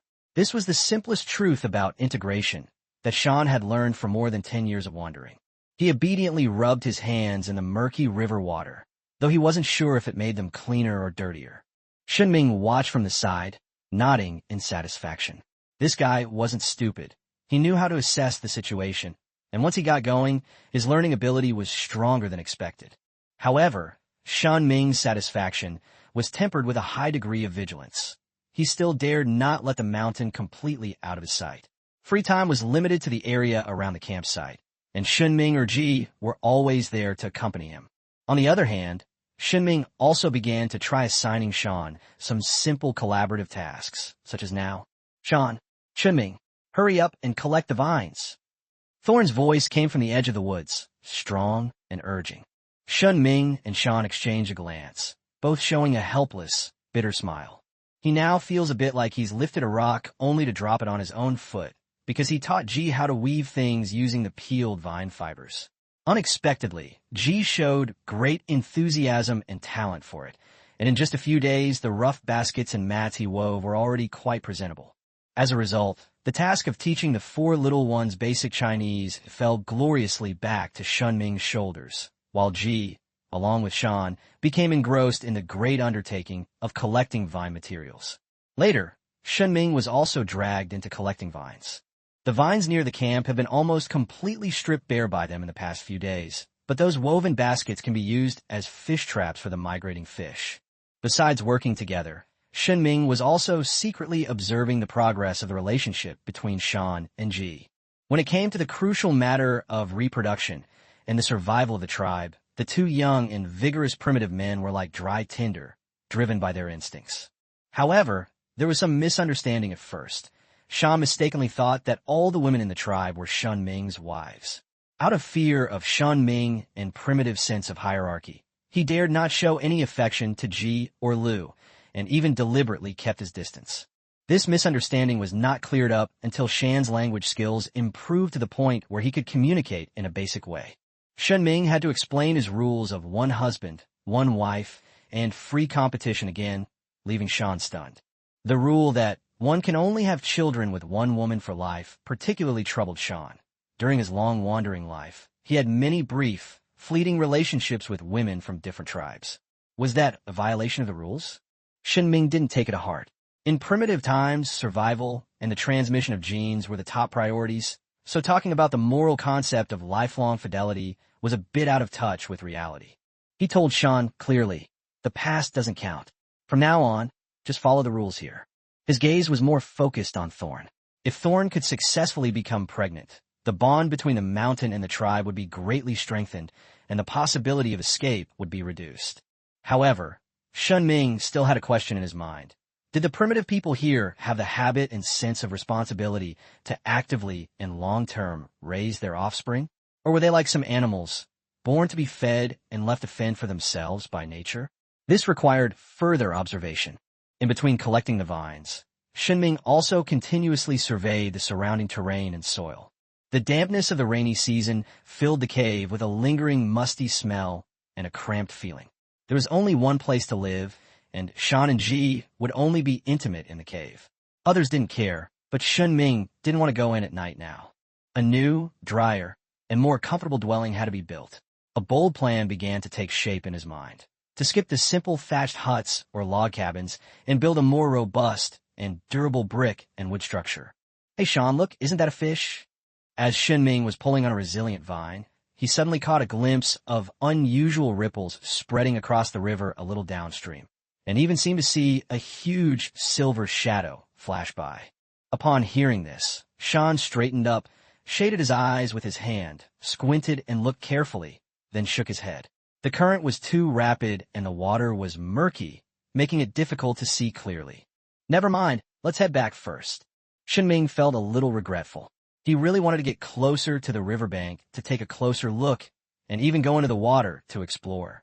However, the river was currently flowing rapidly, and there was a risk of being swept away if one went into the water rashly. He devised a simple safety rope by tying a strong vine around his waist and securing the other end to a large tree on the bank. But he dismissed the thought as soon as it crossed his mind. There was a mountain nearby that he needed to keep a close eye on. What if this guy was still up to no good and untied the vines while he was in the water? That would be a disaster. He might really be stuck in the river, endlessly resetting, drifting off to who knows where. The two men carried the collected vines and turned to head back to the camp. Shen Ming was still mentally calculating the feasibility steps for making bricks. Just then, the sound from the river behind us suddenly became louder. Splash, splash, thump. The sound of rushing water was incessant, as if something was violently churning in the river. Fish, fish, lots. Shen's excited voice rang out. He turned around abruptly and pointed downstream. This was the first time he had ever seen anything like it. Were the resources here really this abundant? Shen Ming immediately turned around, and the scene before him made his eyes widen instantly. He blurted out, "Holy crap, so many fish." 100 meters downstream, the river surface appeared to be boiling. Countless large, silver fish were leaping out of the murky water, drawing shimmering arcs in the air. The scales reflected the sunlight filtering through the gaps in the clouds, shimmering like metallic flowers blooming on the river surface. They seemed to be driven by something, leaping about in a panicked and desperate manner. Further away, several familiar, chillingly dark backs appeared and disappeared in the waves, crocodiles. They were hunting this enormous school of fish. The long-awaited fish migration during the rainy season has finally arrived in this river basin in such a spectacular and direct manner. The period of abundant food is just around the corner. Shen Ming's heart pounded wildly. All his previous worries seemed to be temporarily dispelled by the shimmering silver light. It was so spectacular. Chapter 44 Spear. Back in a cave, Shen Ming immediately told Ji about seeing the school of fish. In the firelight, both of their eyes gleamed with excitement. However, after the initial joy, a real problem immediately confronted Shen Ming. If most people went to the river to fish, who would take care of this crucial base camp? The cave contained their most precious possessions, 3 earthenware jars filled with berries and dried fruit that they had painstakingly sun-dried, 5 earthenware jars filled with sweet potatoes to keep for the winter and for planting, and 2 earthenware jars of pre-season food. There are also the increasing number of rough containers woven from vines, storing various odds and ends, spare stone fragments, and collected fibers. Not to mention the pile of firewood, and most importantly, the tinder. The scent of a burning fire would instinctively deter most wild animals. These resources cannot be lost, so it is essential to send people to stay and guard them. Shen Ming quickly calculated the personnel arrangements. He and Shan would definitely be in the same group. He needed to keep an eye on the strong laborer who was not yet fully tamed, and fishing also required strong laborers like Shan. So, how should the remaining 7 people be divided into batches to balance fishing efficiency and camp safety? But this brings new efficiency problems. Splitting the operation into batches means that manpower cannot be concentrated on short and intensive fishing operations. Moreover, Shen Ming recalled more practical difficulties. There were not enough natural shelters near that river bend, making it extremely troublesome and dangerous to maintain and move fire in the rain. It's highly likely that everyone working by the river would only be able to eat raw and cold food, which could easily lead to health problems in the long run. The lack of tools also gave him a headache. How many of those swift, large fish could he catch with his hands and simple stone slabs? Just then, Ji noticed the lingering contemplation and anxiety between Shen Ming's brows. She stepped forward and asked, "Shen Ming, what's troubling you?" Shen Ming nodded and briefly explained his concerns about working in batches and the difficulties of working along the river. Upon hearing this, Ji straightened his back almost without hesitation and volunteered in a matter-of-fact tone. "I'll stay. 1 person is enough. They can all go fishing with you." In her view, as the leader, it was her responsibility to stay behind and protect the tribe's most important resources and fire. The others, especially Lien and Lu, should go and gather food. Looking into her firm and composed eyes, Shen Ming felt a pang of emotion, but then gently yet firmly shook his head and smiled. "No, Ji, your idea is good, but it's not safe enough." He patiently explained, "First, we're not just going to catch a few fish and come back. I'm going to catch as many fish as possible and bring them back to be dried. This process will produce a strong smell of blood and fish, which may attract predators we don't expect, such as larger felines or even wolves. Leaving you alone is too risky." Second, Shen Ming drew a simple river bend on the ground with a twig. The place we're going to is an open riverbank where fish gather in large numbers, which may also attract other predators, such as bears. He recalled watching nature documentaries before, where brown bears were often seen along the riverbanks during salmon run. If we send too few people, or if our strength is uneven, it will be difficult to deal with any unexpected situations. He needs a plan that can both fish efficiently and ensure basic safety for both the front and rear. This requires both the preparation of tools and strategies. "Combat strength," Shen Ming murmured to himself, his gaze falling on the pile of sticks waiting to be processed beside the fire. He picked up a relatively sharp flint shard, selected a straight and tough stick, and began to carefully whittle it. He wanted to create more effective weapons, not just wooden sticks that could fly with great force. Wood chips flew everywhere, but Shen Ming's movements were focused and steady. He tried to recall his limited knowledge about primitive spears. They needed to be long enough to provide leverage and a safe distance. The spearhead needed to be sharp and hard enough to penetrate animal hide, and it would be best if they had barbs to prevent them from slipping off.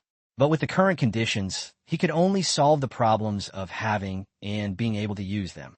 In no time, a simple wooden spear, about 2 meters long and sharpened at the front, took shape in his hands. Shen Ming weighed it in his hand. For his malnourished body, it still had some weight. He walked to a relatively open area outside the cave, and about 50 paces away, facing a thick tree trunk, he imitated the javelin-throwing posture he remembered and threw it with all his might.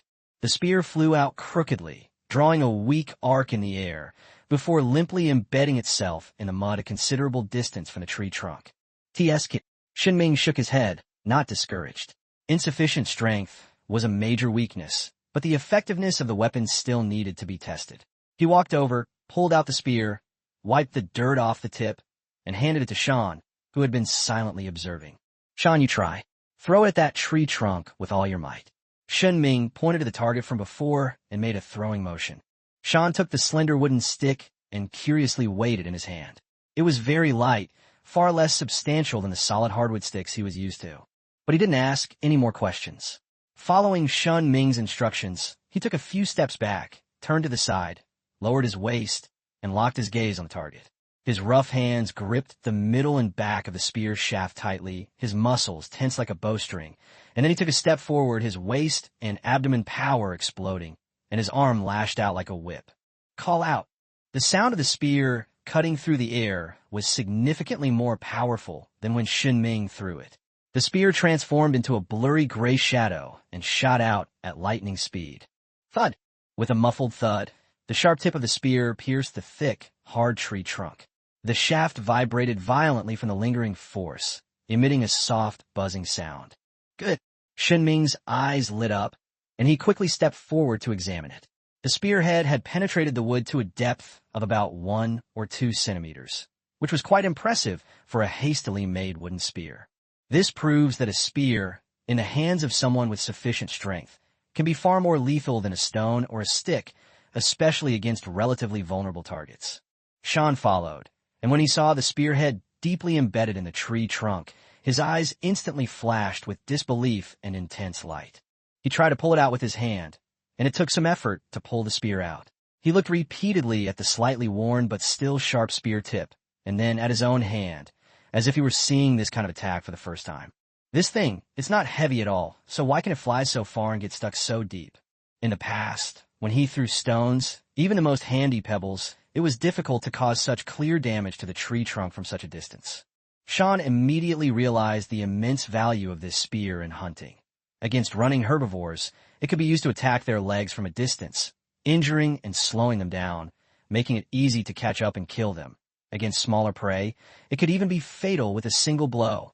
This was much safer and more efficient than close-quarters combat. Shen Ming. Shan turned his head, staring intently at Shen Ming, making no attempt to hide his desire, and said in somewhat broken but clear Chinese, I want this. Give it to me. Okay. Shen Ming nodded, taking the somewhat flattened spearhead, his brow furrowing slightly. But this one is broken, not good enough. I'll make you a better one later, harder, sharper, and less prone to breaking. Bad. Shan didn't quite understand the word, but he understood later and better. He grinned, revealing a somewhat simple yet expectant smile, and nodded vigorously. Then we'll wait. He's begun to have almost blind faith in Shen Ming's ability to create even better things. After all, this is a god who can control the little sun and possesses endless knowledge. As Shen Ming stroked the worn wooden spear in his hand, he began to conceive of ways to improve it. Should he find a harder piece of wood to make the spear and to try to harden it by heating it with fire? Or should he find suitable thin stone slabs to bind to the spearhead to increase its power and durability? Chapter 45, No Bare Appearance. Lien, and those 4 little brats, you come with me first. After careful consideration, Shen Ming finalized the plan. Given that Lien and the 4 little ones had limited stamina, rather than having them waste their precious energy running back and forth between the camp and the river bend, it would be better to have them stationed directly near the fishing spot. He and Shan, as the main labor force, formed 2 groups with Ji and Liu, taking turns to travel between the camp and the river bend, ensuring the safety of the camp, securing manpower for fishing, and transporting the harvest. The only potential concern is the safety of Lien and the children during their shift changes. In response, Thorn offered a relatively reassuring assessment based on ancient experience. Now, there are plenty of fish and bears, wolves, big cats are full. Fighting and getting injured isn't worth it. They'd rather eat fish in peace. During periods of abundant food, most predators will significantly reduce their aggressive tendencies, as the risk of injury far outweighs the gains from hunting. Shan scratched the back of his head, somewhat skeptical of this arrangement. He had seen schools of migrating fish, but those shimmering silver creatures were as fast as lightning in the water. How many could one catch with bare hands, or with stones or sticks? unless this tribe had mastered some special fishing spot or method. With doubts and expectations, along with a few empty pottery jars, a newly woven wicker basket, precious embers in the jars, and a few spears hardened by the flames, Shen Ming and his group set off in the morning mist to welcome this gift from nature. The journey was long, so they gave up collecting fruit along the way and relied solely on the dried fruit in the earthenware jars to replenish their strength. The mountain displayed amazing endurance, not only carrying the heaviest loads on its back, but also easily carrying the smallest ox, its steps steady and swift. As Shen Ming walked, he used stone shards to carve deep arrow marks on prominent tree trunks along the way, and tried his best to memorize the distinctive landforms. He couldn't place all his hopes for finding the way on others, especially when in the end he might be the only one left to travel back and forth with the mountain. They set out at dawn and trekked through the entire day. As the last rays of daylight were about to be swallowed by night, they finally arrived at the tranquil river bend of their memories. However, the scene before them was completely different from what they had seen a few days earlier. The open waters upstream of the river bend now resemble a bustling and crowded fish market. The water was no longer calm. Everywhere there were ripples from fishtails slapping and huge splashes from leaping fish. The air was thick with an overwhelming fishy smell, mixed with a hint of decay. Exhausted, the group decided to find a safe place to spend the night, a huge ancient tree with lush foliage and a well-developed root system. However, the fire went out, not because of water, but because there was no dry firewood nearby. After settling in, Shen Ming gazed at the rare, brilliant starry sky beyond the trees and decided not to waste this precious light, so he went to the lakeside alone to conduct preliminary reconnaissance. The closer you get to the water, the more shocking the scene becomes. Large fish carcasses are piled up on the riverbank and in the shallow water. Under the starlight and the faint light reflected from the distant water, he could see that the fish's body color had changed from a bright silvery white to a dull pink, or even a deep red after they died. He casually picked up a still intact, cold and stiff fish carcass, brought it to his nose, and smelled it. A fishy, slightly fermented odor entered my nostrils. It's starting to smell bad, Shen Ming frowned, but it shouldn't be completely rotten yet. It might still be edible if cooked or smoked. Now he fully understood what Ji meant by low aggression. On the riverbank and in the shallow water, there is a buffet everywhere, and many fish even float to the shore after being exhausted or injured. For any predator, this is a feast that requires no effort to hunt and can be enjoyed simply by bending down and picking up the food. Who would bother chasing after wary live prey? No wonder even crocodiles are now content with catching live fish in the water and have little interest in these leftovers on the shore. He walked slowly along the lake shore, occasionally stepping on slippery fish carcasses or scales. The night wind carried gusts of strong, putrid stench, making one want to vomit. Shen Ming couldn't help but marvel once again at the incredible digestive capacity of primitive humans. Eating fish this raw and having no problems, that's truly a gift. Looking at the layers of fish carcasses floating in the lake, a modern person's worry instinctively arises. With so much organic matter rotting in one place, won't this lake become eutrophic, leading to algal blooms and oxygen depletion? But on second thought, year after year, the ecosystem here must have adapted to this periodic nutrient shock and has its own way of balancing itself. Shoo! Crack! A slight sound, unlike the wind or water, came from the bushes not far behind him. Shen Ming immediately turned around alertly, his hand instinctively reaching for the small knife tucked into his waistband. Under the starlight, the dense thicket was a dark mass, with only the branches and leaves swaying normally in the breeze, showing no obvious abnormalities. He stared for a few seconds, then chuckled self-deprecatingly, his tense nerves relaxing slightly. With my mediocre counter-surveillance skills, I probably wouldn't even be able to detect a wild animal lurking around. He shook his head, turned around, and continued to observe the lake, planning tomorrow's fishing strategy. However, he was unaware that a landlord was indeed lurking deep within those bushes. A large female brown bear is holding two furry, round cubs tightly in her arms. Even in the dim light, the cubs' fur still looked glossy and smooth, clearly indicating that it had been fed very well recently. They were playfully jostling each other over a piece of plump fish that their mother had brought back, making soft, smacking noises. The mother bear's small eyes, glowing in the darkness, were peering warily through the gaps in the branches and leaves at Shen Ming, this strange, bipedal creature. This is not the first bear to notice Shen Ming, nor will it be the last. However, as experienced predators, the mother bear and her kind all chose to observe cautiously rather than engage in rash conflict with this creature they had never seen before, which had a unique aura and moved freely in the dark. When food is within easy reach, unnecessary risks must be avoided. Shen Ming's calm demeanor subtly reinforced the impression that this thing is not to be trifled with. Shen Ming lingered by the lake for a while, wondering, didn't Ji say there were a lot of bears at this time of year? How come I haven't seen a single one? He had no idea that he had already fallen under the watchful eyes of several wild beasts, but thanks to his survival logic of fish is greater than the sky and his accidental momentum, he was able to remain unharmed. As night deepened, he remembered Lian's warning, not to bring any unfamiliar scents directly back to the tree where he had spent the night. He began to deliberately take a detour on his return journey, passing through different bushes and wading through several streams, trying to confuse any possible scent trails.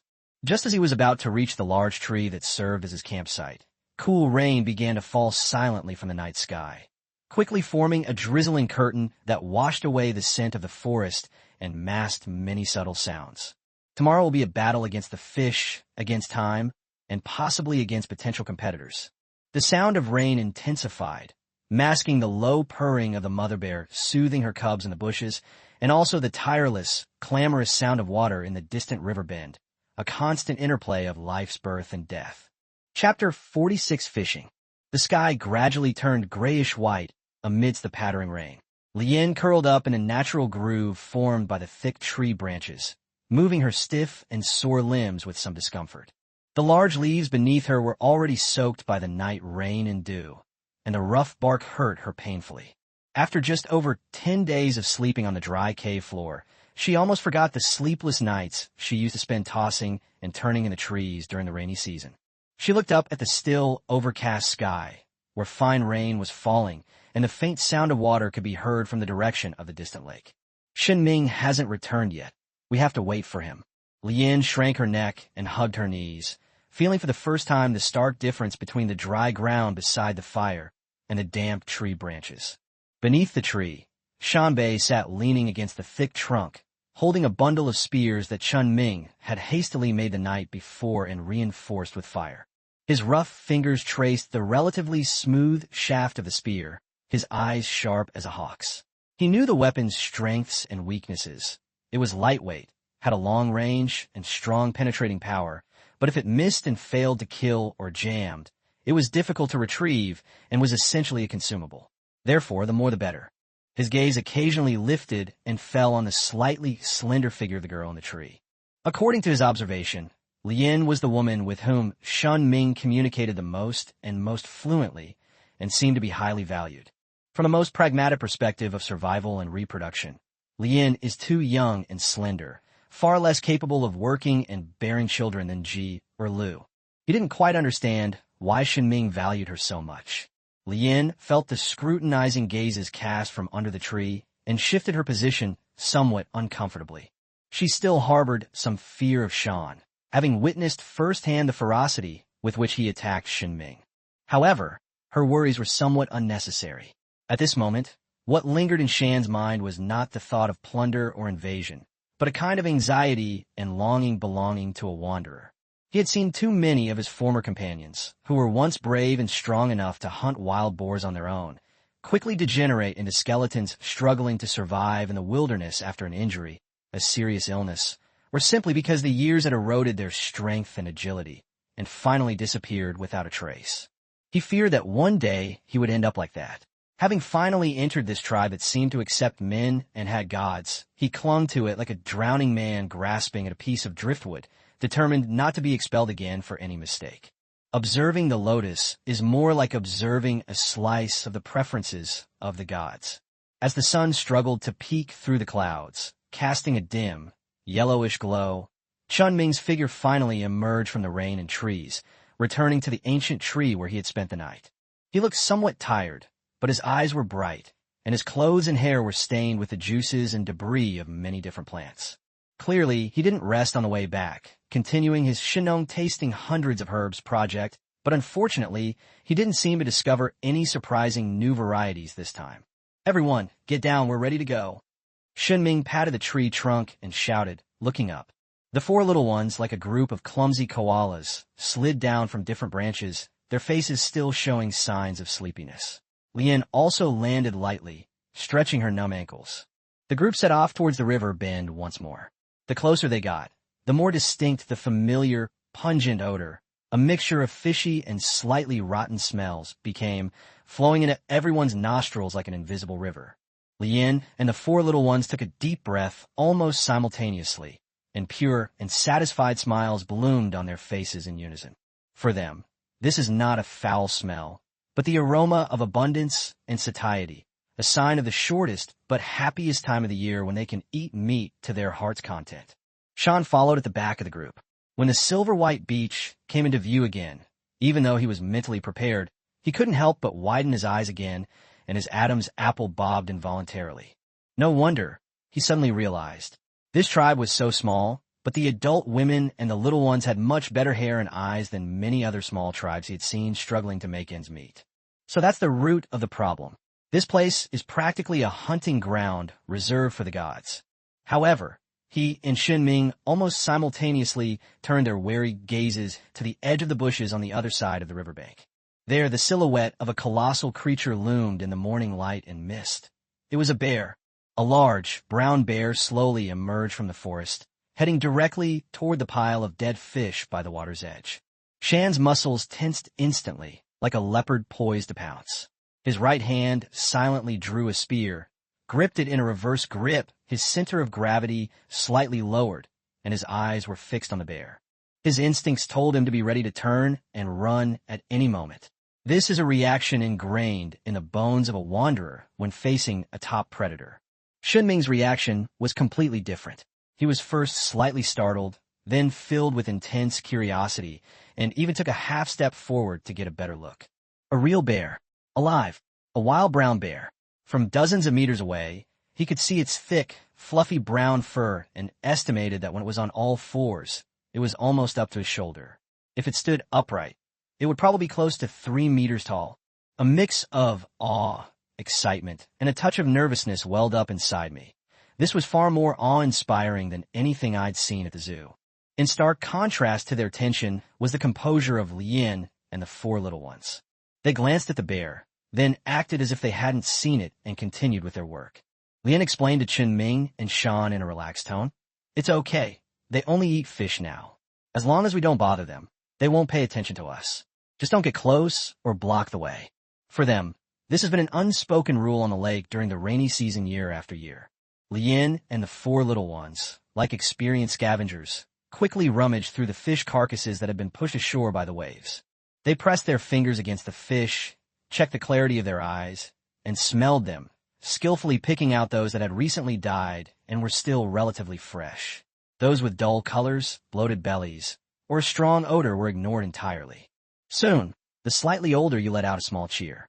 She found a large, plump fish struggling weakly in the shallow water. Ignoring the icy lake water, she waded over, used all her strength to pull it up, staggered back to the shore, and then cleanly and decisively smashed the fish's head with a sharp-edged stone, ending its life. Then, under Shen Ming's somewhat dumbfounded gaze, she actually bent down and used her still tender teeth to tear open the relatively soft part of the fish's belly, and couldn't wait to gnaw on the tender meat and internal organs inside. Juice dripped down her chin, yet she ate with a satisfied expression. The dog and the fish quickly found their targets and began a feast. Seeing that the bear was indeed uninterested in them, only focusing on picking through the fish and occasionally clumsily slapping the water with its paws in an attempt to catch a live fish, the mountain relaxed its guard slightly. The instinct for survival quickly overcame his initial awkwardness in the unfamiliar environment, and he joined the feast. He chose a large, relatively intact dead fish, cut it open with a stone knife, and began to chew on the fattest abdominal muscles, his primitive and unrestrained eating style no different from Lian's. This way of eating is a bit too unrestrained. Looking at the scene before him, where people were eating raw meat and drinking blood, Shen Ming's lips twitched, and he felt a pang of toothache and a slight discomfort in his stomach. But he also knew that this was the only feasible way for them at the moment. Without fire, without suitable cooking utensils, and with time running out, raw food was the most direct way to supplement their energy. Forget it, we've gone by all these years. One more meal won't make a difference. It shouldn't be enough to catch parasites right away, right? He could only console himself with this stubborn modern hygiene concept. Instead of joining the group eating the raw vines, he turned and walked into the nearby woods. He had a more important task, to find vines that were long and strong enough. This was key to his ability to bring the large quantity of fish back to the tribe. He had a method for efficiently transporting these sizable spoils of war. After searching for a long time in the forest, he finally found a few vines that met his requirements, cut them down with force, and dragged their heavy bodies back to the riverbank. At this point, the feast on the riverbank was nearing its end, or rather, it had entered a new phase, a more discerning phase. Many fish carcasses, with only a few bites taken from the fattest parts, were carelessly thrown back into the water or onto the shore. Many more were gutted, with only the liver removed, while the relatively tender fish meat was left behind. When resources are extremely abundant, waste seems so justified. Shen Ming chose a shallow spot with relatively calm water, tied one end of the longest vine he had dragged to a small tree on the shore, and then stepped into the cold lake water with the other end in hand. His target was the largest fish that were still struggling in shallow water or had just died. He spotted a fish, acted swiftly, stuffed the vine into the fish's open mouth, skillfully bypassed the gill cover, and pulled it out through the gill slit. With a strong pull, a large fish weighing over 10 kilograms was firmly pierced onto the vine, like a giant silver shuttle. This task required skill and strength. After successfully putting on the third large fish, Shen Ming felt his arms were sore and numb, and his legs, which were submerged in water, were so cold that they were almost numb. The fish were much heavier than expected. Each one was longer and thicker than his arm, with hard, slippery scales. "Shan, come here for a second," Shen Ming shouted towards the shore. Shan leaned against a tree trunk, taking a rare break and stroking his slightly protruding belly. He had eaten too much, and his movements felt a little sluggish. He would have to be more careful next time. Upon hearing the summons, he immediately picked up his spear and strode over. "Try it. See if you can lift it." Shen Ming handed him the heavy vine with the three-headed fish on it. Shan took it, weighed it in one hand, lifted it easily, and even swung it around a little. "Light," he said succinctly. Shen Ming nodded, then dragged a heavy fish out of the water and struggled to thread it onto his wrist. The vine suddenly sank. "And now? Will it affect your walking?" Shen Ming asked. Shan gripped the vines with both hands, tested his balance and weight, and shook his head. "It's okay. I can walk." Shen Ming observed his expression and, confirming that he wasn't just putting on a brave face, put on the fifth pair. This time, Shan's brows furrowed slightly, and the muscles in his arms visibly bulged. He steadied himself and said, "Too many. Slow down." Shen Ming understood. This was the current limit of the mountain's transportation capacity. The 5 large fish probably weigh nearly 100 pounds in total. Add to that the weight of the vines themselves and the resistance of the water, and even with the mountain's incredible strength, the long journey would be extremely difficult, severely impacting speed and the ability to cope with unexpected situations. "Okay, that's all." Shen Ming clapped his hands, basically satisfied with his transportation vehicle. The vines were indeed too long, and the extra parts were a bit cumbersome, but it's not a big problem. On the way back, I can cut off a part and make a carrying strap for myself to help carry some of the smaller catches. The next morning, the rain subsided slightly, but the sky remained overcast. Shen Ming and Shan, as the first transport team, embarked on their journey home. Shan walked ahead, carrying the heavy vine adorned with 5 large silver fish on his shoulder, his steps steady, like a moving mountain of flesh. Shen Ming followed behind, also carrying a shorter vine with 2 smaller, but already partially cleaned, fish slung on it. Chapter 47: Smoked Fish. Before setting off, Shan specially picked out a plump and fresh fish on the riverbank, skillfully processed it with a stone knife, and ate it heartily until he felt his stomach was filled with solid fish meat, and even felt a little bloated. In this season where food is readily available, the cost of being full is simply the amount of chewing time you're willing to spend. He licked the remaining sweet and pungent juice from his fingers with satisfaction, but his gaze involuntarily drifted towards Shen Ming beside him. Shen Ming ignored the fish meat that was within reach, which puzzled Shan. Did the gods not need to eat? But I had clearly seen him eat berries before, and he even showed great interest in all sorts of strange plant fruits. In the mountain's value system, these plump, high-energy fish are far more delicious than those sour or bland plant fruits. They have a real, sweet, and fishy taste that can be transformed into strength. But he dared not ask further, keeping his doubts to himself as he silently shouldered the heavy string of fish shuttles. Perhaps this was what made the gods different. The journey started smoothly, with Shen Ming walking ahead and occasionally observing the surrounding trees. But as he walked, Shan keenly sensed something was amiss. The surrounding scenery became unfamiliar, and the strange symbols that Shen Ming had carved on the trees became increasingly sparse until they disappeared completely. Shen Ming slowed down and finally stopped under a large tree without any markings. He frowned, looked around, and unconsciously rubbed his chin with his fingers. Shan was about to suggest that perhaps they could try the direction he vaguely remembered. Shen Ming turned around first, his face expressionless, and said to him in a flat tone, "Mountain, your time to test you has come. Do you remember the way back?" Shan was taken aback, swallowing back the words that were about to come out. A test? So that's how it is. The gods deliberately led him astray, wanting to test whether he remembered the tribe's location and whether he truly intended to stay. A feeling of being valued, but also of pressure, welled up inside him. He immediately straightened his back, his expression becoming extremely serious, and nodded vigorously. "I remember. This way." He pointed to the left path, which was slightly different from the direction Shen Ming had been heading. "Very good, you lead the way." Shen Ming breathed a sigh of relief and stepped aside to make way for the leader. Shan Xin was certain, even more convinced that this was a test from the gods. He dared not be negligent and tried his best to recall the terrain features he had encountered on his way here. He walked ahead with firm steps, while maintaining the vigilance of a hunter, stopping from time to time to listen to the sound around him, trying to discern any familiar scents carried on the wind that might belong to the river or human activity. Shen Ming followed behind him, secretly relieved. If he didn't even know the way, things would be much more troublesome. They would likely have to find a river first, then pray that it was upstream or downstream of the river at the cave entrance, and then grope their way back along the riverbank, which would take more time and effort and be fraught with unknown risks. Under Shan's guidance, they gradually returned to the right track. As dusk settled and the forest grew dark, a reassuring orange-red flickering light finally appeared ahead. It was a campfire under the awning.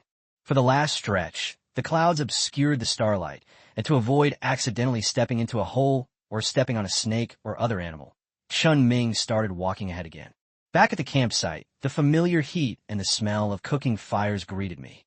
Shan breathed a sigh of relief, carefully setting down the heavy fish shuttle from his shoulder.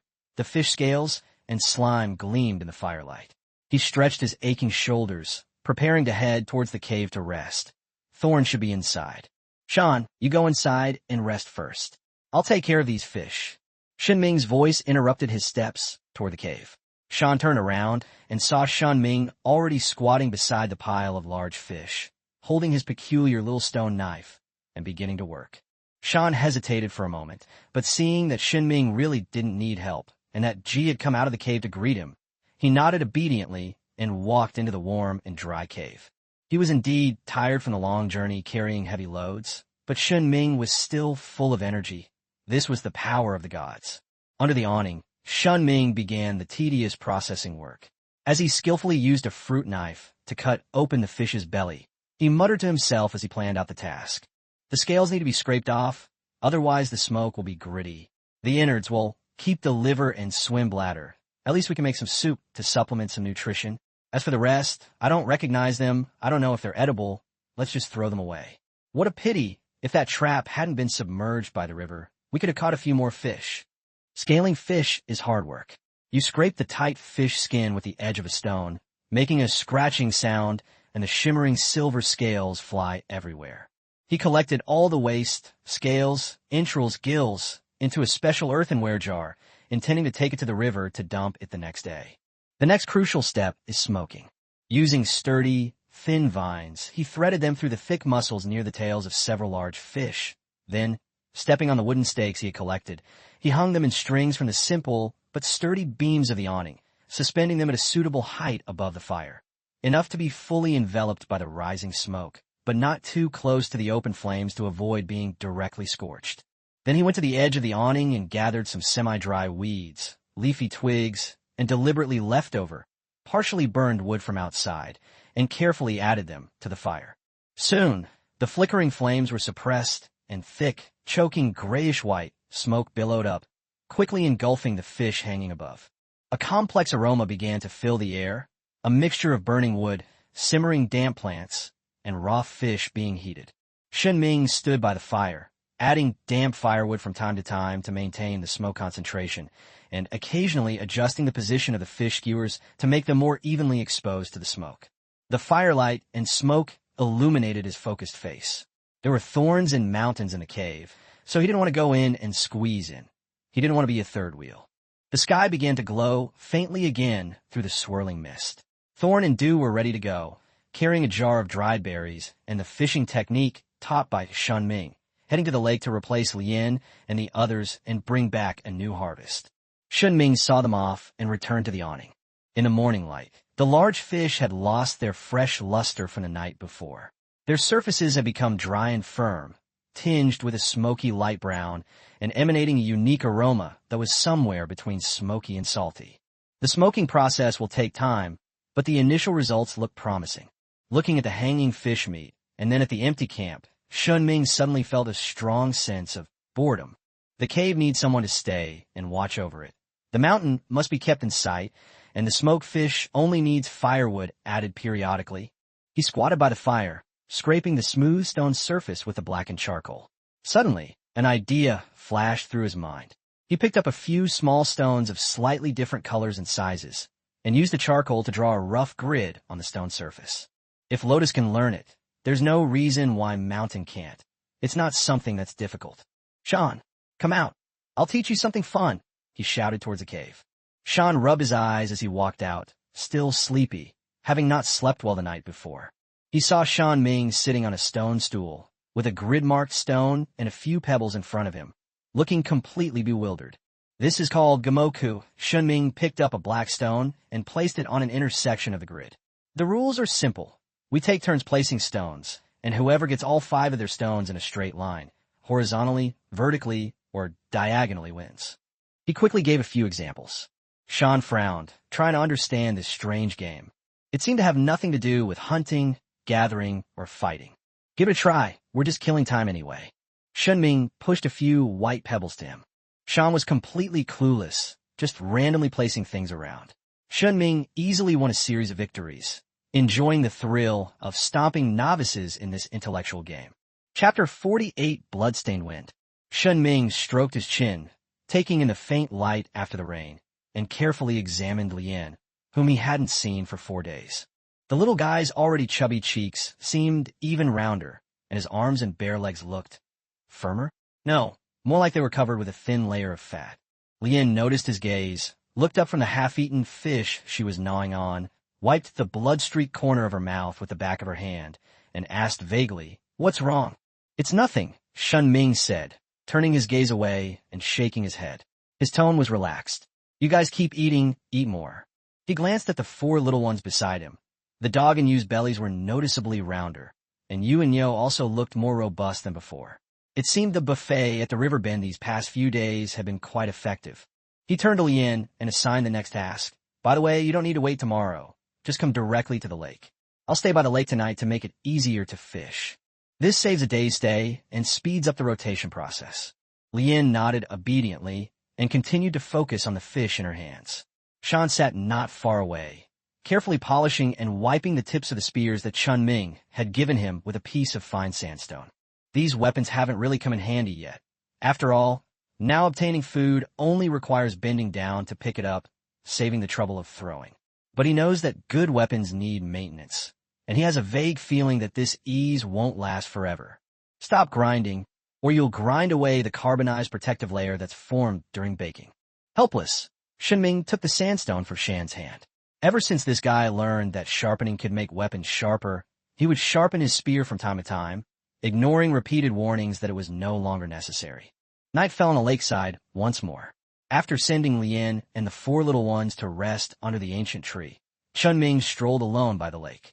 The damp night wind carried a strong, fishy smell, but he had gradually gotten used to it. His thoughts were not on the fish, but on something much more distant. The efficiency is still too slow. Two groups of people take turns, making a round trip every 3 days, and at most they can bring 8 or 9 fish. A lot of time is wasted on the road, and we also have to be distracted by guarding the cave. If we could establish an outpost directly by the lake, process and smoke the food on the spot, and then have the strongest men transport it, it would be much more efficient. This requires a shelter that can protect against the wind and rain, store tools and semi-finished products, and provide temporary accommodation. As he walked, he carefully surveyed the terrain. The lakeshore was mostly muddy or too close to the water, and the trees were too dense. Finally, about a mile from the main fishing area, he found an ideal clearing. The terrain is significantly higher than the surrounding area, forming the top of a gentle earthen slope. The soil is relatively dry and hard, with only scattered shrubs and low weeds. The open view makes it easy to observe and facilitates future transportation. This is it. Shen Ming silently recited the words in his mind. He used a stone knife to carve a special combination of symbols on the trunks of several prominent trees nearby.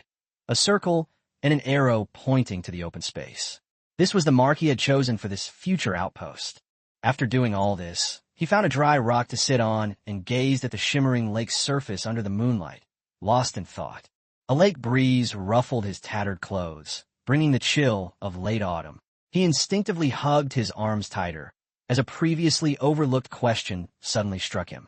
In winter, Lian and the others have thick fur that grows periodically to keep them warm, but what about him? Just these few strands of tattered cloth that are almost becoming decorations? If winter in this world is cold, he shivered and dared not think about it further. Oh no, this winter is going to be tough. He then recalled another question. Are bears not active at night? He had been to the lake several times, and he seemed never to have seen a bear at night. Was his observation skill too poor, or did they have other habits? Unbeknownst to him, just a few dozen meters behind him, in the shadow of a thicket of bushes as dense as a wall, a pair of eyes, faintly reflecting light in the darkness, had been watching him for a long time. It was an exceptionally large male brown bear.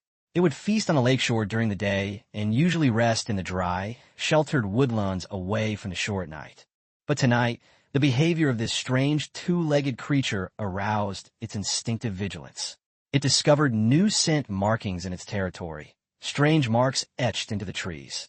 In a world of wild beasts, this is nothing short of a declaration and a provocation. A low, almost inaudible growl escaped its throat, a suppressed rage. It longed to rush out immediately and use its weight and claws to show this emaciated creature who was the master of the place. But an instinctive caution towards the unknown held it back. Now was not the time. The fish in its stomach was still digesting, fat was accumulating, and it couldn't risk injury in preparation for the approaching winter. This guy doesn't look strong, but his smell and behavior are strange. It decided to endure and remember the scent. It will track him down to his lair. Then, during the dry season when food is scarce, when the creature's stored food becomes tempting, and when it needs to replenish its energy, this strange, seemingly weak creature will make a decent snack. Why should a true powerhouse store food? Freshly caught and eaten is the true proof of strength. This creature that needs to carry food has, in its simple logic, been categorized as either the weak or food reserves. The morning light illuminated the lake once more. Unaware of the audience he'd seen during the night, Shen Ming skillfully strung together several of the fattest, most prized fish with vines. He waited for Shan to come from the direction of the ancient tree to join him, and then they would transport them back together. On a hillside not far away, the brown bear slowly stood up, its massive body casting a shadow behind the bushes. It squinted its little eyes, trying to distinguish Shen Ming and the few smaller two-legged creatures under the ancient tree by the lake. They would store food together. This realization further solidified its judgment. Creatures that cooperate in storing food like wolves are often not individually strong. It remembered the scent characteristics of Shen Ming, which was slightly different from the smaller ones by the lake, and seemed to be the leader. A new day, a new cycle of transportation. Shen Ming and Shan shouldered the heavy skewers of fish and embarked on their journey home. Leaving the fishy, murky lakeside area, the scent of the forest became clear. After walking for about half an hour, Shen suddenly slowed his pace without making a sound, his nostrils twitching slightly. His brows gradually furrowed, and his sharp eyes swept across the dense forest behind him. "What's wrong?" Shen Ming noticed the change in his expression. Shen didn't answer immediately. He walked a little further, and that faint, lingering scent, a mixture of wild animal odor, rotting fish, and earth, still haunted him like a ghost, though very faint and seemingly not close. He was certain. He pretended to adjust the vines on his shoulder, naturally taking half a step closer to Shen Ming, and lowered his voice to say in a volume that could only be heard by the two of them, "There's a bear following us." "What?" Shen Ming was startled, his scalp tingling slightly. He instinctively wanted to turn around, but he forced himself to stop. Attracted by the smell of fish? Aren't there fish all over the lake? Why are they targeting us? He was both confused and nervous, and his voice was very low. Shen shook his head, his gaze still warily scanning his surroundings, especially his side and rear. "It's not about the fish." He paused, seemingly choosing his words carefully, before adding succinctly, "We've been following them for a long time. From the lakeside, all the way." Shen Ming's heart sank. The fact that they had been following the bear meant that its target was likely not the fish they were temporarily carrying, but rather them or their camp. "Don't go back to the tribe, take a detour." He calmly analyzed the situation, realizing that the location of the cave absolutely could not be exposed. The worst outcome would be for him to stay behind as a cover while Shen escaped. Looking at the familiar plants around him, Shen Ming had a plan in mind. Chapter 49: Hunting the Bear. Shen Ming's fingers seemingly casually plucked and rubbed through the bushes and grass beside him. His movements were extremely subtle, carried out through the natural swing of his arms as he walked. His eyes remained fixed straight ahead, his breathing steady, with only a hint of cold focus flashing deep within his eyes. He was identifying and collecting species marked as highly poisonous from the plant atlas he had acquired through countless death resets over the past few days. The mountain remained silent, only keeping a watchful eye on what lay behind them. The pungent, oppressive scent of a bear still lingered like an invisible shadow in the forest behind them, unhurried yet persistent. This was definitely not just something that happened to be on the way or out of curiosity. "Give me a spear." Shen Ming's voice was extremely low, almost drowned out by the rustling of leaves in the wind, but the determination in it was unquestionable. Without any hesitation or extra movement, Shen adjusted the weight of the fish string on his shoulder, pulled a long spear from his grasp, and silently handed it to Shen Ming's lower hand. Shen Ming took it and quickly ran his fingers over a clump of dark green plants with serrated leaves that he had just brushed past. Dark green sap with a pungent, grassy smell immediately seeped out from between his fingers. He quickly applied the juice to the wooden spearhead about a hand's length behind the tip, allowing the juice to soak into the wood fibers. 3 minutes and 24 seconds. That's the time it took him, as far as he could remember, from excruciating pain to cardiac arrest after accidentally ingesting fragments of this plant. While its effectiveness against large bears is unknown, it's worth a try. Change to another one. Don't touch the spearhead with this one. He handed back the smeared spear, his voice calm. Shen nodded slightly, took the poisoned spear, carefully adjusted his grip to avoid the damp areas, and handed over another clean spear. Without doubt or hesitation, repeated observations and the past few days of interaction led him to an almost instinctive understanding. The preparations made by the gods always have a reason, even if they seem strange. This time, Shen Ming's fingers reached toward an inconspicuous clump of low bushes bearing small, dark purple berries. He crushed a few fruits, and a dark red, almost black, viscous juice dripped out, carrying a cloyingly sweet and rotten smell, similar to that of overfermented fruit. He carefully applied the juice to the tip of the second spear. 5 minutes and 53 seconds later, a record for another poison. "Let's get another one." He didn't know how effective, or even if, these toxins, which were deadly to humans, would be on bears, whose thick skin and metabolism might be completely different. Therefore, there must be a variety of types, so that at least one can work, or that a mixture of toxicities may produce unexpected effects. This is the most basic idea of a broad-spectrum attack. They continued walking, their pace, breathing, and even facial expressions remaining unchanged, as if they were just two hunters returning home with heavy loads. The only things that changed were Shen Ming's hands, which quickly identified, collected, and applied substances among the plants, and the ominous, multicolored moisture that gradually accumulated on the tip of the spear. Finally, all 5 spears they carried had been processed. The spear tips were either dirty green, stained dark red, or spotted with yellow, and emitted a strange odor that was a mixture of the fishy smell of grass, the sweet smell of greasiness, and the smell of decay. Shen Ming took a deep breath of the crisp, cool forest air and handed the last spear, coated with an unknown milky white tree sap, to Shan. He could hold his own against a pack of wild dogs with his small fruit knife, but against a bear his flesh and blood and his short blade were practically suicide. These spears, soaked in poison, were their only means of reliance at this moment, and they might be able to shake the behemoth. "Are you still following us?" Shen Ming asked, his voice still steady. Shan nodded, and this time his eyes changed. No longer were they simply wary, but a burning light in them mingled with tension, excitement, and an irrepressible urge. His muscles were slightly tense, his breathing was a little heavy, and he seemed to have inexhaustible energy surging through his body. The gods did not choose to scatter and flee. They were making preparations, strange, unfathomable preparations. This means he's going to fight back. He's going to hunt the bear. This idea spread like wildfire, instantly igniting the adventurous spirit that belonged to Shan, a top hunter deep within him. Hunting wild boars alone was once his pride, but facing a brown bear? That was the pinnacle he never dared to dream of in his wandering life. Every time he encountered one, he could only run for his life, using the complex terrain and luck to try to escape.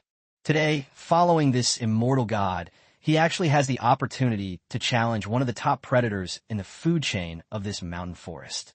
"Where?" Shen Ming asked, his sharp gaze sweeping across the dense forest to his side and rear. He gripped the small knife in his hand tightly, the cool metallic touch calming his heartbeat.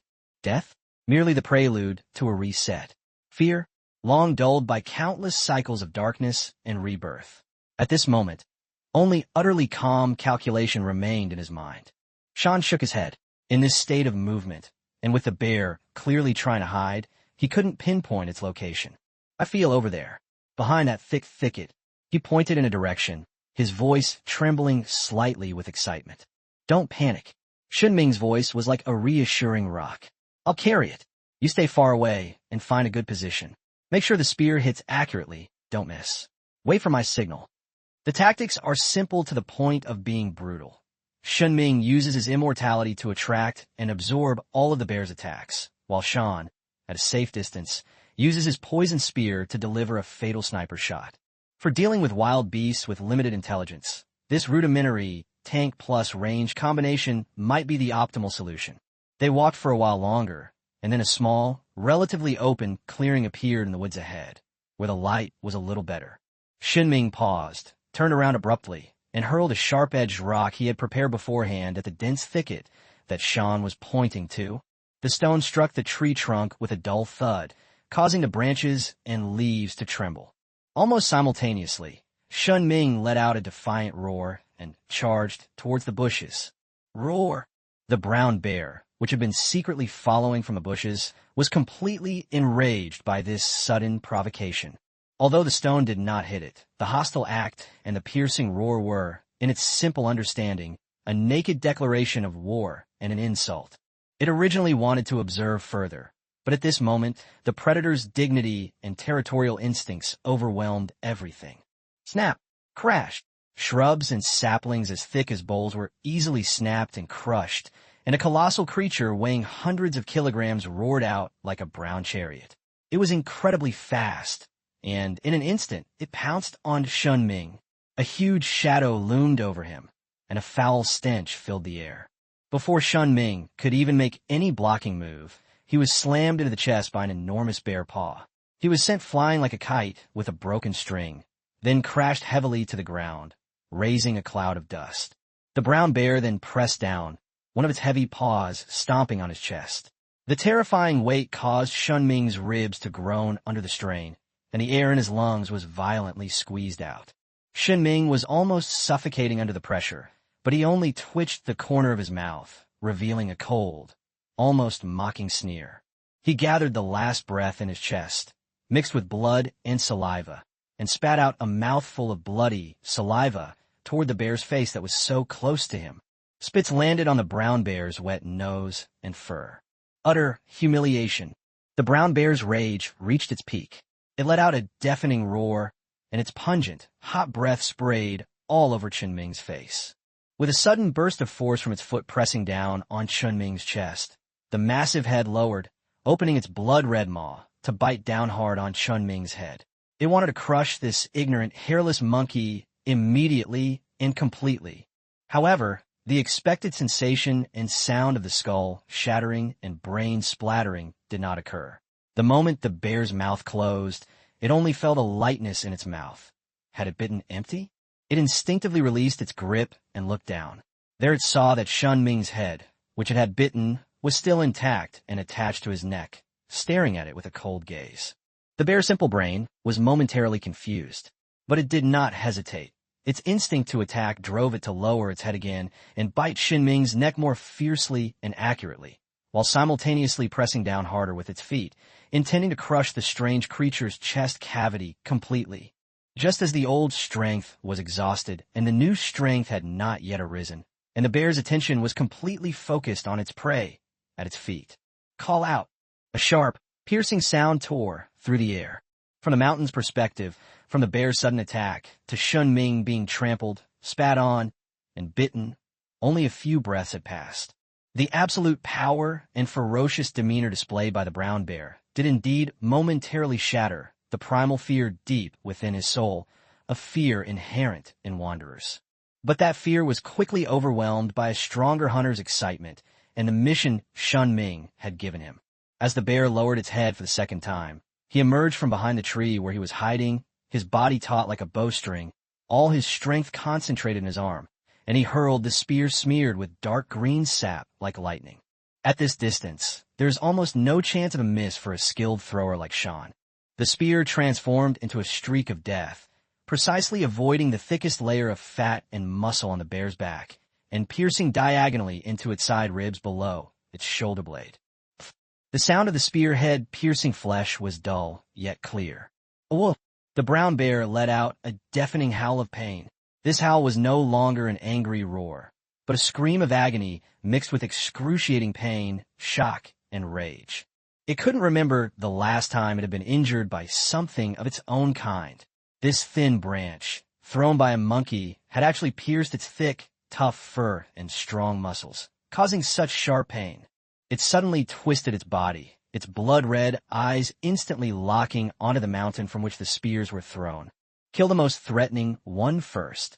Simple combat wisdom made it immediately change its target, abandoning the strange prey that seemed unkillable at its feet and roaring as it charged toward the direction where it was hiding in the mountain. Every step it took shook the earth. Just as the brown bear was about to step over Shen Ming and pounce on the mountain. Puff! A strange sound like thick cloth being torn apart, or like the dull thud of biting into juicy fruit. In its view, Shen Ming, whose arms were broken and whose chest had collapsed, suddenly used his shoulders and remaining body to push upwards with some unknown strength. At the same time, his neck twisted at a strange angle, and he opened his mouth and bit down hard on the relatively weak area between the brown bear's hind legs, which was not covered by thick fur. An indescribable, fishy, and foul stench instantly filled his mouth, making Shen Ming's stomach churn and almost causing him to vomit on the spot.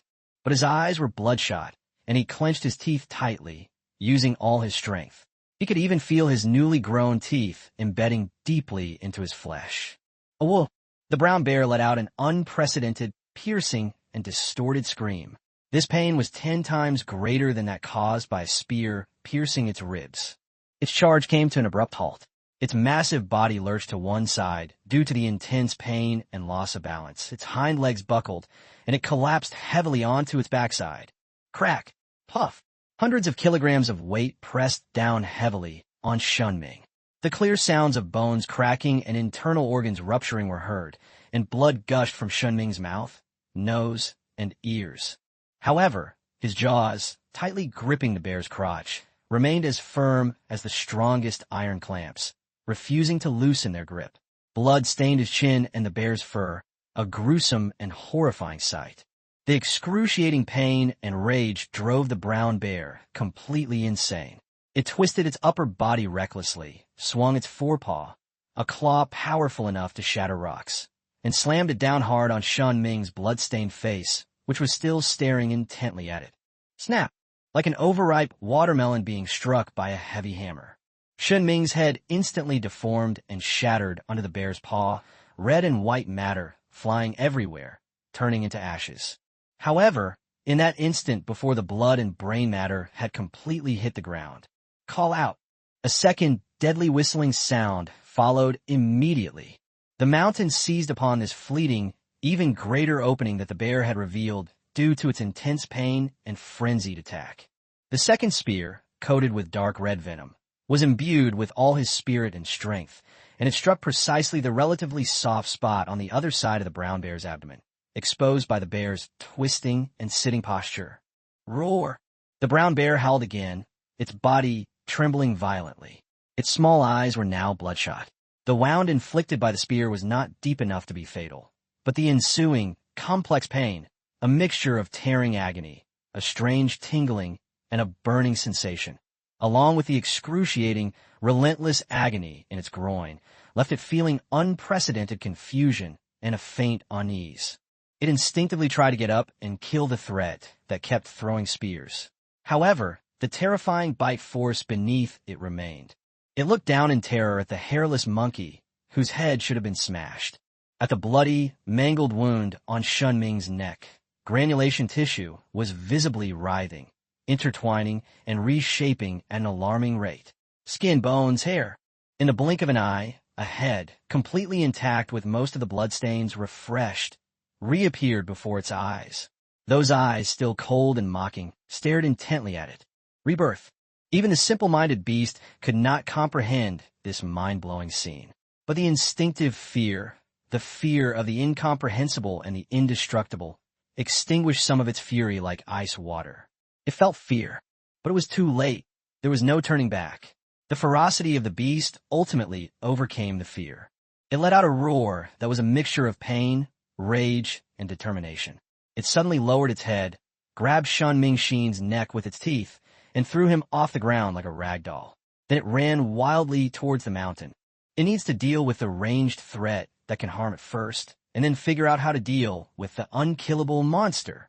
Shen Ming's neck was pierced by sharp teeth, and his vocal cords and trachea were severely compressed, rendering him unable to make a sound.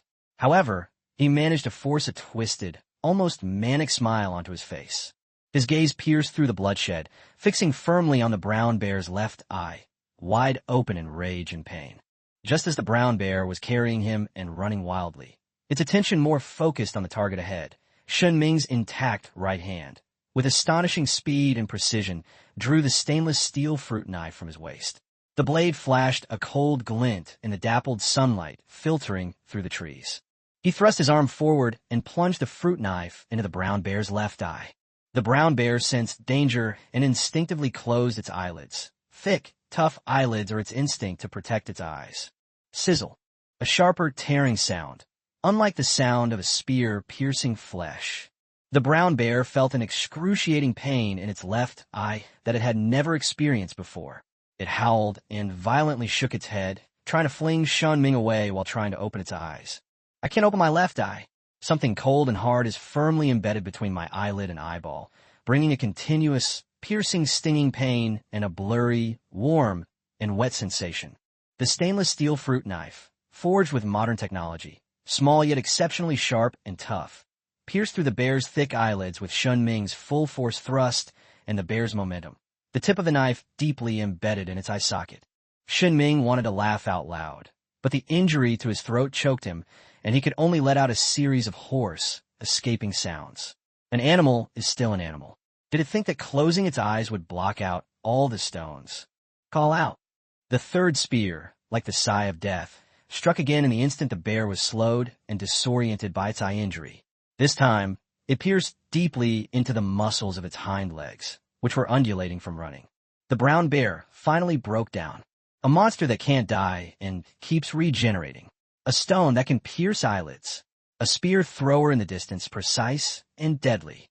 Continuous, strangely intense pain from different wounds.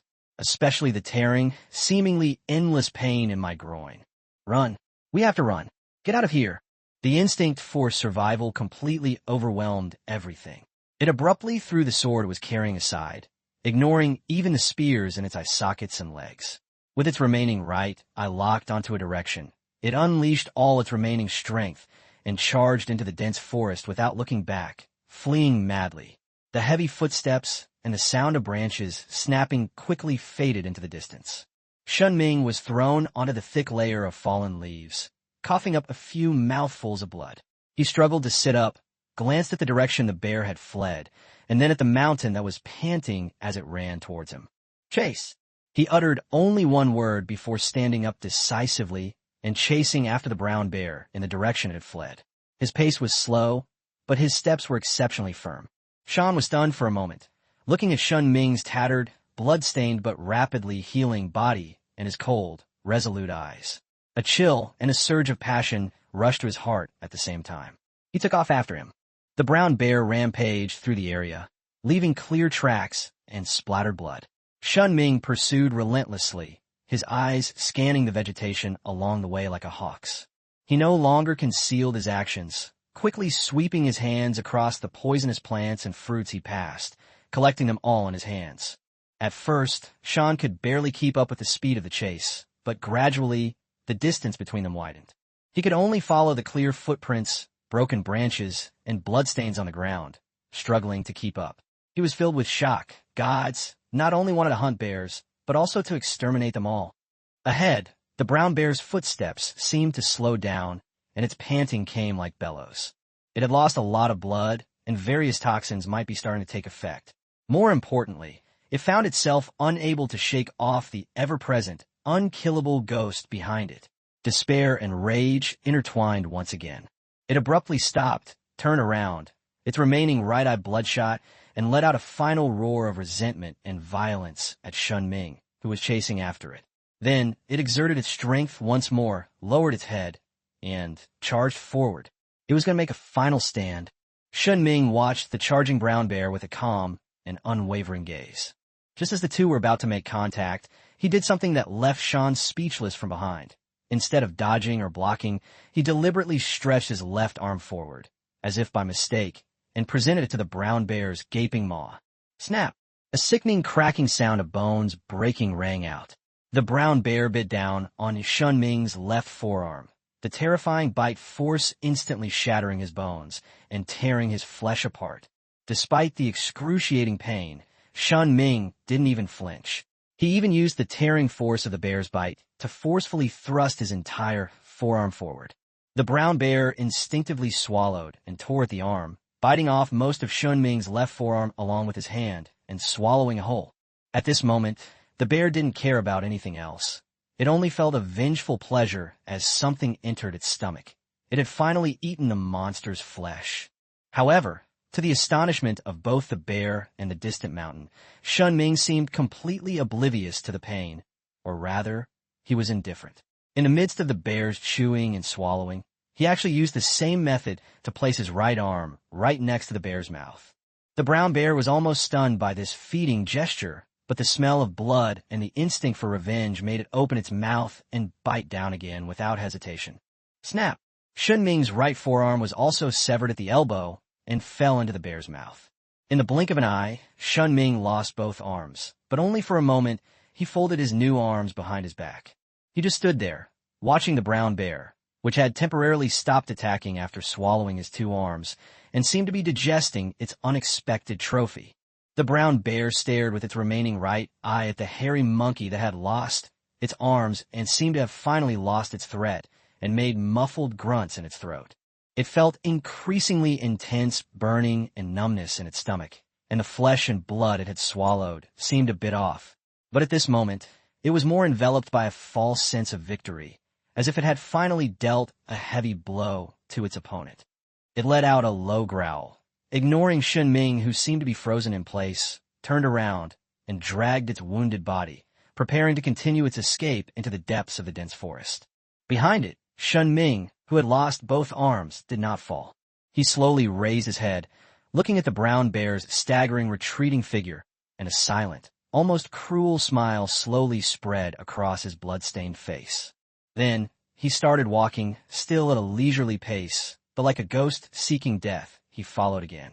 In the silent forest, only the bear's heavy breathing, footsteps, and a calm, counting sound began, not loud, yet seemingly carrying a deathly rhythm, echoing eerily through the woods. 1, 2, 3.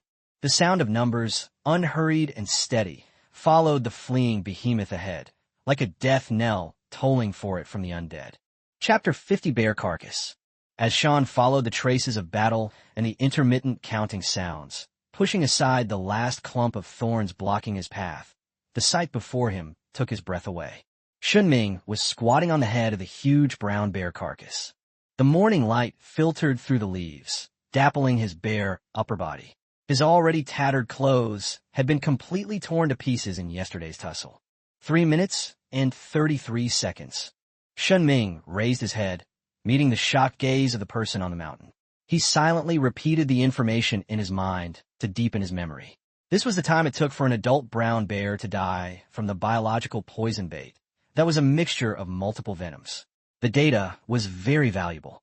Here you are. Shen Ming greeted him as naturally as if he were greeting an old friend, jumping down from the bear's head, splashing up some dry leaves and mud. Of the 3 poison spears, 2 were crushed by the brown bear's massive body during its final frenzied charge and roll, leaving only this one barely usable, its shaft stained with dried dark blood and dirt. 2 of your spears are broken. This is what's left. Take it. He tossed the spear into the mountain. The venom that had been applied to the tip was now blurred and indistinct from the fighting and mud. Shen looked at Shen Ming, then at the bear carcass on the ground that resembled a small mountain. His throat moved as if he wanted to say something, but he found himself at a loss for words to express the shock and awe he felt. In this hunt, without Shen Ming's immortal body acting as the absolute front line to attract, withstand, and even feed poison, even if there were 10 spears from the mountain, it would have been impossible to kill this overlord of the forest so easily. The clothes are completely ruined. Shen Ming tugged at the rickety strip of cloth around his waist, somewhat helplessly. Fortunately, the main body of the pants was still intact, and the crucial parts could still be barely covered. Never mind that for now. His gaze returned to the bear carcass, his brow furrowing. The big guy's down, but how we get him back? In order to track down and eventually poison the bear, they had already abandoned all the fish they had painstakingly prepared. Now, this enormous creature, estimated to weigh 400 or 500 kilograms, has become a sweet burden. Shen Ming and Shen tried to use the toughest vines they could find to wrap around the bear carcass's limbs and neck, and together they pulled. The vines dug deep into the bear's fur, causing it to groan under the strain, but the bear carcass only moved less than half a foot before sinking back into the soft forest floor. No, it's too heavy. Shen Ming let go of his hand. Shen, you go back first. I'll stay here and watch over it. Tomorrow morning, call Ji and Lu over, bring the thickest vines and sticks, and we'll try to lift it up, or at least drag it as far as we can. He paused, then added, remember the route back and mark it. Shen looked into Shen Ming's unwavering gaze and nodded. He knew this was the most feasible solution at the moment. By the way, Shen Ming called out to him again, pointing to the way they came. On the way back, try to find a fish you left behind. Bring as many as you can. Shen solemnly agreed again, tightened his grip on the spear, took one last look at the terrifying spoils and Shen Ming standing beside him, then turned and quickly disappeared into the forest to carry out his mission. Watching Shen leave, Shen Ming breathed a sigh of relief. Shen hadn't given up on him and ran away, which meant he must have some acceptance of the tribe. So, he went out of his sight to carry out a mission on his own, to confirm once again that if he had truly submitted, there would be many more things he could do. Shen Ming took a closer look at the bear. The midday sun shone warmly through the branches and leaves, illuminating the bear carcass's thick, brown fur, which gleamed with an oily sheen. If all this meat could be smoked and stored, just thinking about it made Shen Ming feel as if he could smell the aroma of thick, delicious bear meat soup bubbling in a clay pot throughout the long winter. Occasionally, you can even use the stored smoked fish to change things up. This is simply a leap forward in food storage upgrade. But soon, his gaze fell on the thick, dense fur with its natural curls. He crouched down and reached out to stroke it. It felt a little prickly. keeping warm. This thought made Shen Ming's heart race even faster than a meat soup. For him, a transmigrator who lacked the ability to periodically grow fur and was practically naked, this complete bearskin was the key to whether he could safely get through the first winter in this world. It's not just about comfort, but also about survival and freedom of movement. With it, perhaps he could continue exploring and working in the winter instead of huddled by the fire, unable to move. It must be handled carefully. It absolutely cannot end up like that rabbit pelt. Shen Ming muttered to himself, recalling the failed leather that had been ruined and hardened by wood ash, and his heart tightened. The treatment of the bearskin had to be successful. The passage of time became blurred in the silent forest. Shen Ming leaned against the relatively clean back of the bear carcass, shooing away flies that tried to get a share of the carcass. He didn't want the bear he had worked so hard to kill to become food for maggots. Night gradually fell, the stars and moon disappeared, and the forest was pitch black. He sat up, instinctively scratching his arms, neck and waist. This giant beast, which lives in the wild year-round, has countless tenants living in its fur, such as ticks and fleas. The bears' bodies grew cold as they searched for new hosts, and Shen Ming's warm body became the perfect target. TSK. Shen Ming felt nauseous, but wasn't too worried. He would clean himself up once he got back to the cave entrance. He could jump into the river and let the rushing water wash him away, or he could spar with the crocodiles. If all else fails, boil a pot of water and pour it over them. That might scald them to death. Right now, I'm feeling a little uncomfortable. He stopped lying down and stood up, waving his hands around the bear carcass to drive away the flies that were preparing to lay their eggs under the cover of night, while also reviewing yesterday's battle. A healthy adult brown bear, with the combined efforts of me and Sean, probably wouldn't have lasted even 10 minutes from the start of the encounter, right? Shen Ming silently calculated that the result surprised even himself. While he had the biggest advantage of being undying, the use of tactics such as attracting aggro, taking damage, sniping with poison spears, and even throwing his arm to throw poison undoubtedly brought his advantages to the extreme. Shan's accurate and deadly throws also played a significant role. The combination of tall nuts and pea shooters is truly a timeless classic. Poison is indeed a good method. Overcoming the strong with the weak, especially in primitive environments where tools and strength are not advantageous, seems to be a shortcut by utilizing the poisons of nature. The success of this mixed venom proves its feasibility. However, a new problem arose. Shen Ming patted the bear carcass's thick abdomen hard, making a dull plop sound. It felt greasy and solid. Can the meat of prey killed with poison still be eaten? He frowned. Had the venom penetrated the muscle tissue? Could high-temperature cooking break down these complex biological toxins? We need to experiment first, he planned. Take samples of the poisonous herbs and fruits that have been used, roast them over a fire for a long time, and boil them in water to see if they're still toxic after high temperatures. Then, I will personally test the processed poisonous samples. This is the safest method. When his thoughts turned to the processing of the bear skin, Shen Ming's brows furrowed even more. The failure of using wood ash is still fresh in his mind. Nitrate is the key, but he would never use urine. What else is rich in nitrates or similar substances? Certain soils? Crystals in caves? Or the ash of certain plants?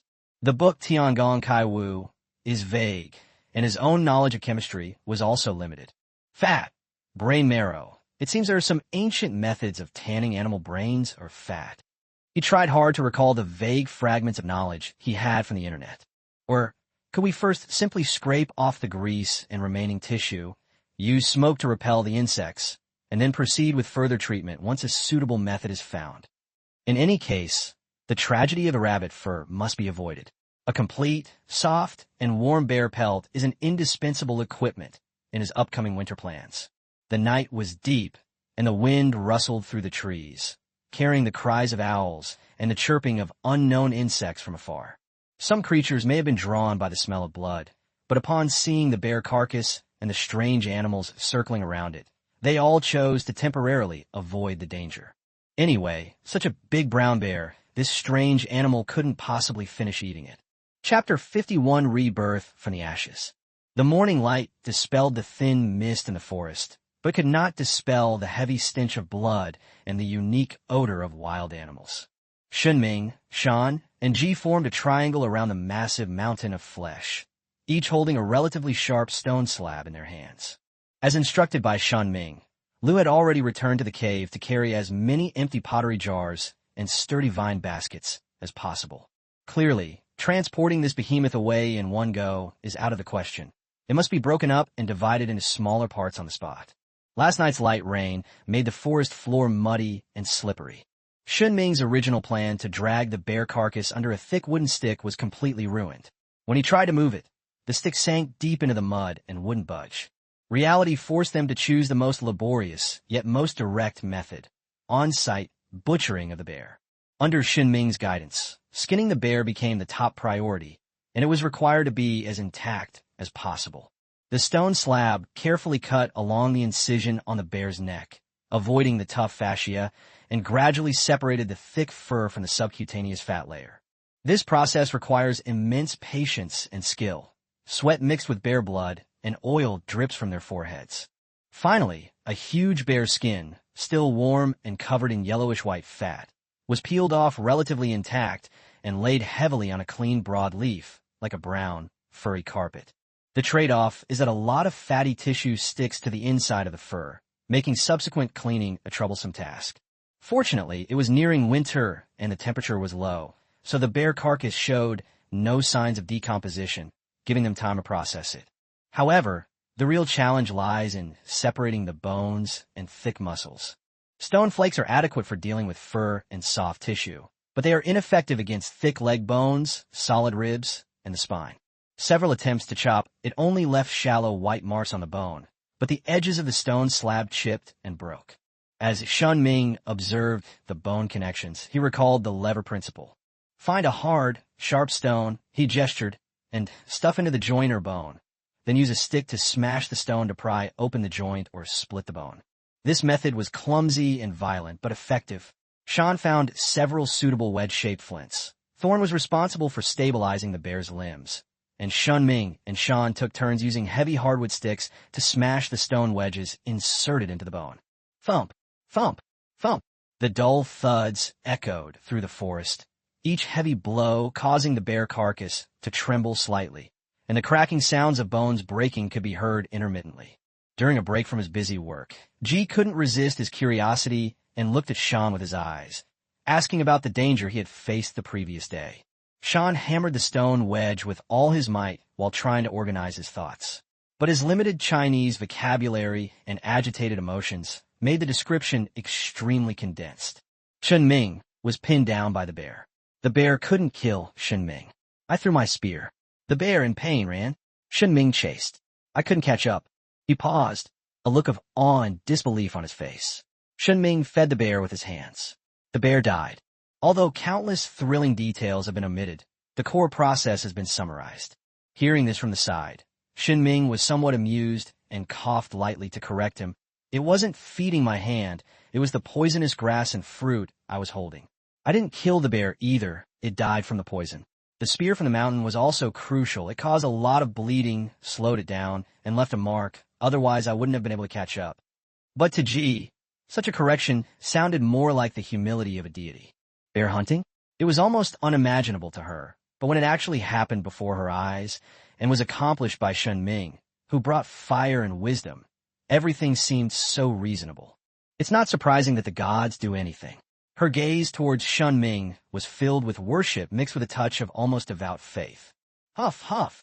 Panting heavily, her forehead soaked with sweat, she finally returned, carrying 2 stacked wicker baskets containing 2 earthenware jars. The division of labor continued, and Shan displayed his amazing strength, directly hoisting a huge hind leg, which had been stripped of most of its skin and flesh, but was still connected to a lot of tissue, onto his shoulder, his muscles bulging. Several earthenware jars were filled with sorted-out entrails and thick layers of fat, while 4 thick bear paws were cut off separately and placed in the empty basket brought by Lu. At this moment, Shen Ming suddenly remembered something, and looking at Ji, Shan, and Lu, who were busy and whose clothes were more or less covered with bear blood and mud, he asked curiously, "Don't you feel itchy?" He clearly remembered that after sleeping on the bear carcass for a night, he was harassed terribly by those parasites. According to his observations, These primitive people were far from clean, with various lice, fleas, and even ticks likely being frequent visitors. Upon hearing this, Ji stopped what she was doing, shook her head naturally, but a hint of helplessness appeared on her face. It itches. It's very uncomfortable. She added that in the past, they could only rely on their companions to help each other, carefully picking and scraping with their fingernails or thin twigs, but many insects hid very deep and were difficult to completely remove. Then why haven't I seen you scratching much? Shen Ming pressed, as he indeed rarely saw them scratching as frequently and intensely as he had imagined. Thorn's expression turned serious, and Mountain stopped what he was doing, looking at Shen Ming as if to say an important survival rule. No, scratch harder. Thorn explained earnestly, making a scratching motion on his arm. It will break, it will bleed. Bleeding, the wound will fester, and you might die. Shen Ming suddenly understood and nodded. Taking a thorough bath and maintaining cleanliness was indeed difficult under the current conditions, but dealing with these parasites, he had an idea. Once we get all this meat back, I'll try to process it for you, he said, without giving a specific explanation, but both Thorn and Mountain nodded in unconditional trust. The transport operation lasted 2 days. On the second day, they finally managed to move the remaining bear meat, bones, and most importantly, the bear hide, all back to the cave. The weight that Shan carried alone accounted for almost a third of the total transport volume. His inhuman endurance and strength made Shen Ming secretly marvel, and he exclaimed in his heart, "Superman!" The mountain of bear meat must be dealt with as soon as possible. Shen Ming plans to arrange for Shan to go to the lakeside tomorrow to let them know he is safe and sound, and to bring back as many fish as possible. The more food reserves, the better. The camp was instantly transformed into a giant smoking workshop. The beams under the awning were covered with strips of bear meat, and the fire below had been specially filled with a lot of semi-dry firewood. Thick, pungent smoke continued to rise, enveloping the meat strips and carrying out a primitive process of preservation and dehydration. Apart from the heart and liver, the other internal organs were discarded due to concerns about contamination by the venom. At the same time, Shen Ming put a bear paw into a pottery jar, added water, and simmered it. In his memory, bear paws should taste pretty good, even though at this moment only a strong fishy smell kept emanating from it. Then he picked up a thin, dry twig, lit it in the fire, and quickly took it out, flicked it to extinguish the flames, leaving only the red-hot tip of the twig, which was emitting wisps of smoke as a charcoal pencil. "Shan, come here, sit down, with your back to me," Shen Ming called out. Shan sat down as instructed, looking with some curiosity at the strange, bright red stick in Shen Ming's hand. Shen Ming carefully held the end of the charcoal pencil and slowly brought the bright red tip close to the thick hair behind the mountain. The scorching heat pressed against his skin, and Yamamoto's muscles tensed instinctively, but he refrained from moving. Shen Ming held his breath and carefully pressed the red-hot charcoal tip close to the roots of the hairs and the folds of the skin. A faint, almost inaudible crackling sound rang out, accompanied by a faint burnt smell of protein. "Don't move," Shen Ming said in a low voice, his sharp gaze sweeping over the area. Under the stimulation of the heat, tiny black or brown dots, the size of sesame seeds, or even smaller, were falling off from the hair and skin. Some of them, still slightly wriggling on the ground, were completely curled up. The sheer number of them sent chills down Shen Ming's spine, and his stomach churned. How disgusting. There's just too much of this. He endured the discomfort and continued to move the charcoal pencil slowly and carefully. It wasn't until the water in the earthenware pot simmering the bear paws had been boiling for a long time, and the thick, hard outer skin of the bear paws had begun to loosen and peel off, that Shen Ming managed to clean up a small area on the back of the mountain. There were roughly 100 parasite corpses lying on the ground. "Stop for a moment. Let me check the bear paws." Shen Ming temporarily put down his charcoal pencil, rubbed his slightly sore eyes and wrists, and walked towards the fire. He used a branch to scoop out the bear paw, grimacing from the heat, and placed it on a stone slab. The long hair on the surface of the bear paw was indeed easier to pluck after being boiled, and he carefully scraped it with a stone slab, but the fishy smell was still strong. "This thing, can it really taste good?" Shan stood up, stretched his shoulders and back, and a look of novelty and comfort appeared on his face. The itching that had bothered him for so long was significantly reduced, and the irritation for being constantly bothered had also dissipated considerably. On the other hand, after carefully observing Shen Ming's actions, Ji immediately grasped the key points. She picked up a thin twig and, in the same way, began to treat the parasites on Lu's back and arms. Wherever the glowing red charcoal tip touched, those stubborn residents, that were usually difficult to remove even with fingernails, fell off or died under the heat. Some of the more resilient creatures fell to the ground and tried to escape, but were immediately shoved into the fire by Thorn with a stick, turning into a wisp of black smoke. So, fire can be used in this way. Thorn was shaken. Fire could not only bring light, warmth, cooked food, and drive away wild beasts, but now it could also be used to get rid of these annoying little insects. This is undoubtedly another piece of wisdom from the gods that changes the quality of life. However, she also kept the key point firmly in mind. Only use this kind of charcoal tip that does not emit an open flame, but is only red hot. Never use a burning flame to burn it directly, otherwise the hair will ignite instantly. They still remembered the lesson of how the cow had been singed and cried out in pain after playing with fire out of curiosity. All right, Shan, continue. After finishing with the bear paw, Shen Ming took a deep breath, picked up the charcoal pencil that had cooled down and needed to be reheated, and wore a complex expression that mixed a sense of responsibility with a slight disdain. It's not over yet. You still have a lot of residents on you. He had to admit that dealing with the hygiene problems of these primitive people up close was a great visual and olfactory experience. Chapter 52, Bearskin Coat. Shen Ming staggered ashore from the icy river, his teeth chattering uncontrollably. He rubbed his bare arms and chest vigorously, trying to dispel the biting cold. The wind blowing from the river had a noticeable coolness to it, no longer the humid, sultry heat of the rainy season. In the water, several crocodiles exposed their backs and cold eyes, staring at the strange man who had repeatedly harassed them. In the end, they seemed to decide that he was still tasteless to eat and a pity to throw away, and slowly sank to the bottom of the murky water, concealing their figures. 5 days have passed since the enormous bear carcass was transported back to the cave.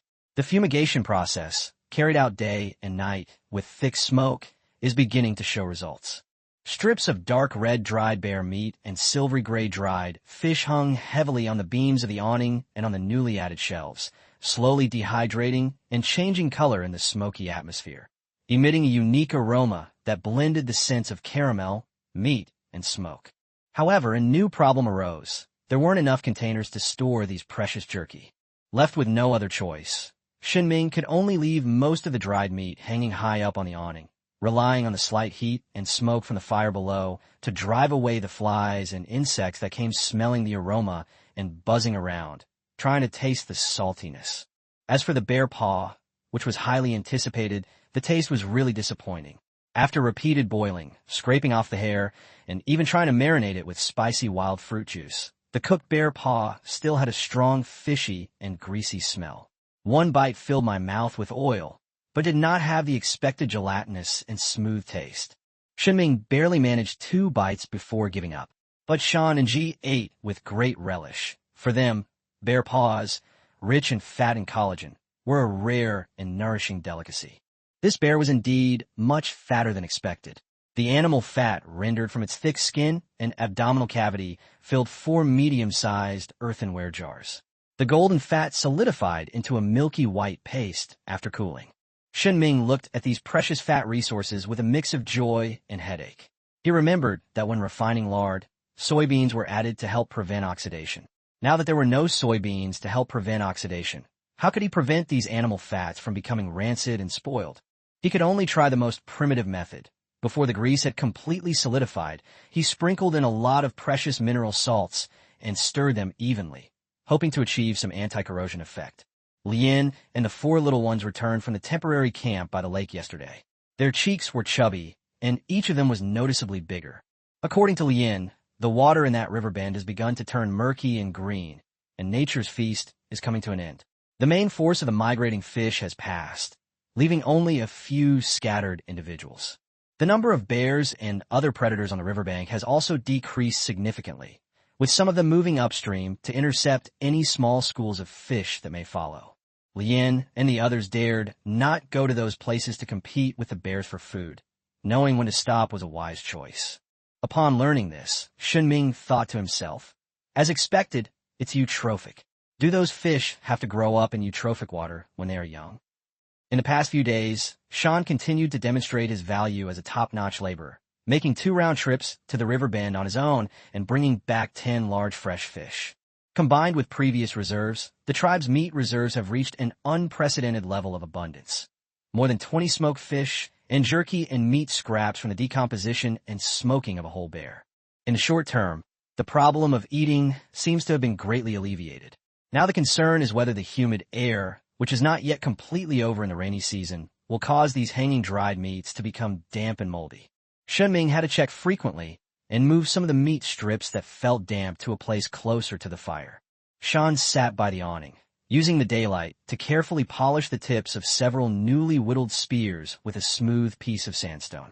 His arsenal was restored to the standard of 5 spears, 2 of which had their tips hardened and sharpened by fire.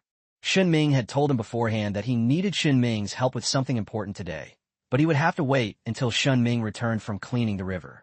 Their important project, the enormous bear skin, was stretched taut by several sturdy wooden sticks, forming a nearly square frame, and hung high above the fire in a suitable position. The continuous smoking over several days gives the inside of the bear skin, dermis, a uniform charred black color, which is the initial preservation and drying process. The thick outer layer of hair, however, became much cleaner after Shen Ming's tireless charcoal heat therapy and treatment with a newly discovered medicine for several consecutive nights. During the repeated pest control process, Shen Ming accidentally discovered that the deep purple poisonous fruit, whose lethality he had recorded, could effectively kill those stubborn parasites if its juice was diluted with a large amount of water and then sprinkled on the roots of the bear fur, without seemingly causing any obvious damage to the fur itself. This discovery greatly accelerated the pest control process and also gave him new ideas about the multiple uses of poison. Could these primitive people also soak in it to repel insects? But it's just a thought. Putting aside the possibility of accidentally swallowing a few mouthfuls, if it could penetrate the skin and enter the body, it might cause serious problems. Today marks the final and crucial step in the processing of the bear skin. After several days of experimenting with various methods using small pieces of bear skin scraps, including secondary soaking in wood ash, rubbing with fat, and repeatedly slapping and stretching, Shen Ming finally selected a comprehensive solution that combines smoke preservation, physical softening, and simple tanning. The initial fumigation, insect removal, and preliminary drying are complete. What follows is the physically demanding work that tests patience. "Shan, come here," Shen Ming called out. The 2 men each grabbed one end of the open bearskin frame and lifted the heavy, slightly stiff pelt off the frame. "Listen to my command, 1, 2, 3, smash." The 2 of them exerted force at the same time, slamming the top bear skin violently to the ground. Bang! A dull thud. Again. 1, 2, 3, smash. Bang! Bang! Bang! The repeated slamming is not about blindly applying force, but rather about using this intense impact and stretching to break down the dried and hardened fiber structure inside the leather, while allowing the fur to regain some elasticity and suppleness through repeated stress. The mountain's power was on full display at this moment, and he bore the brunt of the force. But even he, after repeatedly slamming and pounding for nearly an hour, was drenched in sweat, panting heavily, and his arms were trembling slightly. Not yet. Shen Ming carefully examined the condition of the bear skin. The hardness of the hide had improved, but it was still far from being soft. Take a break, then continue. While resting on the mountain to recover his strength, Shen Ming carefully scraped away the oversmoked, carbonized, and flaked ash layer on the inside of the bear skin with a stone knife, revealing the darker and relatively denser, genuine leather underneath. Then, he mixed the finest wood ash, which he had specially reserved, with water to form a paste, applied it evenly to the leather surface, and rubbed it vigorously with his hands. The alkalinity of wood ash may further neutralize the acidic substances in the leather, helping to soften it. Shan regained some strength and, without Shen Ming saying anything more, grabbed the bearskin frame again. Continue. Bang, bang, bang. Throwing, resting, applying wood ash and rubbing, then throwing again. This process was tedious and physically demanding, lasting for 3 whole days. When Shen Ming finally felt that the bearskin in his hand was no longer as hard as a door panel, but could be bent and folded slightly. The fur was still fluffy, the inner leather surface had a soft amber color, and the touch was still rough, but no longer stiff. He knew that he had succeeded. A genuine, original bear skin, which has undergone preliminary tanning, preservation, insect removal, and softening treatments, is thus created. Although there are no bone needles or strong stitches to sew it into a well-fitting garment or sleeping bag, simply draping it over his body, with a thick, dense fur layer facing inward against his skin and the relatively tough leather facing outward, instantly brought a sense of warmth that made Shen Ming breathe a sigh of relief. Finally, he murmured. However, now that I'm wearing it, I feel sweating profusely after just a few steps. It's not time yet. He smiled helplessly, carefully folded the bear skin, and stored it in a dry and ventilated place. This is just one of the important equipment for coping with the cold winter. The real test is yet to come.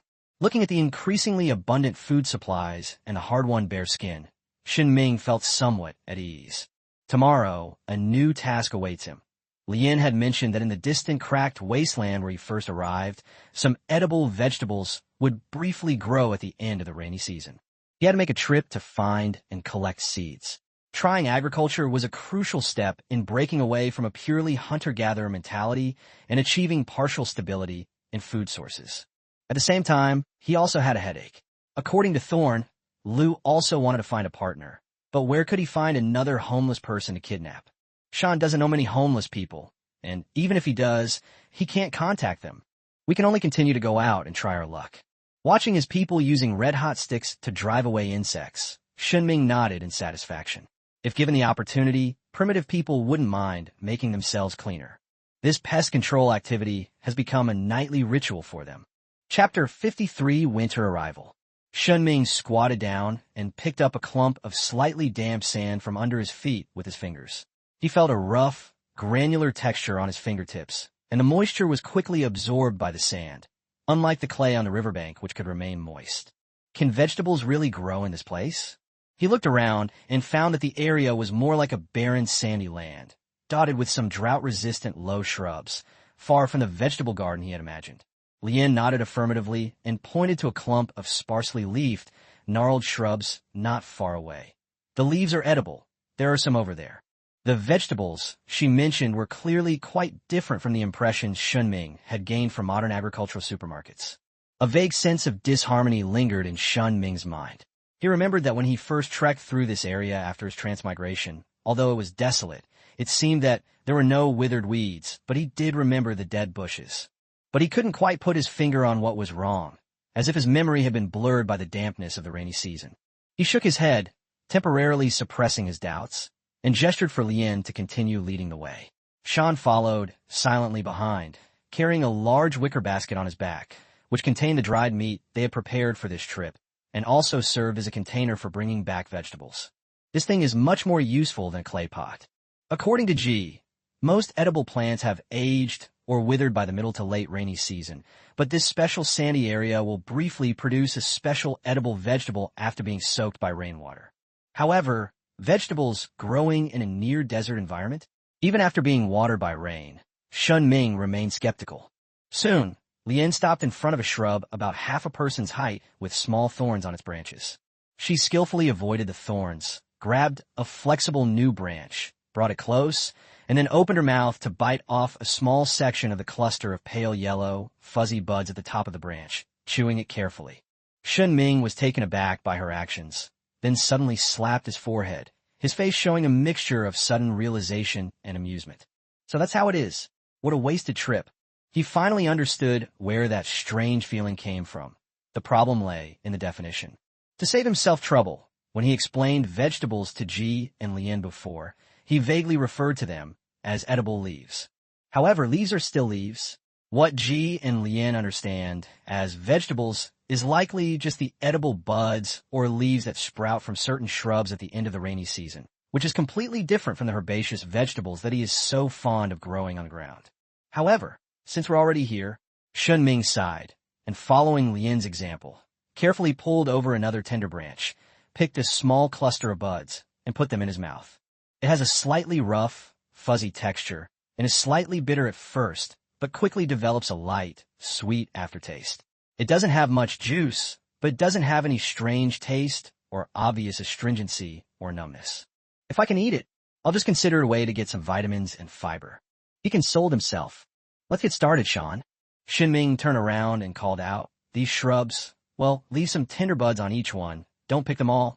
Never mind, just pick the ones that are easy to pick, and make sure they're these pale yellow tender buds. Don't pick the dark green old leaves next to them. He worried that overharvesting would affect the growth of these shrubs the following year. But considering the actual needs and the fact that it might be difficult to distinguish moderation in the mountains, he chose to be pragmatic. Sha nodded and began to work. When he was wandering, he mainly relied on hunting for meat. Occasionally, when he passed through a tribe, women would give him some berries or tubers. He really lacked knowledge about the edible parts of these specific plants. He was studying diligently at this moment, and his movements were even more agile than Shen Ming's, avoiding the thorns and accurately pinching off the tender buds. Time slipped away quietly amidst the busy preparations. The tail end of the rainy season completely disappeared. The weather gradually cooled down, and the rain changed from several times a day to once every few days, finally stopping completely. The land, which had been soaked by rain and turned into a muddy mess, gradually returned to its dry and hard state when Shen Ming first arrived. The mountains occasionally bring back surprises from the wild, sometimes a fluttering pheasant, sometimes a plump wild rabbit. Shen Ming, along with Lian and Liu, explored the familiar areas more thoroughly, carefully digging up and collecting various known edible tubers, washing, slicing, and drying them to build a solid foundation for the long winter, while also trying to find traces of grains. The most shocking time was when Shan actually returned with 3 squealing, struggling wild boar cubs bound by vines. They looked to be very young, still bearing stripes on their bodies. This greatly startled Shen Ming. Wait, don't eat this yet. He immediately stopped the light that was flashing in Liu's eyes, and a bold idea took shape in his mind. Taming, even if it was just the first attempt.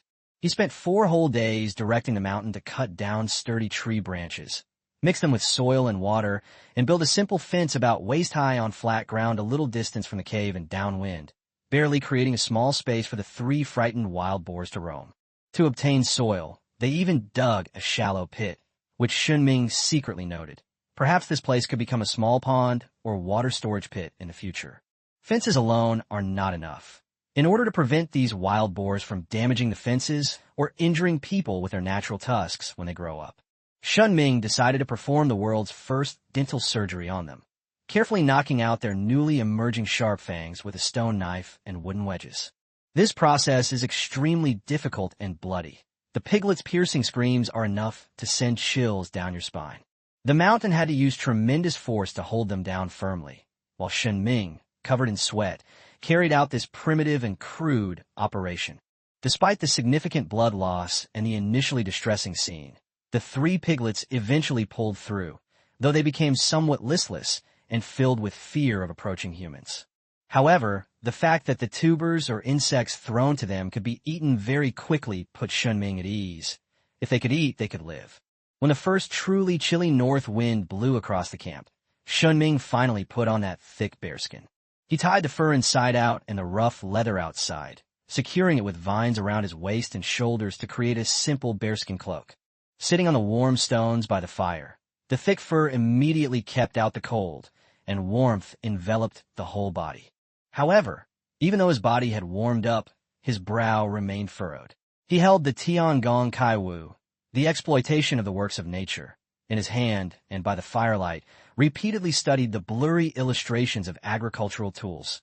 Plows, hoes, plows. The diagrams were abstract, and the text was difficult to understand. Without metal, how can one create farm tools that can effectively turn over hard soil, using only stone and wood? He tried making hoes from hardwood, but the digging efficiency was far lower than expected, and they were very easy to damage. Although the stone was usable, Shen Ming couldn't think of how to combine it with wood to make a hoe, so he could only hold it in his hand and dig little by little. His agricultural ideas were stalled by the lack of tools. He stared at the flames, pondering alternatives. Should he find a harder, special type of wood? Or should he find a metal ore? However, during their first spring here, they will most likely have to resort to slash-and-burn agriculture. On the other hand, Ji's teaching work continues, and the 4 little ones are now much more serious in class. There are 2 reasons. First, the supervisors and punishers have changed from thorns to mountains, and the deterrent effect of a mountain slap is far greater than that of thorns. Secondly, when Shen Ming saw Shan preparing to slap the incorrigible dog with his large hand, he couldn't bear it, so he handed him a thin rattan cane and instructed him to lightly hit it twice, just to make him remember.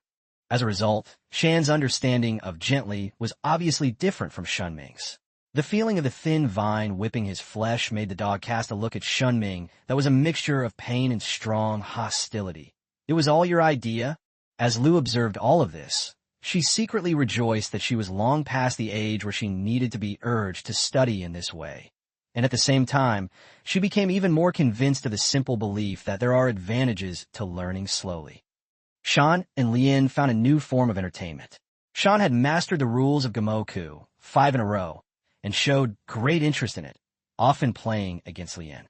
Although he lost more often than he won, he enjoyed it immensely, staring intently at the chessboard on the stone slab with a furrowed brow, as if he were conducting a serious hunting strategy. Lien treated playing chess with Shan as an opportunity to hone her skills and intelligence. Occasionally, during a break in her moves, she would secretly glance at Shen Ming by the fire. She noticed that Shen Ming was always very clean, unlike them who had to endure the constant harassment of parasites and did not need to use charcoal to repel them. This winter may be the most comfortable winter this small tribe has ever experienced. There was no threat of hunger, no biting cold, and even simple entertainment in a relatively regular life.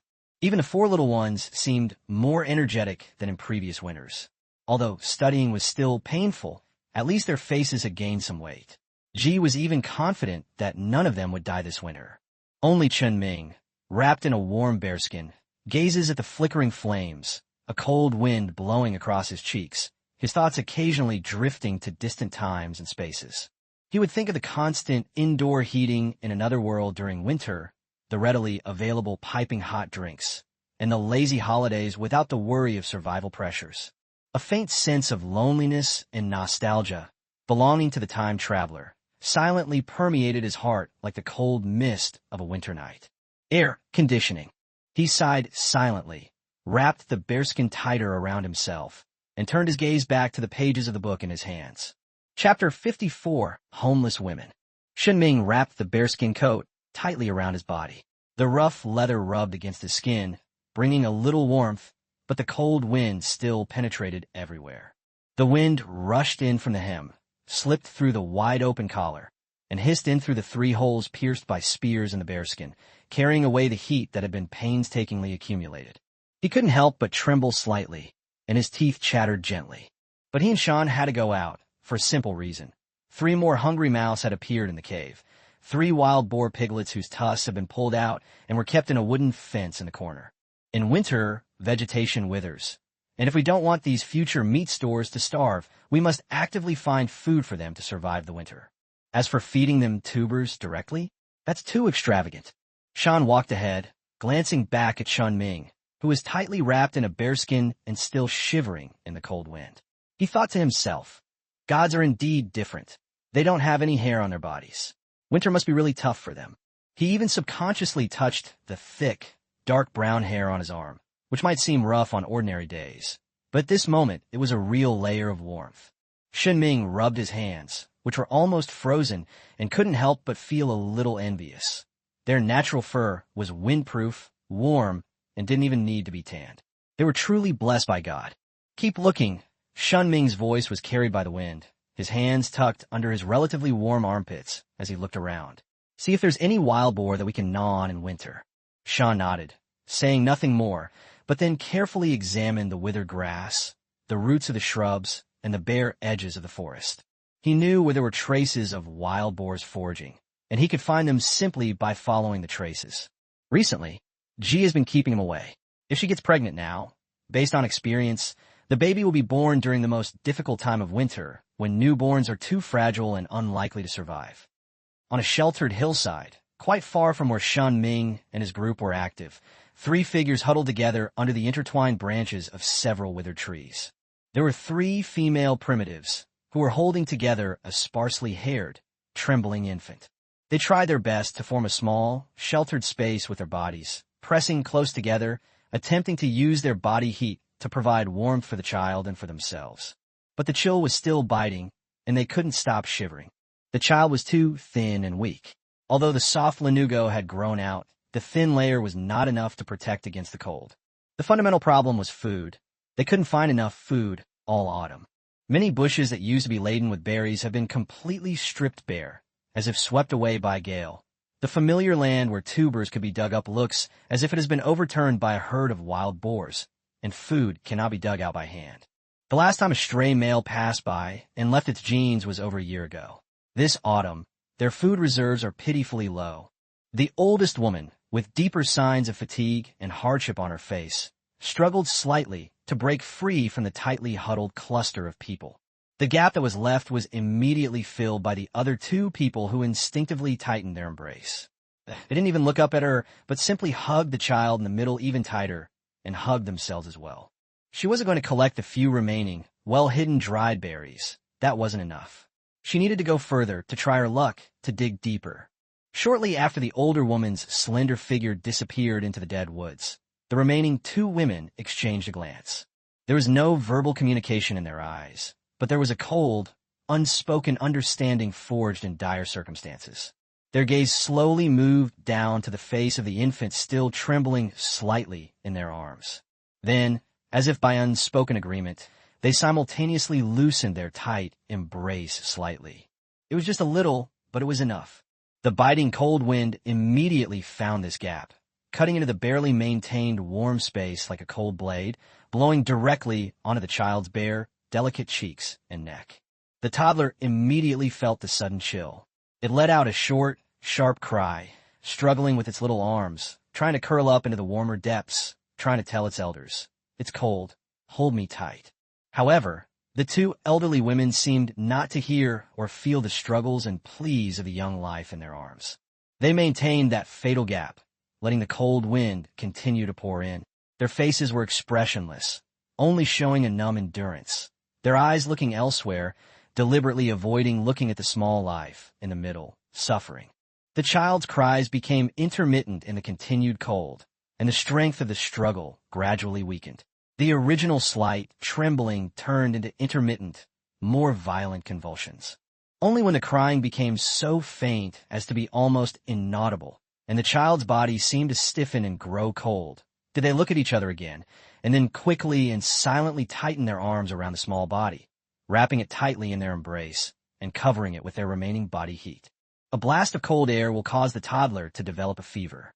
This might make them a little more comfortable for the next few days, and it really will save them a mouth to feed.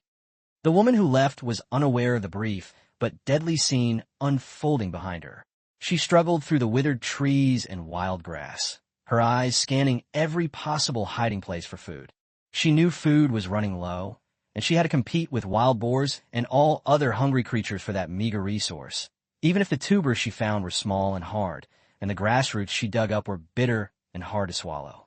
But this time, perhaps by a bit of luck, after finding nothing near the marks left by the wild boar, she suddenly stopped and snorted loudly. Different scents wafted on the wind, the scent of the same kind, a strange, somewhat clean scent, and a very faint, yet unsettling, pungent bear smell. At this time of year, bears should be hiding in their deep burrows. Was it a strange male? Had he encountered a bear? Or did he possess something belonging to a bear?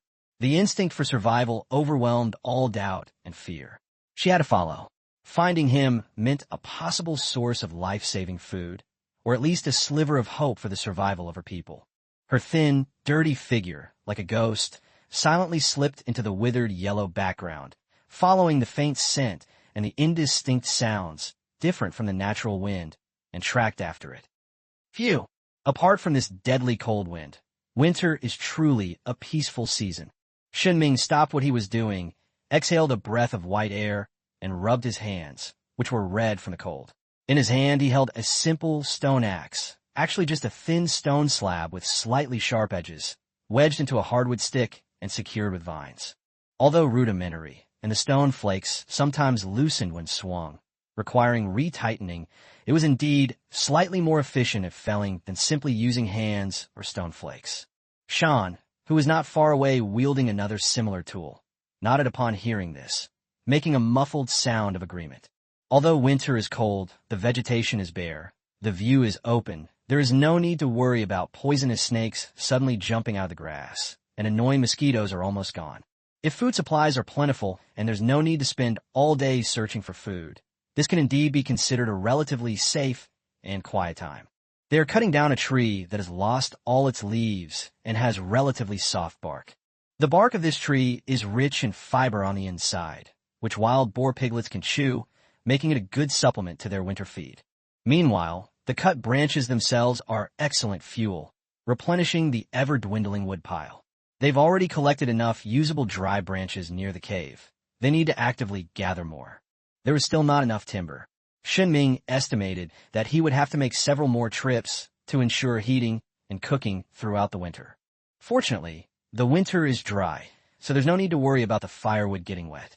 Just as Shen Ming was planning when to come back next time, Shan, who had been on high alert, suddenly stopped moving, his nostrils twitching slightly, and his sharp gaze turned to a patch of dead bushes to the side.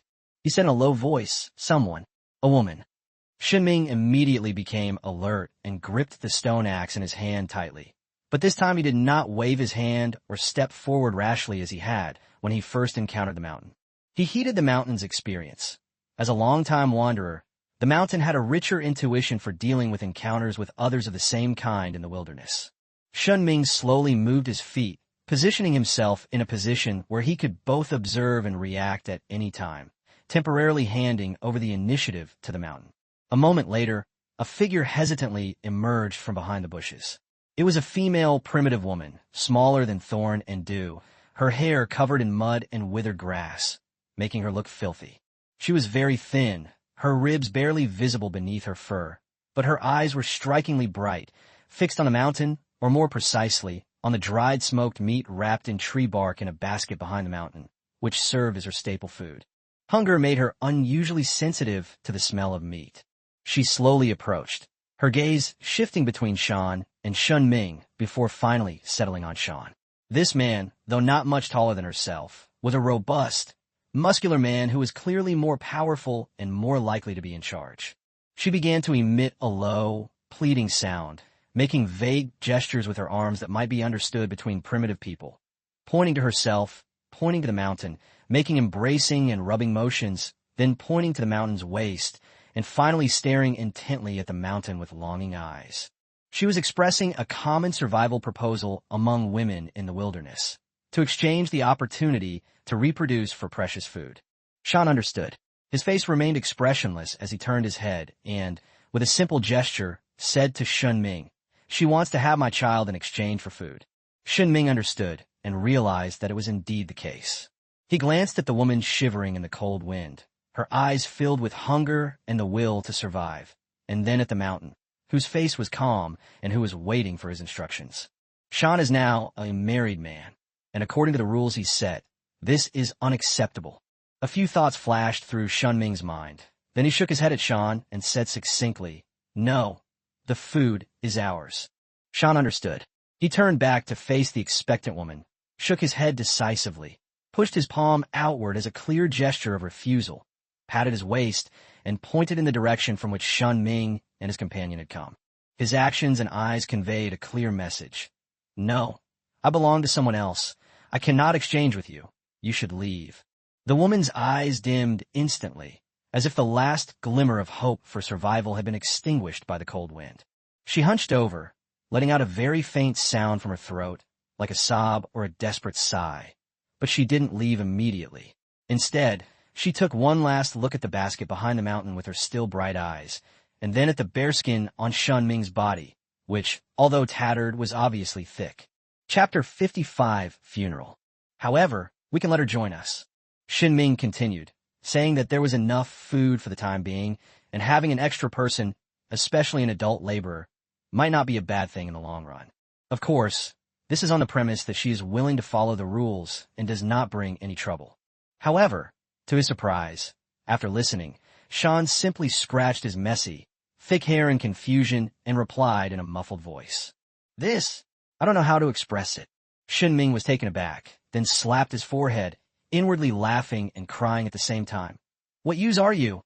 So in your world, Tribes really don't have the concept of peaceful absorption of people or the corresponding way of communication. As the homeless woman slowly turned around, her small figure about to disappear back into the withered wilderness, Shen Ming frowned and softly asked Shan another question. Do you think there are any women who wander alone? Shan finally understood, nodded, and said definitively, yes. Not many. In such a dangerous environment, the survival rate of individuals without tribal protection is extremely low. It is rarer for women to wander alone than for men, but it does happen. But Shen Ming's attention wasn't entirely on Shan's words. His sharp gaze scrutinized the departing woman's back. He recalled that Ji had casually mentioned that there seemed to be a small, female tribe of only a few people nearby. This woman is in terrible condition. She really looks like a desperate wanderer, Shen Ming muttered to himself. But Ji mentioned there's a small tribe of 3 people nearby. So maybe, let's test the waters. Dried fish wrapped in tree bark and grass. He weighed it in his hand, then threw it forcefully towards the woman. With a soft thud, the dried fish fell onto the withered grass at her feet. The woman's body trembled violently, like a startled rabbit. Her first reaction was to accelerate forward and dart away to escape any potential danger. But the next second, the rich and unique aroma of roasted meat that filled the air acted like an invisible hand, firmly holding her in her tracks. She stopped abruptly, hesitated, and turned back. Her gaze first swept warily over Shen Ming and Shan, then fixed intently on the dark red jerky on the ground. She even rubbed her eyes unconsciously, her dirty face showing extreme confusion and disbelief. What was being thrown at her was food, not stones, not meant to scare away or attack. The overwhelming temptation and her primal craving for food overwhelmed everything. She pounced, but instead of immediately tearing into the flesh, she cautiously brought her nose close, deeply and greedily inhaling the aroma of the meat she had never dared to dream of. Then, she raised her head towards Shen Ming and Shan, letting out a few low growls that were complex and contained doubt, wariness, and a hint of barely perceptible gratitude. She then grabbed the jerky and made the gesture of turning to leave again. But she didn't eat it right away. Seeing this scene, Shen Ming immediately made a judgment. Unlike truly isolated wanderers, she didn't grab food and stuff it in her mouth immediately to replenish her energy. She resisted the urge to eat immediately, which suggests that she was likely not alone and that she had something else on her mind, perhaps a companion. They're not just wanderers. Shen Ming whispered to Shan. Shan, ask her to lead us to her tribe. You should know how to say that, right? Leading the way, pointing in a certain direction, falls into the more basic category of survival communication. Shan nodded. The deity said she had a tribe, so she must have a tribe. He stepped forward and faced the woman again, who was clutching the jerky tightly and leaning back slightly, ready to run away at any moment. He no longer used gestures to express procreation or rejection, but instead used simpler actions. First he pointed at her, then pointed in the direction she came from, then patted his chest, pointed at Shen Ming, and finally made a gesture to walk together, while looking at her intently. After gesturing a few times, and with Shen Ming's calm demeanor standing by, the woman seemed to finally understand their intentions. She raised her hand and pointed to a more desolate, rocky, hilly area to the northeast, uttering a few short syllables before gesturing for Shen Ming and the other to follow. Shan walked back to Shen Ming's side, tilting his head slightly to convey more clearly. Meaning, tribe, for people. There, nearby. He pointed in the direction the woman indicated. It's good that it's close. Shen Ming breathed a sigh of relief. He was worried that the distance was too far and the round trip would take too long. The food left for the 3 piglets in the cave wouldn't last more than a few days. The tree bark and dry grass he left behind would only last them 2 or 3 days at most. They followed the petite woman, maintaining a comfortable distance, and headed northeast. On the way, Shen Ming chatted with Shan casually, mostly sorting out his thoughts, while Shan responded with simple words and nods or shakes. Shen Ming had a headache. Based on the information Ji had given him and the state of the woman in front of him, the so-called 4-person tribe was likely 3 women and 1 child. Once they joined, the ratio of adult men to women in his tribe would reach an astonishing 1-to-6. The labor force structure is seriously unbalanced. Shen Ming rubbed his temples.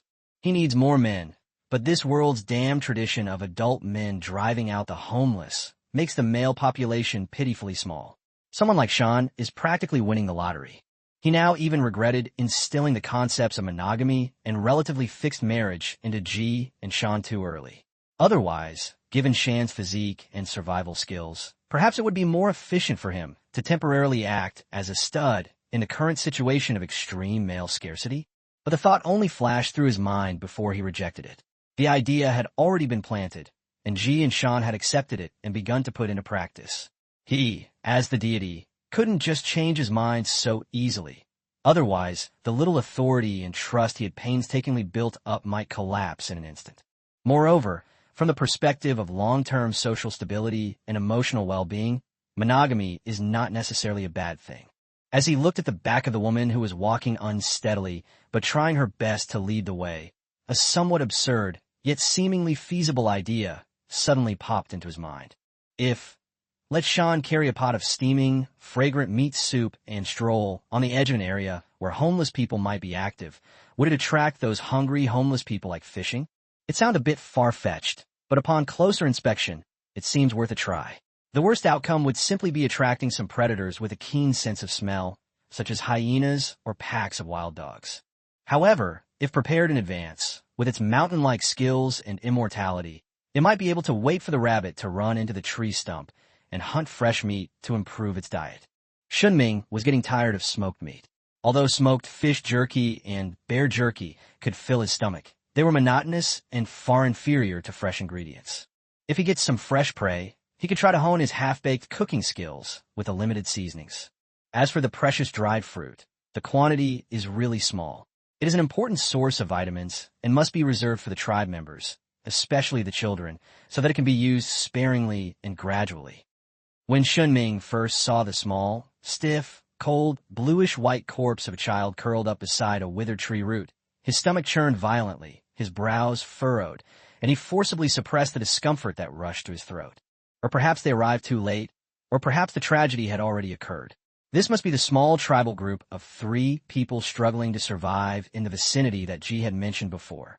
A new baby was born in the last 2 years, but in this harsh winter, the fragile new life ultimately could not survive. Looking at this desolate scene, and comparing it with the 4 little ones in his own tribe who, although thin, were at least lively and their faces were getting rounder day by day, Shen Ming suddenly felt that Ji and the others were like superheroes. The 3 of them had raised 4 children, and they had all survived. These 3 women, however, couldn't even keep their only child. Dig a hole and bury him. Shen Ming sighed, his voice a little hoarse. He noticed that the 3 women reacted differently when they saw the child's body. The woman leading the way rushed over excitedly, her hands trembling as she reached out to check the child's breath and temperature, letting out a desperate moan. The other 2 women who remained in place seemed much more numb, simply watching silently. The woman who had led the way appeared to have had a brief, heated argument with them, but soon all emotion subsided, and they returned to their almost indifferent calm, simply standing there as if the small corpse were merely a stone to be dealt with. He didn't know whether to call them magnanimous or heartless, and shook his head with a wry smile. If we judge these primitive people struggling on the edge of survival by the moral and emotional standards of modern civilized society, they can all be labeled as cold-blooded and savage. But perhaps it is this ruthlessness, the ability to quickly accept death, suppress excessive emotions, and concentrate limited resources on potential survivors, that is the key to their race's survival to this day. Shen stood to the side, his face clearly puzzled. He didn't understand why he had to go to the trouble of digging a grave for the already dead child. In his view, death is the end, and the corpse is either thrown far away to be dealt with by wild animals, or, in extreme cases, it may become part of the resources. Dig a hole and bury it? That's pointless and a waste of energy. But he didn't question it. The gods must have their reasons for doing this. Perhaps it was some kind of ritual belonging to the god tribe that he didn't understand. Without further thought, Shen picked up a sharp-edged stone and began to dig vigorously into the frozen, hardened soil. Shen Ming also found Shi Pian to help, and the 2 of them worked together to dig a shallow pit in the shade. Shen Ming carefully placed the tiny, incredibly light body into the pit, trying to make it look as natural as possible. He then covered it with soil and placed a few stones on top to prevent it from being dug out. After doing all this, Shen Ming silently recited a few mixed eulogies that came to mind on the spot, including Ba, dust to dust, and even may you be reborn into a good family.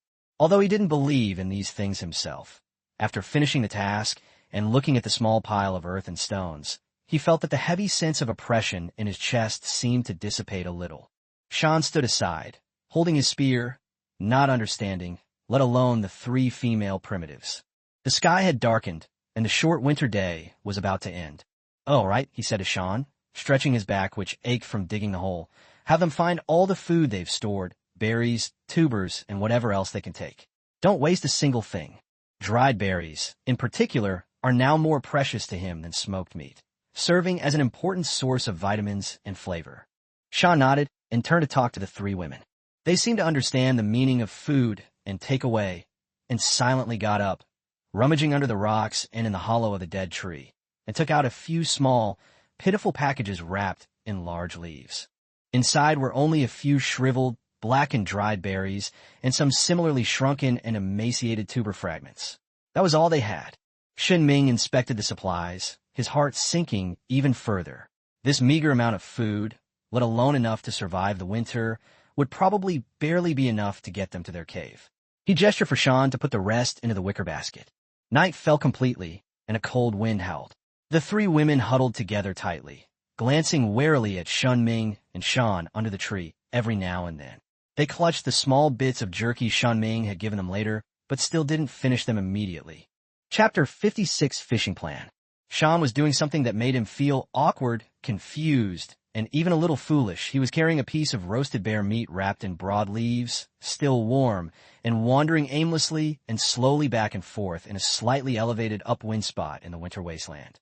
This completely violated every survival instinct he had as a wandering hunter. In his mind, food, especially precious and pungent meat, should be carefully protected, consumed as soon as possible, or properly hidden. Exposing the sin of food is like broadcasting to the entire wilderness. There's prey here, come and grab it. It may attract competitors, but more likely, it will attract predators with a keen sense of smell and a hungry appetite. Hyenas, packs of wild dogs, and even bears that shouldn't be active during this season. But Shen Ming insisted that he do it. He even called it fishing, although Shen had no idea what the connection was between holding meat and fish in the water.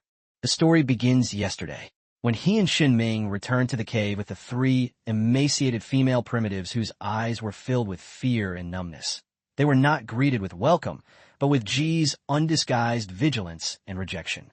Thorn stood at the entrance of the cave, like a lioness protecting her den, her sharp gaze sweeping over the three trembling newcomers.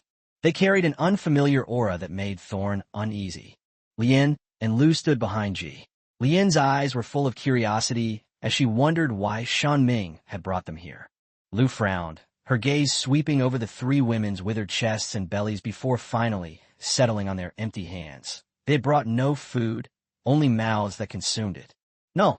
Ji expressed her attitude, clearly using broken but firm Chinese vocabulary. She pointed to the piles of pottery jars, the hanging dried meat, and the piglets in the corner inside the cave, then pointed to the three bewildered women, shaking her head and waving her hand. The meaning is clear. They will cause chaos, potentially shatter our precious containers, consume our hard-earned food reserves, and they are outsiders. Outsiders represent the unknown and risks. One outsider might be okay, but too many could lead to serious consequences. The four little ones peeked out from beside the Thorn's legs. The dog blinked curiously, the fish held tightly to the rein's arm, and the cow sucked its fingers in bewilderment.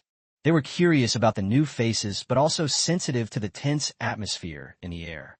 Shen Ming tried to explain, many hands make light work. The more people work together to move the wood and dig up the tubers, the greater the harvest will be. He then pointed to the distant wilderness, saying, they are familiar with this area and may know other resource points. They can work and exchange that for food. But Thorn's brow furrowed more and more. Resources were limited, and the uncertainty was too high. Accepting weak and unfamiliar outsiders, especially adult women who did not seem to be able to provide equivalent labor immediately, was a high-risk behavior and traditional experience that could drag down the entire group. Moreover, the tribe had just stabilized, with fire, stored food, relatively safe shelter, and new rules. She instinctively wanted to protect this hard-won, fragile balance. Communication stalled. and the three women sensed the coldness of being unwelcome. They huddled together even more timidly, and the woman who had led the way even unconsciously clutched the last bit of jerky crumb she hadn't finished eating, as if it were their last remaining possession.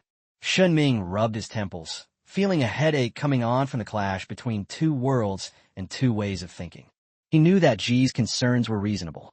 From a purely survival-oriented perspective, accepting three nearly penniless adult women at this moment would indeed be a burden in the short term. But he saw further ahead. The development of civilization requires a large population base, a division of labor, and more manpower to try agriculture, handicrafts, or even just simple material transportation and camp construction. The things that a tribe of 5 people can do are qualitatively different from those that a tribe of 8 people can do. Moreover, the inability to help someone in distress is ultimately a moral bottom line he finds difficult to cross in the face of modern society. Looking into Ji's resolute eyes, and then at the 3 women who could barely stand in the cold wind, Shen Ming knew that conventional reasoning and interest analysis wouldn't work for the time being. He needed to resort to some unconventional methods. He took a deep breath, trying to recall the charlatan-like gestures and words he had seen in movies, TV shows, and books. He straightened his body, deliberately making himself appear taller than usual, and put on an expression that mixed compassion, authority, and unquestionable authority. He slowly raised his arms, not in a gesture of embracing, but in a posture that seemed to encompass heaven and earth and comfort all living beings. His gaze first swept over Thorn, Lotus, Dew, and the children, and then firmly landed on the 3 foreign women. Then, in a low, slow, clear, and infectious tone, he uttered the sentence he had prepared for a moment, the one he felt was most divine. Because God loves all people, and all beings are equal. To ensure understanding, he also used gestures, first pointing to himself, then making a hugging motion with both hands in front of his chest, then pointing to everyone in front of him, and finally spreading his hands out, slowly moving from the direction of the thorns towards the 3 women. Silence reigned before the cave. Only the mournful sound of the cold wind, whistling through the cracks in the rocks, could be heard. Ji was stunned. Her sharp eyes were fixed on Shen Ming, then looked away. Everything now was brought about by the gods, and the gods had spoken. She could not stop them. Lian's eyes lit up. She seemed more receptive to these idealistic words, silently mimicking the pronunciation of God loves the world. All beings are equal. Her gaze shifting thoughtfully between the old and new members. Lu pursed her lips, clearly not fond of the word equality, especially seeing the 3 women's dirty and thin appearance. But she didn't dare to utter a word to refute the words of the gods. Shan stood to Shen Ming's side and slightly behind, scratching his head. He roughly understood the meaning, but felt very confused about the concept of equality of all beings. Can prey and hunter be equal? Can the strong and the weak be equal? However, since it was said by a deity, it must have some truth to it, though perhaps the truth is too profound. The 3 foreign women didn't understand Chinese at all, but Shen Ming's posture and tone, as well as the obvious changes in Ji and the others' expressions, made them realize that the situation might have taken a turn for the better. They looked at Shen Ming with even greater unease, as if he were the sole master who determined their fate. Shen Ming remained in that pose, feeling a little apprehensive about how his performance had gone. He secretly observed Ji's expression. After several seconds, Ji finally let out a slow breath, her shoulders relaxing slightly. She looked at Shen Ming again, her gaze complex, containing both awe and helplessness. Can. She turned to the 3 women, pointed to the area under the awning next to the cave, then pointed to themselves and gestured for them to stay there. Although they were not allowed to enter the cave immediately, they were at least allowed to stay within the tribe's territory, receiving some protection from the campfire and the community. This is the biggest compromise that Thorn has made between the Oracle and his own concerns. Shen Ming felt relieved and quickly added, they can earn food by working, and they also need to learn to speak. Thorn nodded again, this time more decisively. She pointed to Lotus, then to the 3 women, indicating that Lotus would be responsible for initial contact and conveying the simplest instructions. As for teaching them to speak Chinese, Thorn herself probably didn't have the mood or desire for that at the moment. Shen Ming didn't force it. Being able to stay was the first step. Time would ease the tension, and the shared work and growing familiarity would gradually dissolve the barriers. He believes that Thorn and Dew's attitudes will gradually change once the three women begin to demonstrate their value by gathering and processing food for the tribe and helping to care for piglets. After all, with too few people, it is impossible to develop a more complex civilization structure. As the leader, Ji will eventually understand this after witnessing the benefits of having a large population firsthand. After settling the new member in, Shen Ming's mind immediately turned to another urgent matter: balancing the population structure, or rather, finding more male laborers. Thus, the fishing mission that Shan is currently carrying out came about. Shen Ming explained the plan in detail. Choose an upwind location so that the aroma of the barbecue can travel further with the wind. Shan needs to move around and make some noise, but cannot stray too far from the designated area. Shen Ming himself hid behind nearby bushes or rocks, wearing a bearskin coat. He even took a cold shower before setting off to conceal his scent as much as possible, so he could lie in wait and observe. Remember, Shen Ming repeatedly instructed Shan, if a single person who looks like a vagrant is attracted to you, don't be aggressive, but don't be too enthusiastic either. Slowly back away and lead them to where I can see them. If there are wild animals, prioritize protecting yourself, warn them loudly, and I will come out depending on the situation.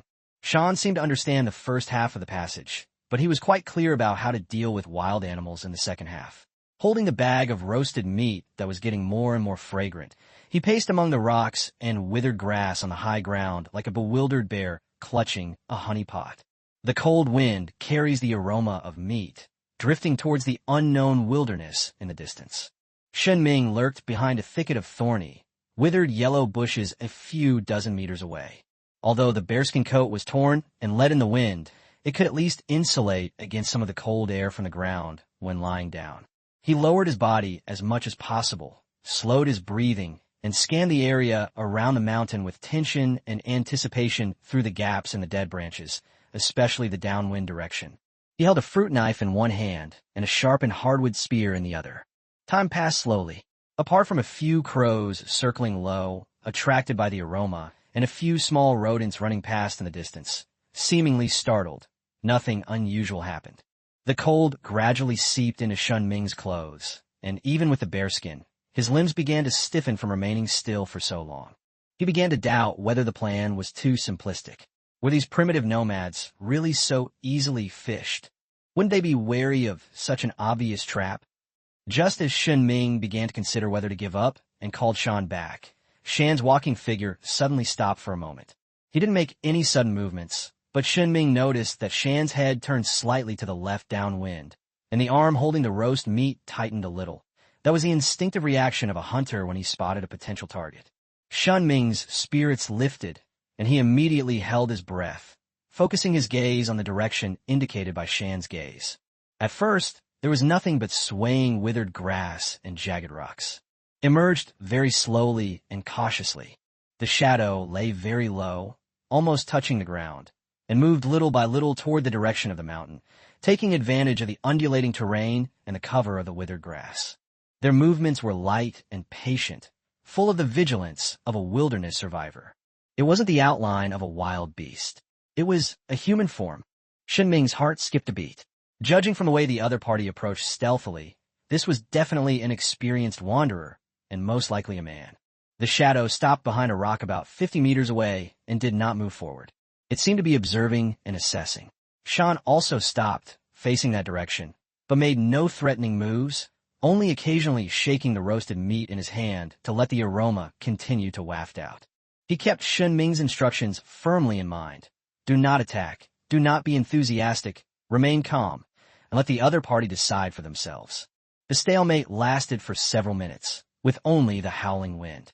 Shen Ming's fingers were white from gripping his weapon tightly, and his eyes remained fixed on the ground.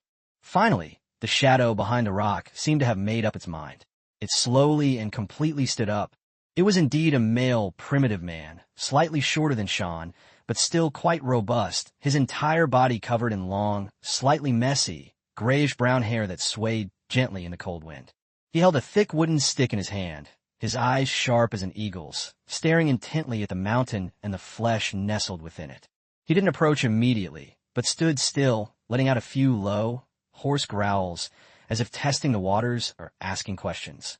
Following Shen Ming's instructions, Shan slowly placed the meat bun on a conspicuous, flat rock at his feet, then took a few steps back, spread his hands, and indicated that he had no weapons and no hostility.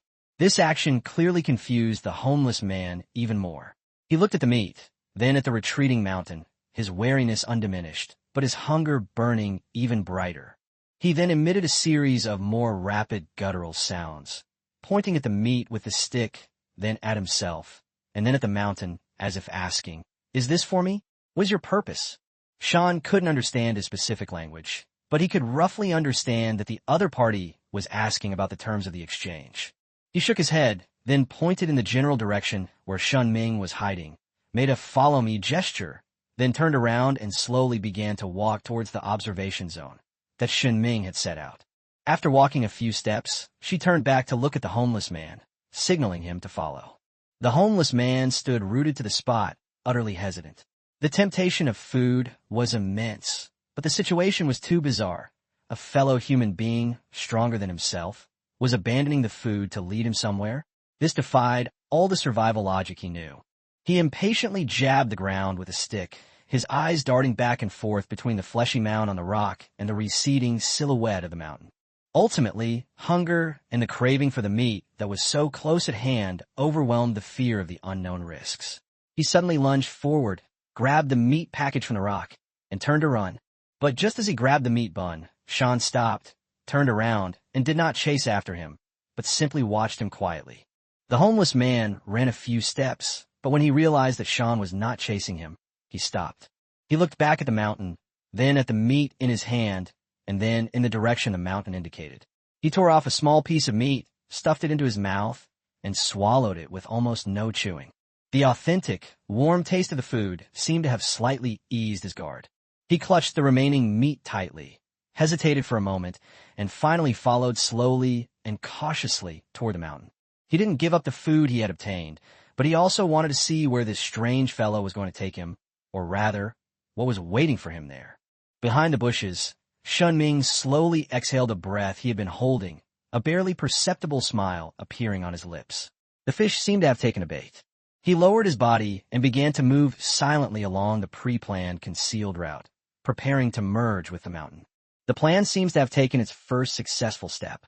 Chapter 57: Acceptance and Integration.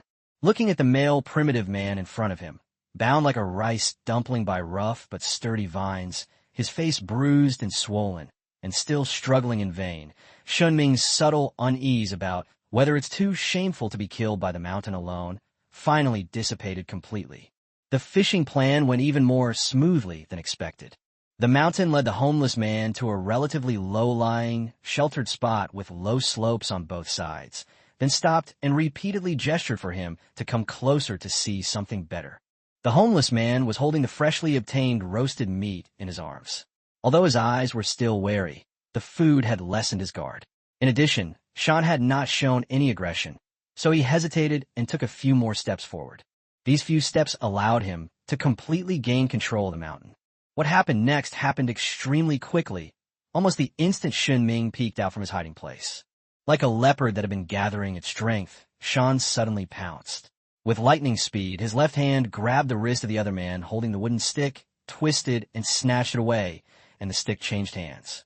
The homeless man felt a sharp pain in his wrist, and his weapon slipped from his hand. Before he could react or scream, a fist covered in calluses and dirt rapidly enlarged in his field of vision. Bang! A dull thud landed squarely on his cheekbone. He saw stars before his eyes, felt dizzy, and staggered backward. Shan pounced on him, pressing his knee firmly against his chest and abdomen to suppress his feeble struggles. At the same time, he pulled out some pre-prepared, water-soaked, and supple vines from somewhere, skillfully wrapping them around his wrists, binding his feet, and tightening his shoulders. In just a few breaths, he had bound the hunter, who had just been full of wildness and vigilance, into a prey that could only writhe in vain. Throughout the entire process, apart from the initial groan of pain and the dull thud when he fell to the ground, the homeless man had almost no time to put up any effective resistance. "Wow, Shan, you've got it done so quickly." Shen Ming emerged from his hiding place, giving a thumbs up without hesitation. The clean and efficient movements left him speechless with admiration, and he was once again thankful that he had died quickly enough and hadn't actually clashed with Shen for too long. Shen released his grip, stood up, dusted off his hands, and in response to Shen Ming's praise, simply scratched his head sheepishly and mumbled, "He's not strong. He's weak. He's young. He lacks experience." His vocabulary was insufficient to describe it precisely, but the meaning was clear. This was a newbie lacking sufficient survival experience and combat experience. Shen Ming nodded and walked closer to examine the prisoner. The other person did look more weathered than Shen, with many small scars on his face and exposed skin, and his hair was messy and tangled due to lack of grooming. However, upon closer inspection of his eyebrows, eyes, and physique, he did not seem to be older than Shen, and might even be younger. Perhaps it was precisely because he was relatively weak and suffered more hardships during his brutal life as a wanderer that he appeared so weathered and worn. At this moment, the prisoner was furious. Despite being tightly bound, he kept making low, rapid, resentful, and cursing sounds. His body was still twisting in unwillingness, and his eyes were glaring at Shen Ming and Shen as if they were about to spit fire. Clearly, he realized he had fallen into a trap, and he was both angry at the temptation of the food and even more disgusted with his own gullibility. Listening to the continuous, intense, primitive profanity, Shen Ming felt somewhat annoyed and worried that the noise would attract unnecessary trouble. He waved his hand at the mountain, making a gesture to keep him quiet. Shen understood, took out a small piece of roasted bear meat that he had just used as bait from his pocket, and walked up to the prisoner.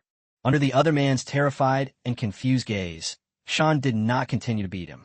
Instead, he rudely but precisely stuffed the piece of meat directly into the man's mouth, which was still opening and closing as he cursed. In an instant, the world became quiet. The prisoner's cursing stopped abruptly.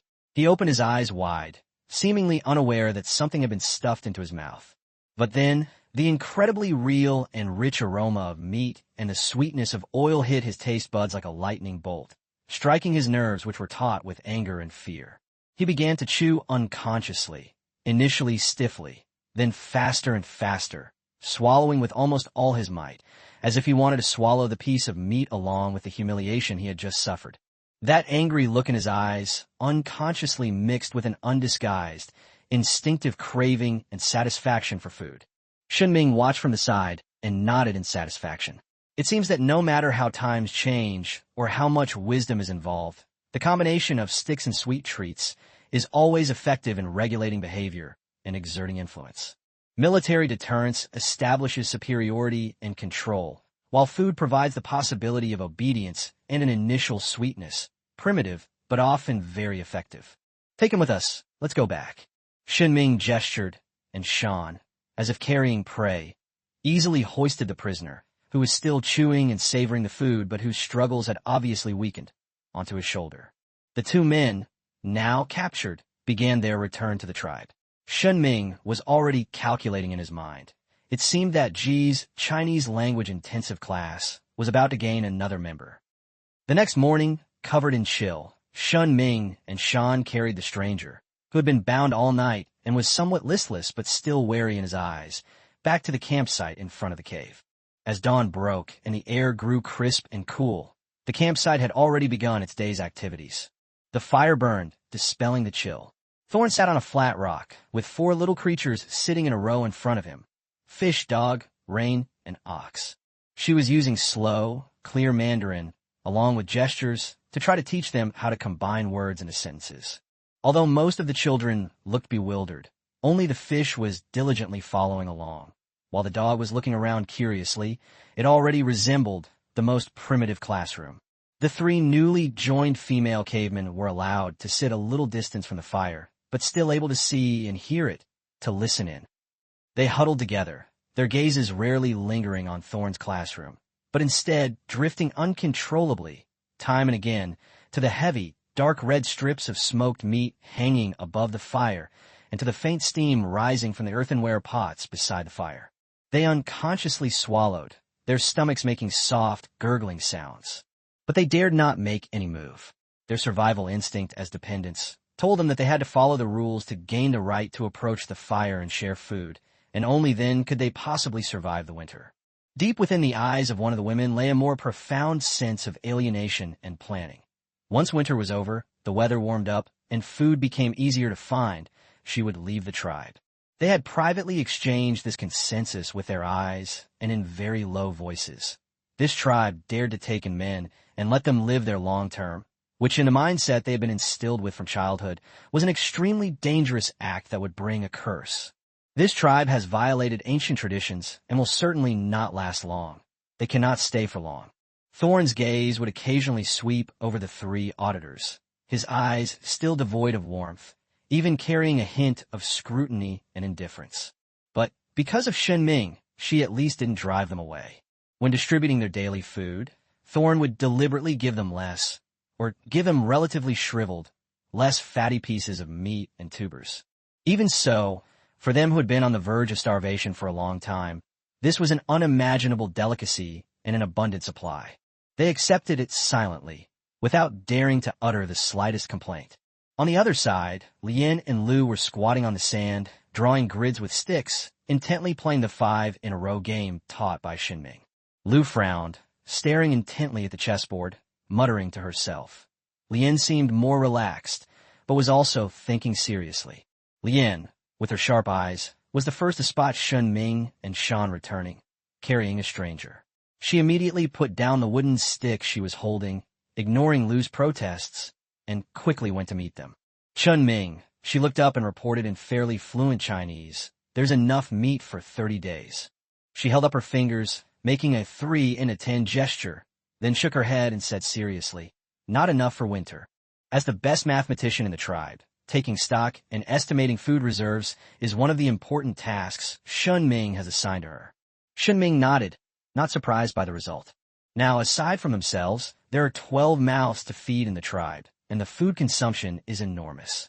Even with smoked bear meat and dried fish as a base, it is indeed a struggle to sustain them through the long winter. Understood. I'll figure out a way to get the food.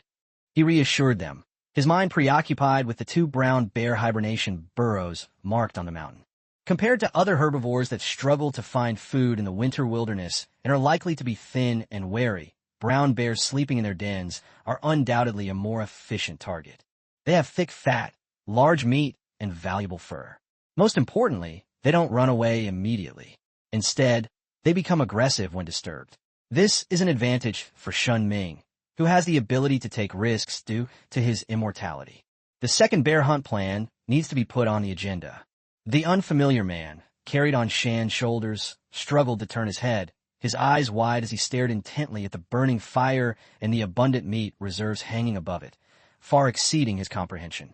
A soft gasp, a mixture of shock, longing, and confusion, involuntarily escaped his throat.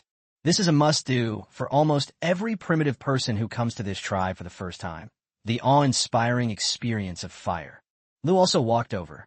She first looked at Shen Ming, and then her gaze fell on the new prisoners on the mountain shoulder. She looked him up and down carefully, paying particular attention to his physique, muscle definition, and the density of his body hair, then pouted with some dissatisfaction. This man was clearly not as strong and burly as Shan, and his hair was lighter in color, so he didn't look as powerful. She felt a little frustrated and resentful. Ji had acted too quickly back then. By the time she learned that Shen Ming had established that strange rule that a man can only be with one woman for a long time, Shan had already been taken over by Ji. She knew she couldn't compete with Ji, who was the leader and had established a connection with Shen Ming much earlier. However, if all the men assigned in the future are of this caliber, she secretly glanced at Shen Ming, who was inspecting the campfire, and then looked at the strong and reliable Shan, muttering to herself. A woman can only have one man in her lifetime, and she didn't want her man to be worse than Thorns. Should she wait and see? Maybe a stronger wanderer will be brought back in the future? Shen Ming didn't pay much attention to Lu's little thoughts. He squatted down by the fire as if he knew the way well, and stretched his almost frozen hands out of the sleeves of his not-so-warm bearskin coat. He brought them close to the leaping flames, felt the comforting warmth, and let out a long sigh of relief. It was really freezing outside. He left the handover of the new prisoners entirely to Shan and Ji. As the leader, Thorn already had experience accepting people from the mountains. She knew how to strike a balance between military control, limited food supplies, and initial language indoctrination so that newcomers could quickly understand the rules and begin learning Chinese. This was the first step towards integration and better treatment. Sure enough, in the following days, under the combined effects of the rattan whip and the regularly distributed food that was enough to keep him alive but far from plentiful, this new prisoner showed an extremely strong adaptability. He quickly grasped the simple rule. If you obey, you'll get meat. If you resist or run away, you'll get beaten and won't get any food. In order to get more food, a warmer spot near the fire, or even just avoid a couple of lashes from the cane, he learned basic Chinese vocabulary at a rapid pace. Although his pronunciation was strange, he could already respond correctly to simple instructions. In comparison, the language learning progress of the three female primitives was incredibly slow. They were not directly threatened with force, and Thorn was clearly not very attentive to teaching them, only occasionally having Lien teach them a few words, and mostly letting them learn through observation and imitation. The lack of strong external pressure and clear incentive mechanisms, coupled with their deep-seated resistance to tribal traditions and their alienation from the future, resulted in a severe lack of motivation for learning. Several days passed, and apart from responding to a few words directly related to survival, such as eating and fire, there was almost no progress. Shen Ming observed all of this, but was in no hurry to make changes immediately. He knew that integrating individuals from different backgrounds required time and strategy. Right now, the priority is to focus resources on securing this new male labor force and ensuring he can supplement the workforce in hunting and heavy manual labor. As for the three women, as time goes by, when they truly feel the safety, stability, and relatively abundant food supply provided by the tribe, and when they see that even the newly arrived men are working hard to learn and thus receiving better treatment, their attitudes and willingness to learn may gradually change. Winter is still long, and he needs patience, as well as to try different teaching methods on different students. Of course, hunting bears to replenish food reserves is the primary prerequisite for maintaining this stability. Shen Ming's gaze drifted into the distance.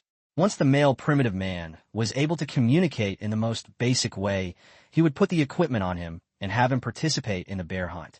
It is absolutely impossible to leave him alone in the cave before we are certain that he has completely submitted. The risk is too great. Chapter 58, A Cornered Beast Will Fight On? I'm afraid you won't fight. No name. Shen Ming's voice was filled with undisguised confusion as he looked up at Ji. Thor nodded firmly and explained, using slightly broken but clear Chinese vocabulary and gestures, his tribe has no name. She pointed to the new prisoner under the awning outside the cave, who was clumsily learning from Lien how to scrape wooden sticks with a stone slab. I'll name it. Shen Ming stroked his chin, feeling a bit tricky, but I'm terrible at naming things. He recalled the names he had given the four little ones: Fish, Dog, Rain, Ox, as well as Mountain, Thorn, Lotus, and Dew, all of which were taken from the local materials and were extremely simple and straightforward.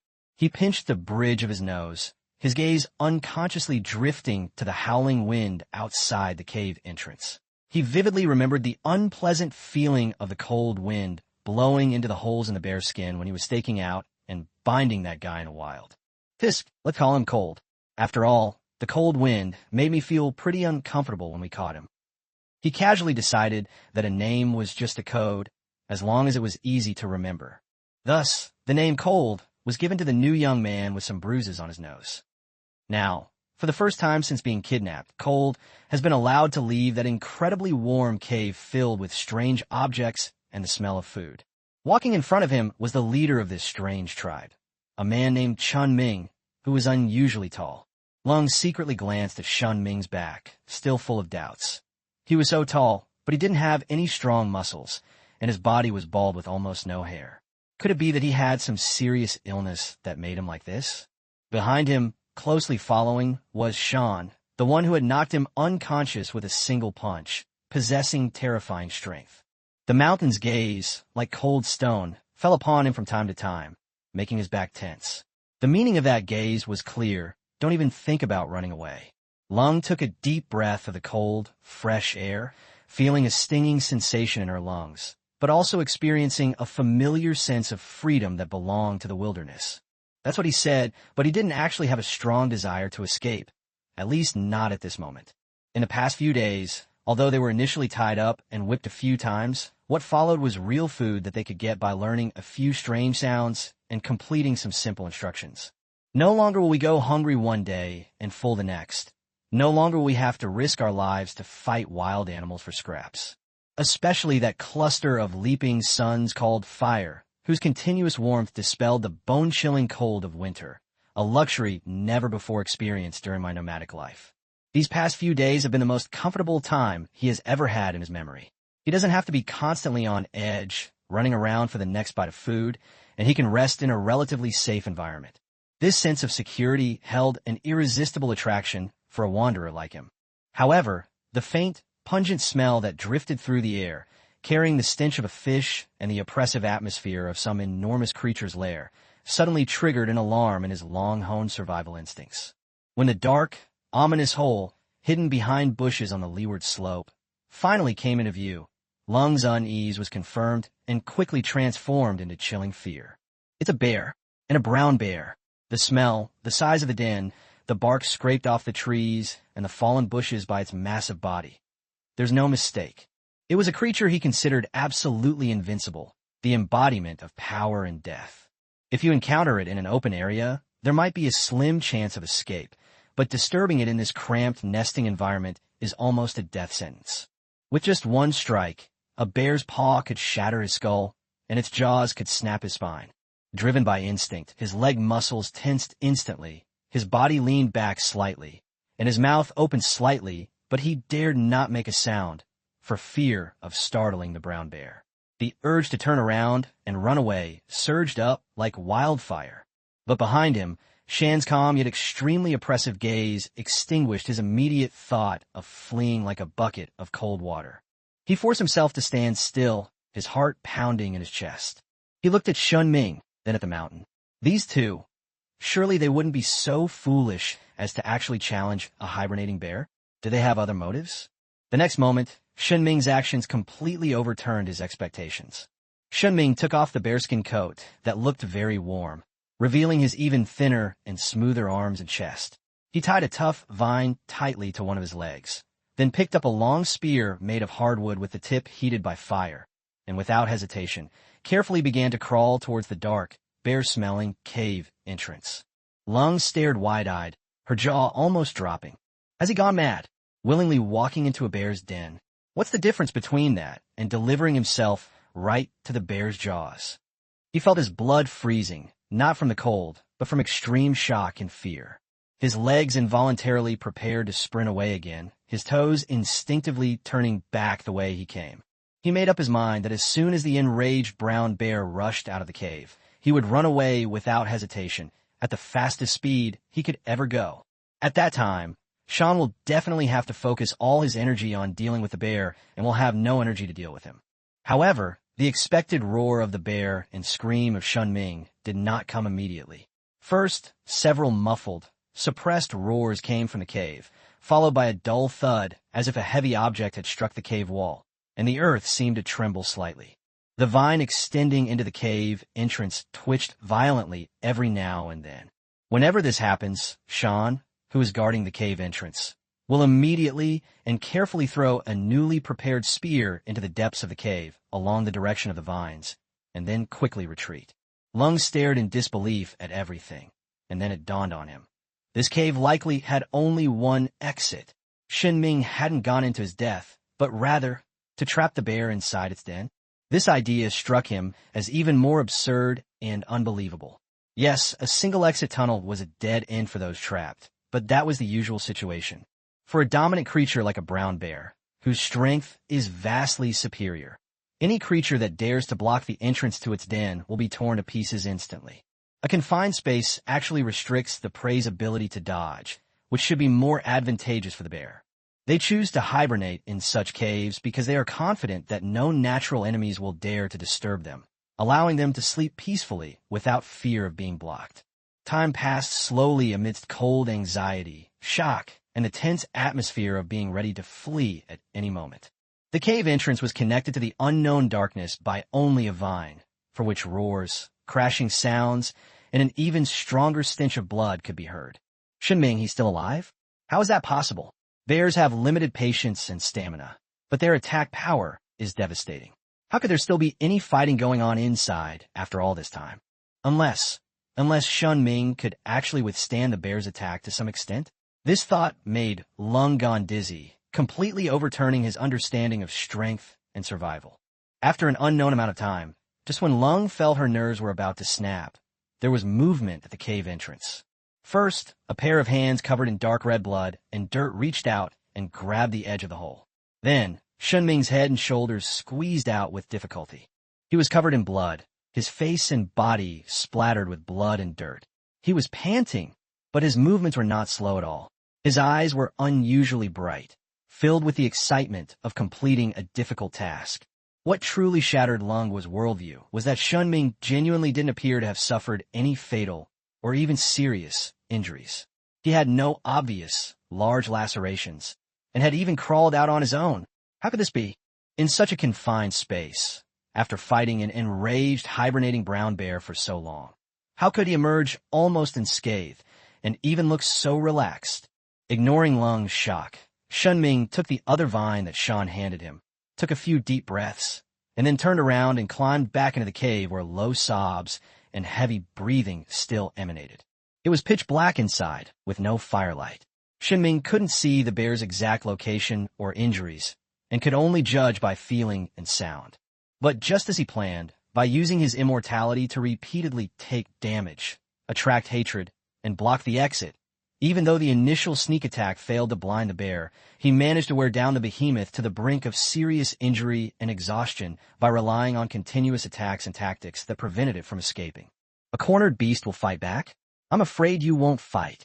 He groped around in the dark for a long time before finally managing to tie the vine securely to one of the bear's paws, and then retreated again. Phew, I'm halfway done. Shen Ming, panting heavily, spoke to the mountain. The wet bloodstains on his body, blown by the cold wind outside the cave, began to become sticky and congealed, bringing a bone-chilling cold. He didn't dare put on his precious bearskin coat immediately, fearing it would get dirty and difficult to clean. Come on, let's pull together and drag out. Shan immediately stepped forward and, together with Shen Ming, grabbed the thick vine that was tied to the bear's paw. Lung was still in shock when Shan glanced at her, and she instinctively stepped forward to help pull him away.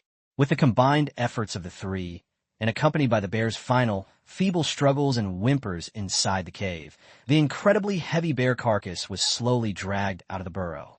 When a massive, wounded, and lifeless body was fully exposed to the bleak winter light, Lung's hand loosened, and she collapsed to the ground, her eyes wide open, staring intently at the bear carcass, before suddenly turning to Shen Ming, who was rubbing his body against hers to generate heat. He killed a brown bear. In its den. How'd he do that? Lung recalled that Ji had once explained to him in a reverent tone that Shen Ming was a god. He scoffed at the time, believing that in the fragmented legends of his mother tribe that he had heard since childhood, gods should be able to summon wind and rain, move mountains and fill seas, or at least be giants who stood tall and had bulging muscles. How could it be such a strange creature that doesn't look strong, is even a bit thin, and doesn't grow any hair? But everything he witnessed today is impacting and reshaping his established perceptions and values in the most brutal way. Could it be that strength is not entirely equivalent to muscle size and hair density? Could there be another form of power, a godlike power, that he cannot comprehend? Shen Ming had no time to care about the cognitive earthquake Lung was experiencing. He shouted towards the mountain. Shan, you're fast on your feet. Go back and call people to come and collect the meat. Ji, Lian Lu, and those three. Call them all, bring stone knives and baskets. This stuff will keep us eating for a while. He kicked the bear carcass, then looked regretfully at the broken spear fragments scattered at the cave entrance. What a pity about these spears. The survival rate is 0. However, compared to the meat, fat, and fur that the bear provided, losing a few wooden spears was entirely worthwhile. Sha nodded, turned, and headed towards the tribe, taking long strides away and quickly disappearing into the undulating wilderness. Only Shen Ming, Lung, still in shock and with turbulent thoughts, and the gradually cooling corpse of the giant bear remained on the spot.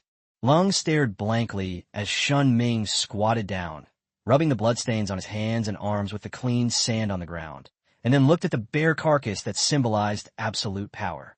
He kept replaying in his mind the waiting at the cave entrance, the twitching of the vines, the figure of Shen Ming emerging from the bloodbath, and Ji's words that he had once taken as a joke or a lie. All the common sense about this cruel world that he had built up over the past 20 years of his life has been torn open today, revealing a huge, incredibly bright crack. Chapter 59 Bonu. Meat reserves were well replenished thanks to that unfortunate brown bear. Looking at the densely packed strips of meat hanging inside the canopy, which almost turned the entire interior of the canopy into a smoked meat display area, and the several ceramic jars filled with solidified bear oil, Shen Ming's lazy nature, typical of modern otaku, couldn't help but surface. With the harsh winter weather and the hardship of going out, and since food was not a problem for the time being, he naturally chose to hibernate. Most of the time, they huddle in their private corner closest to the fire, covered with dry straw and bearskin mats. The plan to recruit new members has not stopped, but now it is mainly carried out by Sean and Long as a team. Sean is experienced and has enough power to intimidate others, so Long only needs to assist him and collect pig feed. However, the wilderness is rarely visited in winter, and the wanderers either find relatively stable hiding places to survive or have long been eliminated by nature. They went out several times, but often came up empty-handed, at most bringing back some extra firewood or observing some animal tracks. But Shen Ming was not in a hurry. Population growth requires a catalyst and cannot be forced. He was even more pleased with another development. Language environment strategies are having a subtle but effective effect. Every day, without fail, Ji would give lessons to the 4 little ones and Long, while Lien would tutor the 3 female cavemen. Even Liu, who initially had little interest in learning, showed a significant increase in enthusiasm for learning after discovering that learning more Chinese vocabulary could help her express her needs more accurately and even distract Lien when playing Go. Nowadays, the simple daily instructions and item names in the caves have been largely replaced by Chinese words, and the primitive communication methods that mixed various guttural sounds and gestures are becoming increasingly rare. Of course, Shen Ming's laziness did not mean that he did nothing at all. He was just avoiding the arduous tasks that required braving the wind and cold to go out. His mind and small-scale handicrafts were keeping him busy. At this moment, he was sitting cross-legged by the fire, focusing intently on a large bear scapula that he had repeatedly scraped, washed, and roasted over the fire to remove any remaining flesh and grease. He had carefully trimmed the edges of the bone with a stone slab, roughly presenting a slightly curved crescent-shaped thin slice. He gripped the bone fragment tightly with his left hand and held a sharp-edged stone shard at his right. With all his might and extreme patience, he repeatedly rotated and drilled the thick part of the bone fragment near the upper edge, trying to drill a round hole through which the wooden handle could pass. This thing is harder than I expected. Shen Ming took a breath and shook his slightly sore wrist. Bare bones are indeed quite hard. As the main part of a digging tool, as long as a wooden handle can be successfully attached, its durability and soil-cutting effect should be far superior to the previous stone hoe that was prone to loosening. But at this moment, the hardness became the biggest obstacle in the production process. Drilling holes in bone with stone was incredibly inefficient and progressed very slowly. For several days in a row, apart from necessary meals, rest, and the occasional inspection of the smoked meat and guidance on Lien's mathematics and writing, he spent most of his time on this bone. He drilled during the day and continued drilling at night by the firelight. He had to be very careful, controlling the force and angle, for fear that a single mistake would cause the bone fragments to crack and all his previous efforts would be wasted. Suitable, large enough, and well-shaped bare bones are not common. He only picked out 4 in total. During that time, he briefly had other ideas. For example, sharpening small pieces of bare bone to make fishhooks. But he quickly rejected them himself. Fishing? It's too inefficient.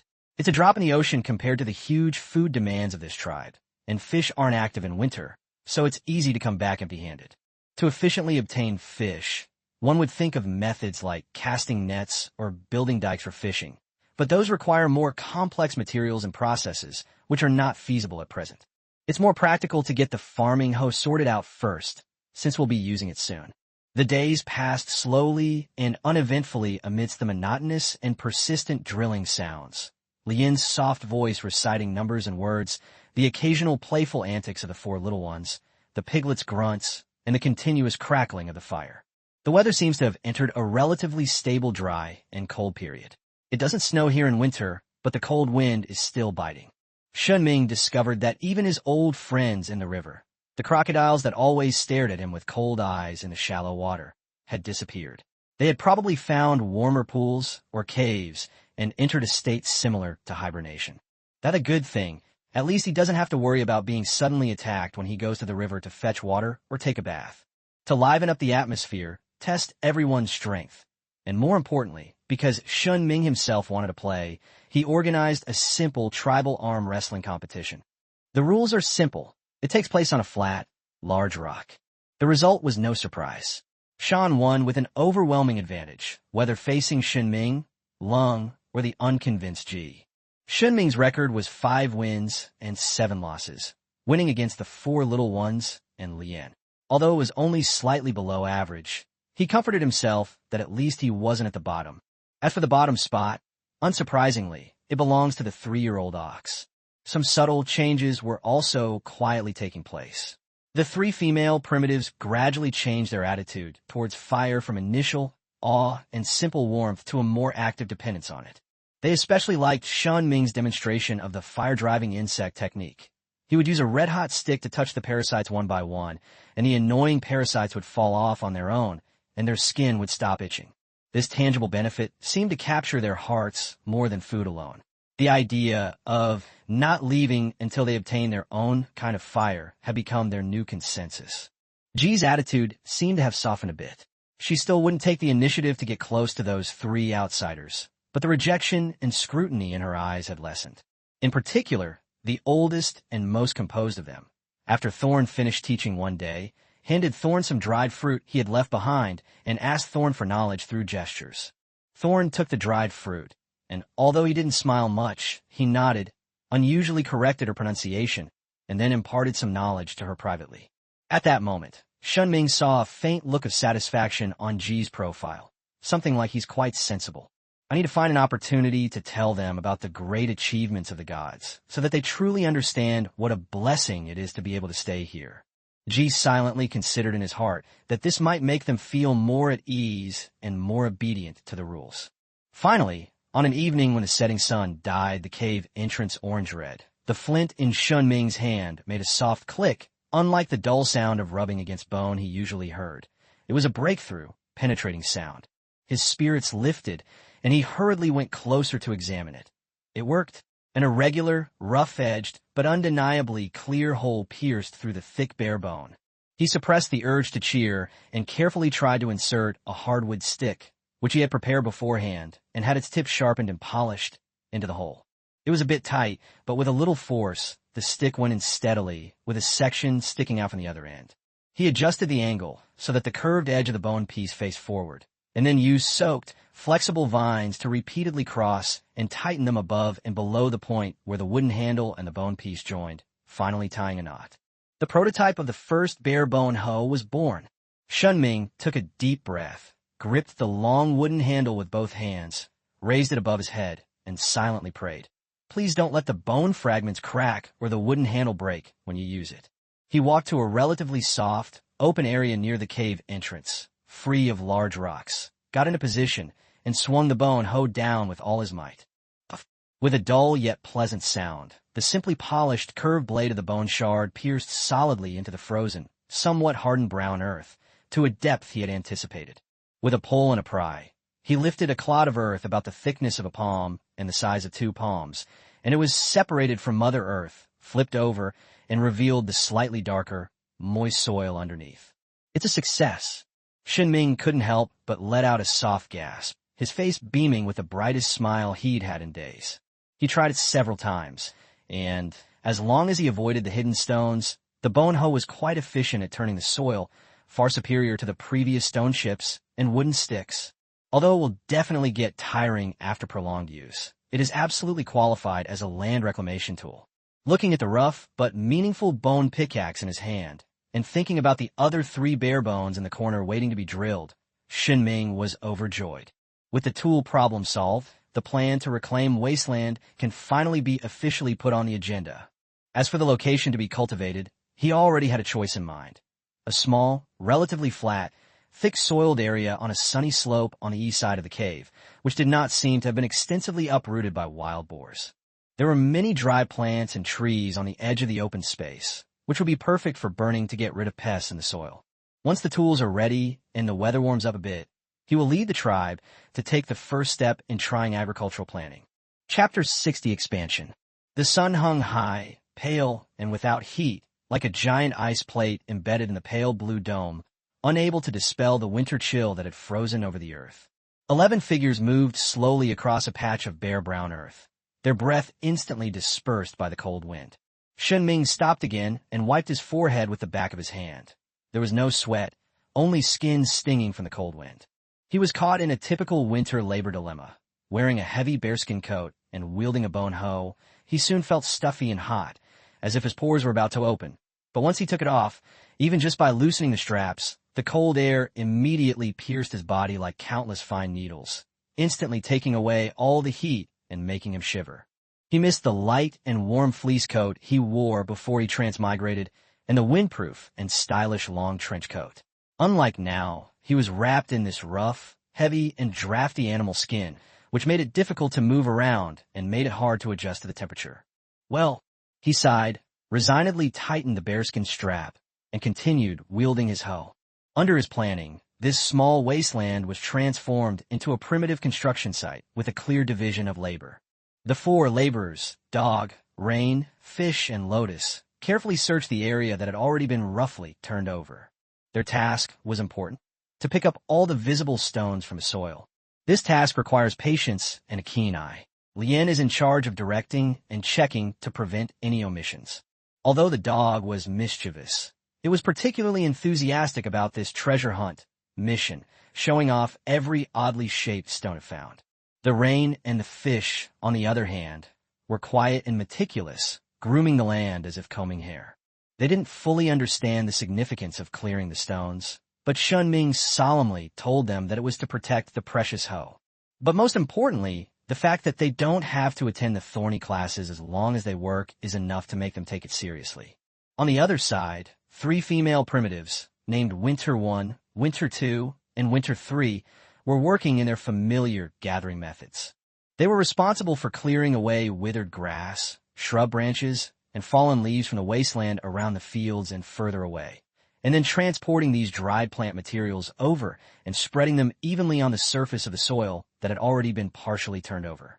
The work was relatively easy. They worked silently and efficiently, occasionally exchanging glances or making brief whispers, their eyes always involuntarily drifting towards the hanging jerky and the warm fire. The main force in the reclamation was naturally the 3 men, Shan, Lung, and Shen Ming, as well as Lu, who was in better physical condition compared to the other 3 women. With each lift, swing, and flip, their bodies swelled and undulated, and heat rose from their bodies. They didn't truly understand the significance of turning over this hard, cold land. It was far less direct and clear than chasing prey. But Shen Ming asked them to do this, and they chose to believe that there was a divine reason for doing so, perhaps that another form of prey was buried deep in the earth. In situations where endurance and repetitive labor are the only tests, Shen Ming's boundless physical reserves made him stand out and become the most efficient worker. He was almost tireless, and the rhythm of his hoe flying was so steady that it drew attention. However, Shen Ming would often insert a stone slab that he carried close to his body and never let anyone else touch into his neck, and then pull out. The action was so quick that the 3 female cave women simply regarded it as a special ritual. How could anyone be so foolish as to stick a stone shard into their own neck? Turning the soil is only the first step. He also needs to break up large clods of soil to prevent the soil from becoming compacted and impermeable. His eyes filter the turned-up soil like a sieve, carefully picking out the tangled grass roots and the occasional small tubers that slip through the net. These are the robbers who will compete with the crops for nutrients and water in the future, and they must be removed. The most troublesome thing is digging up a large rock that is buried deep. At this time, he needs to direct Shan or Lung to carefully clear the soil around the rock until they can work together to pry it out and roll it to the edge of the field. He performed these tedious and laborious steps meticulously, even though his meager agricultural knowledge was limited to a few vague concepts such as deep plowing and weeding. So, with 11 people working almost nonstop all day, this small wasteland, which was originally overgrown with weeds and mixed with soil and rocks, gradually shed its wild appearance. The loosened soil was a fresh, dark brown, clearly demarcated from the surrounding compacted land. The stones that had been picked up were piled up into a low wall along the edge of the field. A layer of evenly distributed withered grass and fallen leaves covered it, like a thin blanket covering the earth. At first glance, it even vaguely resembles the neat appearance of fields. However, Shen Ming knew in his heart that this was only the beginning, and the area completed today only accounted for about a quarter of the total area he had planned. Winter days are short, physical exertion is huge, and the progress of land reclamation is slow. As the sun began to set and the temperature plummeted, Shen Ming ordered everyone to stop and directed them to thoroughly clear all remaining withered grass and flammable materials from the edge of the field ridges to a safe distance. Then he returned to the cave and carefully separated a bundle of the burning branches from the main fire that never went out, to serve as a kindling. Back at the edge of the field, under the tense gaze of everyone, Shen Ming brought the fire closer to the dry grass and leaves spread on the field. Whoosh! A timely gust of cold wind became the perfect catalyst, and flames instantly leaped up, greedily licking the dry plant cover. The flames suddenly rose to over a meter high, crackling and sending waves of heat crashing down. The orange-red flames flickered in the darkening twilight, illuminating the faces of the surrounding primitive people, faces etched with shock and a hint of fear. Shen Ming gestured for the others to return to the cave to rest, while he stayed behind, holding a long wooden stick, cautiously patrolling the edge of the fire to ensure that no sparks flew into the dry grass in the distance. He kept pushing the smoldering embers, which might be blown away by the wind, back to the center of the fire, until all the flames were extinguished, leaving only large patches of dark red ash, wisps of smoke rising from it, mixed with the scorching hot soil below. When Shen Ming finally dragged his tired but satisfied steps back to the cave, Shan and Lung were already leaning against the cave wall, snoring heavily. Turning the soil was purely physical labor, and even a strong hunter like Shan felt a long-lost muscle soreness after a whole day of continuous work. Lu had long since curled up asleep by the fire. The next day, Thorn took over from Du and joined the reclamation team, while Du needed to rest and was responsible for looking after the cave and the cattle that had no ability to work. The new day brought even greater tasks. Not only did they have to continue cultivating new areas, but they also had to roughly mix the wood ash, rich in potassium and other minerals, left over from yesterday's burning with the softened, baked soil below. During this period, wood ash was undoubtedly the only fertilizer. He had no systematic farming experience, so he could only rely on his intuition and try his best to do each step more meticulously. Turn the soil deeper, break it up more, and clean it more thoroughly. He kept repeating these actions, as if trying to make up for his lack of knowledge and resources through this extreme meticulousness. For several days in a row, the cycle of clearing, transporting cover, burning, and mixing ash and soil was repeated, and a field that was beginning to take shape was finally born on the sunny slope on the east side of the cave. Shen Ming even imitated what he remembered and dug shallow ditches around the fields, which served as simple drainage ditches. Standing on the edge of the field, Shen Ming looked at this land that everyone had poured their hearts and souls into, and a feeling of mixed accomplishment and great uncertainty welled up in his heart. He nodded in satisfaction. At least, the first step had been taken.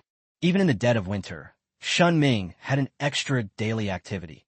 Instead of staying by the fire all day, he would occasionally walk to the edge of the field and use a bone hoe to lightly turn over the already turned soil.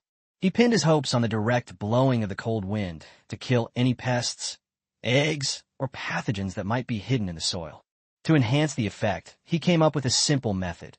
He painstakingly used earthenware pots to fetch water from the river again and again, carrying them shakily to the field and carefully sprinkling them on the soil surface. The water quickly soaked the soil, which he believed would allow the cold air to penetrate the soil more effectively. This monotonous and physically demanding work continued for many days, until one day he noticed that the riverbank had receded significantly. The water level had dropped, and more slippery mudflats and pebbles had been exposed. He even saw the rim of the huge, long-submerged earthenware jarry surface above the water. Getting water became a little easier, but Shen Ming's attention was diverted. He no longer focused on fetching water, but instead went to the river every day, staring blankly at the slowly but steadily declining water level, calculating in his mind the date when it would be convenient to fetch water and even to dig out clay again. One day, he was staring blankly at the river when he suddenly slapped his forehead, making a crisp sound that startled the dog next to him who was practicing throwing spears. "Am I stupid?" Shen Ming muttered to himself. "Just staring at it won't make the water recede any faster. Instead of wasting time daydreaming, I should do something practical." He thought of his previously shelved plan, to build a larger and more formal pottery kiln. The small earthen kilns that were built on the spot before had low firing efficiency and unstable yield. A large pottery kiln means that more pottery can be fired at once, allowing for the experimentation with more complex shapes, and it is also essential for firing bricks for building houses. Without hesitation, he immediately gathered the relatively idle labor force, Dong Yi, Dong Air, Dong San, and Lu, who was playing Go with tree branches and lotus leaves. He gestured to them, dig more soil, add water, and build a hollow big mound with a firebox and a flue. The women understood the gist of it. Although they were puzzled, they still followed Shen Ming to the kiln site he had chosen, which was far enough away from the cave and the fire pit and sheltered from the wind. They dug the soil with stone chips and sticks, while Shen Ming went to the river to fetch water. However, less than an hour after the project started, it encountered severe practical challenges. The water drawn from the river was icy cold, and when mixed with the mud, the frigid mud was practically torture. The women's hands quickly turned red and numb from the cold, almost losing all feeling, and their faces showed unbearable pain. Lu was the first to throw down the lump of mud in her hand, shaking her head and waving her hands at Shen Ming, resolutely refusing to touch the cold, muddy water again. Dong Yi and the others also stopped in fear, looking at their red and stiff fingers, then at Shen Ming, their eyes filled with incomprehension and silent resistance. Shen Ming tried it himself, and the feeling of his fingers being covered in cold, sticky mud was indeed extremely unpleasant, as the heat was quickly absorbed. He realized that building a kiln with cold water and mud in the absence of gloves and in such low temperatures would not only be inefficient, but could also cause frostbite to people's hands, making it a losing proposition. "Okay, pause. Shen Ming announced helplessly, rubbing his icy hands. "We'll talk about it again when the weather gets warmer and the water and soil aren't so cold." The plan to build a larger pottery kiln had to be shelved once again. At night, the cave was filled with the sounds of even breathing and snoring. In a corner of the shed where the firelight couldn't reach, Winter 1, Winter 2, and Winter 3 huddled together, covered with thin animal hides and dry grass. They did not fall asleep immediately, but instead communicated quietly in very low whispers, using their own thick, guttural language, turning over the hard soil, burning precious grass to cover it, and then watering it with icy water. "I don't understand." Dong Air's voice was full of confusion. "This is more tiring than tracking an injured hare, but there's nothing to eat right away." "And that mound of earth," Dong San added softly, recalling the biting cold of the day, using such cold water and mud. Didn't his hands feel it? Or are gods not afraid of the cold? Dong Yi was silent for a moment. She was the oldest and the most thoughtful of the three. She slowly said, "Perhaps it's like what Ji said, the wisdom of the gods, a new way of obtaining food that we don't yet understand. Like fire. At first we only knew that it could keep us warm and scare away wild animals, but now we know that it can drive away insects and make meat taste better." But there was also uncertainty in her words. "But to spend so much effort doing this in winter, I've never seen any tribe do this. This Shen Ming, the chief reveres him, the mountains listen to him, saying he can come out of the bear's den. But sometimes what he does is more like a madman with strange obsessions than the god Thorn speaks of. Shen Ming is too much like an ordinary person. Apart from not having any body hair, they still don't know what's so special about him." Their gazes involuntarily drifted back to the inside of the cave. The firelight outlined the majestic mountain range, which still appeared as if it were asleep. Without a doubt, in their hearts, the main force of the bear hunt must be this incredibly powerful warrior, and certainly not Shen Ming, whose strength was inferior to theirs. They try to show their goodwill to the mountain in the most primitive way, expressing their willingness to accept and unite with it. Shan's physical reactions indicated that he was not indifferent, but he always quickly avoided them or responded with a cold or even warning look, which puzzled them greatly. In contrast, the young man named Lung is much easier to understand. He quickly accepted Dong San's suggestion, and the two made love in a secluded corner where no one was watching. To Tucci and Tuji's surprise, after they got together, Lung's attitude towards them changed significantly. He seemed to be imitating Yama's approach, keeping his distance and no longer showing any further intimacy. This unusual phenomenon gave Dong-yi pause for thought. It wasn't just a matter of personal preference, it was more like a clearly defined rule within the tribe. She vaguely sensed that in order to truly understand this tribe, stay safely here, and even fulfill their deepest hidden desire, to learn how to preserve and carry fire for a long time, she would have to master more of their language and understand their strange rules. I'll have to keep asking Ji for advice later. Dong-yi shook her head and looked at Dong-air and Dong-san, who had already fallen asleep. She was already the fastest learner, but she still knew very little. When I first arrived here, I wasted too much time. Dong-yi felt a pang of regret. If she had started learning back then, she probably could have reached Lung's level or even be on par with those children. But no matter how incredible Shen Ming's demonstrations were, no matter how warm the fire or how plentiful the food, a deeply rooted ancient belief remained etched into Dong-yi's heart like cold rock. Taking in men for extended periods, allowing them to live and reproduce with women in the tribe, violates ancestral taboos and brings a terrible curse, weak offspring, successive misfortunes, and the decline of the tribe. The firelight flickered in Dong's eyes, reflecting her inner struggle and deep doubts, learning, observing, for the sake of fire, and for the final decision. Chapter 61, Pregnancy. Although spring had not yet truly set foot on this wasteland, the indescribable premonition of life stirring in the air, along with the increasingly long days, urged Shen Ming to take action. He was thinking about another brown bear hibernation burrow he had marked earlier on the mountain. He had to deal with this potential meat reserved before spring fully awakened the beast and made it leave its relatively fixed den to roam its vast territory.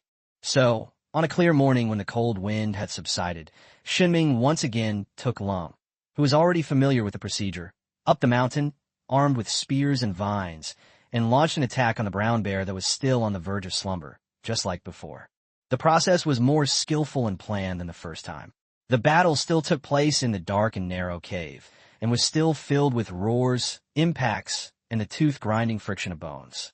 When the second enormous bear carcass was dragged back to the tribe, and the line of hanging jerky was expanded once again in an epic fashion, an unprecedented, almost absurd sense of satisfaction permeated the hearts of every tribe member. Eating meat until you're stuffed. This was once a luxurious and unattainable scene even in dreams, but now it has become a reality. Although Shen Ming privately had a very low opinion of bear meat. It's tough, fishy, and smelly, and the texture is so rough it's like chewing with chips. But for primitive people who are long in a state of protein and calorie deficiency, this meat, which was rich in fat and energy, was an unparalleled delicacy. Especially the thick, golden bear oil, which solidifies into a paste in the earthenware pot. Whether you scoop out a small piece and spread it directly on the roasted tuber, or melt it and use it to make soup, it can instantly make the simplest and roughest food fragrant and soothing to the stomach. The continuous accumulation of bear oil even gave rise to a small civilizational byproduct. One day, looking at his greasy hands and the increasingly dirty inside of his bearskin coat, Shen Ming remembered the traditional soap-making methods he had read about before. He tried mixing the fine wood ash left after firing, which had been sifted with melted bear oil, stirring constantly, and then pouring it into a simple ceramic mold to cool and set. The resulting soap is grayish-yellow, soft in texture, and dissolves very quickly in water. Half of it may be lost after just one shower, and its cleaning power is far inferior to that of modern industrial products. When Shen Ming demonstrated how to use it to lather up and wash away stubborn oil stains from his hands and leather clothes, the tribe members showed little interest. This tiny, biting thing that can also clean things has once again refreshed their understanding of divine creations. It turns out that the creations of the gods are not necessarily useful. This kind of creation, which requires precious bear oil to make, is now undoubtedly unpopular. Life flowed smoothly amidst this unprecedented abundance. 2 meals a day became the fixed rhythm, with meat and soup at every meal, and occasionally a little bit of precious dried fruit or tuber slices that Shen Ming tried to fry with excess bear oil and sprinkled with mineral salt. Such a standard of living was unheard of for the first, second, and third winter months, like living in a beautiful dream from which they would never wake up. Thus, a split inevitably occurred. Dong San was the first to express her opinion. Taking advantage of the opportunity to go out with Lung to collect firewood, she clearly told Dong, I'm not leaving. This place is great. Lung is great too. Her reasons were direct and simple. There was a steady supply of food, a warm fire, safe shelter, and a strong man willing to be with her. Leaving here meant returning to a life of uncertainty, hunger, and cold, which she was unwilling to do. A few days later, Dong Er also found Dong Yi. His eyes were evasive, but his tone was firm. I don't want to leave either. Dong, you look at us now. We're always full, warm, and can sleep peacefully at night. I don't want to go back to those days for even a day. It's easy to go from frugality to extravagance, but difficult to go from extravagance to frugality. After experiencing the taste of a stable and fulfilling life, the extremely harsh and uncertain life of wilderness survival has lost its appeal to them. Dong Yi found herself in an unprecedented state of confusion and isolation. She admitted that life here was indeed better than she had ever imagined, something she hadn't dared to dream of for the first 20-odd years of her life. Regular daily meals and sufficient calorie intake have made the three of them's originally gaunt cheeks plumper, and their physical strength has also increased significantly. However, the warning passed down orally from the tribal elders and etched into her very bones weighed heavily on her heart like a boulder. A long-term sheltering of strange men will bring a curse. This idea is so deeply ingrained that even the best of life is shrouded in a shadow of unease. More importantly, she developed increasingly strong doubts about Shen Ming's identity as a god. Thorn and Lotus always spoke of Shen Ming with utmost reverence, saying that he brought fire and tools, could defeat brown bears, and was an immortal god. However, in Dong Yi's view, what Shen Ming did, whether it was making strange containers, inventing bizarre tools, or leading everyone to turn over the land, was wonderful, but it was more like a wise man or a particularly powerful leader who was exceptionally intelligent and knew a lot of things they did not know. Shouldn't the legendary gods be beings who can summon wind and rain, control the great power of nature, and have an image as majestic as a mountain? Shen Ming, he looked rather thin, with no thick body hair. He ate, slept, and was afraid of the cold, just like everyone else. Apart from having a lot of ideas, he didn't seem to have any extraordinary qualities. This suspicion grew day by day, and finally one night, when everyone else was asleep and only the fire on watch was crackling softly, Dong Yi found Ji checking the storage of the smoked meat. Using her newly learned, still not fluent, Chinese vocabulary, mixed with gestures, she directly raised her question. Shen Ming, why is he a god? He doesn't have immense power. He can't command the sky to rain. He can't make the earth shake. Thorn was taken aback by her question, her first reaction being absurdity and a hint of displeasure. God is God. Why doubt him? This is an unquestionable belief deep within her heart. But seeing Dong Yi's eyes, which were not defiant, but filled with genuine confusion and a search for answers, Ji quickly calmed down. She realized the problem. Dong Yi and the others had never witnessed Shen Ming's most incredible side, his immortality. They only saw Shen Ming's wisdom, inventions, and the benefits the tribe gained as a result. But theoretically, even an extremely intelligent person could do the same. To truly convince people that Shen Ming is an extraordinary being, it is not enough to simply say he knows many things we don't, or he can kill a bear. There must be a more fundamental and unconventional proof. The fact that Shen Ming won't die is undoubtedly the most powerful and direct evidence. But does it mean that every time a new member is admitted, Shen Ming has to die to prove it? The thought sent a chill down Thorn's spine and filled her with intense resistance. In her heart, it was undoubtedly a great blasphemy and disrespect to the gods. She needed another way, a way to convince people that he possessed immortality without Shen Ming personally demonstrating it. The limitations of language were laid bare at this moment. She could not use pale words to accurately describe to Dong Yi how Shen Ming recovered instantly after being seriously injured, and how he survived repeated fatal blows from the bear's jaws unscathed. To Dong Yi, saying Shen Ming will not die might sound more like an exaggeration or a legend within the tribe than a fact. She had to find a more subtle and convincing angle. Seeing that Ji fell into a long silence, his brows furrowed, but unable to give a convincing answer, Dong-yi became even more certain of the idea in his mind that Shen Ming might be an extremely intelligent fellow being rather than a god. However, this realization did not reassure her. Instead, it deepened her anxiety. If Shen Ming was merely an exceptionally clever, wise man, even if he could bring fire and better tools, he would not be able to fight against or resolve that ancient curse. A wise person may improve their life, but they cannot change the calamities destined by fate. Ji racked her brains for a long time, until the firewood for the night watch was almost burned out, but she still couldn't come up with a perfect way to prove immortality without the empirical evidence. In the end, with a hint of helplessness and determination, she could only say to Dong, "Go ask Lian, ask Lu, ask Shan, ask Long, ask everyone." Shen Ming von Deidi. Really? She thought that if everyone unanimously insisted on this point, perhaps a credible consensus could be formed, enough to convince Dong-yi that it was not an empty statement. Dong-yi was skeptical, but in the following days, she did try to ask others in clumsy Chinese and gestures. Lian's answer was full of certainty and adoration. The divine being cannot be killed. He is injured, but he will recover quickly, she tried to find a metaphor, like drawing a line on the riverbank, which will spring back to its original shape with a splash of water. Lu's answer was more practical. If he were going to die, he would have been torn to pieces by the crocodiles long ago. But he always manages to come out of the river. He's the only one who dares to go into the river. The mountain's answer was brief and powerful. God is immortal. I have seen it. I have tried it. The cold reply carried the lingering shock. In the cave, he must have died many times, but each time he acted as if nothing had happened and continued fighting. Everyone's statements pointed to the same unbelievable fact. Dong-er and Dong-san had long been convinced that Shen Ming was immortal. Dong-yi's doubts wavered, but were not completely eliminated. Hearing is believing. She needed something more concrete, or perhaps she needed time to observe. Just then, a natural and significant change brought new variables to the whole situation and gave Dong-yi a clear observation window. Thorn's belly, thanks to ample nutrition and a relatively stable living environment, became noticeably swollen.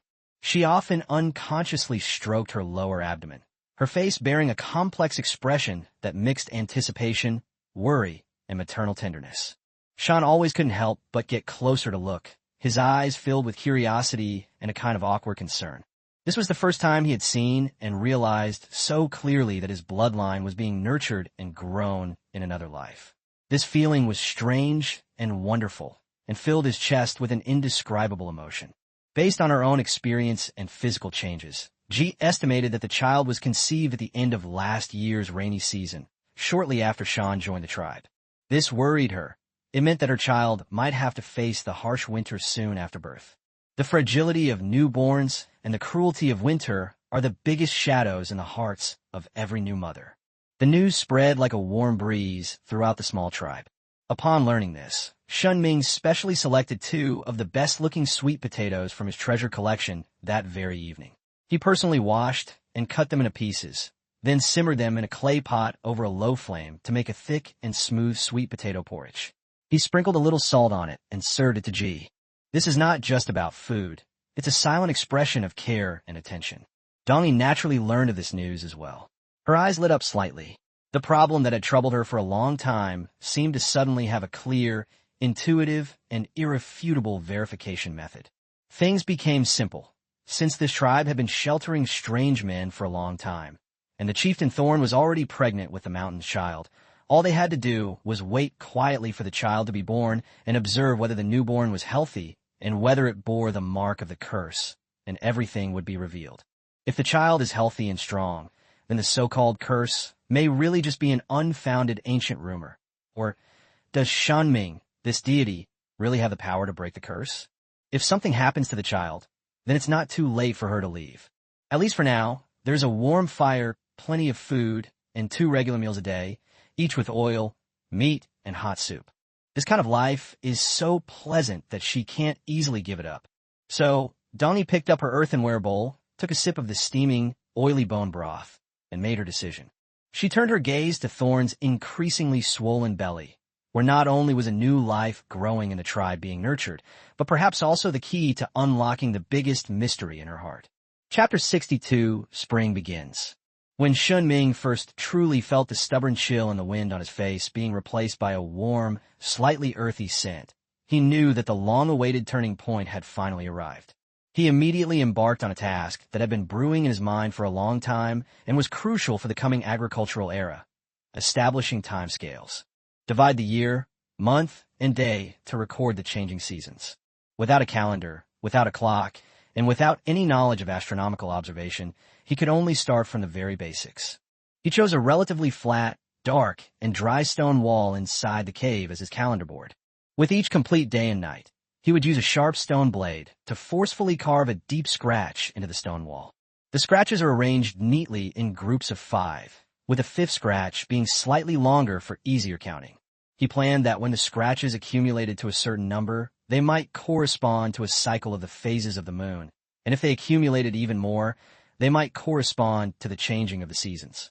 He was curious about how much the time it took for this wild planet to revolve around its sun would differ from the 365 days he remembered. At the same time, the field that had already been baptized by the winter cold, tempered by the raging fire, and repeatedly turned over also ushered in its mission. According to Shen Ming's intuition, the right time to sow seeds should be after the warmth of early spring has stabilized. The sowing process proceeded smoothly under his direction. First, on a level ground, use a wooden stick to poke shallow pits at certain intervals. Then, the sweet potato tubers, which had been stored away all winter and had been watered and were now sprouting small purple buds, were carefully placed into the pit. The key step is fertilizer. Shen Ming knows that wood ash is rich in minerals such as potassium, which is beneficial to the growth of tuber crops, but the amount used is crucial. Too much ash may burn the seedlings. He had no data to refer to, so he could only use the most basic but reliable controlled variable method in practice. He asked Lien to help him divide the field into different areas. Most of the pits were simply filled with potato tubers and covered with a thin layer of soil. In the 10 specially selected pits, before putting in the potato tubers, he first placed a small pinch of wood ash, the amount of which he had repeatedly weighed and estimated, and then covered it with soil. Next to each pit where wood ash was placed, he inserted a small wooden stick with a knot of grass at different heights as a marker. The more wood ash was placed, the higher the knot would be. He wanted to find the most suitable amount of wood ash by comparing the growth of these 10 seedlings with that of other commonly planted potato seedlings.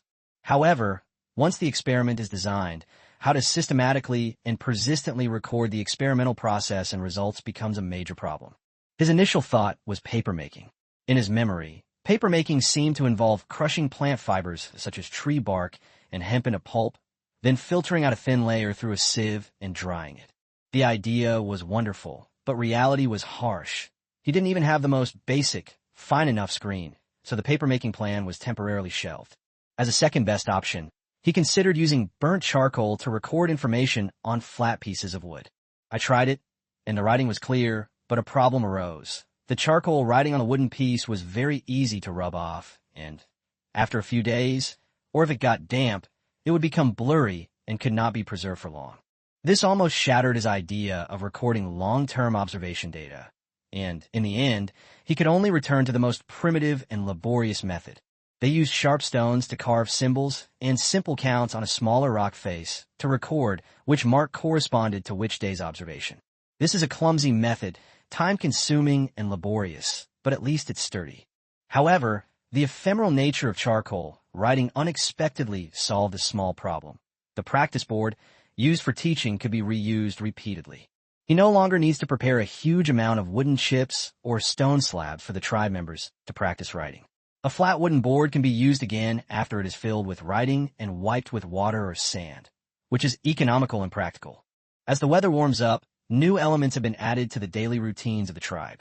Significant progress has been made in promoting spoken Mandarin, with core vocabulary and simple sentence structures for daily communication being mastered.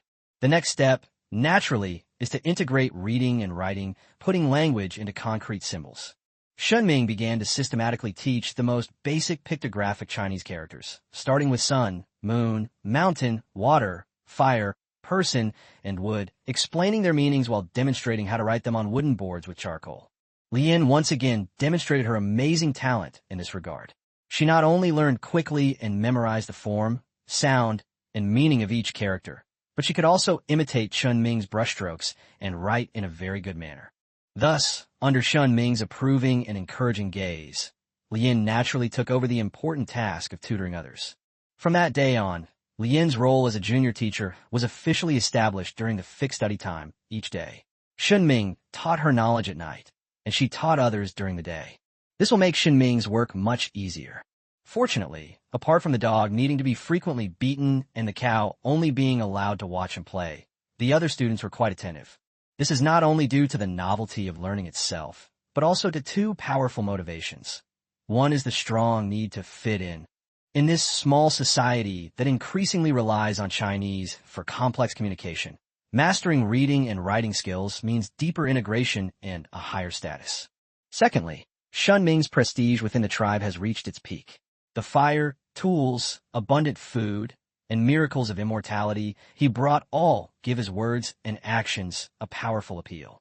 Learning the knowledge he taught was seen as a way to get closer to the wisdom of the gods and gain recognition. After entrusting the basic teaching tasks to the reliable Lian, Shen Ming's daily life became more leisurely and filled with anticipation. One of his most important tasks each day was to carry that bone hoe and inspect the fields that had already been sown. He would squat down and carefully examine each hole marked with a stick, digging away a little bit of loose soil to observe whether the tubers were starting to sprout or whether any tender shoots were about to break through the soil. The spring breeze brought life and stirred the anticipation in his heart. He was the most anxious novice, placing his hopes on this newly cultivated land. Such days passed by one, filled with regular study, patrols, daily work, and continuous recording of time. Until the spring breeze brings a gentle rain, the withered trees sprout new buds. Shen Ming stood at the cave entrance, stretched out his hand, and felt the cool raindrops falling on his palm. He turned back into the cave and found the mark representing today on the stone wall where the date was recorded. He carefully circled it. Spring rain on the 17th day of the new year. Chapter 63, Trivial Matters. On the 21st day of the year, as Shen Ming was patrolling the fields with his bone hoe as usual, a delicate yet unmistakable tender green suddenly caught his eye. They've sprouted. He almost jogged to the edge of the pit with the unmarked wooden stick stuck in it, squatted down, and held his breath to observe it carefully. Two pale purple cotyledons, still covered with their seed coats and curled up like small fists, trembled as they pushed open a small patch of damp soil, exposing themselves to the morning light. Then he discovered another pit and another pit, scattered patches of tender purple, like sparks quietly awakened by the spring breeze, flickering on this brown earth. Shen Ming excitedly walked around the ridge of the field several times, like a child seeing his work recognized for the first time. However, along with the excitement came worries, as the 10 experimental pits, which had been specially marked and treated with wood ash, were in different conditions. In the two pits with the least amount of fertilizer, the seedlings emerged earliest and seemed to be greener. In the pits with the middle amount of fertilizer, the seedlings also emerged one after another, and their growth seemed to be acceptable. But the 3 pits with the most fertilizer have not shown any signs of growth so far. He carefully dug away a bit of soil to check. The potato tubers seemed to still be there, but there was no sign of them sprouting. Could it be that the fertilizer was too strong and burned it? Shen Ming frowned, feeling somewhat annoyed. It seemed that this primitive fertilizer needed to be used with extra care. He began to systematically count the sweet potatoes, excluding the 10 experimental pits, and found a total of 174 sweet potatoes buried. He patiently counted each seedling along the ridges of the field, confirming that 133 seedlings had already sprouted. The germination rate was better than he had expected, but he didn't draw a conclusion immediately. Perhaps some tubers were late bloomers, or perhaps they had sprouted deeper and hadn't yet broken through the topsoil. He needed to wait a few more days. On the 22nd day of a new year, the luring new members plan, led by Shan and Lung, still yielded no results. Their routine outings became more about searching for food for the 3 increasingly swollen piglets. The piglets' appetite increased faster than Shen Ming had expected. They're almost always hungry or searching for food, and in the area they had previously marked out, all the grass roots and tender shoots that they could gnaw on were swept away. Shan and Lung had to spend more time going to farther places to cut fresh wild grass, shrub branches and leaves, and even dig up some tubers to feed them, just to barely satisfy the appetites of these three big eaters. With the arrival of the spring gathering season, the tribe's focus has subtly shifted. The systematic teaching of Chinese characters has temporarily come to an end, and the focus has shifted to consolidation through daily application. Lotus, Dew, Thorn, and even the stronger winter second and third days. Their main task during the day becomes going out to search for edible tender shoots, wild vegetables, and the first few blooming flowers in the gradually recovering mountains and fields. Shen Ming wasn't particularly interested in the bitter or strange-tasting wild vegetables for the time being. He missed rice and noodles more. Rice was still a long way off, but he could try noodles as long as the sweet potato harvest was good. He poured almost all his passion into that newly grown field. He pulled out weeds that competed with the sweet potato seedlings for nutrients and water. He used a sharpened stick to loosen the soil between the seedlings to prevent it from hardening. He drew water from the river to irrigate the seedlings as needed, depending on the soil's moisture level. He did these trivial and repetitive tasks meticulously, at least for the time being. In between gathering herbs, Lien would still occasionally detour to check on the low shrubbery that the dog had once pointed out. The spring breeze also awakened the area, with new green shoots emerging from the dry branches, but it seemed to be a long way from the cotton that Shen Ming had described, which would bloom with soft, cloud-like flowers and produce pure white fibers. She still couldn't forget the look of longing and nostalgia in Shen Ming's eyes when he talked about cotton clothes. At Shen Ming's suggestion, she tried on the bearskin coat once and found it very inconvenient. Shan bluntly stated that wearing it in slightly warmer weather was like carrying a burning mountain on her back. It was stuffy, heavy, and extremely difficult to move around in.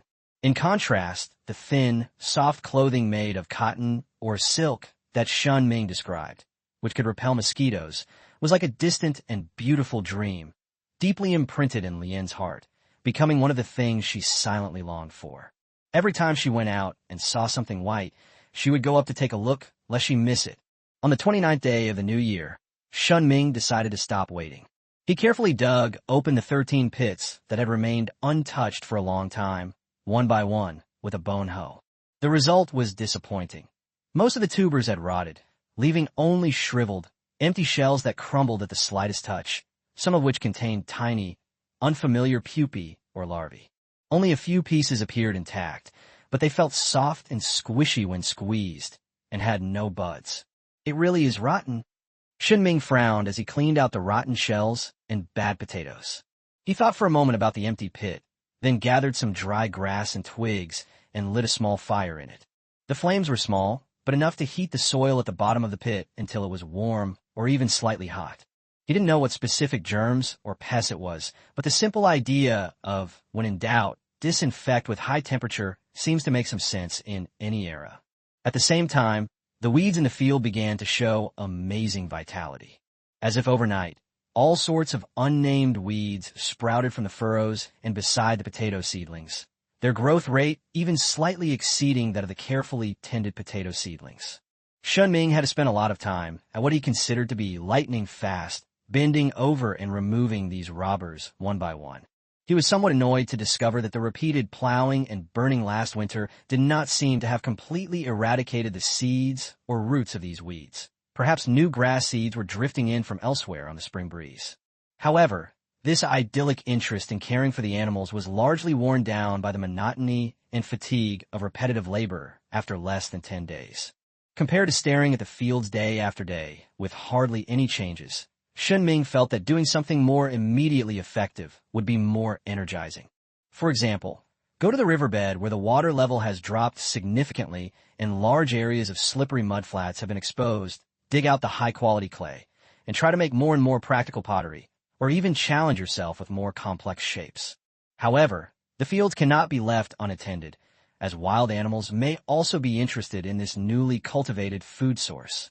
He solemnly entrusted the task of guarding the fields to the most reliable mountain, instructing him not only to guard against birds or small animals that might come to steal the tender seedlings, but also to keep an eye on the 3 increasingly restless piglets to prevent them from breaking through the fence and damaging the crops.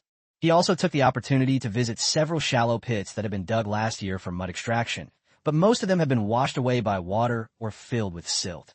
However, There's good news. A few silly fish are trapped in that tank and can be used as a food reserve. On the 33rd day of a new year, while spring brings vitality, it also continues the awkward situation of a food shortage. The availability of fresh, tender plants remains limited, and large prey are not yet fully active. The tribe's main food source still relies on the smoked meat and dried meat stored up from the previous winter. Fortunately, the reserves are sufficient, and there shouldn't be any major problems in sustaining them until the first batch of berries ripens. After an initial period of dormancy, the potato seedlings burst forth, growing far faster than other weeds and spreading rampantly across the fields. But the most noticeable change was in the three piglets. With ample food and a relatively safe environment, their bodies swelled up as if they were being inflated. At first, Shen Ming could easily hold him down with one hand, but now it takes a lot of effort to barely suppress him. His weight and size have more than doubled. They became increasingly active, and their noses became their most effective tool, constantly burrowing around on the ground, searching for possible hidden delicacies or simply for play. Therefore, Shen Ming had to frequently inspect the pigsty, promptly backfilling and compacting the shallow pits they had dug to prevent these energetic creatures from digging escape tunnels. He was once again glad that he had decisively cut off their fangs. Otherwise, given their current strength and mischievousness, the damage they caused would probably be far more than just a few craters. Although food is scarce on the ground this season, a certain type of small creature becomes more active, and their underground granaries may hold unexpected treasures, that is, mice. Thorn and Dew, who have long made this burrow their home, are experts at catching mice. They were familiar with the habits of mice. These little creatures have extremely keen hearing and will dart into the depths of their crisscrossing burrows at the slightest sound, disappearing without a trace. However, they also have a fatal weakness: a lack of vigilance against unconventional throwing attacks. In the days when all we had were sticks and stones, a single, precisely thrown stone could end their lives. Now, with more handy and penetrating spears, the efficiency of catching mice has greatly increased. Even more ingeniously, the invention of the bone hoe allowed them to carry out a more thorough extermination operation. After discovering the main burrow, which rats frequently entered and exited and which appeared to be storing grain, they were no longer content to wait at the entrance and try their luck. Instead, they used bone hoes to dig along the rat trails, went straight to the heart of the matter, broke open the rat burrow, and wiped out the granary of grass seeds, dried fruits, and even some dried insects that the rats had painstakingly stored. Although these grass seeds have a rough texture, they can be mixed in a meat broth or porridge to supplement some carbohydrates. Shen Ming naturally took some as well, hoping to give some surprises, and instructed that all the food obtained from the rat hole must be cooked before eating. Rats are cunning. They dig many holes and side passages that are difficult to distinguish from the real ones, and most of the holes are empty. In the cold winter, braving the wind and snow to dig into these potentially fruitless caves is clearly a wasteful and exhaustive endeavor. But spring is different. The burrows that active rats frequently enter and exit are often their main nest for storing food or raising their young, greatly increasing their chances of success. They would occasionally bring back some pink, unopened baby mice. Thorns and Dew would skillfully process them into food, which other primitive people also enjoyed. Driven by curiosity, Shen Ming tried roasted rat meat once and felt that it tasted similar to rabbit meat, tender but with a slightly stronger earthy taste. But when Lu suggested trying to raise a few like pigs, Shen Ming firmly shook his head. Rats are far more adept at digging and reproduce than wild boars. Raising them would be a complete waste of time and effort, and they might even become a scourge that steals stored grain. Life had become a bit too uneventful. Shen Ming looked at the night sky, pondering what he should do next. Go out on an adventure? Or let's wait for the vegetation to grow longer. Otherwise we won't find anything useful even if we go out. Oh, by the way, building a house. Shen Ming is no longer wrapped in a bearskin. The temperature has risen enough. It's time to build a kiln to fire bricks and build a brick house. However, perhaps we could smolder some charcoal first? Chapter 64: Charcoal Making. On the 40th day of the new year, a massive, somewhat rough, but structurally complete structure, built from layers of yellow mud, gravel, and a small amount of grass stems, stood in an open space far enough away from both the cave and the farmland. This is Shen Ming's imagined kiln, 2 meters high, with an arch kiln opening that requires bending over to enter, meticulously designed air inlets on the sides that could be adjusted with wooden boards, and several smoke dissipation holes on the top. Although the kiln body is not exquisite, it is solid and heavy, exuding the rustic charm of rammed earth.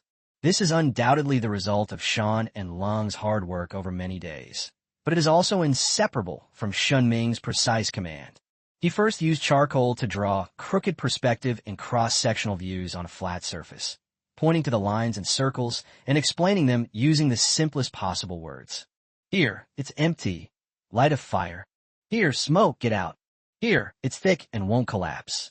Although Shen and Lung had some initial headaches and often misunderstood, they still managed to transform those abstract lines into real soil structures.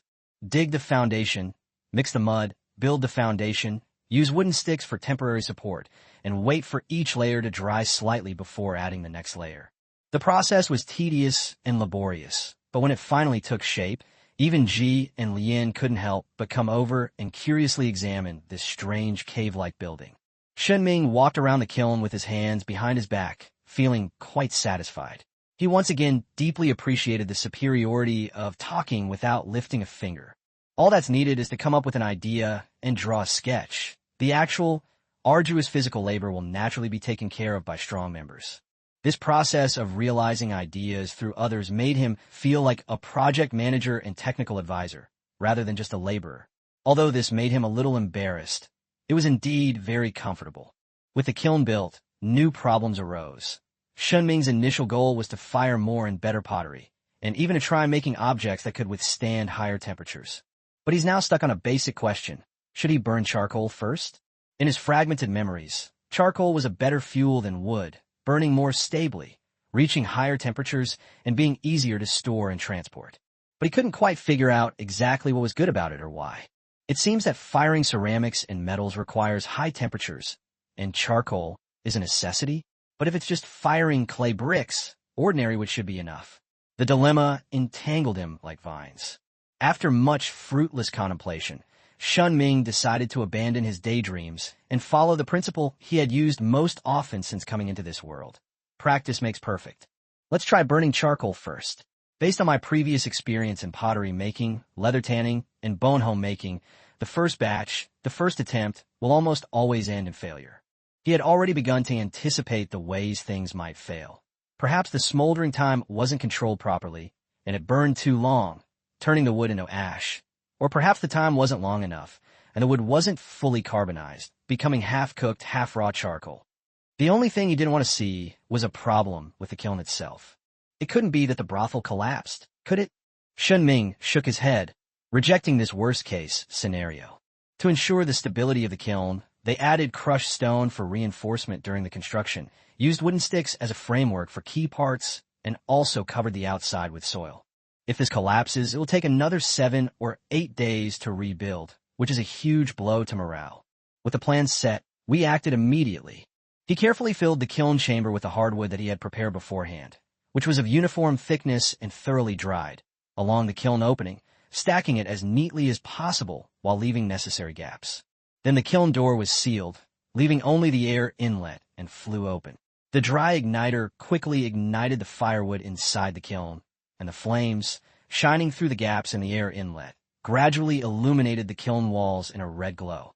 What followed was a long and monotonous period of waiting and control. The thick smoke gradually turned into a light blue smoke, which means that the wood is slowly carbonizing. Shen Ming found a rock by the kiln and sat down, with several jars of water drawn from the river beside him. He vaguely remembered that the last step in burning charcoal was to pour water to extinguish and cool it down. He didn't know the specific principle, but it was probably to prevent the charcoal from continuing to burn into ash. He decided to do it, since there was no harm in giving it a try. Without clocks, timekeeping became a problem, and he could only use the most primitive method, inserting a straight stick in the sunlight and observing the length and direction of its shadow to roughly estimate the time. The waiting process was extremely boring. The kiln could not be left unattended and needed to be observed at all times. After the initial excitement and nervousness subsided, a feeling of utter boredom washed over Shen Ming. His only pastime was looking down at the ants on the ground, busily crawling around near the steaming kiln base, carrying away insignificant food scraps. Their world had nothing to do with the changes taking place inside the kiln. His thoughts drifted to the next step. The wooden mold for the bricks had already been made, with perfectly square grooves. As for how many bricks he needed to build the dwelling he envisioned, a place that could shelter him from the wind and rain and truly resemble a house, he had already assigned this question to Lien as a complex application problem to calculate. Shen Ming himself used a wooden stick to draw and sketch on the open ground next to him, outlining the structure of the house he imagined: rectangular walls, reserved spaces for doors and windows, and possibly a sloping roof. We also need some special bricks with grooves or holes to make it easier to insert wooden beams or make supporting structures later. As he drew, he pondered and realized there was so much to learn and do. The shadow of the stick moved slowly on the ground, growing longer and gradually shifting in direction. As the smoke from the chimney almost disappeared, Shen Ming felt the time was right. He took a deep breath and decided to take the most crucial and uncertain step: adding water to extinguish the fire. He carefully poured water down from the top of the chimney using an earthenware pot.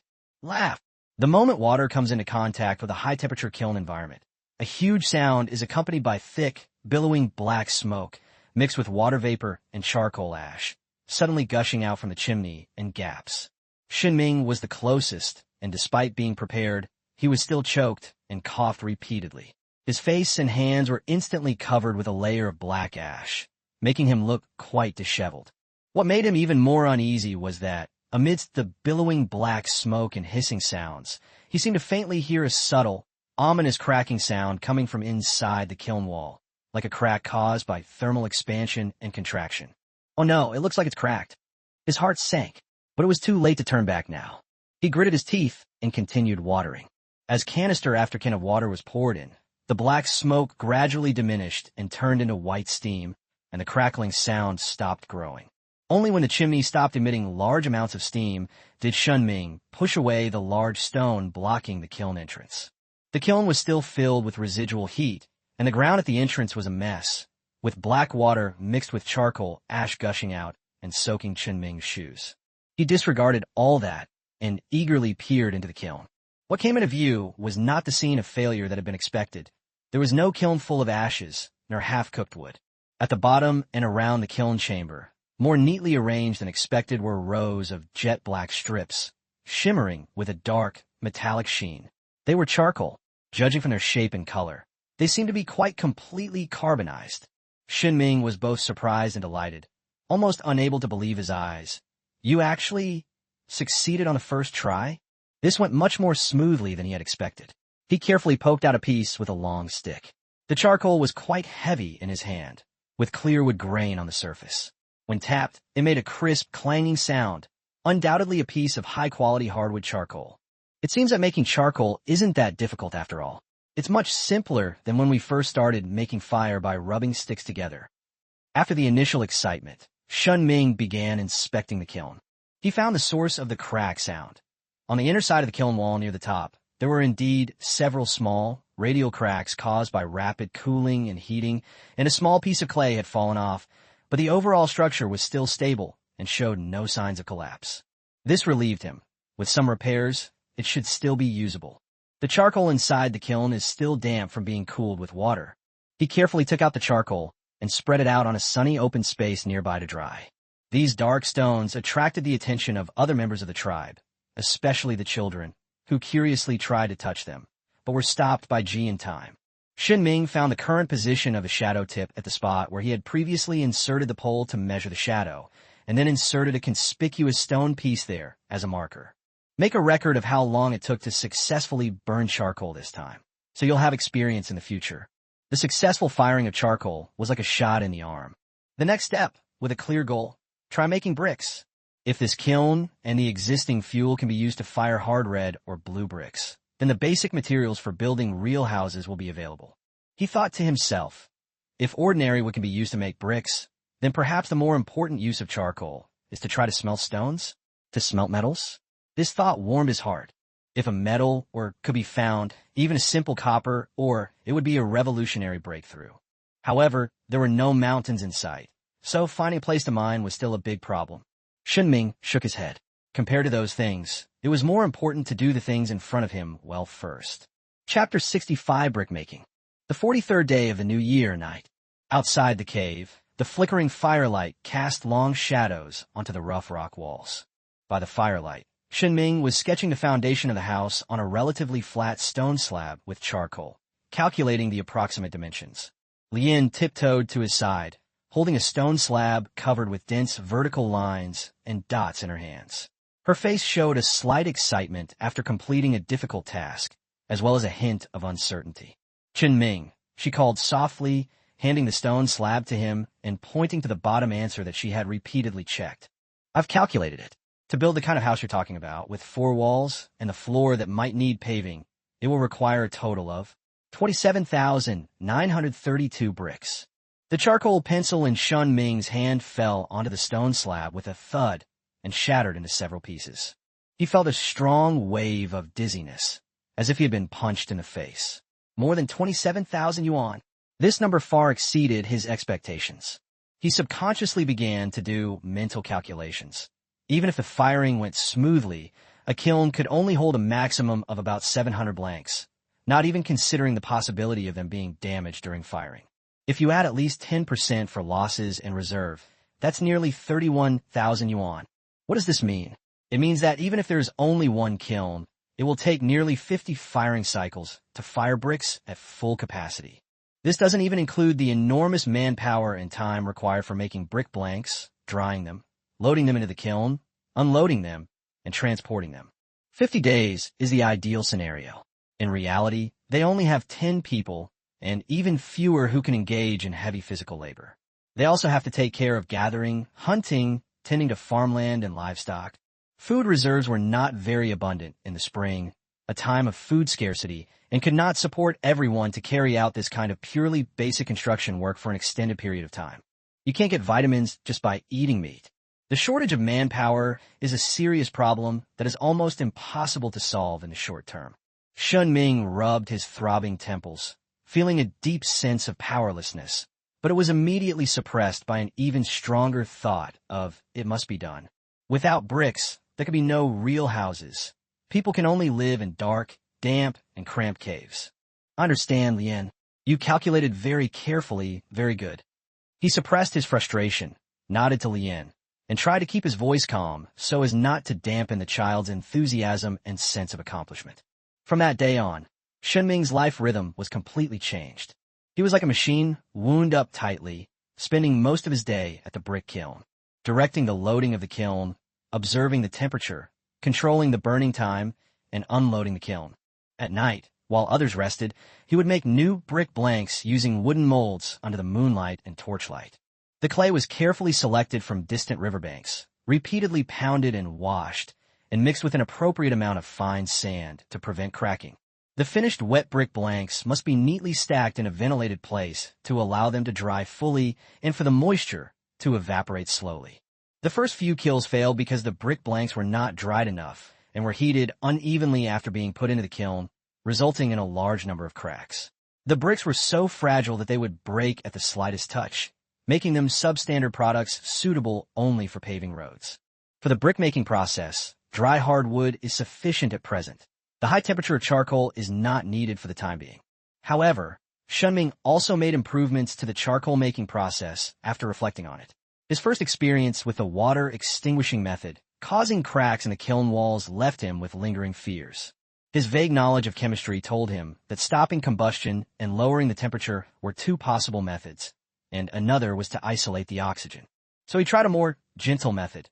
After the firewood had smoldered to the appropriate stage, instead of injecting cold water, he quickly and tightly sealed all the air inlets, smoke outlets, and kiln door gaps with wet mud, allowing the remaining oxygen in the kiln to be exhausted, the combustion to stop naturally, and the kiln body to cool down at a relatively slow rate. This method seems to slightly reduce the amount of charcoal produced each time, but it ensures the safety of the kiln and makes the quality of the charcoal more consistent. But in Shen Ming's view, safety and success rate are far more important than that little bit of loss. The fired bricks were not uniform in color, mostly pale yellow or light red, and their hardness was far less than that of modern red bricks. They might even chip when struck hard. However, compared to simple rammed earth or mud bricks, they are undoubtedly much more regular and hard, making them qualified building materials. Watching the square bricks being taken out of the kiln and stacked up, the anxiety brought on by the huge numbers in Shen Ming's heart was slightly replaced by a sense of peace. One evening, Shen Ming watched Shan return from patrolling the fields, still carrying the scent of grass and trees. He walked over and patted Shan's rock-hard shoulder. "Shan, starting tomorrow, you don't need to keep an eye on the fields." Shen Ming said, "I'll have Lian and Ji take turns keeping watch, just to keep out the birds. Tomorrow, you and Lung, come and help me." Shan nodded without any questions, only asking, "What for?" "Build another kiln," Shen Ming said decisively. "One isn't enough. It's too slow. We need at least 2, preferably 3, to fire at the same time." He then went to Lung, who was clumsily practicing chopping wood with a stone axe, and made the same request.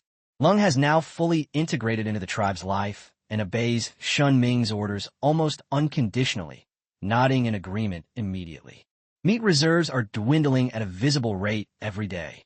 Smoked meat and dried meat are being consumed in a planned manner, and the amount allocated to each person is being subtly adjusted. But Shen Ming didn't seem too worried. He had a plan in mind. Meat wouldn't be a problem in this time of relatively abundant resources, as there were plenty of prey in the wild. In comparison, the sweet burden brought by the 3 piglets was more of a headache. Their size changes almost every day, and their appetite increases at an astonishing rate. Previously, it only took one person a short time to cut some grass and dig up some tubers to easily feed them. Now, it takes 4 people, usually half a day, including the first, second, and third days of winter, to search for enough tender plants, tubers, and even some aquatic plants to barely fill their seemingly bottomless stomachs. The lack of efficient harvesting tools is a major problem. While hand harvesting is precise, it is extremely inefficient. Shen Ming had also considered having them cut it with stone or bone shards, but the results were not good. Moreover, Shen Ming set a rule. One cannot drain the pond to catch all the fish in one area. The collection sites must be rotated to give the plants a chance to breathe and regenerate. This is certainly for long-term considerations, but it also further increases the workload and walking distance for data collection. The 55th day of the new year. On one side of the tribal settlement, 3 brick kilns of similar size crouched on the ground like 3 silent giants. At this moment, thick smoke is billowing from the tops of 2 of the kilns, while the other has just completed one firing and is cooling naturally. On the open ground next to the kiln, several small hills, waist-high, have been piled up from dark red and light yellow bricks, which look quite spectacular. With his hands behind his back, Shen Ming inspected the 3 kilns, finally revealing the first relaxed smile on his face in many days. Looking at the mountains of bricks, he silently estimated. With the 3 kilns operating in rotation, they can now produce nearly 2,000 qualified bricks a day on average. The efficiency has increased nearly 3-fold compared to the single kiln era. "Isn't this much faster?" he muttered to himself, a sense of accomplishment welling up inside him. Although fuel consumption has increased dramatically and suitable hardwoods in the vicinity are decreasing at a visible rate, forcing logging to be carried out in more distant areas, this is not an insurmountable problem for the time being. It's just a matter of putting in more effort to cut down trees and transport firewood. He thought that once the house was built and there was a more stable base, he might be able to try planting some fast-growing tree species in a planned manner. He roughly counted that there were about 17,000 bricks that had been fired so far. At this rate, in another 7 or 8 days, we should be able to gather enough people to start the minimum number of houses for foundation construction. The day of groundbreaking seems to be just around the corner. The weather has warmed up completely, and several birds are circling in the sky, as if they have returned from their migration. The wind carries the scent of lush vegetation, and it is even a little warm during the day. Shen Ming left the smoky kiln area and strolled towards the farmland, wanting to give his eyes a rest and also to check on the growth of the crops. However, as he approached the edge of the field, the relaxed smile on his face instantly froze. He crouched down and carefully examined a sweet potato seedling. The once lush, green leaves now have irregular little holes with serrated edges, as if they had been gnawed by some small insects. Some of the tender shoots were even bitten off, drooping listlessly. He gently turned the leaf over and saw some tiny insect eggs, the color of which was similar to the veins of the leaf, as well as several small green or brown insects that he did not recognize crawling slowly. The pest infestation had finally arrived. Shen Ming's heart sank slightly. Compared to wild beasts, which were easy to drive away, these insects were the real enemy. Just as the construction of the houses was beginning to show promise, alarm bells for food security were already ringing. He looked at the green fields to which he had poured countless efforts, and his brows furrowed tightly.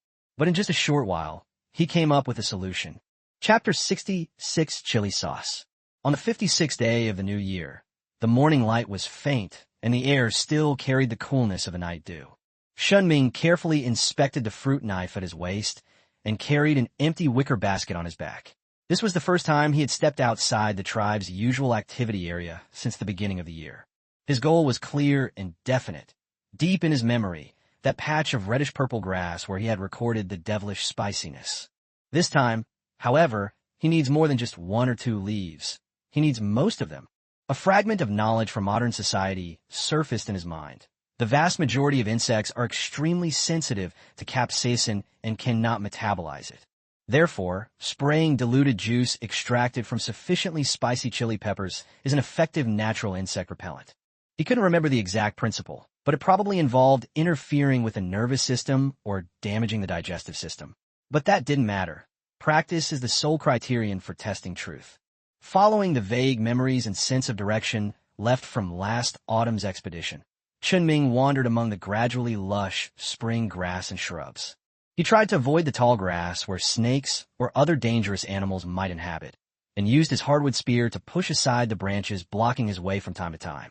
After walking for about an hour, a familiar landscape appeared before us, with barren soil and sparse vegetation. Found it. Beside a piece of bare sandstone, the plant that had left such a deep impression on him was growing vigorously. After a winter of dormancy, its stems have become thicker, and its branches and leaves have spread out, displaying a healthy, glossy, reddish-purple color.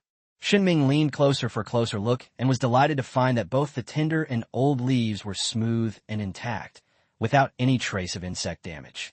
This is undoubtedly strong evidence that insects avoid the area when pests first appear in spring. Wow, that's really spicy. Shen Ming muttered to himself and began to act without any hesitation. He took out a stone slab and carefully cut tender branches and leaves from the branching points of the stem, trying to avoid damaging the main root. Before long, the bottom of the wicker basket was covered with a thick layer of reddish-purple leaves that exuded a unique spicy aroma. He did not exhaust the resources. He only took a portion from each clump, as if giving them a fashionable short haircut, thus preserving their ability to continue growing. One place was clearly not enough, so he used it as the center and carefully searched within a radius of 100 meters. Sure enough, he found a second and a third clump. These ghost pepper plants are scattered and spaced far apart from each other, seemingly preferring this barren, well-drained, and less competitive microenvironment. As Shen Ming picked the flowers, he kept an eye on the plants. Unfortunately, it was clear that they were still some time away from flowering and fruiting, as there were only tiny buds on the branches. What a pity! The fruit hasn't ripened yet. Shen Ming sighed with slight regret. He dared not uproot it completely, lest it be ruined if he couldn't raise it. With so many leaves, that should be enough. If all else fails, he has a backup plan. More than a dozen other plants with varying degrees of toxicity recorded in his memory. Surely one of them will give these guys who eat sweet potato leaves a hard time. Carrying a full basket of spoils, Shen Ming began his return journey. Back in the tribe, without taking a break, he immediately began preparations. He selected an unused, wide-mouthed, shallow ceramic basin, put in 3 chili leaves, and then used a rough surface pebble to vigorously crush and grind them. Soon, an extremely pungent, even slightly choking smell filled the air, hitting Shen Ming's nasal cavity and the top of his head, causing him to sneeze a few times and his eyes to feel slightly sore. Strong enough. He grinned, even more convinced that the stuff worked. He needed to experiment to find the right concentration. His first attempt involved mixing the juice from 3 leaves with a small jar of water. He stirred it evenly with a small wooden stick, making a light red chili water number 1. The experimental subjects were readily available, the insects in the field enjoying a feast of tender leaves. Shen Ming took a simple dropper made from a hollow grass stem, sucked up a little chili water number 1, carefully found a potato leaf that was being eaten by a green worm, and dripped the liquid onto the leaf next to the worm. The insect seemed startled by the sudden appearance of the water droplets, paused for a moment, and then continued to gnaw, inevitably ingesting the leaves that had been soaked in the chilly water as well. Just a few seconds later, the insect that had been leisurely munching on the leaf suddenly stiffened, and then began to twist and roll violently and irregularly, as if it were in great pain. It fell off the leaf and continued to writhe on the soil, constantly spitting out murky green liquid from its mouthparts. After a while, it straightened its body and stopped moving. The effect is remarkable. Shen Ming's eyes lit up, but he felt that the concentration of 3 leaves was not fast enough to take effect. He needed a higher concentration to ensure that the pests were killed or driven away quickly. He immediately made chili water number 2, 5 leaves and the same jar of water. This time, when the liquid with a stronger, pungent odor was dripped near another insect, the effect was almost immediate. The moment the insect touched it, it sprang away and began to crawl and roll frantically on the leaf. In just 2 or 3 breaths, it stiffened and fell to the ground, following the footsteps of the one before it. That's it. Shen Ming slapped his thigh in satisfaction. The concentration of 5 leaves in 1 can of water was enough to have a fatal effect on this type of pest in a very short time. However, he immediately realized the danger. This thing was equally hostile to his own people. Care must be taken when preparing and using it. The liquid must never be splashed into the eyes, as just thinking about the taste makes him want to start over. You need to wear gloves, or at least cover your face or something. As he thought about it, he had already made up his mind. Since he didn't have the means for the time being, he could only tell them to be careful. So, after preparing a sufficient amount of ghost pepper insect repellent, Shen Ming naturally became a hands-off manager. He called Shan over, pointed to the pungent liquid in the earthenware basin, and began to explain the task in detail. Mountain, listen. This is a potion to deal with the bugs. He first defined the nature of the task, then pointed to 5 chili leaves and a standard earthenware jar that were left as a sample. See? Each time, take this many leaves, crush them like this in this earthenware jar with a stone, then pour in a full jar of water and stir well. He picked up a small, funnel-shaped scoop hastily folded from a large leaf. Use this carefully to water the leaves of each seedling, making sure to get a little on both sides. Remember, the leaves are poisonous, and the water that comes out is also poisonous, so don't eat it. When you're doing this, try not to touch the water directly with your hands. After you're done, absolutely do not rub your eyes with your hands. Remember, absolutely not. Wash your hands thoroughly with water 5 or 6 times. Well, wash until the spiciness is gone from your hands. He repeatedly emphasized the safety precautions until Shan nodded vigorously, indicating that he understood. Only then did Shen Ming feel at ease in trusting the important tasks of preparing medicine and applying medicine to this most reliable laborer. As for the potential drug resistance, Shen Ming curled his lip. It was not even on his primary consideration list. He instructed Shan to manually kill any visible insects before spraying to reduce the initial insect population, even assuming, hypothetically, that the insects here could evolve so rapidly that they develop resistance to the dozen or so different poisons he possesses with varying mechanisms of action. The insects raised in this land are absolutely amazing. This field is yours. I'll grow a different crop for you. He thought to himself with amusement. I still know the knowledge about cross-application. After giving his instructions, Shen Ming dusted off his hands, turned around, and returned to the brick kiln area to continue his brick-making business. The construction project cannot stop, and pest control must also keep up. Both are crucial matters concerning the future of the tribe. While adding firewood to the kiln, Shen Ming was still thinking about the chili peppers. We need to collect some seeds of this kind of chili pepper. There are relatively few wild ones, and they're scattered. We have to travel a long way every time we need them. If we plant more, we can plant them on the edge of the fields and fence off a small plot of land to grow them. That way, we can use them locally when we need them. That would be much more convenient. He recalled the growing environment of those chili pepper plants. Barren, sunny, and with little competition. Looks like I put all my evolution points into the spiciness defensive attribute, he muttered to himself. Other aspects, like the ability to compete for nutrients and expand territory, have been weakened considerably. But it's okay. Shen Ming straightened up, glanced at the lush wilderness in the distance, and a mix of ambition and self-deprecating chinibu, adolescent delusions of grandeur. Thought arose spontaneously. Now that you've been targeted by the leader of all things, humanity, Shen Ming, your fate has already changed. Spread your influence as I need. Of course, the most practical thing right now is to ensure that the 171 sweet potato seedlings can survive the pests and grow up successfully.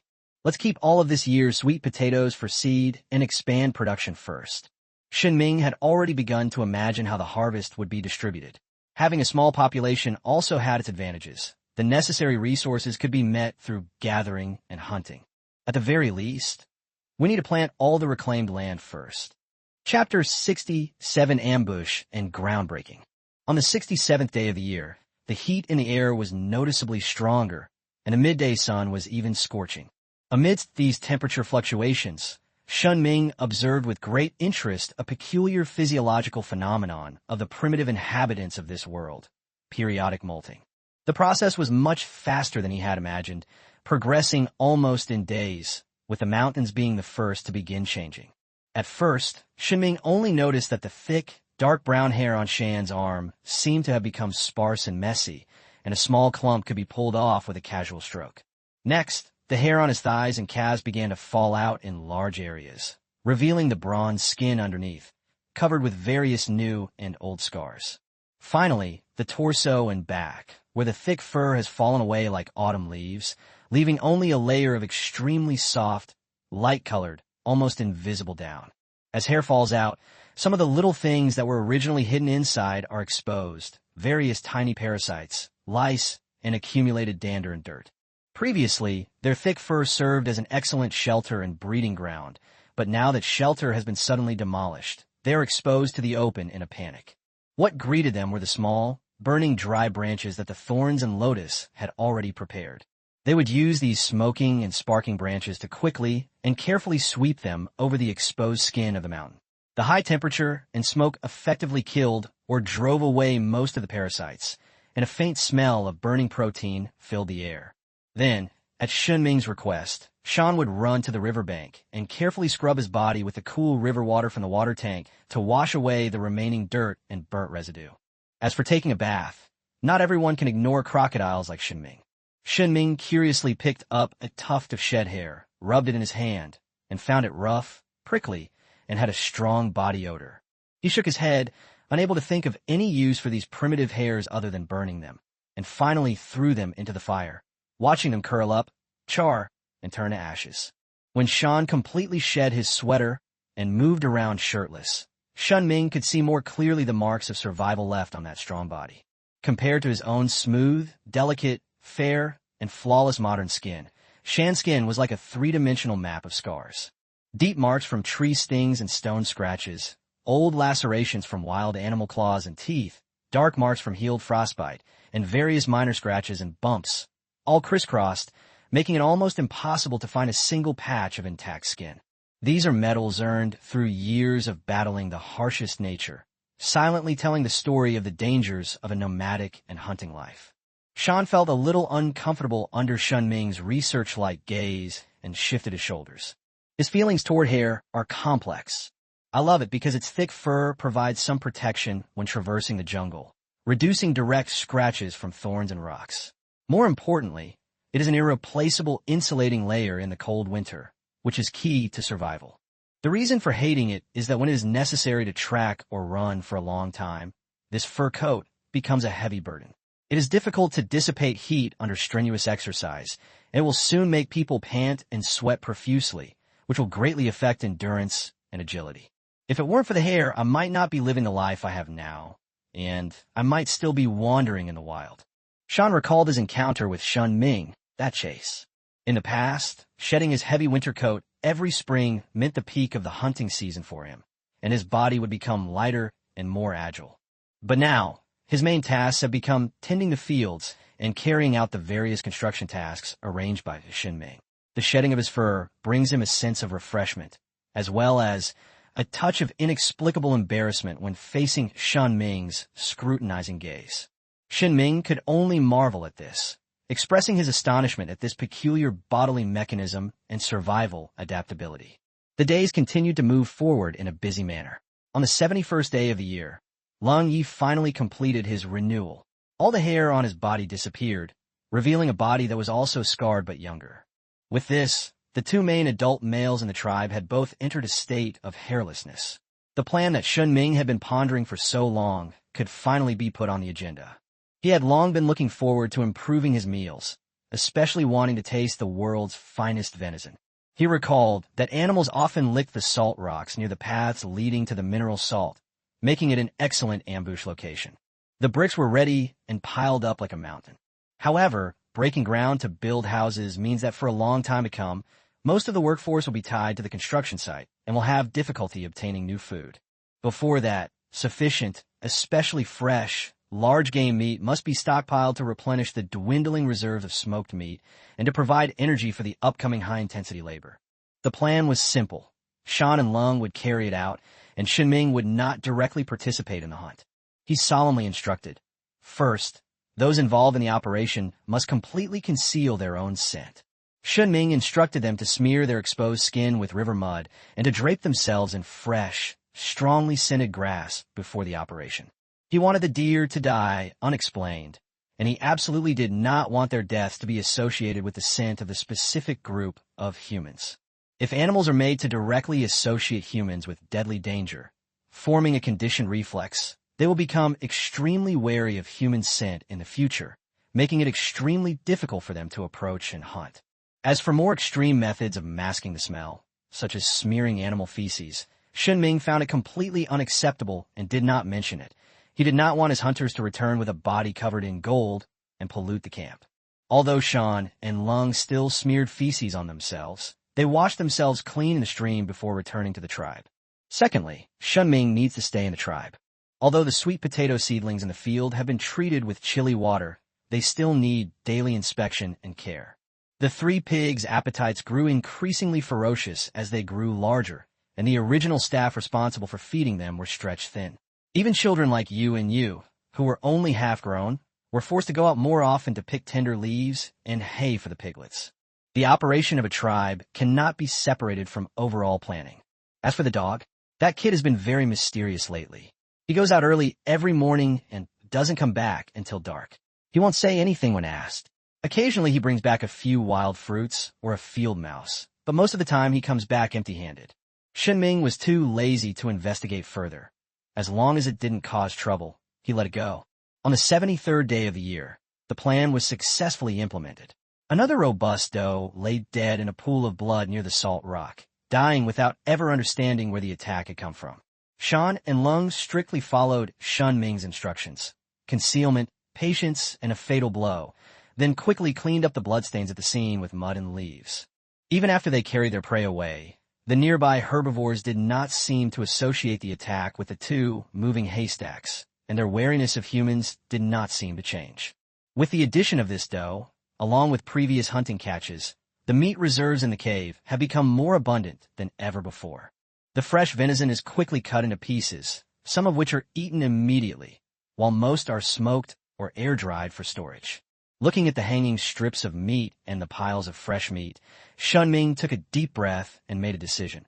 Tomorrow is an auspicious day, suitable for breaking ground. In this world without a calendar, what Shen Ming said was the Chinese almanac. The first practical problem in building a house is clearing the site. The location was chosen on a relatively flat, slightly elevated open space behind the field, where drainage should be good. But this place is not barren. It is covered with many trees as thick as a bowl and some shrubs. The tree trunks were cut down and used when fuel for brick-making was scarce, and now only stubborn stumps remain, protruding like abscesses on the earth. Step 1. Bring out the old hero, the bone hoe, and dig up the tree roots. The main force remains the same old 4. Shan and Lung, who are the strength providers. Shen Ming, who has unlimited endurance. And Lu, who volunteered and is quite strong. The belly of the thorn has become noticeably swollen, with a clear arc. Shen Ming was adamant about not letting her participate in any heavy physical labor. Although Ji repeatedly said that she was fine and still very capable, Shen Ming did not budge on this issue and only let her be responsible for some light command and logistical work. Digging up tree roots is an extremely physically demanding task. The bone hoe is sharp, but the intricate roots are deeply embedded in the soil, often requiring repeated chopping and prying to cut off and dig out the main root and larger lateral roots. The 4 of them took turns working up sweat. Meanwhile, the task of clearing away weeds, shrubs, and pebbles around the open space was assigned to Lien, Dongyi, Donger, Dongsan, and the older fish and dog. The children were responsible for carrying the cleared debris to the designated storage area. On the 77th day of the new year, a relatively flat clearing with most tree roots removed finally appeared. Next, the engineering team split into two groups. The first section involves the construction of the main walls. Shen was responsible for moving bricks from the brick pile to the construction site. He was incredibly strong and could carry dozens of bricks at a time in a specially made large rattan basket with a steady gait. Shen Ming took on the role of chief engineer and bricklayer. Based on the baseline that had been drawn on the ground, he began to build brick walls using primitive cement mixed with fine sand, clay, and chopped grass stems. Lung was in charge of logistical support, constantly transporting water and clay from the riverbank, mixing the mud and sand according to the proportions required by Shen Ming, and delivering the mixed mud to Shen Ming. Building a wall is a skilled job, but also physically demanding, and the old, simple ladder came in handy again. Shen Ming's lighter weight became an advantage at this moment, as the rough ladder supported him quite steadily as he went up and down. He meticulously controlled the thickness of the brick joints and the verticality of the wall, using vines to hang the stones every few layers to check if they were straight. Another task was assigned to Lien, who was meticulous in her work, hardening the indoor floor. Many defective bricks were produced during the firing process, including those that were deformed, cracked, or unevenly colored. While they were of acceptable hardness, they were not suitable for bricklaying. Lien's task was to lead the others to break these defective bricks into smaller pieces or to lay them on the plan floor inside the house using slightly flatter bricks, filling the gaps with sand and compacting it. While this is far less ideal than laying stone slabs, it can still effectively prevent moisture and insects, making the indoor floor more solid and flat.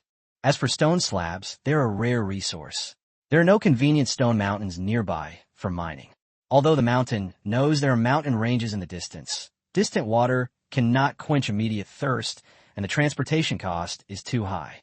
During the bricklaying process, the mortar used for bonding inevitably overflowed from the brick joints, and Shen Ming did not deliberately scrape it off, allowing it to form a rough wall skin. He jokingly called it original ecological wall plaster. Although he knew that grass would likely grow on this plaster wall in the future, there was nothing he could do about it. At least for now, it served the purpose of filling and initial leveling.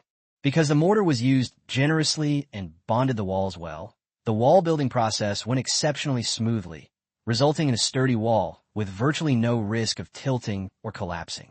On the 92nd day of the new year, Shen Ming casually plucked a tender sprout of wild grass that was stubbornly peeking out from the cracks in the wall's plaster and stepped into the room through a still empty doorway. The main structure of the house is complete, and the interior layout is extremely simple. Apart from a small cubicle separated by a single-layer brick wall that can only accommodate a bed, there is a spacious open room. Special lintel bricks were used above the 4 doorways and several reserved window openings. When this type of brick is fired, one side is deliberately raised to create a slope. A flat, thick wooden board is placed on the lower side, and the higher side of the board naturally fits into the wall, becoming one with the wall, thus providing both load-bearing and stability. Although Shen Ming hasn't figured out how to make real, operable doors and windows yet, he's resolved the issues of reserve structure and load-bearing capacity first, and there will always be a way later. He looked up and could see the azure sky through the empty roof frame.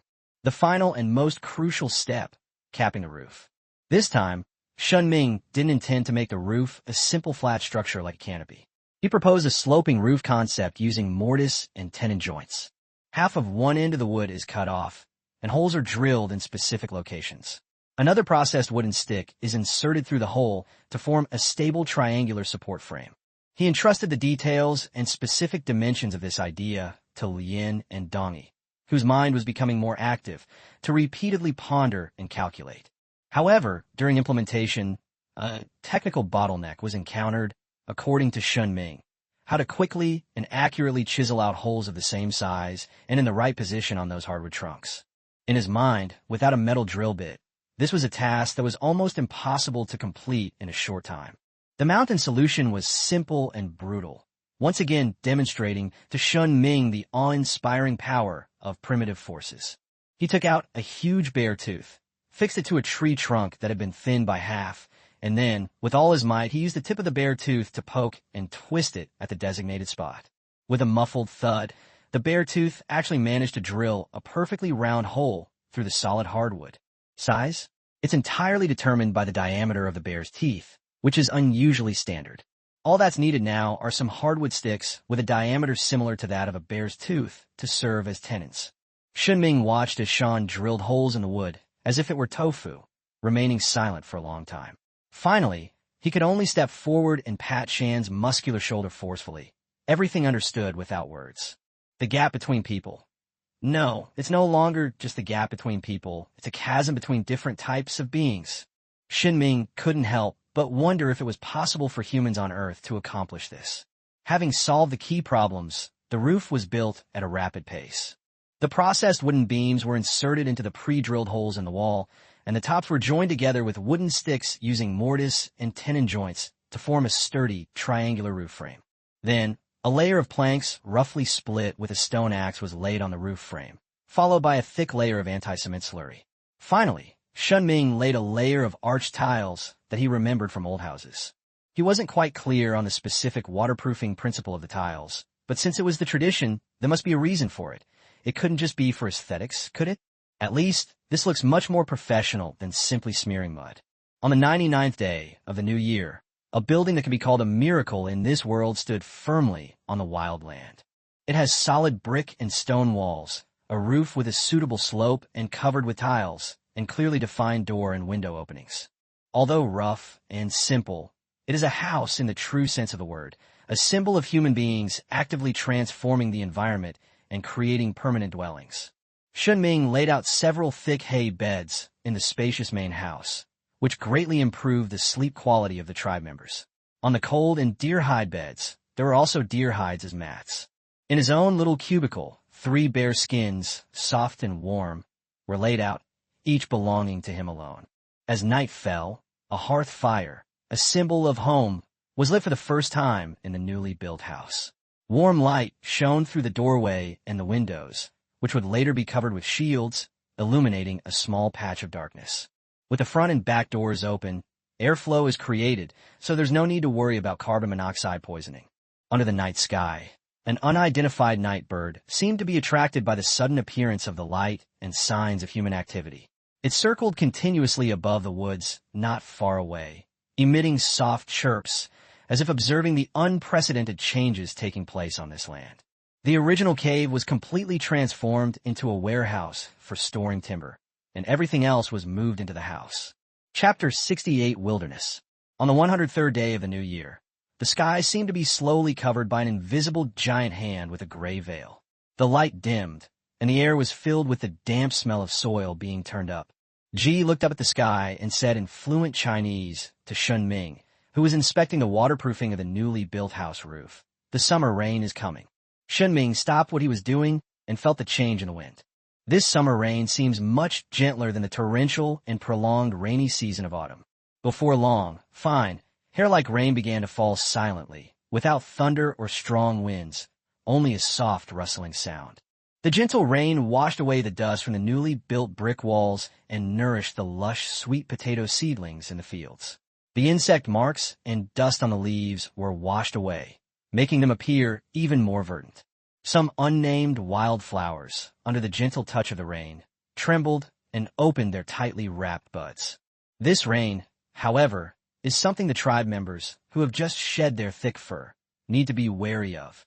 They all knew that getting sick during this period of seasonal change, and when the body is undergoing subtle changes, often results in a persistent low-grade fever and general weakness, which is an extremely dangerous condition in the wilderness. However, for Shen Ming, this gentle summer rain was a rare opportunity. He had long yearned for that lush grassland from Lien and Ji's descriptions, especially to see with his own eyes the huge animal they called wild horse, which ran like the wind and had sharp horns on its head. He was very curious whether it was a creature similar to a cow or a horse. But according to Thorn, they only appear when it rains, which is a good thing for Shen Ming. On rainy days, many predators will reduce their activity, while herbivores may still forage or rest in the rain, making them easier to observe.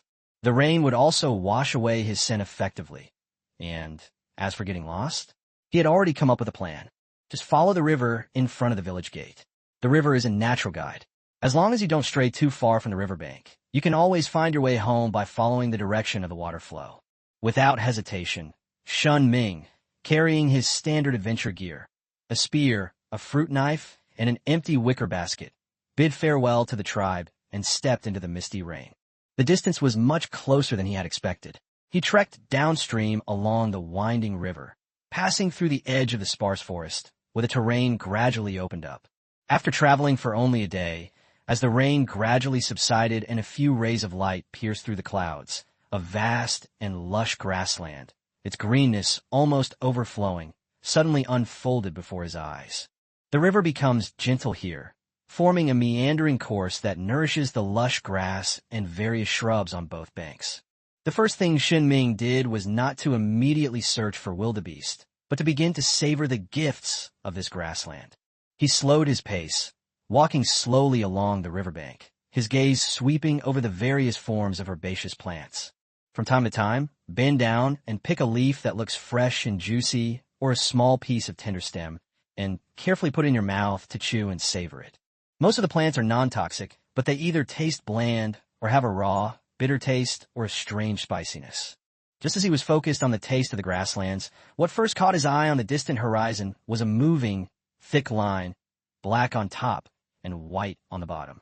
Then a low, even tremor, like rolling thunder, came from the ground beneath his feet. "They're here." Shen Ming's spirits lifted, and he immediately crouched down, using a tall bush for cover, and stared intently. A huge herd of animals was seen rushing in from the depths of the grassland at an astonishing speed, heads bowed, like a brown tide. The sound of their hooves was like the beating of drums, causing the water droplets on the grass to fall. They are robust, with high shoulders and backs, strong limbs, and bulging muscles when they run, exuding a sense of power. What is most striking is the straight, sharp horn that protrudes forward from the center of their forehead, gleaming with a cold, keratinous light, and is nearly half a meter long. Their fur is mainly dark brown, while their bellies and legs are light yellow or white, creating a striking contrast. The overall shape is more like a series of elongated, muscular bison rather than long horses. A unicorn? No, that's from fairy tales. Judging by its sturdy build, it looks more like a rhinoceros in cowhide. Shen Ming tried his best to make comparisons with his limited zoological knowledge. No wonder the thorns called them wild horns. It was probably because their speed and momentum when running did have the charm of a horse, but their body shape was obviously closer to that of the bovine family. If we can kill one and dissect it to see how many stomachs it has, we can easily tell whether it's a cow or a horse. Shen Ming muttered something to himself, but then suppressed the dangerous thought. These guys don't look like troublemakers. I wonder if that single horn is just for show. While it's not yet certain whether that horn is primarily used for fighting among its own kind, digging up plant roots, or defending against predators, just imagine such a massive and heavy body, equipped with that charging, ramming horn, launching a well-organized mass charge. Shen Ming felt that probably no animal could withstand such a direct confrontation. He weighed the spear in his hand, which was too thin even to deal with a wild boar, and estimated the distance between himself and the nearest herd of wildebeest. He wisely abandoned the idea of startling the enemy or attempting a hunt. Let's leave the professional stuff to the professionals like Sean, who can plan it out with the help of traps, terrain, and more people. His main purpose for this trip was to observe and gather information. It would be even better if he could find other tribes or grains. Shen Ming continued to stroll along the riverbank, observing the group of grassland overlords from a relatively safe distance. Because of its abundant aquatic plants, this section of the river attracts more animals, and consequently, there are more lurking creatures in the water. Shen Ming noticed with his sharp eyes that long, shadowy figures were slowly moving beneath the calm surface of several river bends. The outlines were undoubtedly crocodiles, and their size seemed to be no smaller than those of the neighbors in front of his house. As I was walking, I suddenly tripped over something hard and almost fell. He looked down and saw a large animal skeleton half hidden in the grass and mud. The skeleton is mostly intact, lying on its side. Most of the flesh and blood have been cleaned away by scavengers and insects, and the white bones look eerie in the dim light after the rain. The most striking feature is the sharp horn at the front of the skull, which remains upright even after being separated from the flesh. Shen Ming crouched down to examine the wildebeest skeleton closely. It must have been dead for quite some time. The bones showed signs of weathering and gnaw marks. He reached out, grabbed a sharp point, and pulled it off the skull. It felt heavy in his hand, far exceeding his expectations, and was clearly not a hollow ornament. He tried to stick the tip of the horn into the damp soil next to him, and it easily sank in quite a distance with a plop, demonstrating considerable sharpness and hardness. Looks like this thing is a real weapon. Shen Ming weighed this natural spearhead in his hand. What could kill such a vigorous young wildebeest? Disease? Or a larger predator? A lion? A saber-toothed tiger? Or a fight with its own kind? He looked around. The grassland was quiet, with only the sound of the wind and the mooing of wildebeest in the distance. But beneath this tranquility, a brutal struggle at the top of the food chain was clearly hidden. Holding this unexpected souvenir, Shen Ming became a little bolder and tried to approach a smaller herd of wildebeest drinking water by the river, wanting to observe them more closely. When the distance is reduced to within 100 meters, the details of the wildebeest become clearer. Their bodies were indeed extremely tall, with a shoulder height that clearly exceeded that of Shen Ming when standing, estimated to be close to or even more than 2 meters. They had short, thick necks, large heads, and wary, indifferent eyes. Its entire body is covered with short, stiff hair, its limbs are particularly thick, and its hooves are wide, making it suitable for walking on soft grasslands and muddy riverbanks. When it drinks, it's like a pump, gurgling and gurgling. Crocodiles lurk nearby, but dare not make a move. Clearly, their target is not the adult wildebeest. They seem to have noticed Shen Ming, this hairless, two-legged beast. Several exceptionally large male wildebeests raised their heads, snorting heavily, and locked their eyes on him. But perhaps because Shen Ming was relatively small and did not make any obvious aggressive moves, they simply maintained a wary distance and did not make any further moves. Soon they lowered their heads again and used their nimble tongues to nibble on the delicious grass. Shen Ming's attention, however, was drawn to a peculiar patch of plants at the foot of the wildebeest herd and along the edge of the riverbank. Clumps of low-growing plants grow there, dotted with tiny white flowers, standing out prominently amidst the greenery. He noticed that the wildebeest deliberately avoided these small white flowers when grazing, and even when the surrounding grass was eaten bare, these flowers remained intact. Could it be poisonous? Shen Ming's eyes lit up. The tribe had run out of ghost pepper leaves to deal with sweet potato pests, and the pests always kept coming back. They could only rely on other poisons to repel the pests, but most of them were not as effective as the pepper leaves. If these small white flowers, which are ubiquitous in wildebeest territory, also have insect-repelling or insecticidal effects, wouldn't that be another natural pesticide reserve? And judging from the appearance, the yield is quite substantial. He carefully and discreetly approached the area with the white flowers. He stopped about 30 or 40 meters away from the nearest wildebeest, his gaze fixed on a small, thriving white flower.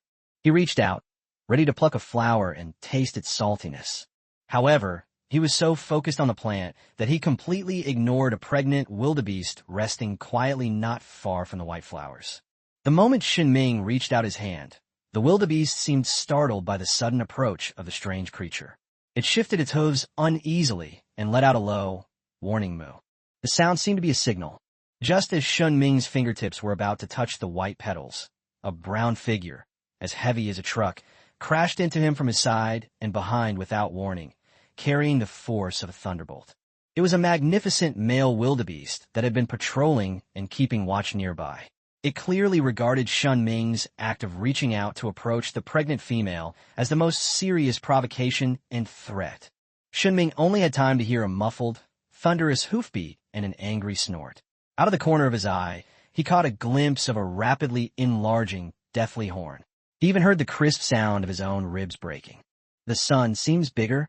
This was his last absurd thought as he lost his balance and his feet left the ground. The next second, he experienced true flying, being lifted several meters into the air by the wildebeest's terrifying power. The world spun wildly before my eyes, rain, grass, sky, and the heads of angry wildebeests intertwining to create a chaotic scene. Then came the fall, my back slamming heavily onto the soft, muddy riverbank. Before I could even feel the pain, the heavy shadow and the earth-shaking sound of hooves were already approaching. The crazed bull was clearly not going to give up. It raised its large front hooves and stomped them down hard on the intruder who was lying on the ground. Crack! Puff! The sounds of bones shattering and internal organs being injured were drowned out by the rain and the wildebeest bellowing. Shen Ming's vision went black, and he died instantly. After a brief period of darkness and silence, consciousness re-emerged on the damp grass. Shen Ming took a deep breath. The terrifying pain of being pierced and trampled in his chest still lingered in his nerve memory, but his body had already recovered completely. He sat up abruptly, touched his unharmed chest, then looked at the deep hoof print and traces of blood on the muddy ground beside him, which were quickly washed away by the rain. He couldn't help but mutter a curse under his breath. He's so wild and untamed. I didn't do anything. I just picked a flower. Why is he reacting like this? The male wildebeest that had attacked him had returned to the female wildebeest's side, but it was still watching Shen Ming warily as he sat up again, white breath coming out of its nostrils. The other female wildebeests also retreated a little further, becoming restless. More male wildebeests surrounded them, blocking their way. This hairless monkey was still alive. Shen Ming patted the mud off his body. Since he had already died once, he couldn't go back empty-handed. Looking at the small white flower so close to him, he thought, since things have come to this, let's taste it first. He swiftly reached out, this time with lightning speed, plucked a few small white flowers, stuffed them in his mouth, and then scrambled backward, retreating away from the wildebeest herd's attack range. As Shen Ming walked away, the wildebeests gradually dispersed and continued to graze with their heads down,